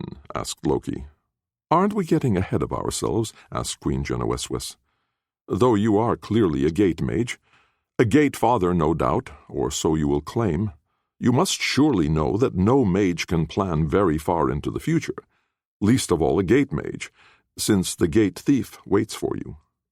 "Only if I make a great gate," said Loki, "which I do not intend to do. But I do intend to know what it will mean to the common people of Sui, Nai, Bad Marden, Brak, and Fairdhaven to have you as overlords instead of the houses that rule them now." "To the common people there should be no difference at all," said Queen Genoveswes. "Why should they care to whom they pay their taxes? Their lives may even be better, since there will be no duties to pay at border crossings once the borders cease to exist." "A free trade zone," said Hermia. "It boosts every economy." Loki didn't even look at her. "What about those who resist you?" The queen looked at him as if he were insane. "Drowthers don't resist mages, but mages do," said Loki. "And Drowthers sometimes do as well. We handle traitors and criminals as each case comes up. What business is it of yours? I wanted to have some idea of who would be wielding this fabulous new weapon if I allow it to stay," said Loki. "He thinks he's the protector of the world," said Hermia. "It's a sad delusion." Hermia abruptly found herself on a lonely, windy mountaintop, as the gate that Loki had used to send her there disappeared. He had to know how useless the gesture was. She took a moment to get her bearings and leapt back to the terrace in Y. "That," she said to Queen Genoveswes, "is what he plans to do to your dragons if you don't use them in a way he approves of." The queen looked a little queasy. "I knew what gate mages used to be back before the gate thief, but to see it, or not see it—" "Dear Queen of Y," said Loki, "you and your husband don't seem to be the most horrible of the powerful people that I've known. Far from it. You are definitely better than Gerd here, who once tried to kill her own child because he was a gate mage." Gerd reddened. "You know that I protected him in every way I could. But when they came to kill him, there you were," said Loki. "She behaved as well as she could," said Hermia. "Better than you, if what we hear from Eliuik and Enop is even half true." Now it was Loki's turn to blush. "And is the traitor bitch now my judge?" he asked. "I think so," said Hermia, refusing to let his goading irk her. "I did as little harm as possible, while still obeying my very dangerous family. I never terrorized children by perching them in downsloping caves for years on end." Loki turned his back on Hermia and faced the king and queen. "We mages are such an imperfect lot," he said. "Yet I repeat, you and your husband are better than most ruling mages." "You learned this from a few foolish questions here on our terrace?" asked the queen. "I learned it from walking the streets of Y and several villages in Ifird, from listening to the talk in the pubs and the comments among the merchants. Few loved you, but none hated you either. In fact, they were rather proud of your work as grass-sister, Queen Genoveswes. The harvests are bountiful, and the people of your land have not known want since you came of age. While King Saurian has used his power as rock brother to carve out dry caves for many poor families to live in without paying rent. Such kindness is rare among the mages. Treat your enemies' people as you have treated your own, and I won't take away these terrible toys. But if you start to use them against the common people, I'll turn these weapons on you before I destroy them." "I understand your rules," said King Saurian. "We'll take your concerns into account until the gate thief takes you. But we will always act in the best interests of the dynasty." He took Queen Genoveswes by the hand, and they walked toward the door. "He didn't seem as impressed as I had hoped," said Loki. "You don't look as fierce as you sound, Loki," said Hermia. "There's more than a hint of the strutting little boy playing at being king." She winked at the lore-master Lus, who was still there, watching and listening. "I'm not king of anything," said Loki mildly, still watching the king and queen as they passed through the door. "If you're not going to gate their helicopters to the bottom of the sea," said Hermia, "why don't we go in search of supper?" Hermia looked at Gerd, who smiled and nodded slightly. "I'll return soon, great lady, to bring as many dragons as you and Lus agree upon," said Hermia. "For now, though, we gate mages have a few things to discuss." Wad led the girl to an alley outside a tavern in Camersham, for no better reason than its familiarity. He did not eat there often, but had done so often enough that no one would think of him as unfamiliar. When Hermia followed him, though, Wad realized that her outlandish costume, not of Middlegard, but of would mark her as a foreigner. Add to that her air of confidence, not to say arrogance, and she would be noticed as an unusual and, be it said, slightly frightening woman. "We'll enter separately," said Wad. "I'll enter clinging to your arm like a newlywed," said Hermia. "Or I'll simply appear in the middle of the room." "You have some need to make everyone look at you?" "They'll look at me no matter what I do. I only want them to look at you as well. But think, Loki, if we look like young lovers, who will come up and bother us, or even try to listen in? Nobody wants to hear the sweet stupidities of young lovers. Married couples don't become interesting till they've wished each other dead a few times." "I'm fairly sure I never married back in my previous life," said Wad. "I wonder if that way of thinking formed part of my reasoning. I hope not." "You mean your memories are still foggy?" "Living inside a tree for a millennium and a half does odd things to your mind," said Wad. "If you know you're mentally defective, I wonder why you've appointed yourself the policeman of Westal," said Hermia. "I'm not so unambitious," said Wad. 15 centuries ago, I appointed myself the policeman of Westal and Middlegard." "Declared everyone guilty and sentenced them to perpetual imprisonment on their home world." "Weakening the mages was good for everybody, mage and drouther." "Birds are always happier with their wings broken." "It wasn't their wings," said Wad. "Nor yours," said Hermia. "But I know the real reason for keeping the worlds apart, and I wonder if you're even right." "Confining Set to one world instead of 2 was a great improvement." "I'm sure you're right," said Hermia. "But the 2 worlds are far from equal. Middlegard has billions of people. I doubt there's been a census, but I get the impression that the low population density brings Westal to, at most, 200 million. "Possibly twice that," said Wad. "There are places with far larger populations than Y or Nye." But either way, it amounts to a small percentage of the population of Middlegard, where agriculture has been mechanized and fertilized, with enhanced seeds and plants that bear far more fruit, and an atmosphere lush with carbon dioxide so the plants will grow. 6 billion. "I have visited Middlegard," said Wad.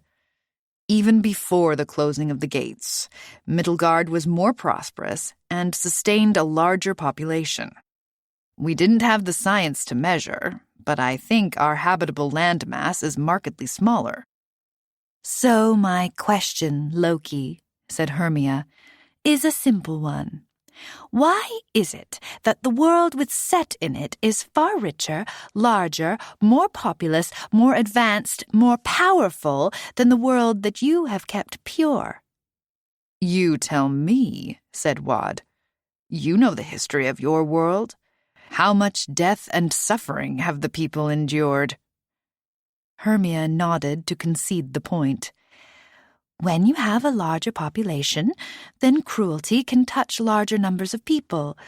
30 million die in one country because the ruler wants to rid himself of troublesomely independent kulaks.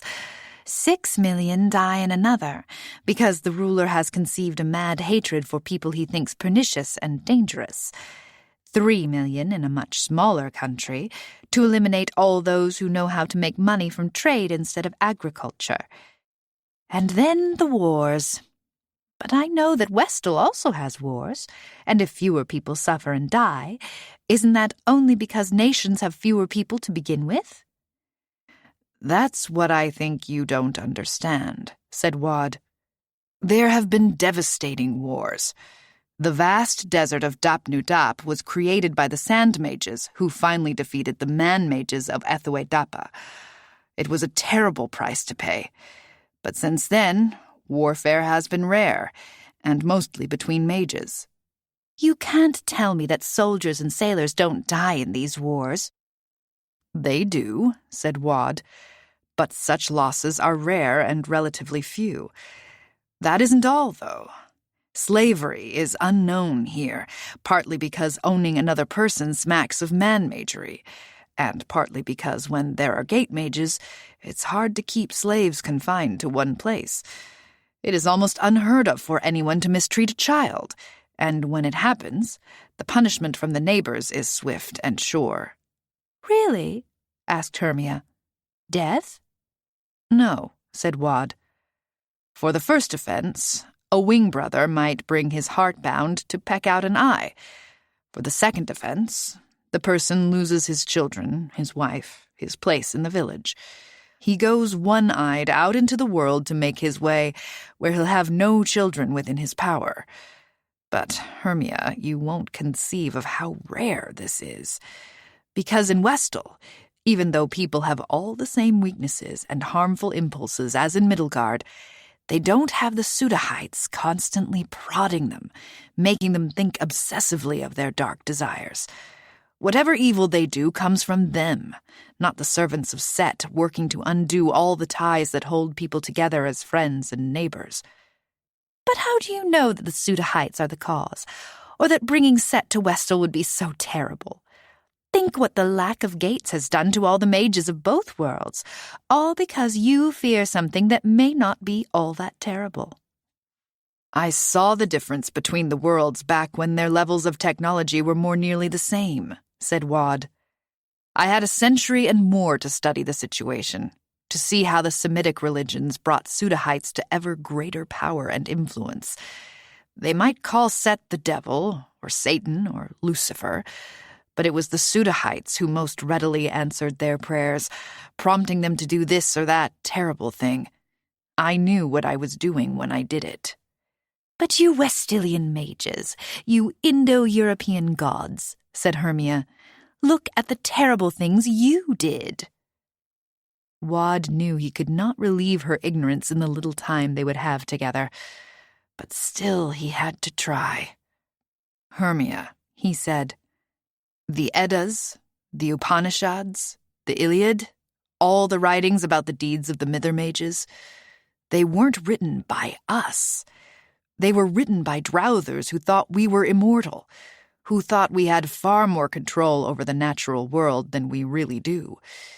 They thought we cared what happened to Drowthers, that some ignorant mortal could provoke a war among the gods.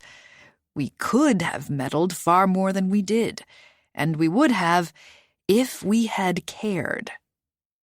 Hermia looked thoughtful. "Well, you have a point. Those writings all seem to assume that the families cared what the Drowthers did to each other, or they consist of Drowther fantasies about how we interact with each other." "There was savagery in Middlegard before I closed the gates," said Wad.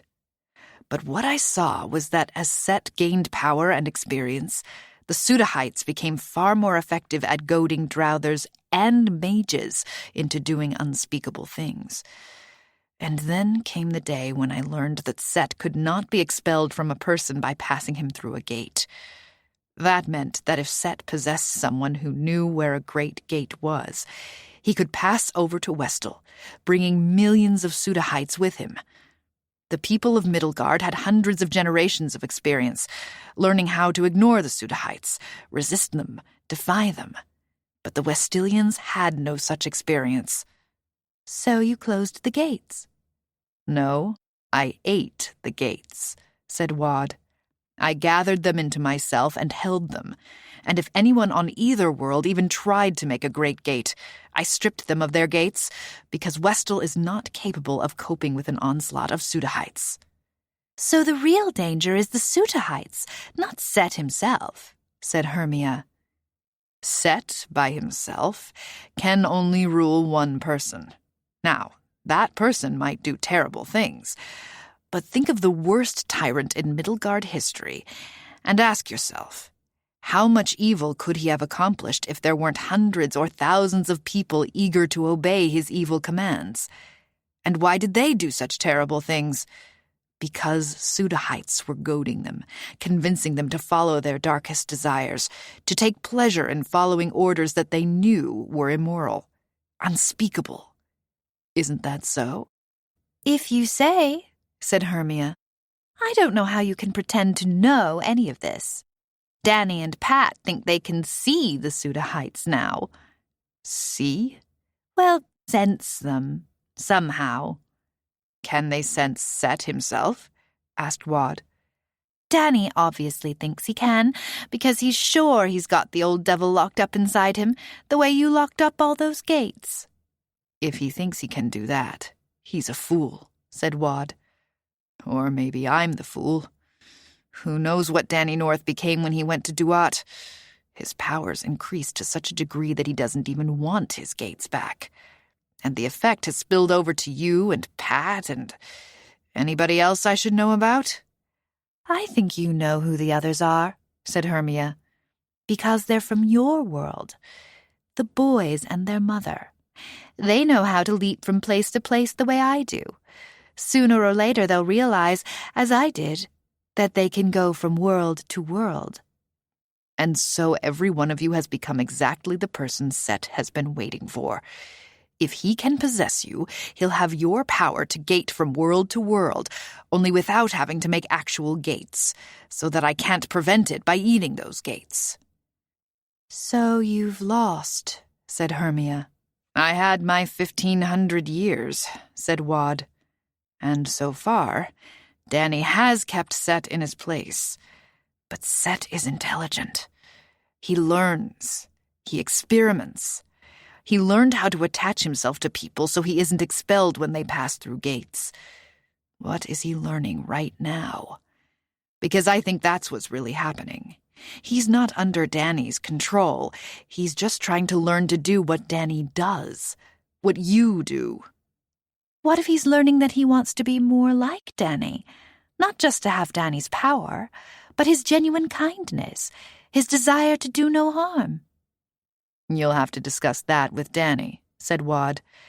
I've never been possessed by Set. I've only seen the effect on others. They all became completely despicable and dangerous, so it seemed to me that Set was toxic, incorrigible. He's not a person. He was never a child. He didn't grow up with human connections. He doesn't have any maternal or paternal feelings, no sense of brotherhood or belonging, none of the impulses built into our minds and bodies that help us live together in peace. It isn't in his nature to do anything that would help somebody else at his own expense. But maybe Danny thinks that Set is learning virtue. Hermia studied Wad. No, you don't believe that, she finally said. In fact, I think you're afraid that Danny might think that, but you're so sure he's wrong that... Are you planning to kill Danny North? Wad shook his head. I'm not planning anything. This is out of my control. Really?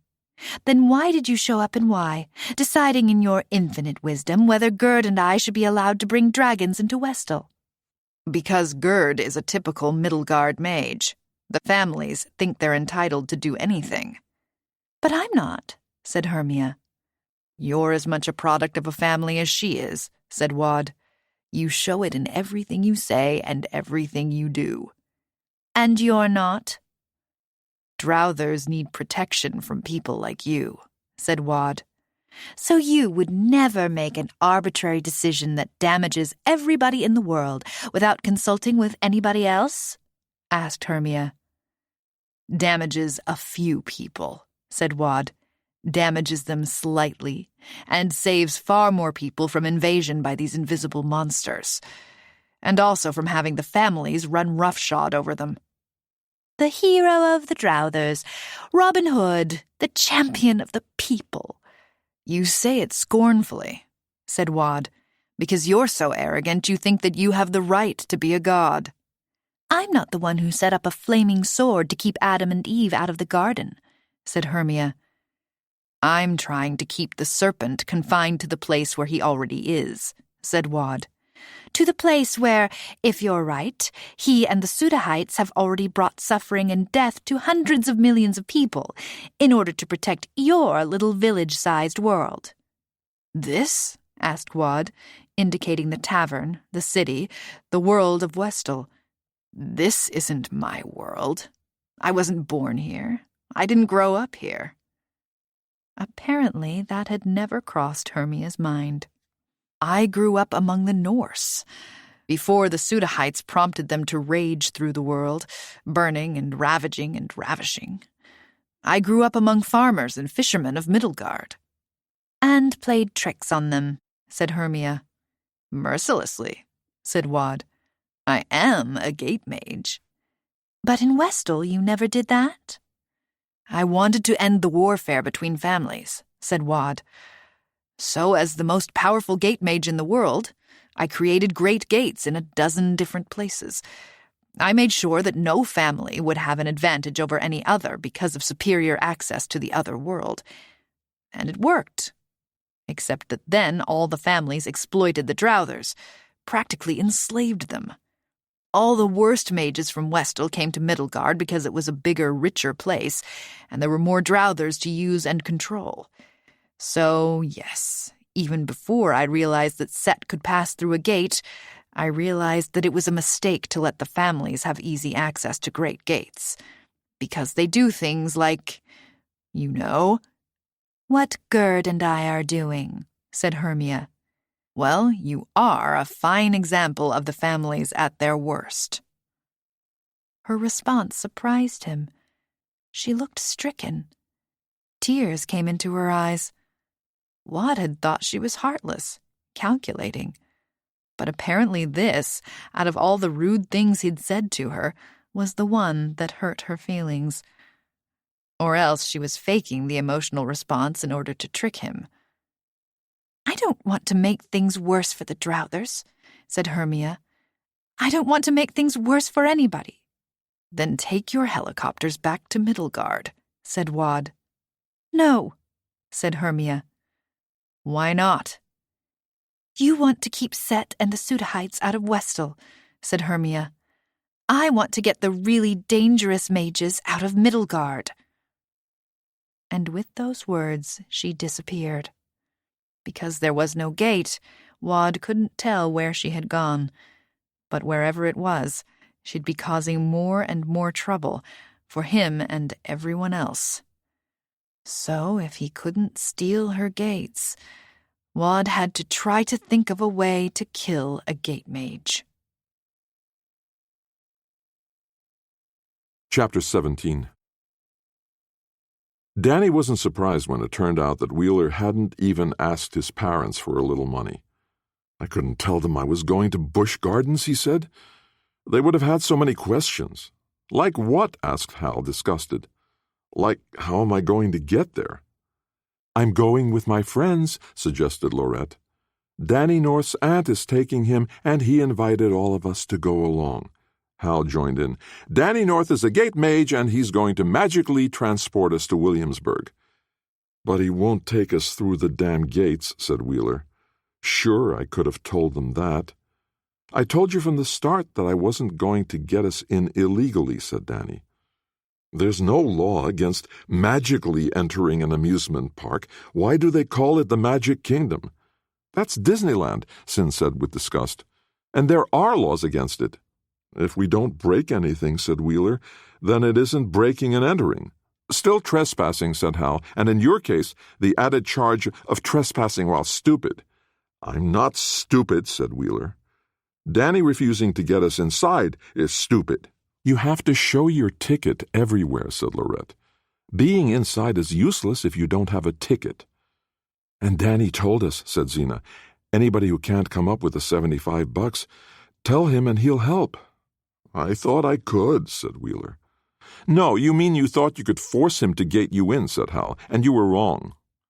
The whole point of going to Busch Gardens instead of Disney or Harry Potter or anything else was that Williamsburg is in Virginia, said Lorette. So our parents would actually believe we could make a quick trip here and back. As I recall, we made that switch because your parents were the ones who wouldn't let you go to Florida. "So my parents are worse than I thought," said Wheeler. He turned to Danny. "I need help after all. Can't you get the money now?" "So I should go to Vivi," said Danny, "and then we go to an ATM, and she withdraws the money, and then I come back here, all because—" The truth was that Danny could do all this quite easily. It wouldn't take 5 minutes, and Vivi would think it was hilarious. Why was he so annoyed? "I think Danny's getting pretty fed up with you, Wheeler," said Lorette. "I know I am." "Fine. I'll wait out here while you all go in and have fun," said Wheeler. "But I'll tell you, if I were a gate mage, there wouldn't be an ATM in Williamsburg with any money left in it." "Such a genius," said Hal. "So you stand in front of each ATM on camera, make a little gate, and reach inside the machinery, fumble around till you find all the 20s, and then wait for them to identify you and come to your house and find stacks of stolen 20s, and then you get to explain how you got the money out of the machines." "They couldn't hold me in prison, 'cause I'd be a gate mage," said Wheeler. "A one-man crime wave," said Hal. "The anti-Batman." "I can't even reach inside ATMs anymore," Wheeler said Danny. "That was something that was only possible when I had gates. I can go places, I can take people with me, but I can't make little gates and reach into things, or listen to something without being there myself." Well, that wasn't strictly true, Danny thought. I can make a clant, which I never could before. But the clant would be there, so it's pretty much the same thing. "Why didn't Pat come?" asked Zena. "She doesn't like rides," said Lorette. "She doesn't like Wheeler," said Sin. "None of us like Wheeler," said Zena, "but we all came." "She's coming," said Danny, "when she finishes her chores." "Her parents treat her like a child," said Zena. "Her parents treat her like an adult who has to do her share of the work," said Danny. "It's the whining that turns it into something only children do." "That means you've got the money for Pat's ticket," said Wheeler. "Pay for me to get in, and then you and Pat can go get more money from your aunt." "You're so clever when you're spending other people's money," said Lorette. "No, he's not," said Hal. "Come on," said Wheeler. Danny counted out the cash. "Why didn't your aunt just give you a credit card?" asked Wheeler. Danny handed the money to Hal. "Spend it all in one place," he said. "Hal gets to carry the cash because, he's our daddy now?" said Sin. Hal handed the money to Lorette. "What does this make me, the mommy?" asked Lorette. "How can you stand being with these repulsive drowthers?" Danny had felt Hermia arrive, but the others were visibly startled. "Oh, the traitor bitch expects to come with us now?" said Sin. "Why aren't you dead?" asked Lorette. Hermia ignored them. "Danny, we need to talk." "Talk," said Danny. "Without the children," said Hermia. Danny wasn't going to play along. It was dangerous to be alone with Hermia. "I could send them away," said Hermia. "No, you could only take them away and come back without them," said Danny. "And they'd have to hold your hands, which I doubt they'd do." "How do you know I haven't learned to send people without touching them?" asked Hermia. "Have you?" asked Danny. "No," said Hermia. "But it's stupid of you to underestimate me the way you always do." "I never underestimated you," said Danny. "I trusted you." "See," said Wheeler. "I'm not the only stupid one." "I always acted in your best interests," said Hermia, "even if you were too ignorant to know what your best interest actually was." "Which is more dangerous?" Danny asked his friends. "The man who swears to kill me, or the friend who knows better than me?" "The most dangerous is Set, the one who made your own hands kill your lady love," said Hermia. In the moment, Pat appeared, but she said nothing. "Of course your lady love knew the moment I showed up," said Hermia. "What took you so long, O thou omniscient lover?" "I knew you'd have to talk for a while before you did anything," said Pat mildly, "so I had time to wash my hands before I came." "Outnumbering a gate mage is pointless," said Hermia. Pat said nothing. Danny said nothing. Danny's silence came from his fear of what Hermia intended to do next. He had heard her claim to serve his interests, and her assertion that Set was his most dangerous enemy. She could not possibly be so stupid as to try to take on Set directly, could she? Danny had been able to sense Pretz for long enough now that he not only knew where and how many they were, but also the nature of the individual Pretz. They weren't complicated. Either they were weak or strong.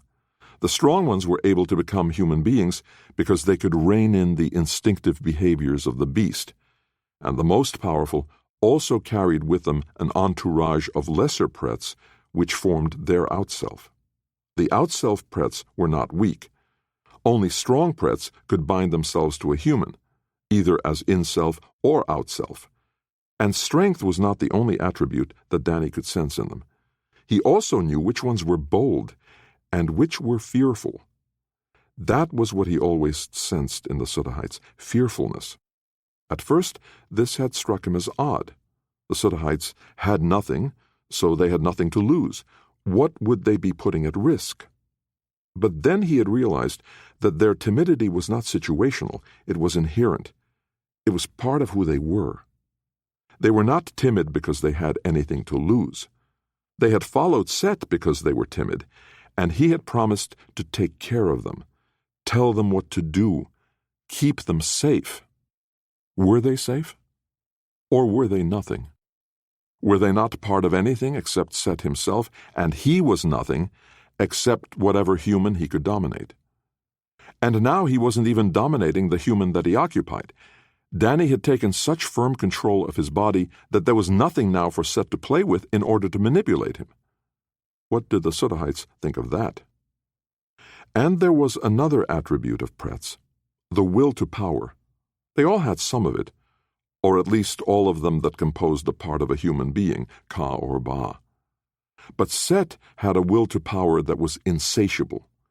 Perhaps it was this bright flame of ambition and pride that the Sutahites attached to. Not for the first time, Danny wished he could sense his own pret, and see himself truly. But that was beyond his power, and Pat had told him that it was beyond hers as well. This meant that Hermia, too, could not see her own attributes. But Danny and Pat could. Hermia was very ambitious, and so bold as to have no inhibitions at all. Strength, though, she had little. Not enough to control her impulses, not enough strength to wait before acting. This was not a promising combination: vast ambition, utter fearlessness, and a nearly complete lack of self-control. Pat and Danny had discussed this more than once. Danny refused to believe that human character could really be reduced to these three attributes, and Pat was inclined to agree. Too reductionist, she said. And yet neither of them could detect any other attributes in the pret of any person's in-self or out-self. Just because we can't see more doesn't mean they aren't there, said Danny. And surely the experiences we have in life can shape our character and change it, said Pat. Or maybe not, said Danny. People think that heredity is everything, but we see people overcome both heredity and environment all the time, while others, with every advantage, collapse into a puddle of ruin at the first challenge. We haven't been able to see and judge prets for long enough to know if they can change. Maybe when we have children, said Pat. But Danny didn't know if they even should have children. They couldn't pretend not to know that they would know about their children's prets, about their deep inner character, about the part of them that quite possibly could not change. Hermia, however, was not their child. She was an erstwhile friend who had proven herself utterly unreliable. Not for the first time, Danny wished that he could have discussed Hermia with the gate thief, especially now that they had conversed together for a while. But Danny could not go to Westall to talk to Wad without bringing Set there, or exhausting himself by making another clant. And Wad could not come to Middlegard without making a great gate, which he would not do, especially because Hermia would know he had done it, and then could not be stopped from taking people to the great gate and passing them through it. The Greek girl has us both stymied. So I have to deal with her on my own. I just don't know how I can deal with her, or what dealing with her would even look like. You're not going to forestall me? Asked Hermia. Gate me somewhere? You'd just come back, said Danny. You're learning, said Hermia. No, said Pat. You learned this from us. It's not as if you invented it, said Hermia. I'm not violating some patent. You died and came back knowing stuff, and I learned it because I'm a gate mage, and I could tell more about what was and wasn't happening. Give me credit here. Patricia. I took this from you. You didn't give it." Danny didn't even bother looking at Pat, and his peripheral vision told him that Pat didn't look away from Hermia either. "Whatever you're going to do," said Danny, "just do it." "No, don't!" cried Xena. "I mean, for Pete's sake, how inconsiderate are you? We don't want any wizard war while we're right here." "I do," said Wheeler. "No, you don't," said Hal. "Buy the tickets for all of you," said Danny, "and hang on to the change or use it to buy food. Pat and I will be in when we can." "If," said Xena. "Move," said Pat, giving Xena a little push. Hermia was laughing, and not nicely, as Danny's friends walked briskly away. "Glad to provide you with amusement," said Danny. "You should have let them stay. Remember, I'm the one who told them what you are and explained everything. I'm part of your group, whether you like it or not." "Not," said Pat softly. "Maybe you'll like me better when we're done here," said Hermia, "because I'm here to relieve you of a burden you aren't really qualified to bear." "Me?" asked Pat. "You?" asked Hermia, looking annoyed. "What, are you pregnant? If you are, then I'm not relieving anything. No, I'm talking about what Danny's got inside him." "No," said Danny. "Don't do it. I don't think you can, but don't even try, because believe me, you're the one who isn't ready. I'm qualified because I'm the only one who's got any perspective. You've picked up Loki's absolute horror of letting Set get to Westel, but look at her, Sutta Heights," said Pat. "Not a cloud outside of her. They're riding inside, as if they were her gates." "I don't have gates," said Hermia. "You took them." "Inside her hoard," said Danny. "So many." "Do you think they've possessed her?" asked Pat. "Do you think she's making her own choices?" "I know she is," said Danny. "Her mind is made up. She has no idea of what she's doing, but she also doesn't care about the consequences, because all that matters to Hermia is that she's hungry to prove that she's greater than I am." "I don't have to prove that," said Hermia. "The real question is, am I greater than Loki?" "The one thing you don't understand," said Danny, "is that you're not greater than Set." "Gate away, Danny," said Pat. "She can follow me anywhere," said Danny. "I can't hide from her." "Exactly," said Hermia. "So do the insane thing you came here to do," said Danny. "And then I'll decide how to respond." Hermia smiled. "I didn't come here for you, so I don't care how you respond, Danny North. Once you were the most important thing that ever happened in my life, but now that place has been taken by someone else." Danny said nothing. "Set," Hermia said, her voice turning oddly seductive. "Who feels the need to seduce Satan? I invite you into me. I can do anything Danny North can do. You can leave him behind and really accomplish something with me. Come into me, Set." What Hermia didn't realize was that Set made the jump the moment she first invited him. But Danny could see that it took Set a while to find his way into Hermia's body. He had learned something from the new skills Danny had acquired in Duat. Set rooted more deeply in her than he ever had in Danny. Hermia fell silent, her face looking a little surprised, then vacant, then exultant. "Should I kill your little friend again?" asked Hermia. But Danny knew it was Set speaking now. "You can't," said Danny. "Why can't I?" asked Hermia. "Because I forbid it." Hermia's hand flashed out, holding a handgun that Danny had not realized she carried in her purse. And then the handgun was gone. Pat must have moved it. "Really?" said Pat. "Is that all you've got?" Hermia looked at her savagely, then at Danny with complete loathing. "Do you want to know what hell is? Being trapped inside somebody as weak and stupid and nice as you." "Thanks," said Danny. "I won't say I'll miss you." "Oh, you will," said Hermia. "Why haven't you tried to kill me yet? Gate me inside the sun? Loki tried that. An inconvenience, a delay." "It's all right for you to kill Hermia," said Pat. "She asked for it." "I don't kill people just because they ask for it," said Danny. "And it wouldn't work." "Do you know what else won't work?" asked Hermia. "Trying to keep me from going to Westel." "Nobody's keeping you from anything," said Pat. But Danny was doing something. It was what Pat said about the Sootahites being inside Hermia like gates. Danny reached out, the way he had when the gate thief first tried to take his gates, and ate Hermia's Sootahites. And just like that, he had them locked inside himself. But the Sootahites were not Hermia's, never hers. They always belonged to Set. They had followed him out of Duat the way that near-human Prets followed the strongest Prets, becoming their Ba, giving them the powers that would turn into magery. So when Danny ate Hermia's Sootahites, it was Set who reeled at the sensation. Nobody had ever done anything like that to him, Danny knew. In his alarm, Set did something by reflex. He polled his Ba. He enumerated his Sootahites, called to them, kindled them, woke them.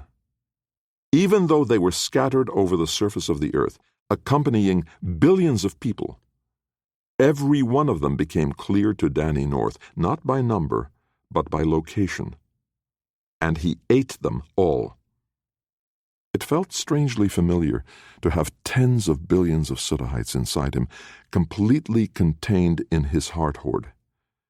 It took Danny a moment, but he realized, ever since he had given all his gates to Wad and then returned all the imprisoned gates to themselves, Danny had felt empty.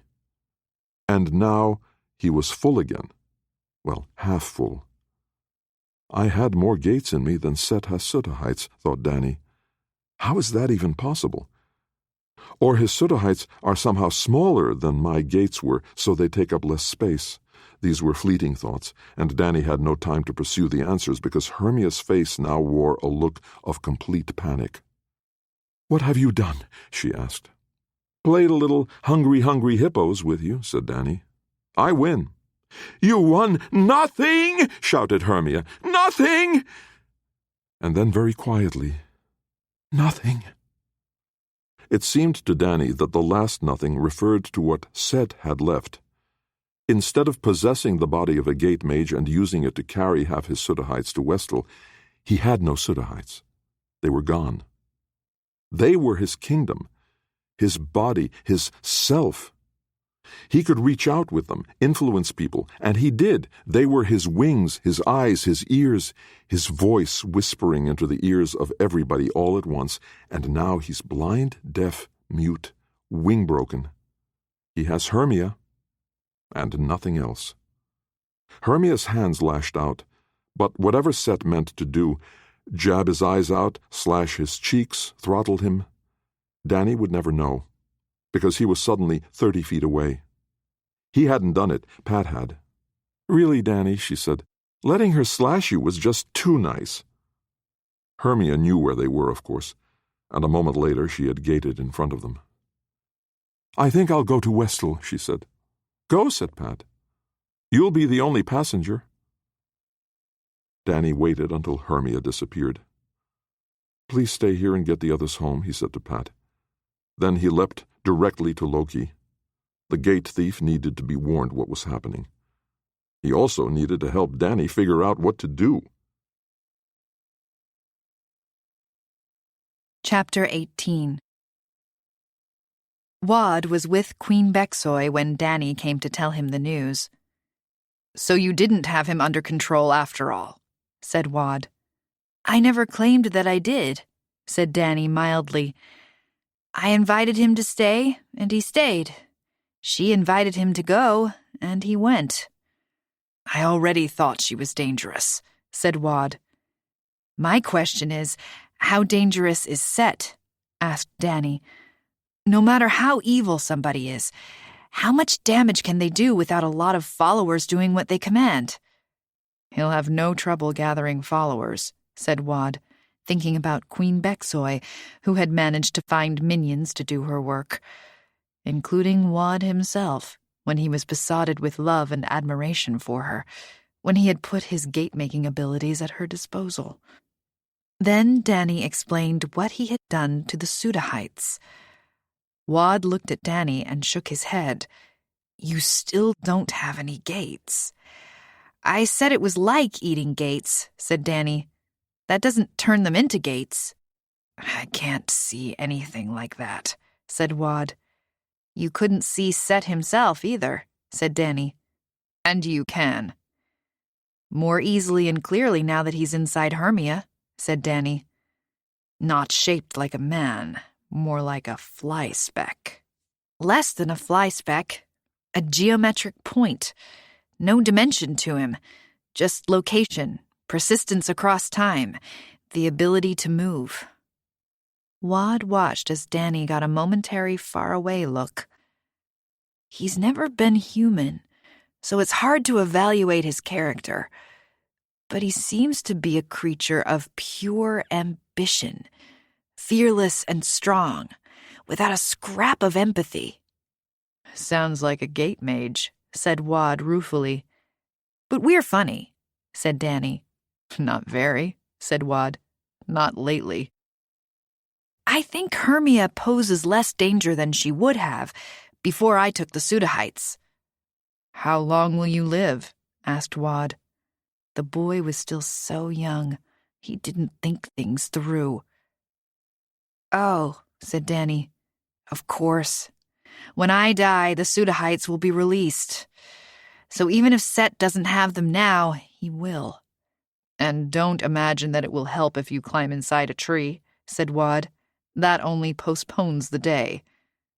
A lot can happen in 1,500 years, said Danny. More to the point, a lot cannot happen. We need a permanent solution. Set and the Sudahites have never been alive, said Danny, so they can't exactly die. They don't have bodies that can die, said Wad, but that doesn't mean they can't be destroyed. Pretz can't be extinguished, said Danny. And you know that because that's what I was told in Duat, said Danny. And everything you learned there is absolute truth, said Wad. If you had been there, said Danny. I'd believe everything, said Wad. Quite probably. All that means is that liars can do a better job of deceiving people when they're physically present. There was no lying in Duat, said Danny. There was no language. Wad didn't answer. All right, said Danny. I know you can deceive without language, but what I got there, it was pure knowledge. It wasn't told, it just was. There was no way for Wad to dispute the point, and it might even be true. There's plenty of lying here, said Wad. You have to pick something to believe, or you could never do anything, said Danny. Wad could only agree, though he remembered how he had loved Bexoy and trusted her, doing her will in everything. Well, up to a point. When Bexoy commanded him to kill Anonoe and her sons, Wad had kept them alive and lied to her about it. That was when he stopped loving her. When she murdered Wad's son Trick, that was when he began to hate her. Maybe it's time for you to go back to Duat and find out how to solve this, said Wad. With all that pure knowledge lying about, maybe you could pick up something we can use to keep the Sudahites imprisoned even after you die. Or, obliterate Set from the universe. I've thought about this a lot, said Danny. How much of the evil in the world comes from Set, and how much comes from human nature? I mean, chimps are violent. Alpha males own the females. The other males kidnap females and carry them off and rape them repeatedly. They make war. They commit genocide. They can't hack into computer systems or build nuclear weapons, but they do a lot of really terrible things, without Set or the Sudahites goading them. Wad had to think hard to imagine what a chimp might be. It was as if Danny were reading his mind. Chimpanzees, a kind of ape, the one that's genetically closest to human beings. Next time you're in Middlegard, visit a zoo. Or I'll read a book, said Wad. Great invention, books. Paper. Amazing stuff. Why couldn't Hermia have brought paper-making to Westel? Maybe she will. Dangerous and terrible ideas spread better with widespread literacy, said Danny. Along with the good ones, of course. I think your original point was that people are terrible whether Set's around or not. They can be terrible, said Danny. They can also be good. Does Set stop them from being good? Only the person he's possessing. When Set was first inside you, he completely controlled your body, right? Asked Wad. That's how it felt. I felt like I couldn't do anything. Now I know that I had the power to take back control at any time. But it took a level of self-awareness, physical self-awareness, that I had never had. Is this part of your ability to sense Pretz and Sudahites? Sort of, said Danny. I'm still finding out what I can actually sense, what I can do, what any of it means. But you were able to regain control of your body with Set still inside you. Can Hermia? Danny shook his head. She didn't try to learn anything from Pat and me except how to travel instantly without gates. How's she doing with that? Asked Wad. What are her limitations? She can go, she can return, and she can carry whatever she's touching that she wants to bring along. So, people, and those dragon things, said Wad, but only if she's touching them. So far, said Danny. Trying to figure out how much damage Set can do? I need to know the limitations on what he can get Hermia to do, said Wad, and the limitations on what I can do to Hermia. Killing her wouldn't kill Set, said Danny, but killing her would deprive him of her set of abilities, said Wad. Who else can do these things? When Pat separated the boys, they both saw and understood. I think they can do it. And when I helped Anonoe get possession of Beksoy's body, she can do it. I know, said Wad. Not sure how dangerous that makes her. I don't trust my ability to judge people anymore, least of all women. But the boys, they're young. They're vulnerable. Inop seems to be the one who learned the most, said Danny. But maybe I only think that because he's also the talker. Who can guess what Eliuik knows and what he can do? So if Hermia dies, said Wad, Set will want to jump to you, to Pat, to Anonoe, Inop, or Eliuik. Or you, said Danny. Who, me? Wad chuckled. I'm just an ordinary Gatefather. He won't jump to me, said Danny. I proved I could shut him down. That was the pertinent skill. Can you teach me how to do that? I can try, said Danny. He seemed hesitant. But do you want to? Asked Wad, amused. After all, I'm the terrible gate thief. How can you trust me with so much power? It's not that, said Danny. It's... When I taught Anonoe, I had to take possession of Beksoy's body first, to get rid of Beksoy's Ka and to show Anonoe how to go deep. You don't want to take possession of me? It wasn't Anonoe's original body, said Danny. She knew how to ride inside someone else. She's a man-mage. But you... What if I go deep and it drives you out like it did with Beksoy, only you can't come back? What if it kills you? Sweet of you to care, said Wad, but I don't expect to live forever. You've come closer than most, said Danny. Only a few centuries from 2,000 years, said Wad. That's still a long way from forever. Like I said, closer than most. Wad shook his head. I would risk my life to learn it, but you won't risk killing me to teach it. I understand the choice. For now. And I thank you for warning me. I'd rather not kill Hermia, said Danny. We differ on that, said Wad. But since neither of us knows how to kill her, and neither of us wants to see what Set would do after she died, we will both do nothing for now. Am I right? Not nothing, said Danny. Just nothing about Hermia. And I won't do nothing either, said Wad. I'm going to make sure Hermia can't bring her dragons to Westal. Helicopters. My parents' augmented versions. In Middlegard, they give one side an advantage. Not an overwhelming one, but not trivial. Here, though, they're unstoppable. I'm not sure, said Wad. The explosions are impressive and dangerous.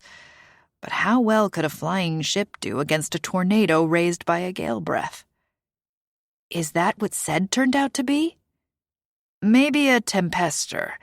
His teacher isn't sure, and I'm not surprised, since he's a tree mage. Whatever you do to the helicopters and tanks and whatever else Hermia and my parents decide to bring, please remember that the pilots and crews are Drowthers who volunteered for a war to defend an ally from attack. They don't know anything about what's happening here. They do know that my parents have terrifying power, so they obey. But they don't deserve to be killed for it.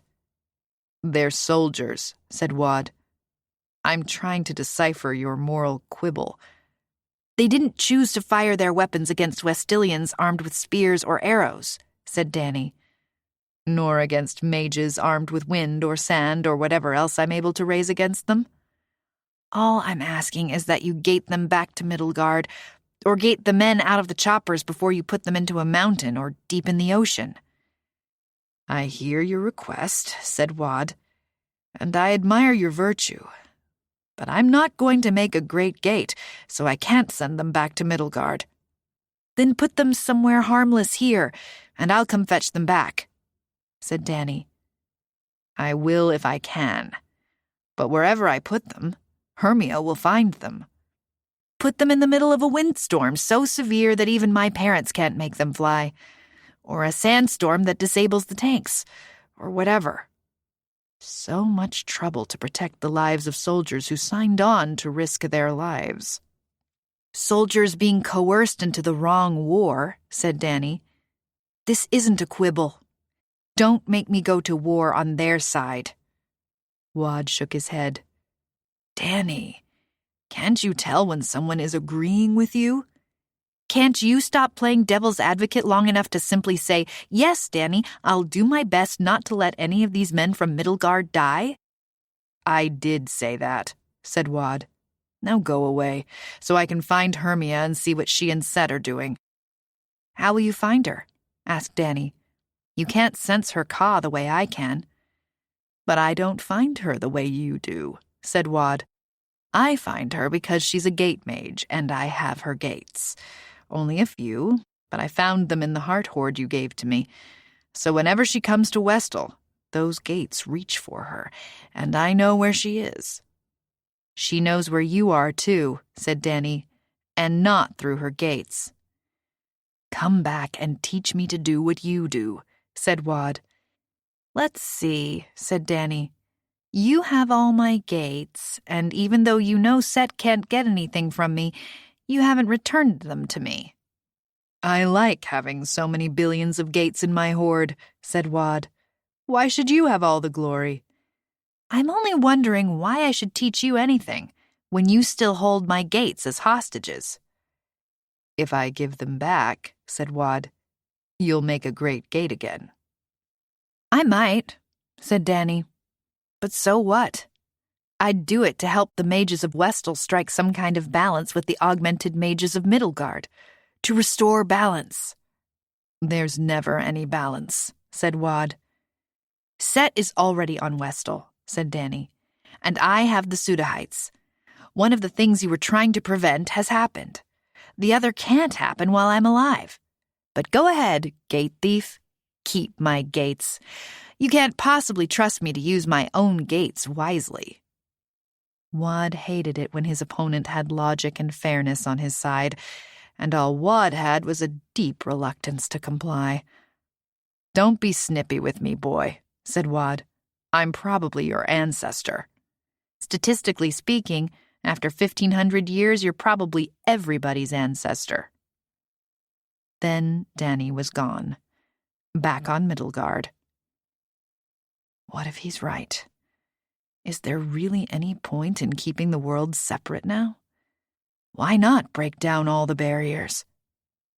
Would that make Westel a colony of Middelgard, with its huge business empires and amazing machines? Or would Middelgard be divided into the fiefdoms of 1,000 godlike Mithermages, passing back and forth through great gates? Probably both, thought Wad. Whatever happened, it would destroy whatever they now were. There were plenty of evils among the Drowthers and mages of both worlds, but also much good, especially in the lives of the Drowthers. Good that would never survive easy passage between the worlds. Nobody would really gain anything worth having, while the Drowthers everywhere would lose. That's why I put myself into a tree, thought Wad.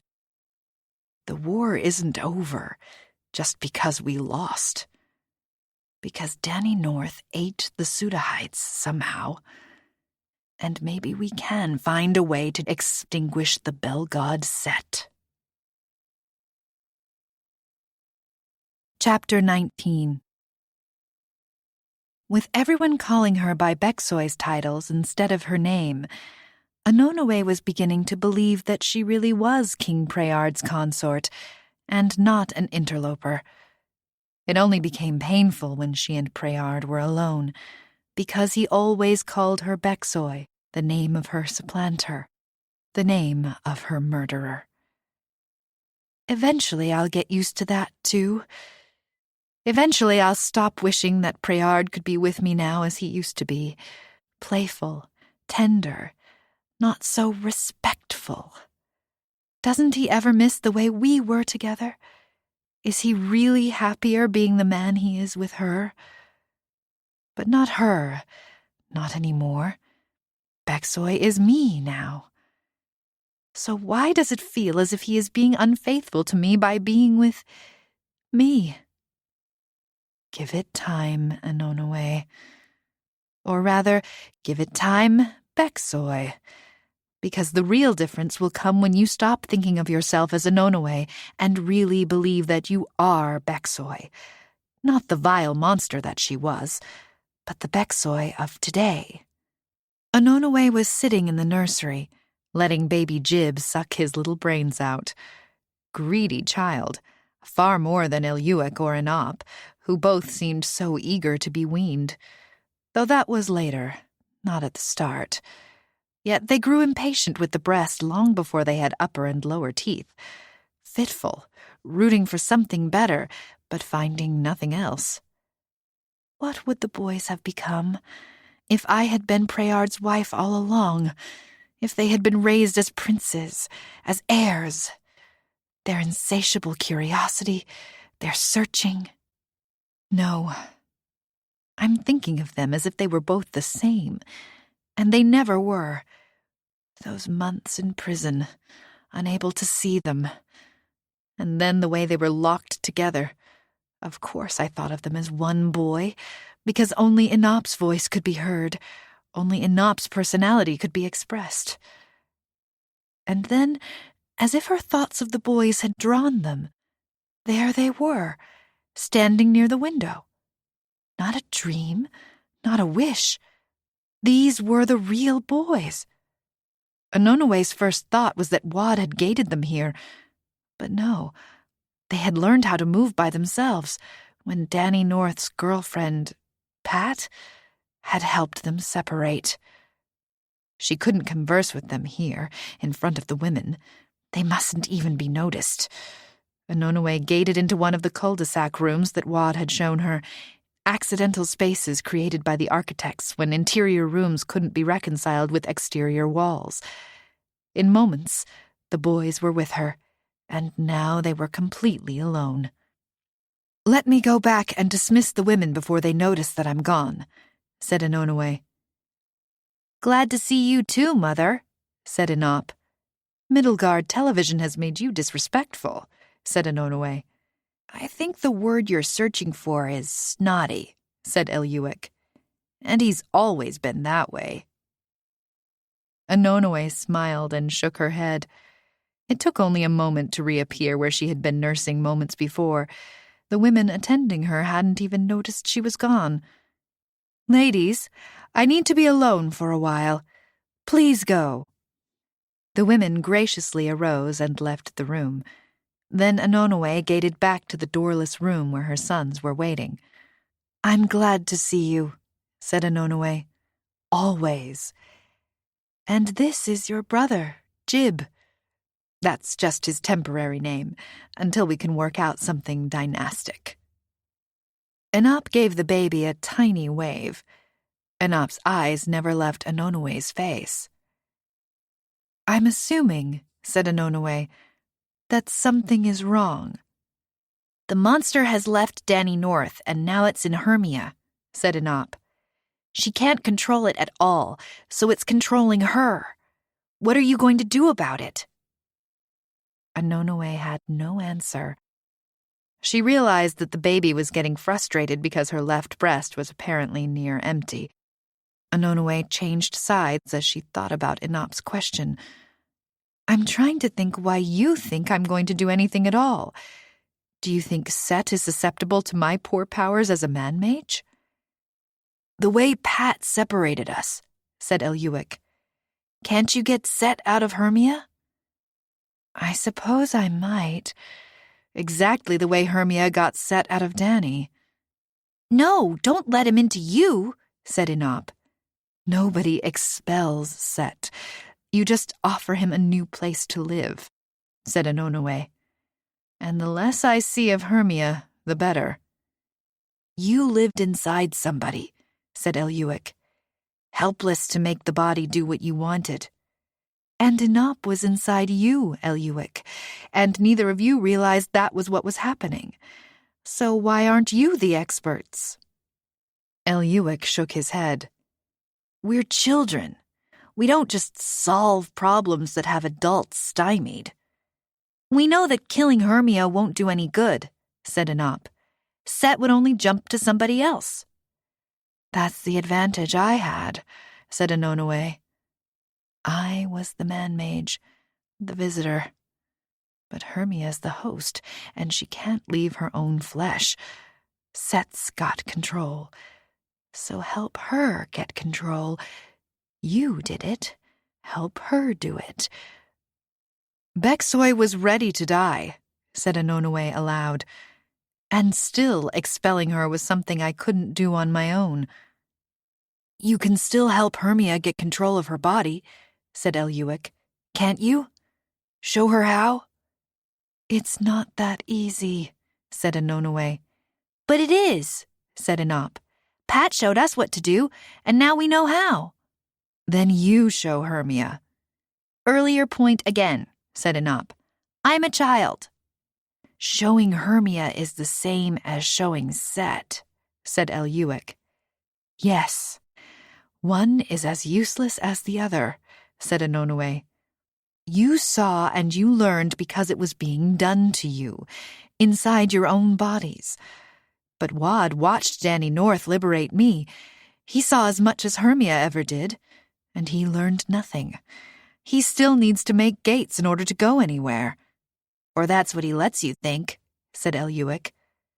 "You two and I were able to learn much, because we had to cooperate for Dany or Pat to set us free.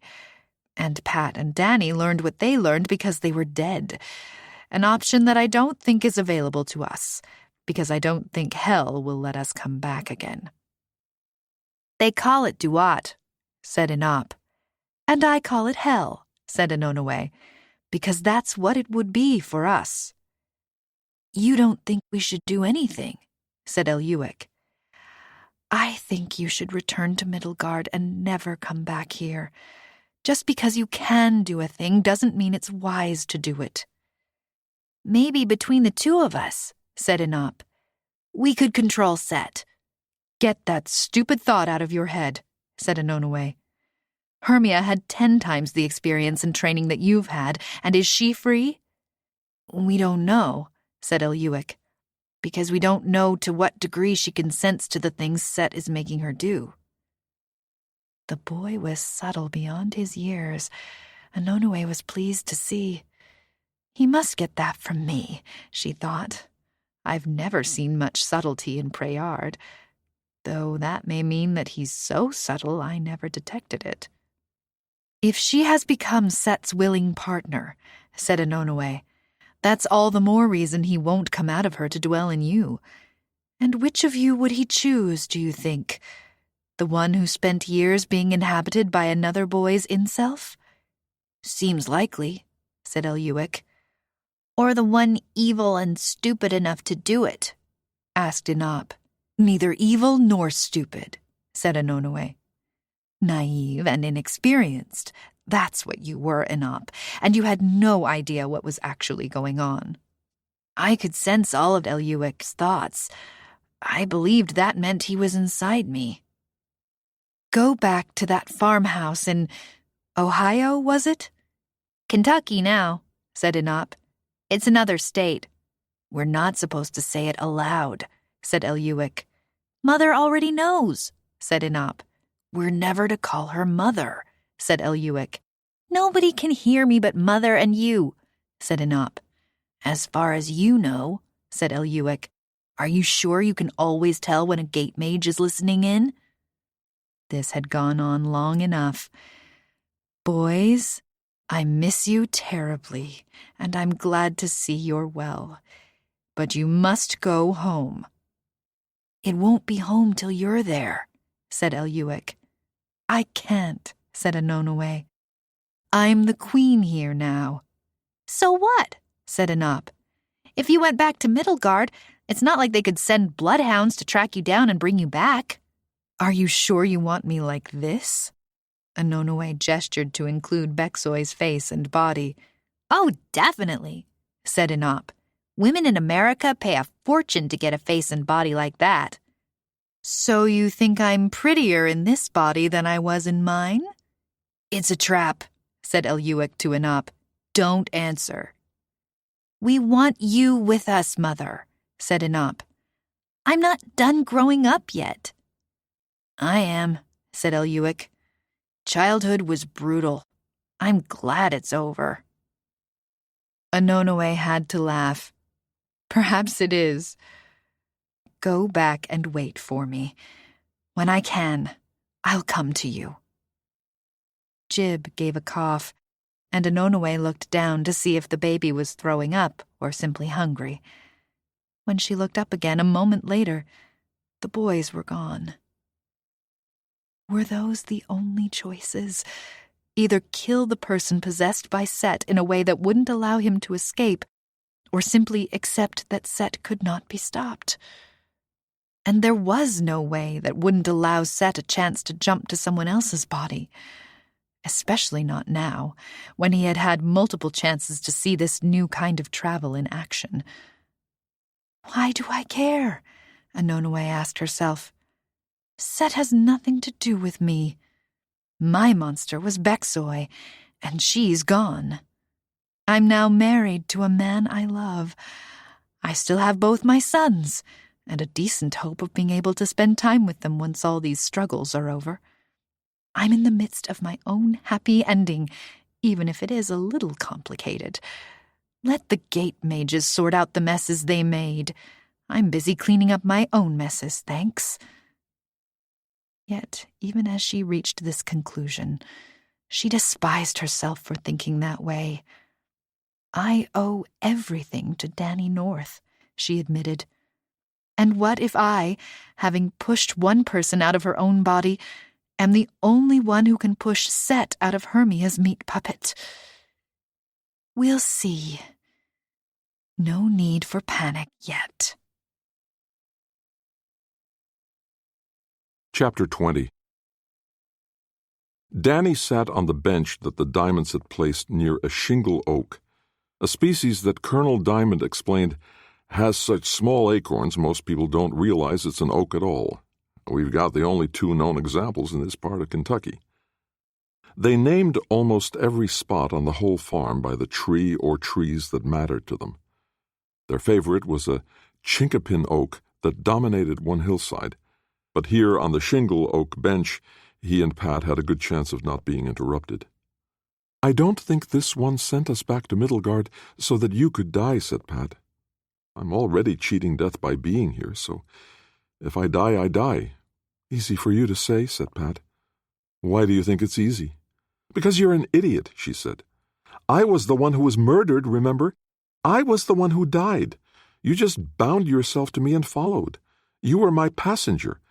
I'm the one who cheated death, and guess what? If I die, I think that sucks, because I want to live a life, complete with husband, babies, grandchildren, the whole shebang. And since you got sent back here with me, I think we're supposed to do that together. We've done death, so now let's do life. And when it's over, I release these Suddahites back into the world.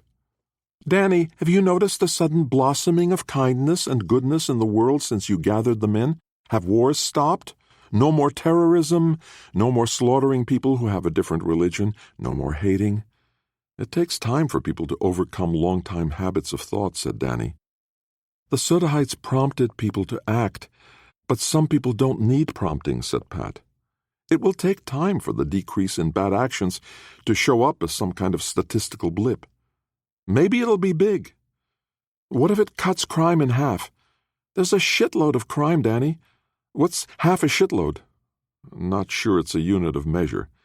It's good to keep the Suddahites locked up, but Danny, they're still bound to Set. They're still his. The way your gates are still yours, even though you gave them to Loki. They don't fight him, they don't obey him, but only because you commanded them to. They're yours. And the Suddahites are Set's. Danny thought about that. Are they? He asked. He commanded them, they supported him. Danny, I'm sure they got Lorette and Sin and Xena to act on their insane lust for you. That was a coordinated assault. Yes, they're tied to Set. Oh, yes, you're right, but I'm just thinking here. Our Ba gets tied to us when our Ka goes into the body and bonds with it. When we leave Duat to be born, the Prets of our Ba, they're the clouds of glory that we're trailing when we come. I should never have gotten you to read Wordsworth. Reread. I had already read Intimations of Immortality during my home-schooling. Danny quoted, "Waters on a starry night are beautiful and fair. The sunshine is a glorious birth. But yet I know, where'er I go, that there hath passed away a glory from the earth." I thought when we read it together, said Pat, it was the first time. It was the first time I read it when I was in love, said Danny. The first time I read it with you. The first time I had some inkling of why it mattered. She nestled against him. Danny noticed how uncomfortable the bench was, and yet he didn't want to leave it. Ever. Set wasn't born, said Danny. He wasn't trailing clouds of glory. He was thrown out, evicted, ejected. And the Suddahites went with him. Or maybe they were also tossed, but none of them ever formed the kind of bond that we have, with a body, between in-self and out-self. Are the Suddahites really part of Set's self? I don't think there's room in his ego to include anybody else. They obey him because what else is there to do? But does that mean they're bound to him? What are you thinking, said Pat? That you can uncouple them from him? Like peeling cars from a locomotive in a train yard? They've been together for thousands of years, Danny. Some people become friends because there's nobody else. They go along just so they can feel like they're part of something larger than themselves. Wheeler, said Pat. Yes, said Danny. I think there's more to him than meets the eye, but yes. The group tolerates him because you all know he's got nowhere else to go, nobody else to eat lunch with or hang out with. Pity? He's useful, said Danny. He may complain and slow everybody down, but it's more fun because he's there. I'm not sure that idea would survive a poll of the group, said Pat. I don't care what everybody thinks they think of Wheeler. He's part of the group. The bond is real, but it's also breakable. Even if the group has been together 1,000 years, it's not like the bond between Ka and Ba. He can walk away. He can join another group. So you think you can get the Suddahites to change teams? I've done that, or at least I've taken them off Set's team for a while. No, I'm talking about something more. They followed Set because they had nowhere else to go. They weren't tied to anything. They weren't part of anything, not even a molecule, an atom, nothing, alone. But what if I offered them a place, a bond? How could you trust them? Asked Pat. They've spent thousands of years trying to disrupt people's lives, making everything worse and everybody unhappy. And you want to invite them in? Exactly, said Danny. Instead of holding them as captives, offer them what Set never could. A bond with a living person, and not just a bond like the cells of my skin are bonded to me. They'd be important, part of my power, my magery. They'd become part of my Ba. You realize that means they'd become gates? I'm a gate mage. That's what the Prets of my Ba do. You've already made a wild gate. It was wild because they were part of the Ba of another mage, a dead one. They were lost, angry, frustrated. They'd been captives for centuries. And they weren't part of your actual Ba, said Pat. I don't know if this can happen, said Danny. In the natural order of things, this is a bond that happens when a Pret leaves Duat to be born. That was a long time ago for me. 17 years, said Pat. That could be a quarter of my life. No less than a fifth. That's late in the process. I already walk and talk and feed myself, so maybe Thoth will allow it, and maybe he won't. Thoth? Asked Pat. I can't just keep calling him this one, said Danny. We got the name of Duat from Egyptian lore along with Ka and Ba, and Thoth is the Egyptian god who best fits what this one seems to do. Pat was already reading from the Wikipedia listing on her phone. Thoth played many vital and prominent roles in Egyptian mythology, such as maintaining the universe. Okay, that fits. Stuff about Ra's boat, yada yada, the arbitration of godly disputes, the arts of magic, the system of writing, the development of science, and the judgment of the dead. Okay, yes, if the name fits. The Sutahites aren't dead because they never lived. They're still unborn, preborn. So while Thoth is busy maintaining the universe, maybe he'll allow a late birth bonding between the Sutahites and a living human Ka. You, said Pat. If they're attracted to strength, said Danny. I must have been strong because I came here with a lot of gates. Big-time clouds of glory, said Pat. But why should they only have one choice, my way or the highway? Why not you if they feel like it? Or Vivi, or Eliuik and Enop? Anonowe. The people who are aware of their Prets. Loki too, said Danny. He saw what I did with Anonowe and Beksoy. He knows. He just hasn't tried to do it. Do what? Live as a Pret. Move from place to place and trust our body and anything attached to us to come along. That's not the only power we have. Maybe we have the power to invite free Prets and bond with them. Yes, said Danny, except I think it's wrong to call the Sutahites free Prets, because that suggests the others, the ones that are already in our Ba, or in our bodies, or in the natural universe, that they aren't free.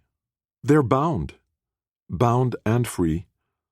Always treated as opposites, said Pat. But that's about slavery. About people, not Prets. Look, a Pret that's part of the natural universe. A blade of grass. Part of a rock. Those Prets have a place. They have a job. They're something. The Sutahites aren't part of anything. As far as the universe is concerned, they're nothing. Utterly powerless to act. It's not like a Pret that's part of a rock is particularly powerful, said Pat. Yes, it is, said Danny. It has work to do. When gravity calls and nothing blocks it, it rushes toward the center of the earth, joined with all the other Prets in the rock. They move together. Somebody throws the rock, it hits a jackal, and the Prets of the rock all interact with the Prets of the jackal's skin and skull and brain according to the rules. Together, the Prets of that rock can be powerful. They can kill a jackal. If somebody throws the rock, said Pat. Right. And the Prets in my Ba can become gates, taking people from one place to another, from one world to another. But somebody has to make them into a gate. Me. They only do it when I command it. The way my hand only touches yours when I want it to. He demonstrated. She kissed his hand. So you're thinking they'd rather be a part of your Ba than continue to be unattached, and that will make them nice.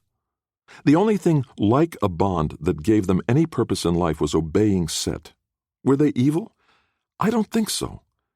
Maybe they were, but what would the second most evil Pred in Duat have done when Set was expelled? Does he follow Set into exile?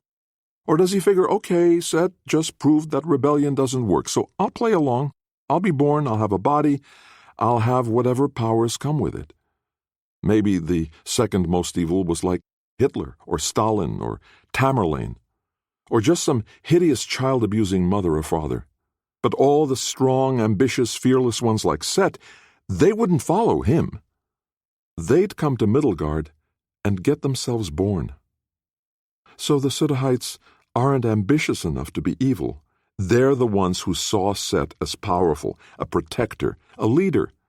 They attached to him and then found out that it didn't get them anywhere. He let them down. Thousands of years of disappointment. Some of them might be pissed off. But Pat, they aren't people. They aren't part of anybody. They're not even part of Set. They're lonely, unattached. They don't have to attach to somebody evil. They just have to attach to somebody strong. I'm not all that strong, said Pat. You can't see your own Pred, said Danny. You're strong enough, but different from me. Strong in a different way. So are the others. If we all invite Sutahites to join us, and if Thoth allows bonds to form, then they become part of the Ba of a Mithermage, and we get stronger. For all I know, that's exactly what happens when a mage passes through a great gate. Maybe as we leap from one spot in the universe to another, we pass through the unorganized place where Prets come from. Maybe Prets attach themselves to our Ba as we go. And maybe not. Somehow we get stronger, said Danny. But I don't think we can invite them to join us so we can gather more power. I think we have to offer them a place, a promise that we'll use them wisely and well. Remember how Beksoy's body rejected her? The Prets of her body hated what she had used them to do. And when Enops Ka left Eliuik, and Eliuik was going to leave his body behind and die, said Pat. Eliuik's body called to him, not with a voice or anything, but it was a call, a hunger, an invitation. That's what you want us to do, give that invitation to the Sutahites. And maybe none of them come, said Danny. Or they want to, but the bond can't form. Or maybe it can form, but only 5 or 6 out of all these billions actually do it.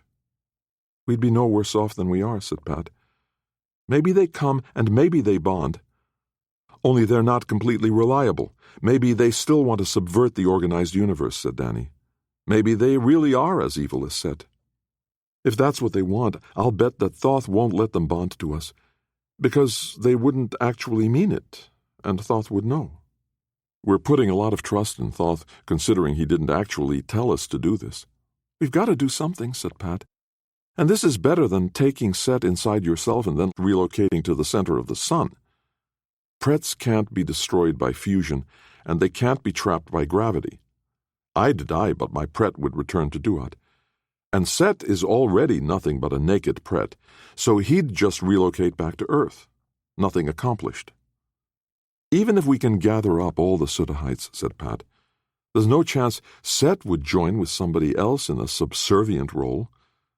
Which is why I'm not inviting Hermia, said Danny. She'll see that we've gathered, said Pat, and she'll show up.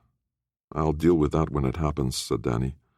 Or I should say, Set will see that we've gathered, and he'll show up, wearing Hermia.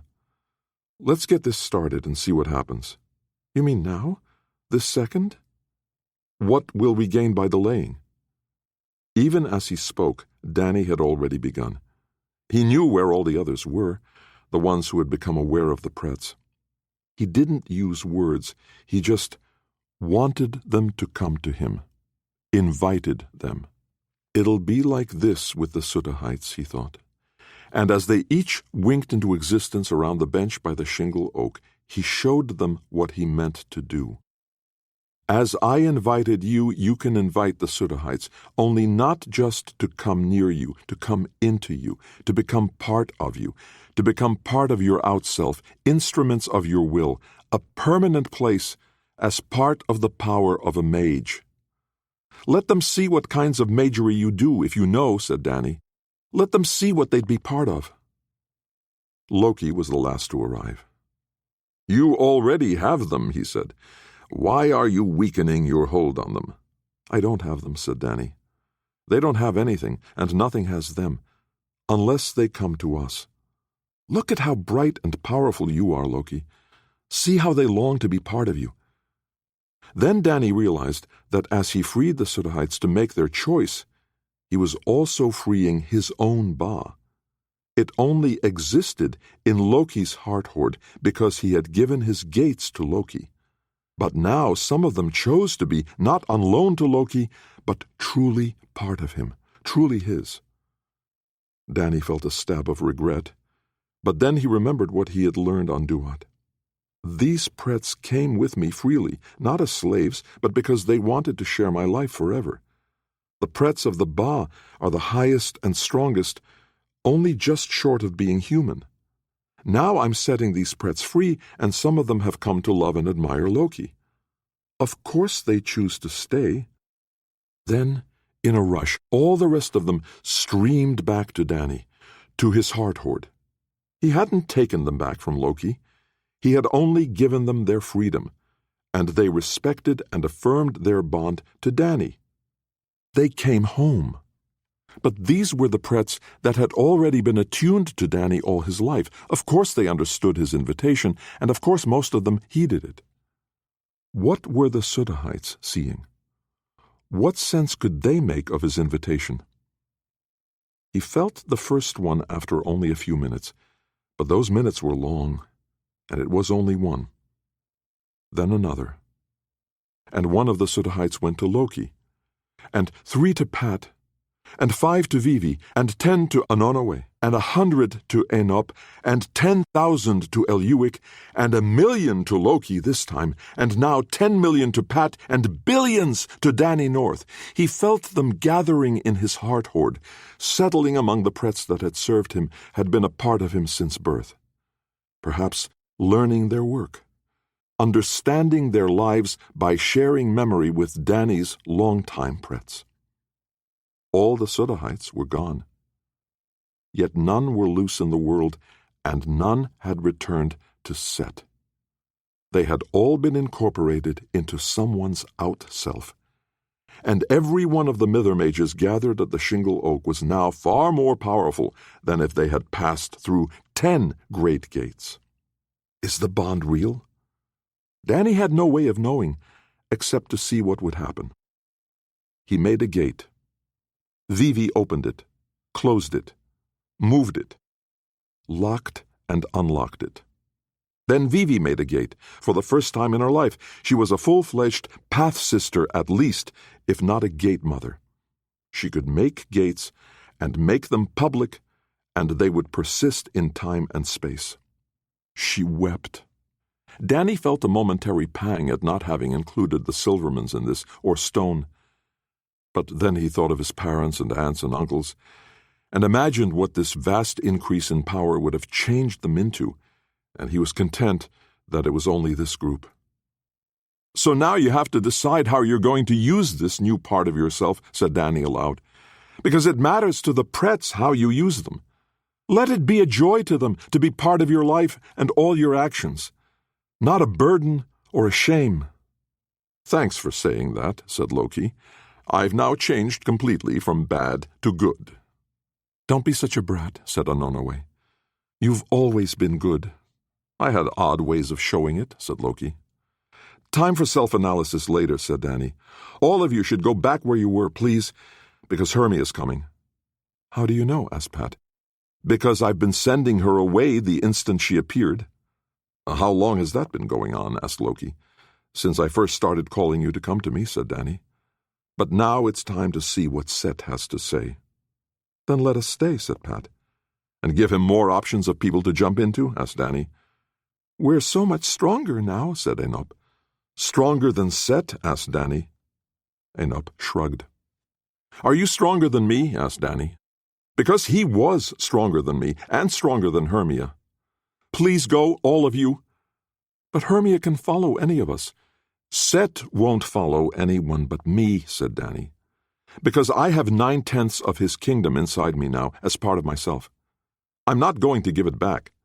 Nor are you going to give back your share. Go, please. They all left except Pat and Loki. So you think you're immune? Asked Danny. No, said Pat. I just don't mind dying, if I might help you somehow. I do mind dying, said Loki. But if I don't watch, I'm not sure I'll know what actually happened.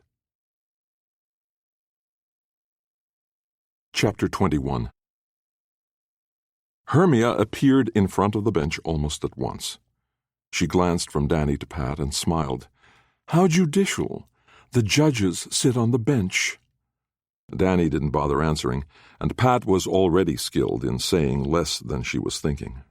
I'm not causing any harm, you notice, said Hermia. Having Set inside me hasn't changed my character at all. Pat laughed a little. Set, we're not interested in hearing your lies, said Danny. I brought you here to talk to Hermia. It's really just a means of transportation, like owning a new car. Hermia sniffed. Still has the new car smell. Hermia's not struggling, said Pat. Maybe this really is her talking. It isn't, said Danny, because I can hear her inward screaming. Then maybe Set sounds so much like her because he's found a compatible host, said Pat. Hermia was wrong, and she was arrogant, and she was ignorant. Now the only way to set her free is to get Set to jump to someone else. Is either of you volunteering? Said Hermia. Been there, done that, said Danny. Hermia turned to Pat and grinned. I really like being female better. You've never been anything at all, said Pat. Hermia, said Danny, I know you can hear me, because when he ruled over me, I heard and saw everything. Of course I can hear you, said Hermia. Just because you and Set didn't get along doesn't mean he and I can't hit it off. So I'm going to strike a bargain with you. Of course you have no way to signal agreement in advance. You'll simply do what I suggest or not. I'm simply going to tell you. Duat is actually a good place. It's a place of justice and mercy. It's also a place without bodies, and I won't lie to you. I missed my body when I was there. You miss hearing and speaking and seeing and touching and smelling. All the bodily functions are beautiful and precious as soon as you don't have them. Yet it's still better there than being a slave to Set. You know that killing me will only cause him to jump to someone else, said Hermia. As long as Set remains unconnected to a human body, then he hasn't yet lived, and so he can't die and return to Duat. I spent a couple of months with him in control of my body. I know exactly how boring it can be. Set isn't in the body of a boring teenage boy, said Hermia. He's in me. He is not bored. So bored, said Danny. Every person you've taken over, Set, is too much like all the ones before. You've committed all the crimes, you've achieved vast power and infinite fame, and made millions of people miserable. What is there left for you to do in Hermia's corpse? Suddenly Hermia was beside Pat, reaching toward her. Just as abruptly, Danny moved her back to where he wanted her. You've murdered before, Set, but never so efficiently. I really do come out of nowhere now, said Hermia. Hermia, you made your choice, said Danny. I can't save you now. But you can save yourself, not the way you hope, though it will seem that way for a moment or two. The only way to save yourself now is to save everybody. Oh, you think you have tricks up your sleeve, Danny, said Hermia. But I was inside you too long. I know you. You can't surprise me. You really did help me, Hermia, said Danny.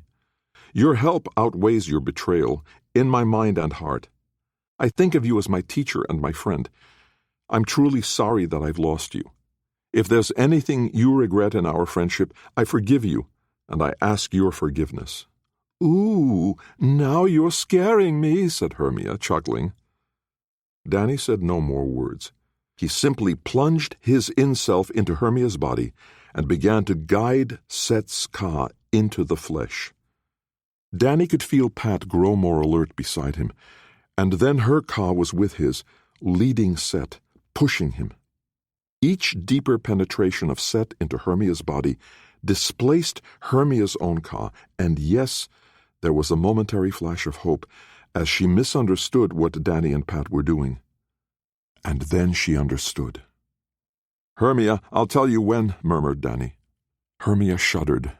But Danny knew that it was Set shuddering, as for the first time in his sojourn in Middlegard, he was actually feeling something of what the body felt, hearing with ears, breathing with lungs, seeing with eyes.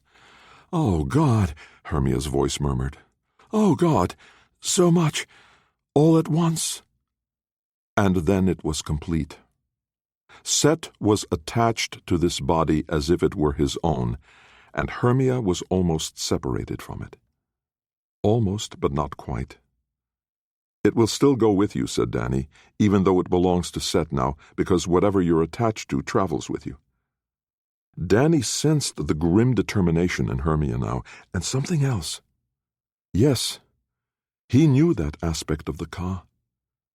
Hermia was filled with love. Then she was gone. But Danny knew where she was. Danny was still with her, and Pat too, not possessing the body but observing. They were at the bottom of the ocean, a few hundred miles out into the Atlantic. Instantly, Hermia's body was crushed by the pressure. Drowning was out of the question. Her lungs couldn't draw breath. Life functions stopped almost immediately. Too late, Set realized the trap.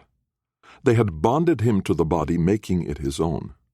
He had consented to it, and the flood of sensations had confused and distracted him.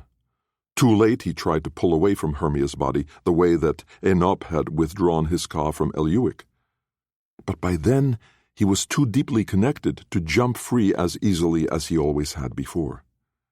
For a few seconds, Set had actually been alive in that body, and now it was crushed, and he was dead. He had no power to jump to another body. There was only one destination he could leap to. Hermia too was dead, but her Ka had already been withdrawing from her body as Danny and Pat guided Set in displacing her. The choice Danny had offered her was to lose herself in order to save the world from any further interference by the monster she had so recently invited to dwell within her. Now she knew that she was not strong enough to master him, nor could she have tricked him. That was Danny's and Pat's work. The only choice she had was to allow the death of her own body after first surrendering it to Set. She had lost all, yet she had one more act she could perform to change the world, and she did it. Instead of transporting her crushed body to a place with normal atmospheric pressure, thereby healing it, she let go of her body.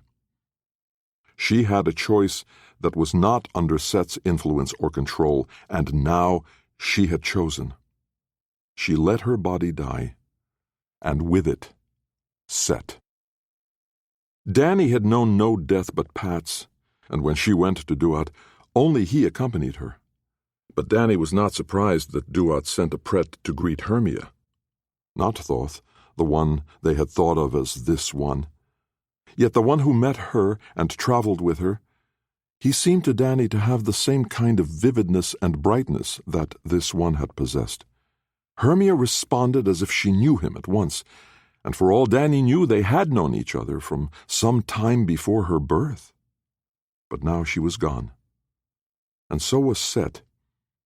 He, too, was accompanied on his journey by a bright Pret, a Ka sent from Duat. Yet it was clear that Set shrank from the one who greeted him. It seemed more like a prisoner being guarded than an honored traveler being welcomed home. However they traveled, and whoever their companions were, Danny knew that the voyage would take only moments, and from Duat there would be no return. After all these thousands of years, Set was finally dead.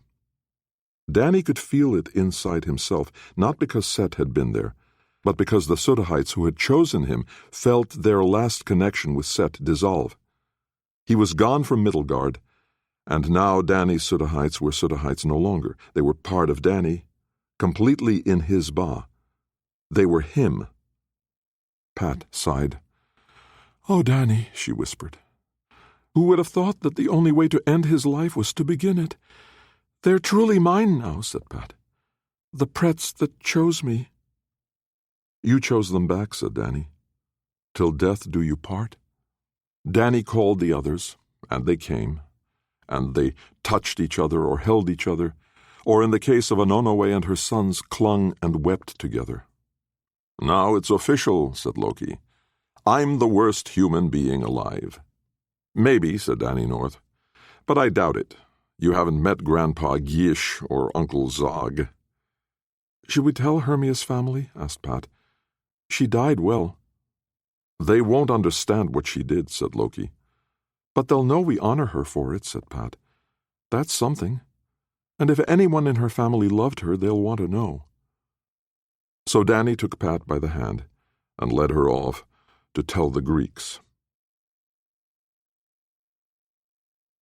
Chapter 22. The world should have changed. There should have been headlines like, "People aren't thinking of doing so many rotten things. Chances of another Hitler dropped by 40%. Fewer traffic accidents caused by driver aggressiveness and road rage." It was kind of a disappointment. "We went to a lot of trouble to save the world, and it doesn't feel saved," said Pat one day. "Hermia died for it," said Dany. "Hermia put herself in that situation all on her own," said Pat. "I don't miss her." Dany already knew better than to suggest that some of Pat's hostility toward Hermia, even after her death, was misplaced jealousy. He could imagine her saying, "Oh, if not Hermia, then who is it I should be jealous of?" It was one of the problems with sharing his life with a really smart person. She had at least as many quick, devastating comebacks as he did. The report to their friends at Parry McClure was simple enough. "That entity who possessed Dany," said Pat. "He's dead." "Hit by a bus?" asked Sin. "Plane crash?" asked Wheeler. "Bored to death by possessing one of you two?" asked Hal. "Hermia did it," said Dany. "She was so good-looking," said Wheeler. "Also completely out of your league," said Lorette. "Everybody's out of Wheeler's league," said Xena. "Maybe, but in which direction?" said Wheeler. "You think there are girls who are, like, beneath you?" asked Xena. "Like yes," said Wheeler with a Groucho-like leer. "And don't ask who, or I might have to break your heart." And that was it. Done with. Back to planning how to be bored together all summer. The Busch Gardens trip was judged to be a bust because Dany bailed. Nobody wanted to do any of the free things Dany could get them into. "The International Peace Garden in North Dakota is a really cool place," Dany assured them. "It's in North Dakota," said Hal. "Therefore not cool." "North Dakota's having a huge economic boom because of the partial oil field," said Dany. "Lowest unemployment in the U.S., per capita gross domestic product, a third higher than the rest of the country." "What Dany's saying," said Lorette, "is that when we graduate, anybody who isn't going to college should head to North Dakota." "They have colleges in North Dakota," said Wheeler. "And then, don't they?" "Missing the point, Wheeler," said Lorette. "It's fine for you smart people who get good grades," said Xena. "All I have is hair and cleavage." "Plenty of employment opportunities," said Hal. "In fact, infinite employment opportunities." "Not funny," said Sin. And it finally dawned on Dany that maybe high school friendships weren't necessarily a lifetime choice. "Can't we both take the GED?" asked Pat. "I don't know if I'm going to care about high school this year." "Let's decide after a few more weeks," said Dany. "We just did some really important things, but we're human. It will stop feeling all that important, and then we'll go back to caring about stupid stuff." "That's so encouraging," said Pat. "What about getting married?" "Eventually," said Dany. "Maybe soon. But this isn't the week to decide, because marriage and having kids, that's the only thing that feels as important as killing Set and liberating the Sutahites." "I hate it when you're sensible," said Pat. "I want to always be the sensible one." That means you always have to be sensible, said Danny. No, it just means I always have to be more sensible than you. The visits to the families went reasonably well, meaning that none of them had any idea about Set or the Sodahites, and all they cared about was great gates and what the Norths were going to do now that they had control of America's whole war machine. We have no choice but to go for China, several of them insisted. Danny didn't bother arguing with them. As he told Pat, they don't speak Chinese, and they're idiots. So you're saying they should only try to take power in a democracy, where those are regarded as qualifications. Stone and the Silvermans did understand what they had accomplished, but they refused to offer any advice. We can't undo the fact that all the families and all the orphans that we know about went through a great gate, said Stone. Most people aren't aware yet that there's been a massive power shift, but the stories of great mages are spreading. Nothing in the grocery store tabloids, said Leslie. Which means that they actually do have standards of credibility, said Marion. Who knew? Maybe if we leaked it to them that we Mithermages are all aliens from another world, said Leslie. That would do it, said Stone. So please don't. Finally, it came down to a summit meeting of all the mages who could go anywhere, with or without gates. The same group that had gathered by the oak at Persimmon Knob. Only this time they met in a clearing in Westall, with Ced and a half-dozen tree mages watching and listening. And it was Ced who offered the first serious proposal. Look, I'm the one who screwed up big time when I first got here, he said. But here's the thing.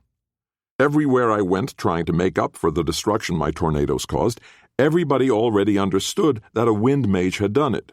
They couldn't prevent what I did, and it shocked them that I would come and try to help clean up the damage. But they knew about magery. They knew about affinities. They watch their children to see if they have some kind of potential. Doesn't work that way in Middlegard, said Danny. They believe it if and only they see it, like what my parents did with choppers and tanks. But then they treat them like irresistible superheroes, or supervillains like Zod and Superman. Superman too, said Pat. Then she waved her hand to erase the comment. Nobody cared about a movie from 1980. Nobody had seen the movie except her and Danny, and he watched it only because Hal and Wheeler made them all watch every superhero movie. Marion and I don't watch comic book movies, dear, said Leslie. But we get the point. Having really powerful mages pop up all over Middlegard is extremely disruptive, but everybody in Westall knows what's going on. We already know that we've got to keep American military hardware out of Westall, said Danny. But Ced, I think you're right. The Mithermages have to come home to Westall. It isn't home, said Stone. We've lived on Earth for 15 centuries. More to the point, we're used to indoor plumbing, said Marion. Drow inventions, said Danny. I'm sure Gish and Zog will prefer whatever they do with pee and poo here. Gish and Zog think people should worship their pee and poo, said Marion. And there are bound to be mages just as arrogant in all the other families. With the power they have, they'll all become arrogant, said Danny. It's like doctors. They don't have any magic, of course, but people believe they have powers, healing powers. So people treat them like gods, and a lot of doctors get sucked into the mystique and start acting like gods. It makes them bad doctors, and it makes them bad people. Same with politicians, bureaucrats, rich people. It's human nature. If people treat you like an alpha, you think you are an alpha, and other people's feelings and choices don't matter. So let me see if I get what you're suggesting, said Loki. You want to protect Middlegard from arrogant people who think their power gives them the right to decide for other people without consulting them. Irony noted, said Danny. But we're gathered here because this is the group that controls access between the worlds, and because we have the power to move people from one world to the other and make them stay there. And therefore we have the right to choose. No, said Danny. We got manipulated into letting them all go through great gates. It was a mistake, and we knew it. What we're deciding is how to undo it. How to protect Drowthers from people who have way too much power. Like us, said Loki. You can go back to stealing gates from every gate mage who's ever born, said Danny, once we've sorted things out. I'm not going back into the tree, said Loki. Look, said Pat, it's not our job to sort this out for all time. We're only responsible for the time we live in, which is now. And here's the thing.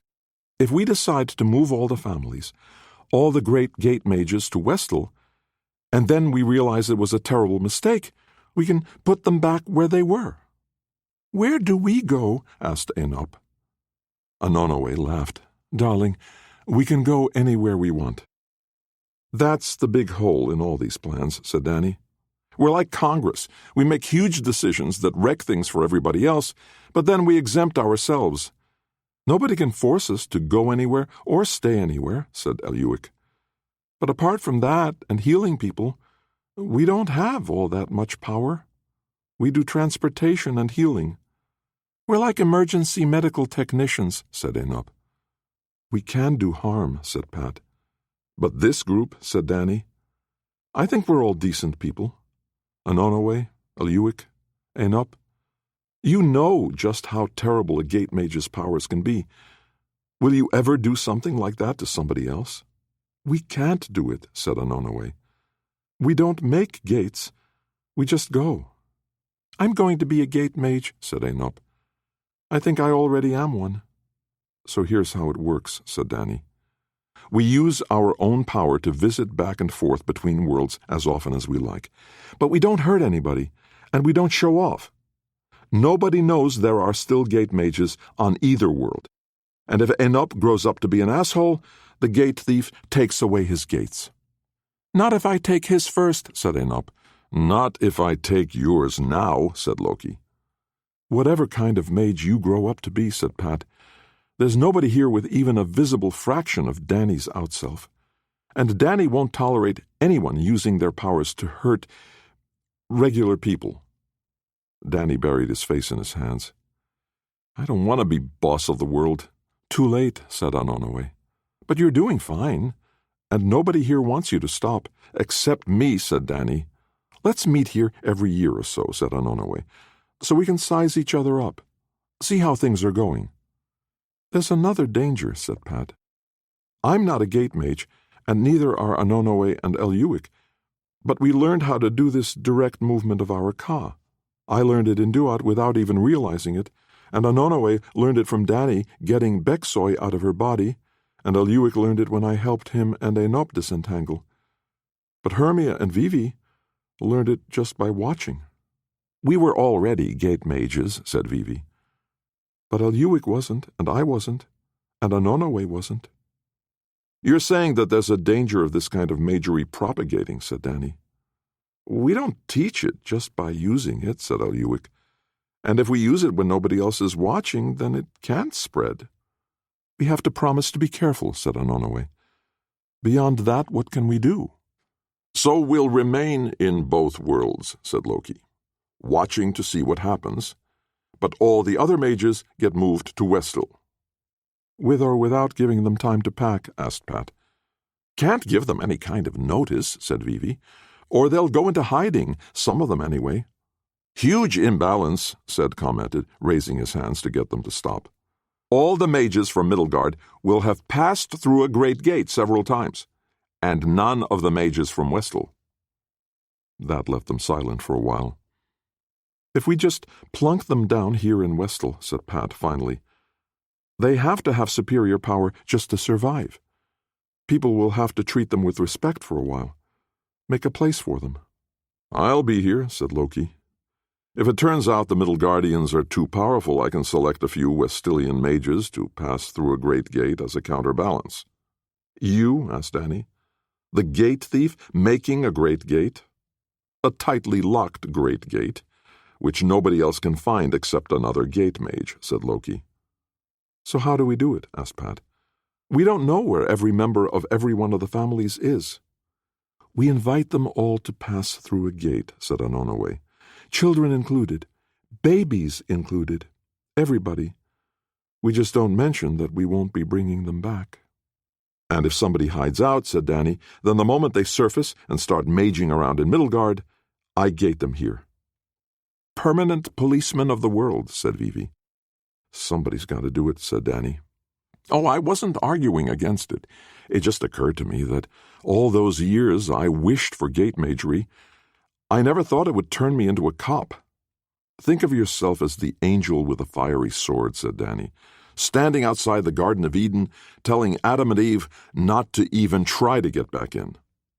I'm not sure which I like most, said Vivi, angel or fiery sword. When do we do this? Asked Pat. It's morning here, said Loki, so I'm ready to put in a full day. Nobody knows you, said Eleuic. I mean, in Middelgard. Nobody knows me anywhere but in Iceway, said Loki.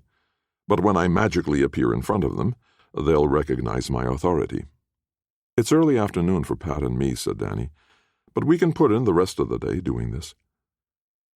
It ended up taking a couple of weeks because the families were pretty spread out, looking out for their business interests.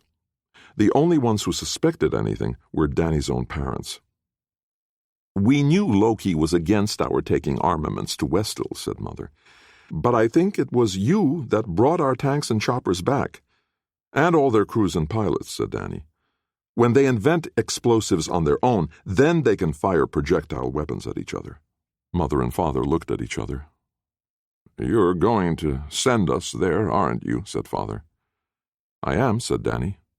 And I'll do it right this second, unless you can convince me that you won't tip my hand to the rest of the family. You'd just gather us all up anyway, said Mother. All we'd accomplish is making it take longer. Danny shrugged.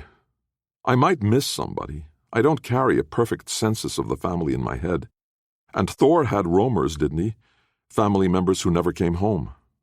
We can ask him, said Father. I've had a chance to see a lot more of Westel than a grassy hill with standing stones, said Mother. You aren't exactly punishing us. No running water, no airplanes, no sewers. But you forget, said Father. We specialized in Drouther machines. I don't know how long we'll have to be without the modern amenities. Better plumbing than tanks, said Danny. But don't count on finding fossil fuels. I have no idea if Westel had a Carboniferous period. I guess we'll find out, said Father. But I think we proved that we're not reliant on fossil fuels. I hope, said Danny, that you give the Drouthers a better life the way their scientists and engineers and doctors gave a better life to us. And you don't want us to improve their weapons, said Mother. Arrows and swords cause plenty of damage, said Danny. Especially without a gate mage to heal them, said Father. That choice was yours. Danny listened to that. When he left the families stranded in different parts of Westel, he gave each family a half-dozen healing tokens, gates that would move a person a fraction of an inch whenever they were touched by the face of the amulet. He also gave Loki dozens of them to pass out among the Westilians, mages and Drouthers alike. I think I need to learn how to make more like this, said Loki. Knock yourself out, said Danny. Anonoway brought her sons home, but they returned to Ohio and Kentucky whenever they wanted because nobody could stop them anyway. As Leslie joked, it's not like we can send them to their rooms for a time-out when they're naughty. Then again, said Marion, they're never naughty. And that's what should worry you the most, said Vivi. By the time all the mages were transferred to Westel, it was time for school to start in Buena Vista, Virginia. You were right, said Pat. I still want to marry you, but maybe we finish high school first. Do it at a more regular time. I don't know if I can keep my hands off you that long, said Danny. Why should you be the only boyfriend in an American high school who keeps his hands to himself, asked Pat. Because I already have one son, he said. Danny hadn't admitted paternity to anyone, but he kept a gate attached to the boy, so he could see everything he was doing, everything that happened around him. He called it his baby monitor. Nikki Leader didn't know it, but she wouldn't have to worry about childhood diseases or accidents. Nothing was going to go wrong in her baby's life. And Coach Leader was so glad that his daughter was alive that he got over his fury that she got pregnant, and Leader naturally fell in love with the little boy, whom she named after him. Because you're the only grandfather he'll ever know, Nikki told him. And there was a definite opinion at Parry McClure that Coach Leader had somehow become a human being since his grandson was born. Danny ran track. He won a lot. He also lost sometimes. Pat and Danny did well in school, but they did it by studying, not by using gates to pass information to each other. "What's the point of cheating on a test?" Pat asked when Zena suggested it. "If you learn it, then you know it and you pass the test. If you pass the test without knowing the stuff, then the only person you've cheated is yourself." Zena wanted to call Pat a complete selfish bitch for that policy. In fact, she did call her that one time. But Laurette and Sin sided with Pat, and then Pat helped Zena study. Danny's studying consisted of brushing up on things he had learned during his homeschool days. He also became very good at Super Smash Bros. On Sin's Wii and League of Legends with anybody who would let him on their team, provoking both despair and admiration among the geek elite at Parry McClure.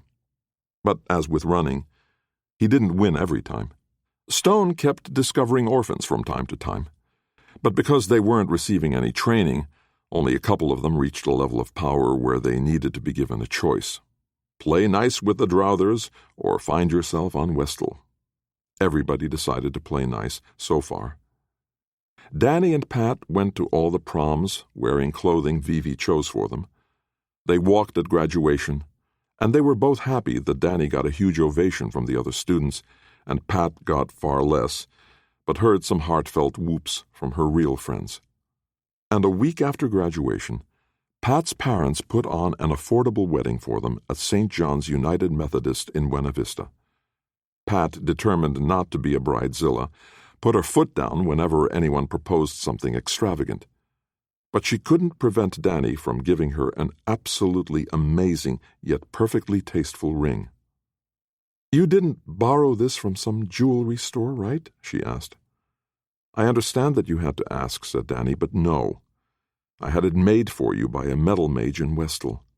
He was very proud of his work, and it's not like he needed a lot of money for it since he can draw gold up from the earth whenever he wants." "So how did you pay him?" she asked. "A couple of amulets of healing," said Danny. "The ring was easy for him, the amulet was easy for me. But a fair exchange for a man still raising stupid, reckless children. You got to know his kids? All children are stupid and reckless, just some more than others." And then they set about producing some stupid, reckless children of their own, while keeping track of their friends and making new ones, and then doing a fairly lazy job of working their way through college while pursuing their real career, which was to try and make each other and their children amazingly happy. Every fairly lazy job of working their way through college while pursuing their real career, which was to try and make each other and their children amazingly happy every day of their lives.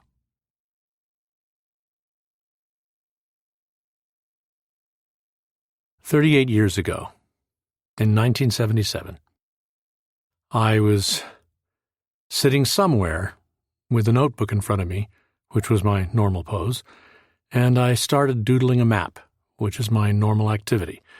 I have to keep my hands busy or I fall asleep or get totally distracted, and it's impossible to sit and listen to somebody talk without doing something with my hands.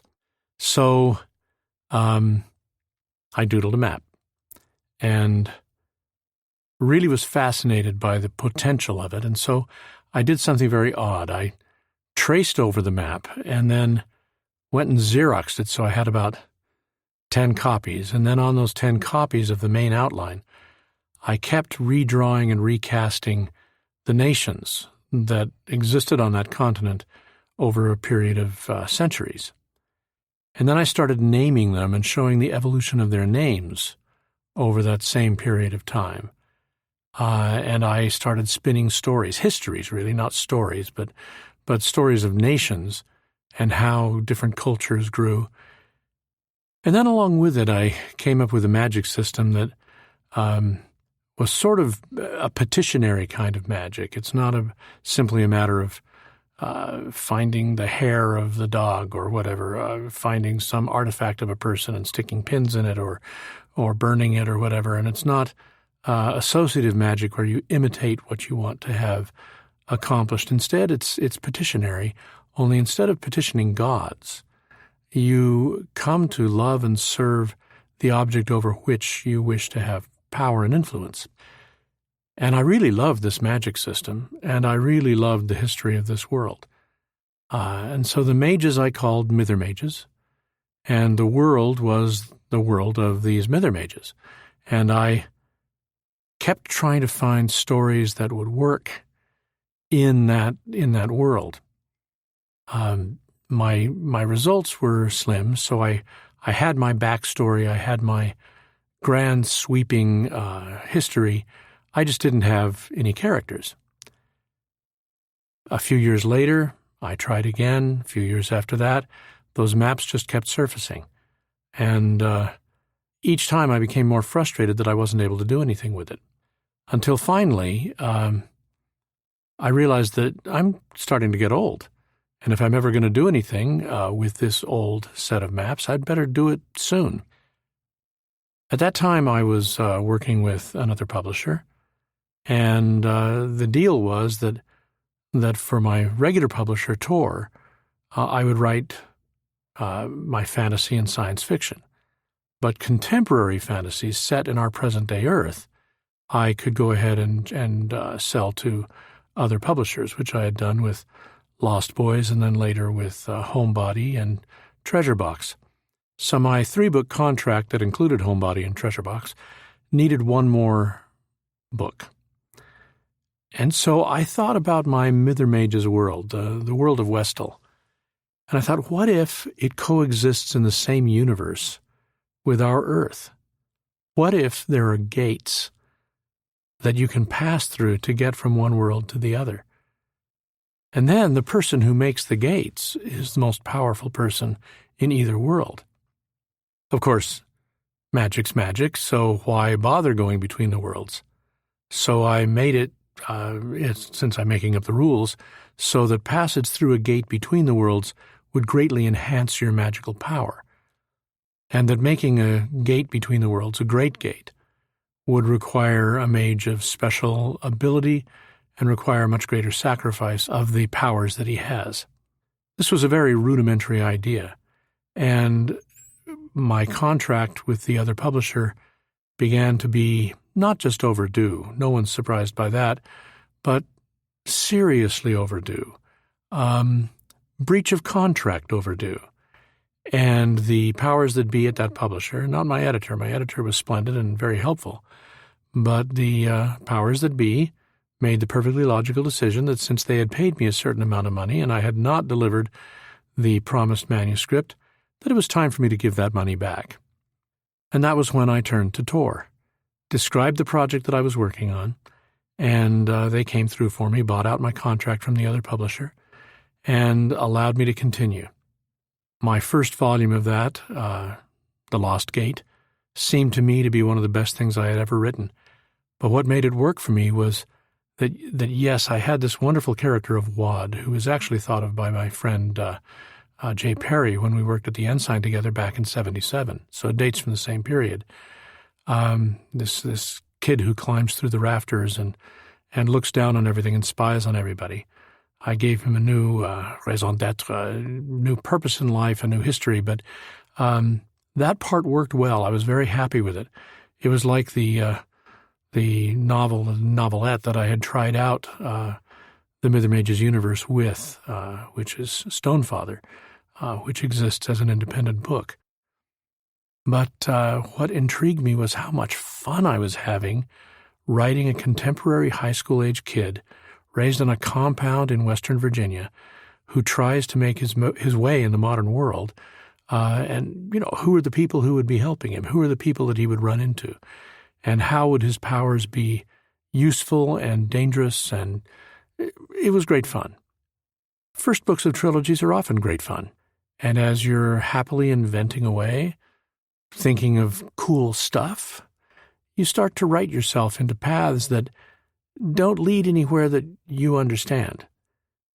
And as I wrote Gate Thief, the middle book in the series, I began to realize that this was going to require some serious rabbit hunting in whatever hats I could find in order to bring this to fruition. I had provided an outline to the original would-be publisher of the trilogy, and I was so far off that outline now that it was useless to me. Even the outline that I used with Tor, the third book material ended up being in the second book. I had no wrap-up for it. Even in this volume, what I thought was going to be the ending happens in the first quarter of the book. And I really had no plan for how it would all resolve. This slows the book down. The invention step is essential, but everything that you invent, everything that you then write into the story, creates new possibilities, raises new issues, new questions. So this story became unbelievably complicated, so much so that what I had originally intended this trilogy to do, which was allow me to explore the history of the world of Westall and justify all those maps, I barely hinted at the material that is hidden behind all of that, because it all came down to much larger issues and questions about death and what happens after death. And when you have the sheer chutzpah to try to come up with a system of magic that accounts for all gods in every religion, and all magic systems, and all mythical creatures, from ghosts to werewolves to, well, everything. Everything except vampires, because I find vampires ridiculous and disgusting, and they just don't show up in my work. But now that I've said that, of course, I have to go write a story with a vampire in it just because I can never obey my own rules. But anyway, I had too large a world to concentrate, too large a universe to concentrate on the affairs of Westall. But Stonefather exists, and I may go back to Westall and come up with some more stories with that magic system that show different eras of that world. Meanwhile, I had fallen in love with Danny North and the kind of person that he was. I'm not really interested in stories about great struggles between good and evil. I don't find evil fascinating. If I ever write a story where the Darth Vader character is the one kids want to dress up as, then I would rather withdraw it from publication. I want my heroes to be so compelling, so interesting, that they're the ones that my readers care about. They're the ones that a kid reading it would want to be. I don't want kids to read this and want to become the bad guy. I want them to read it and want to be like Danny North. Maybe Wad, a complicated guy who lives in a different moral system from ours. Then again, we today live in a different moral system from the one I grew up in, so the passage between worlds is actually one that everybody my age and in this world has passed through. We've gone through this huge gate between the 1960s and 70s and now, and we're on a different planet now. I grew up in the nuclear war, USSR versus USA, capitalism versus communism universe, in which you expected to grow up, get married, have kids, and everyone knew what the definition of family was. It was, it was a world in flux. When I was growing up, the Brown versus Board of Education happened when I was too young to be sentient. And so I grew up in a desegregating world, and that looked great. And now we live in a world that is very different. Different rules of magic prevail. Different words have power. Different customs are now required of everyone, and you have to obey or pay.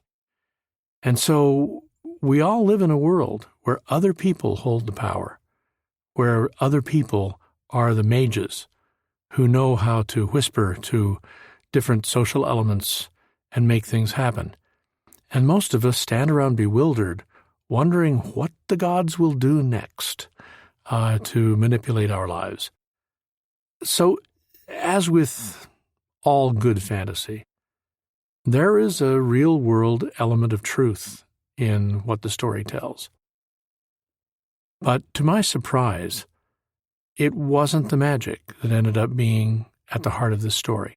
And my climax was not about bringing tanks to Westall and having big flamboyant wizard battles on Earth. That's been done anyway.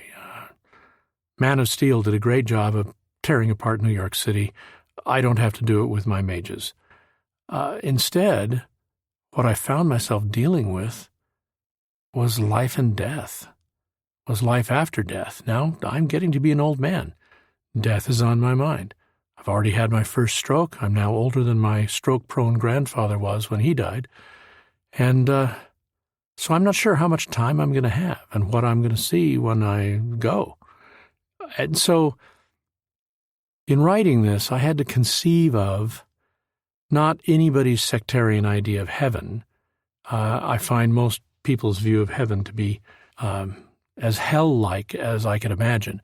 When I hear other people talk about what heaven's going to be like, I think, and if I'm really wicked and evil, that's the hell I'll be sent to. And so when I'm thinking of what it might be like for ordinary people who haven't been completely good or completely bad, to face some kind of judgment, to face some kind of sorting, even if they're not particularly aware of what's going on.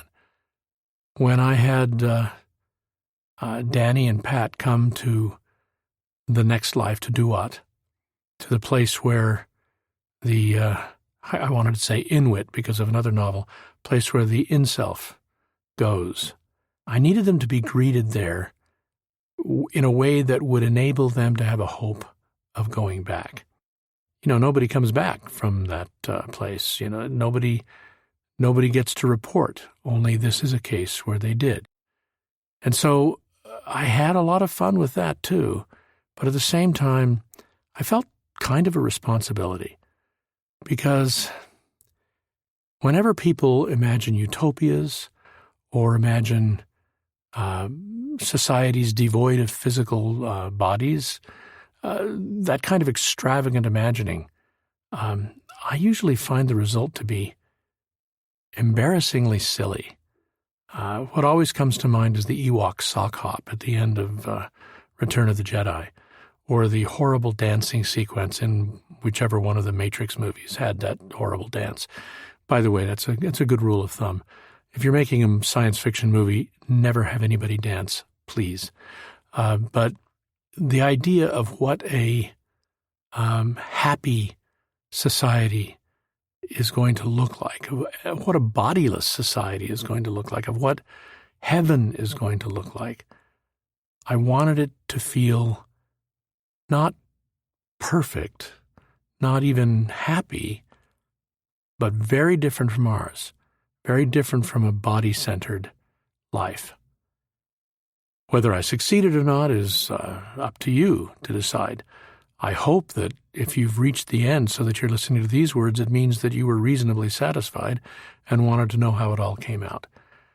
In the meantime, I will go back to the Mithermages universe if I have time and write more stories, but they're not going to go to Duat. This was a one-shot trip to heaven. It's not a common event. I'm not going to go there again, except in person, and then I will not return and report on any of it to any of you, so don't bother asking. This is Orson Scott Card. Bye.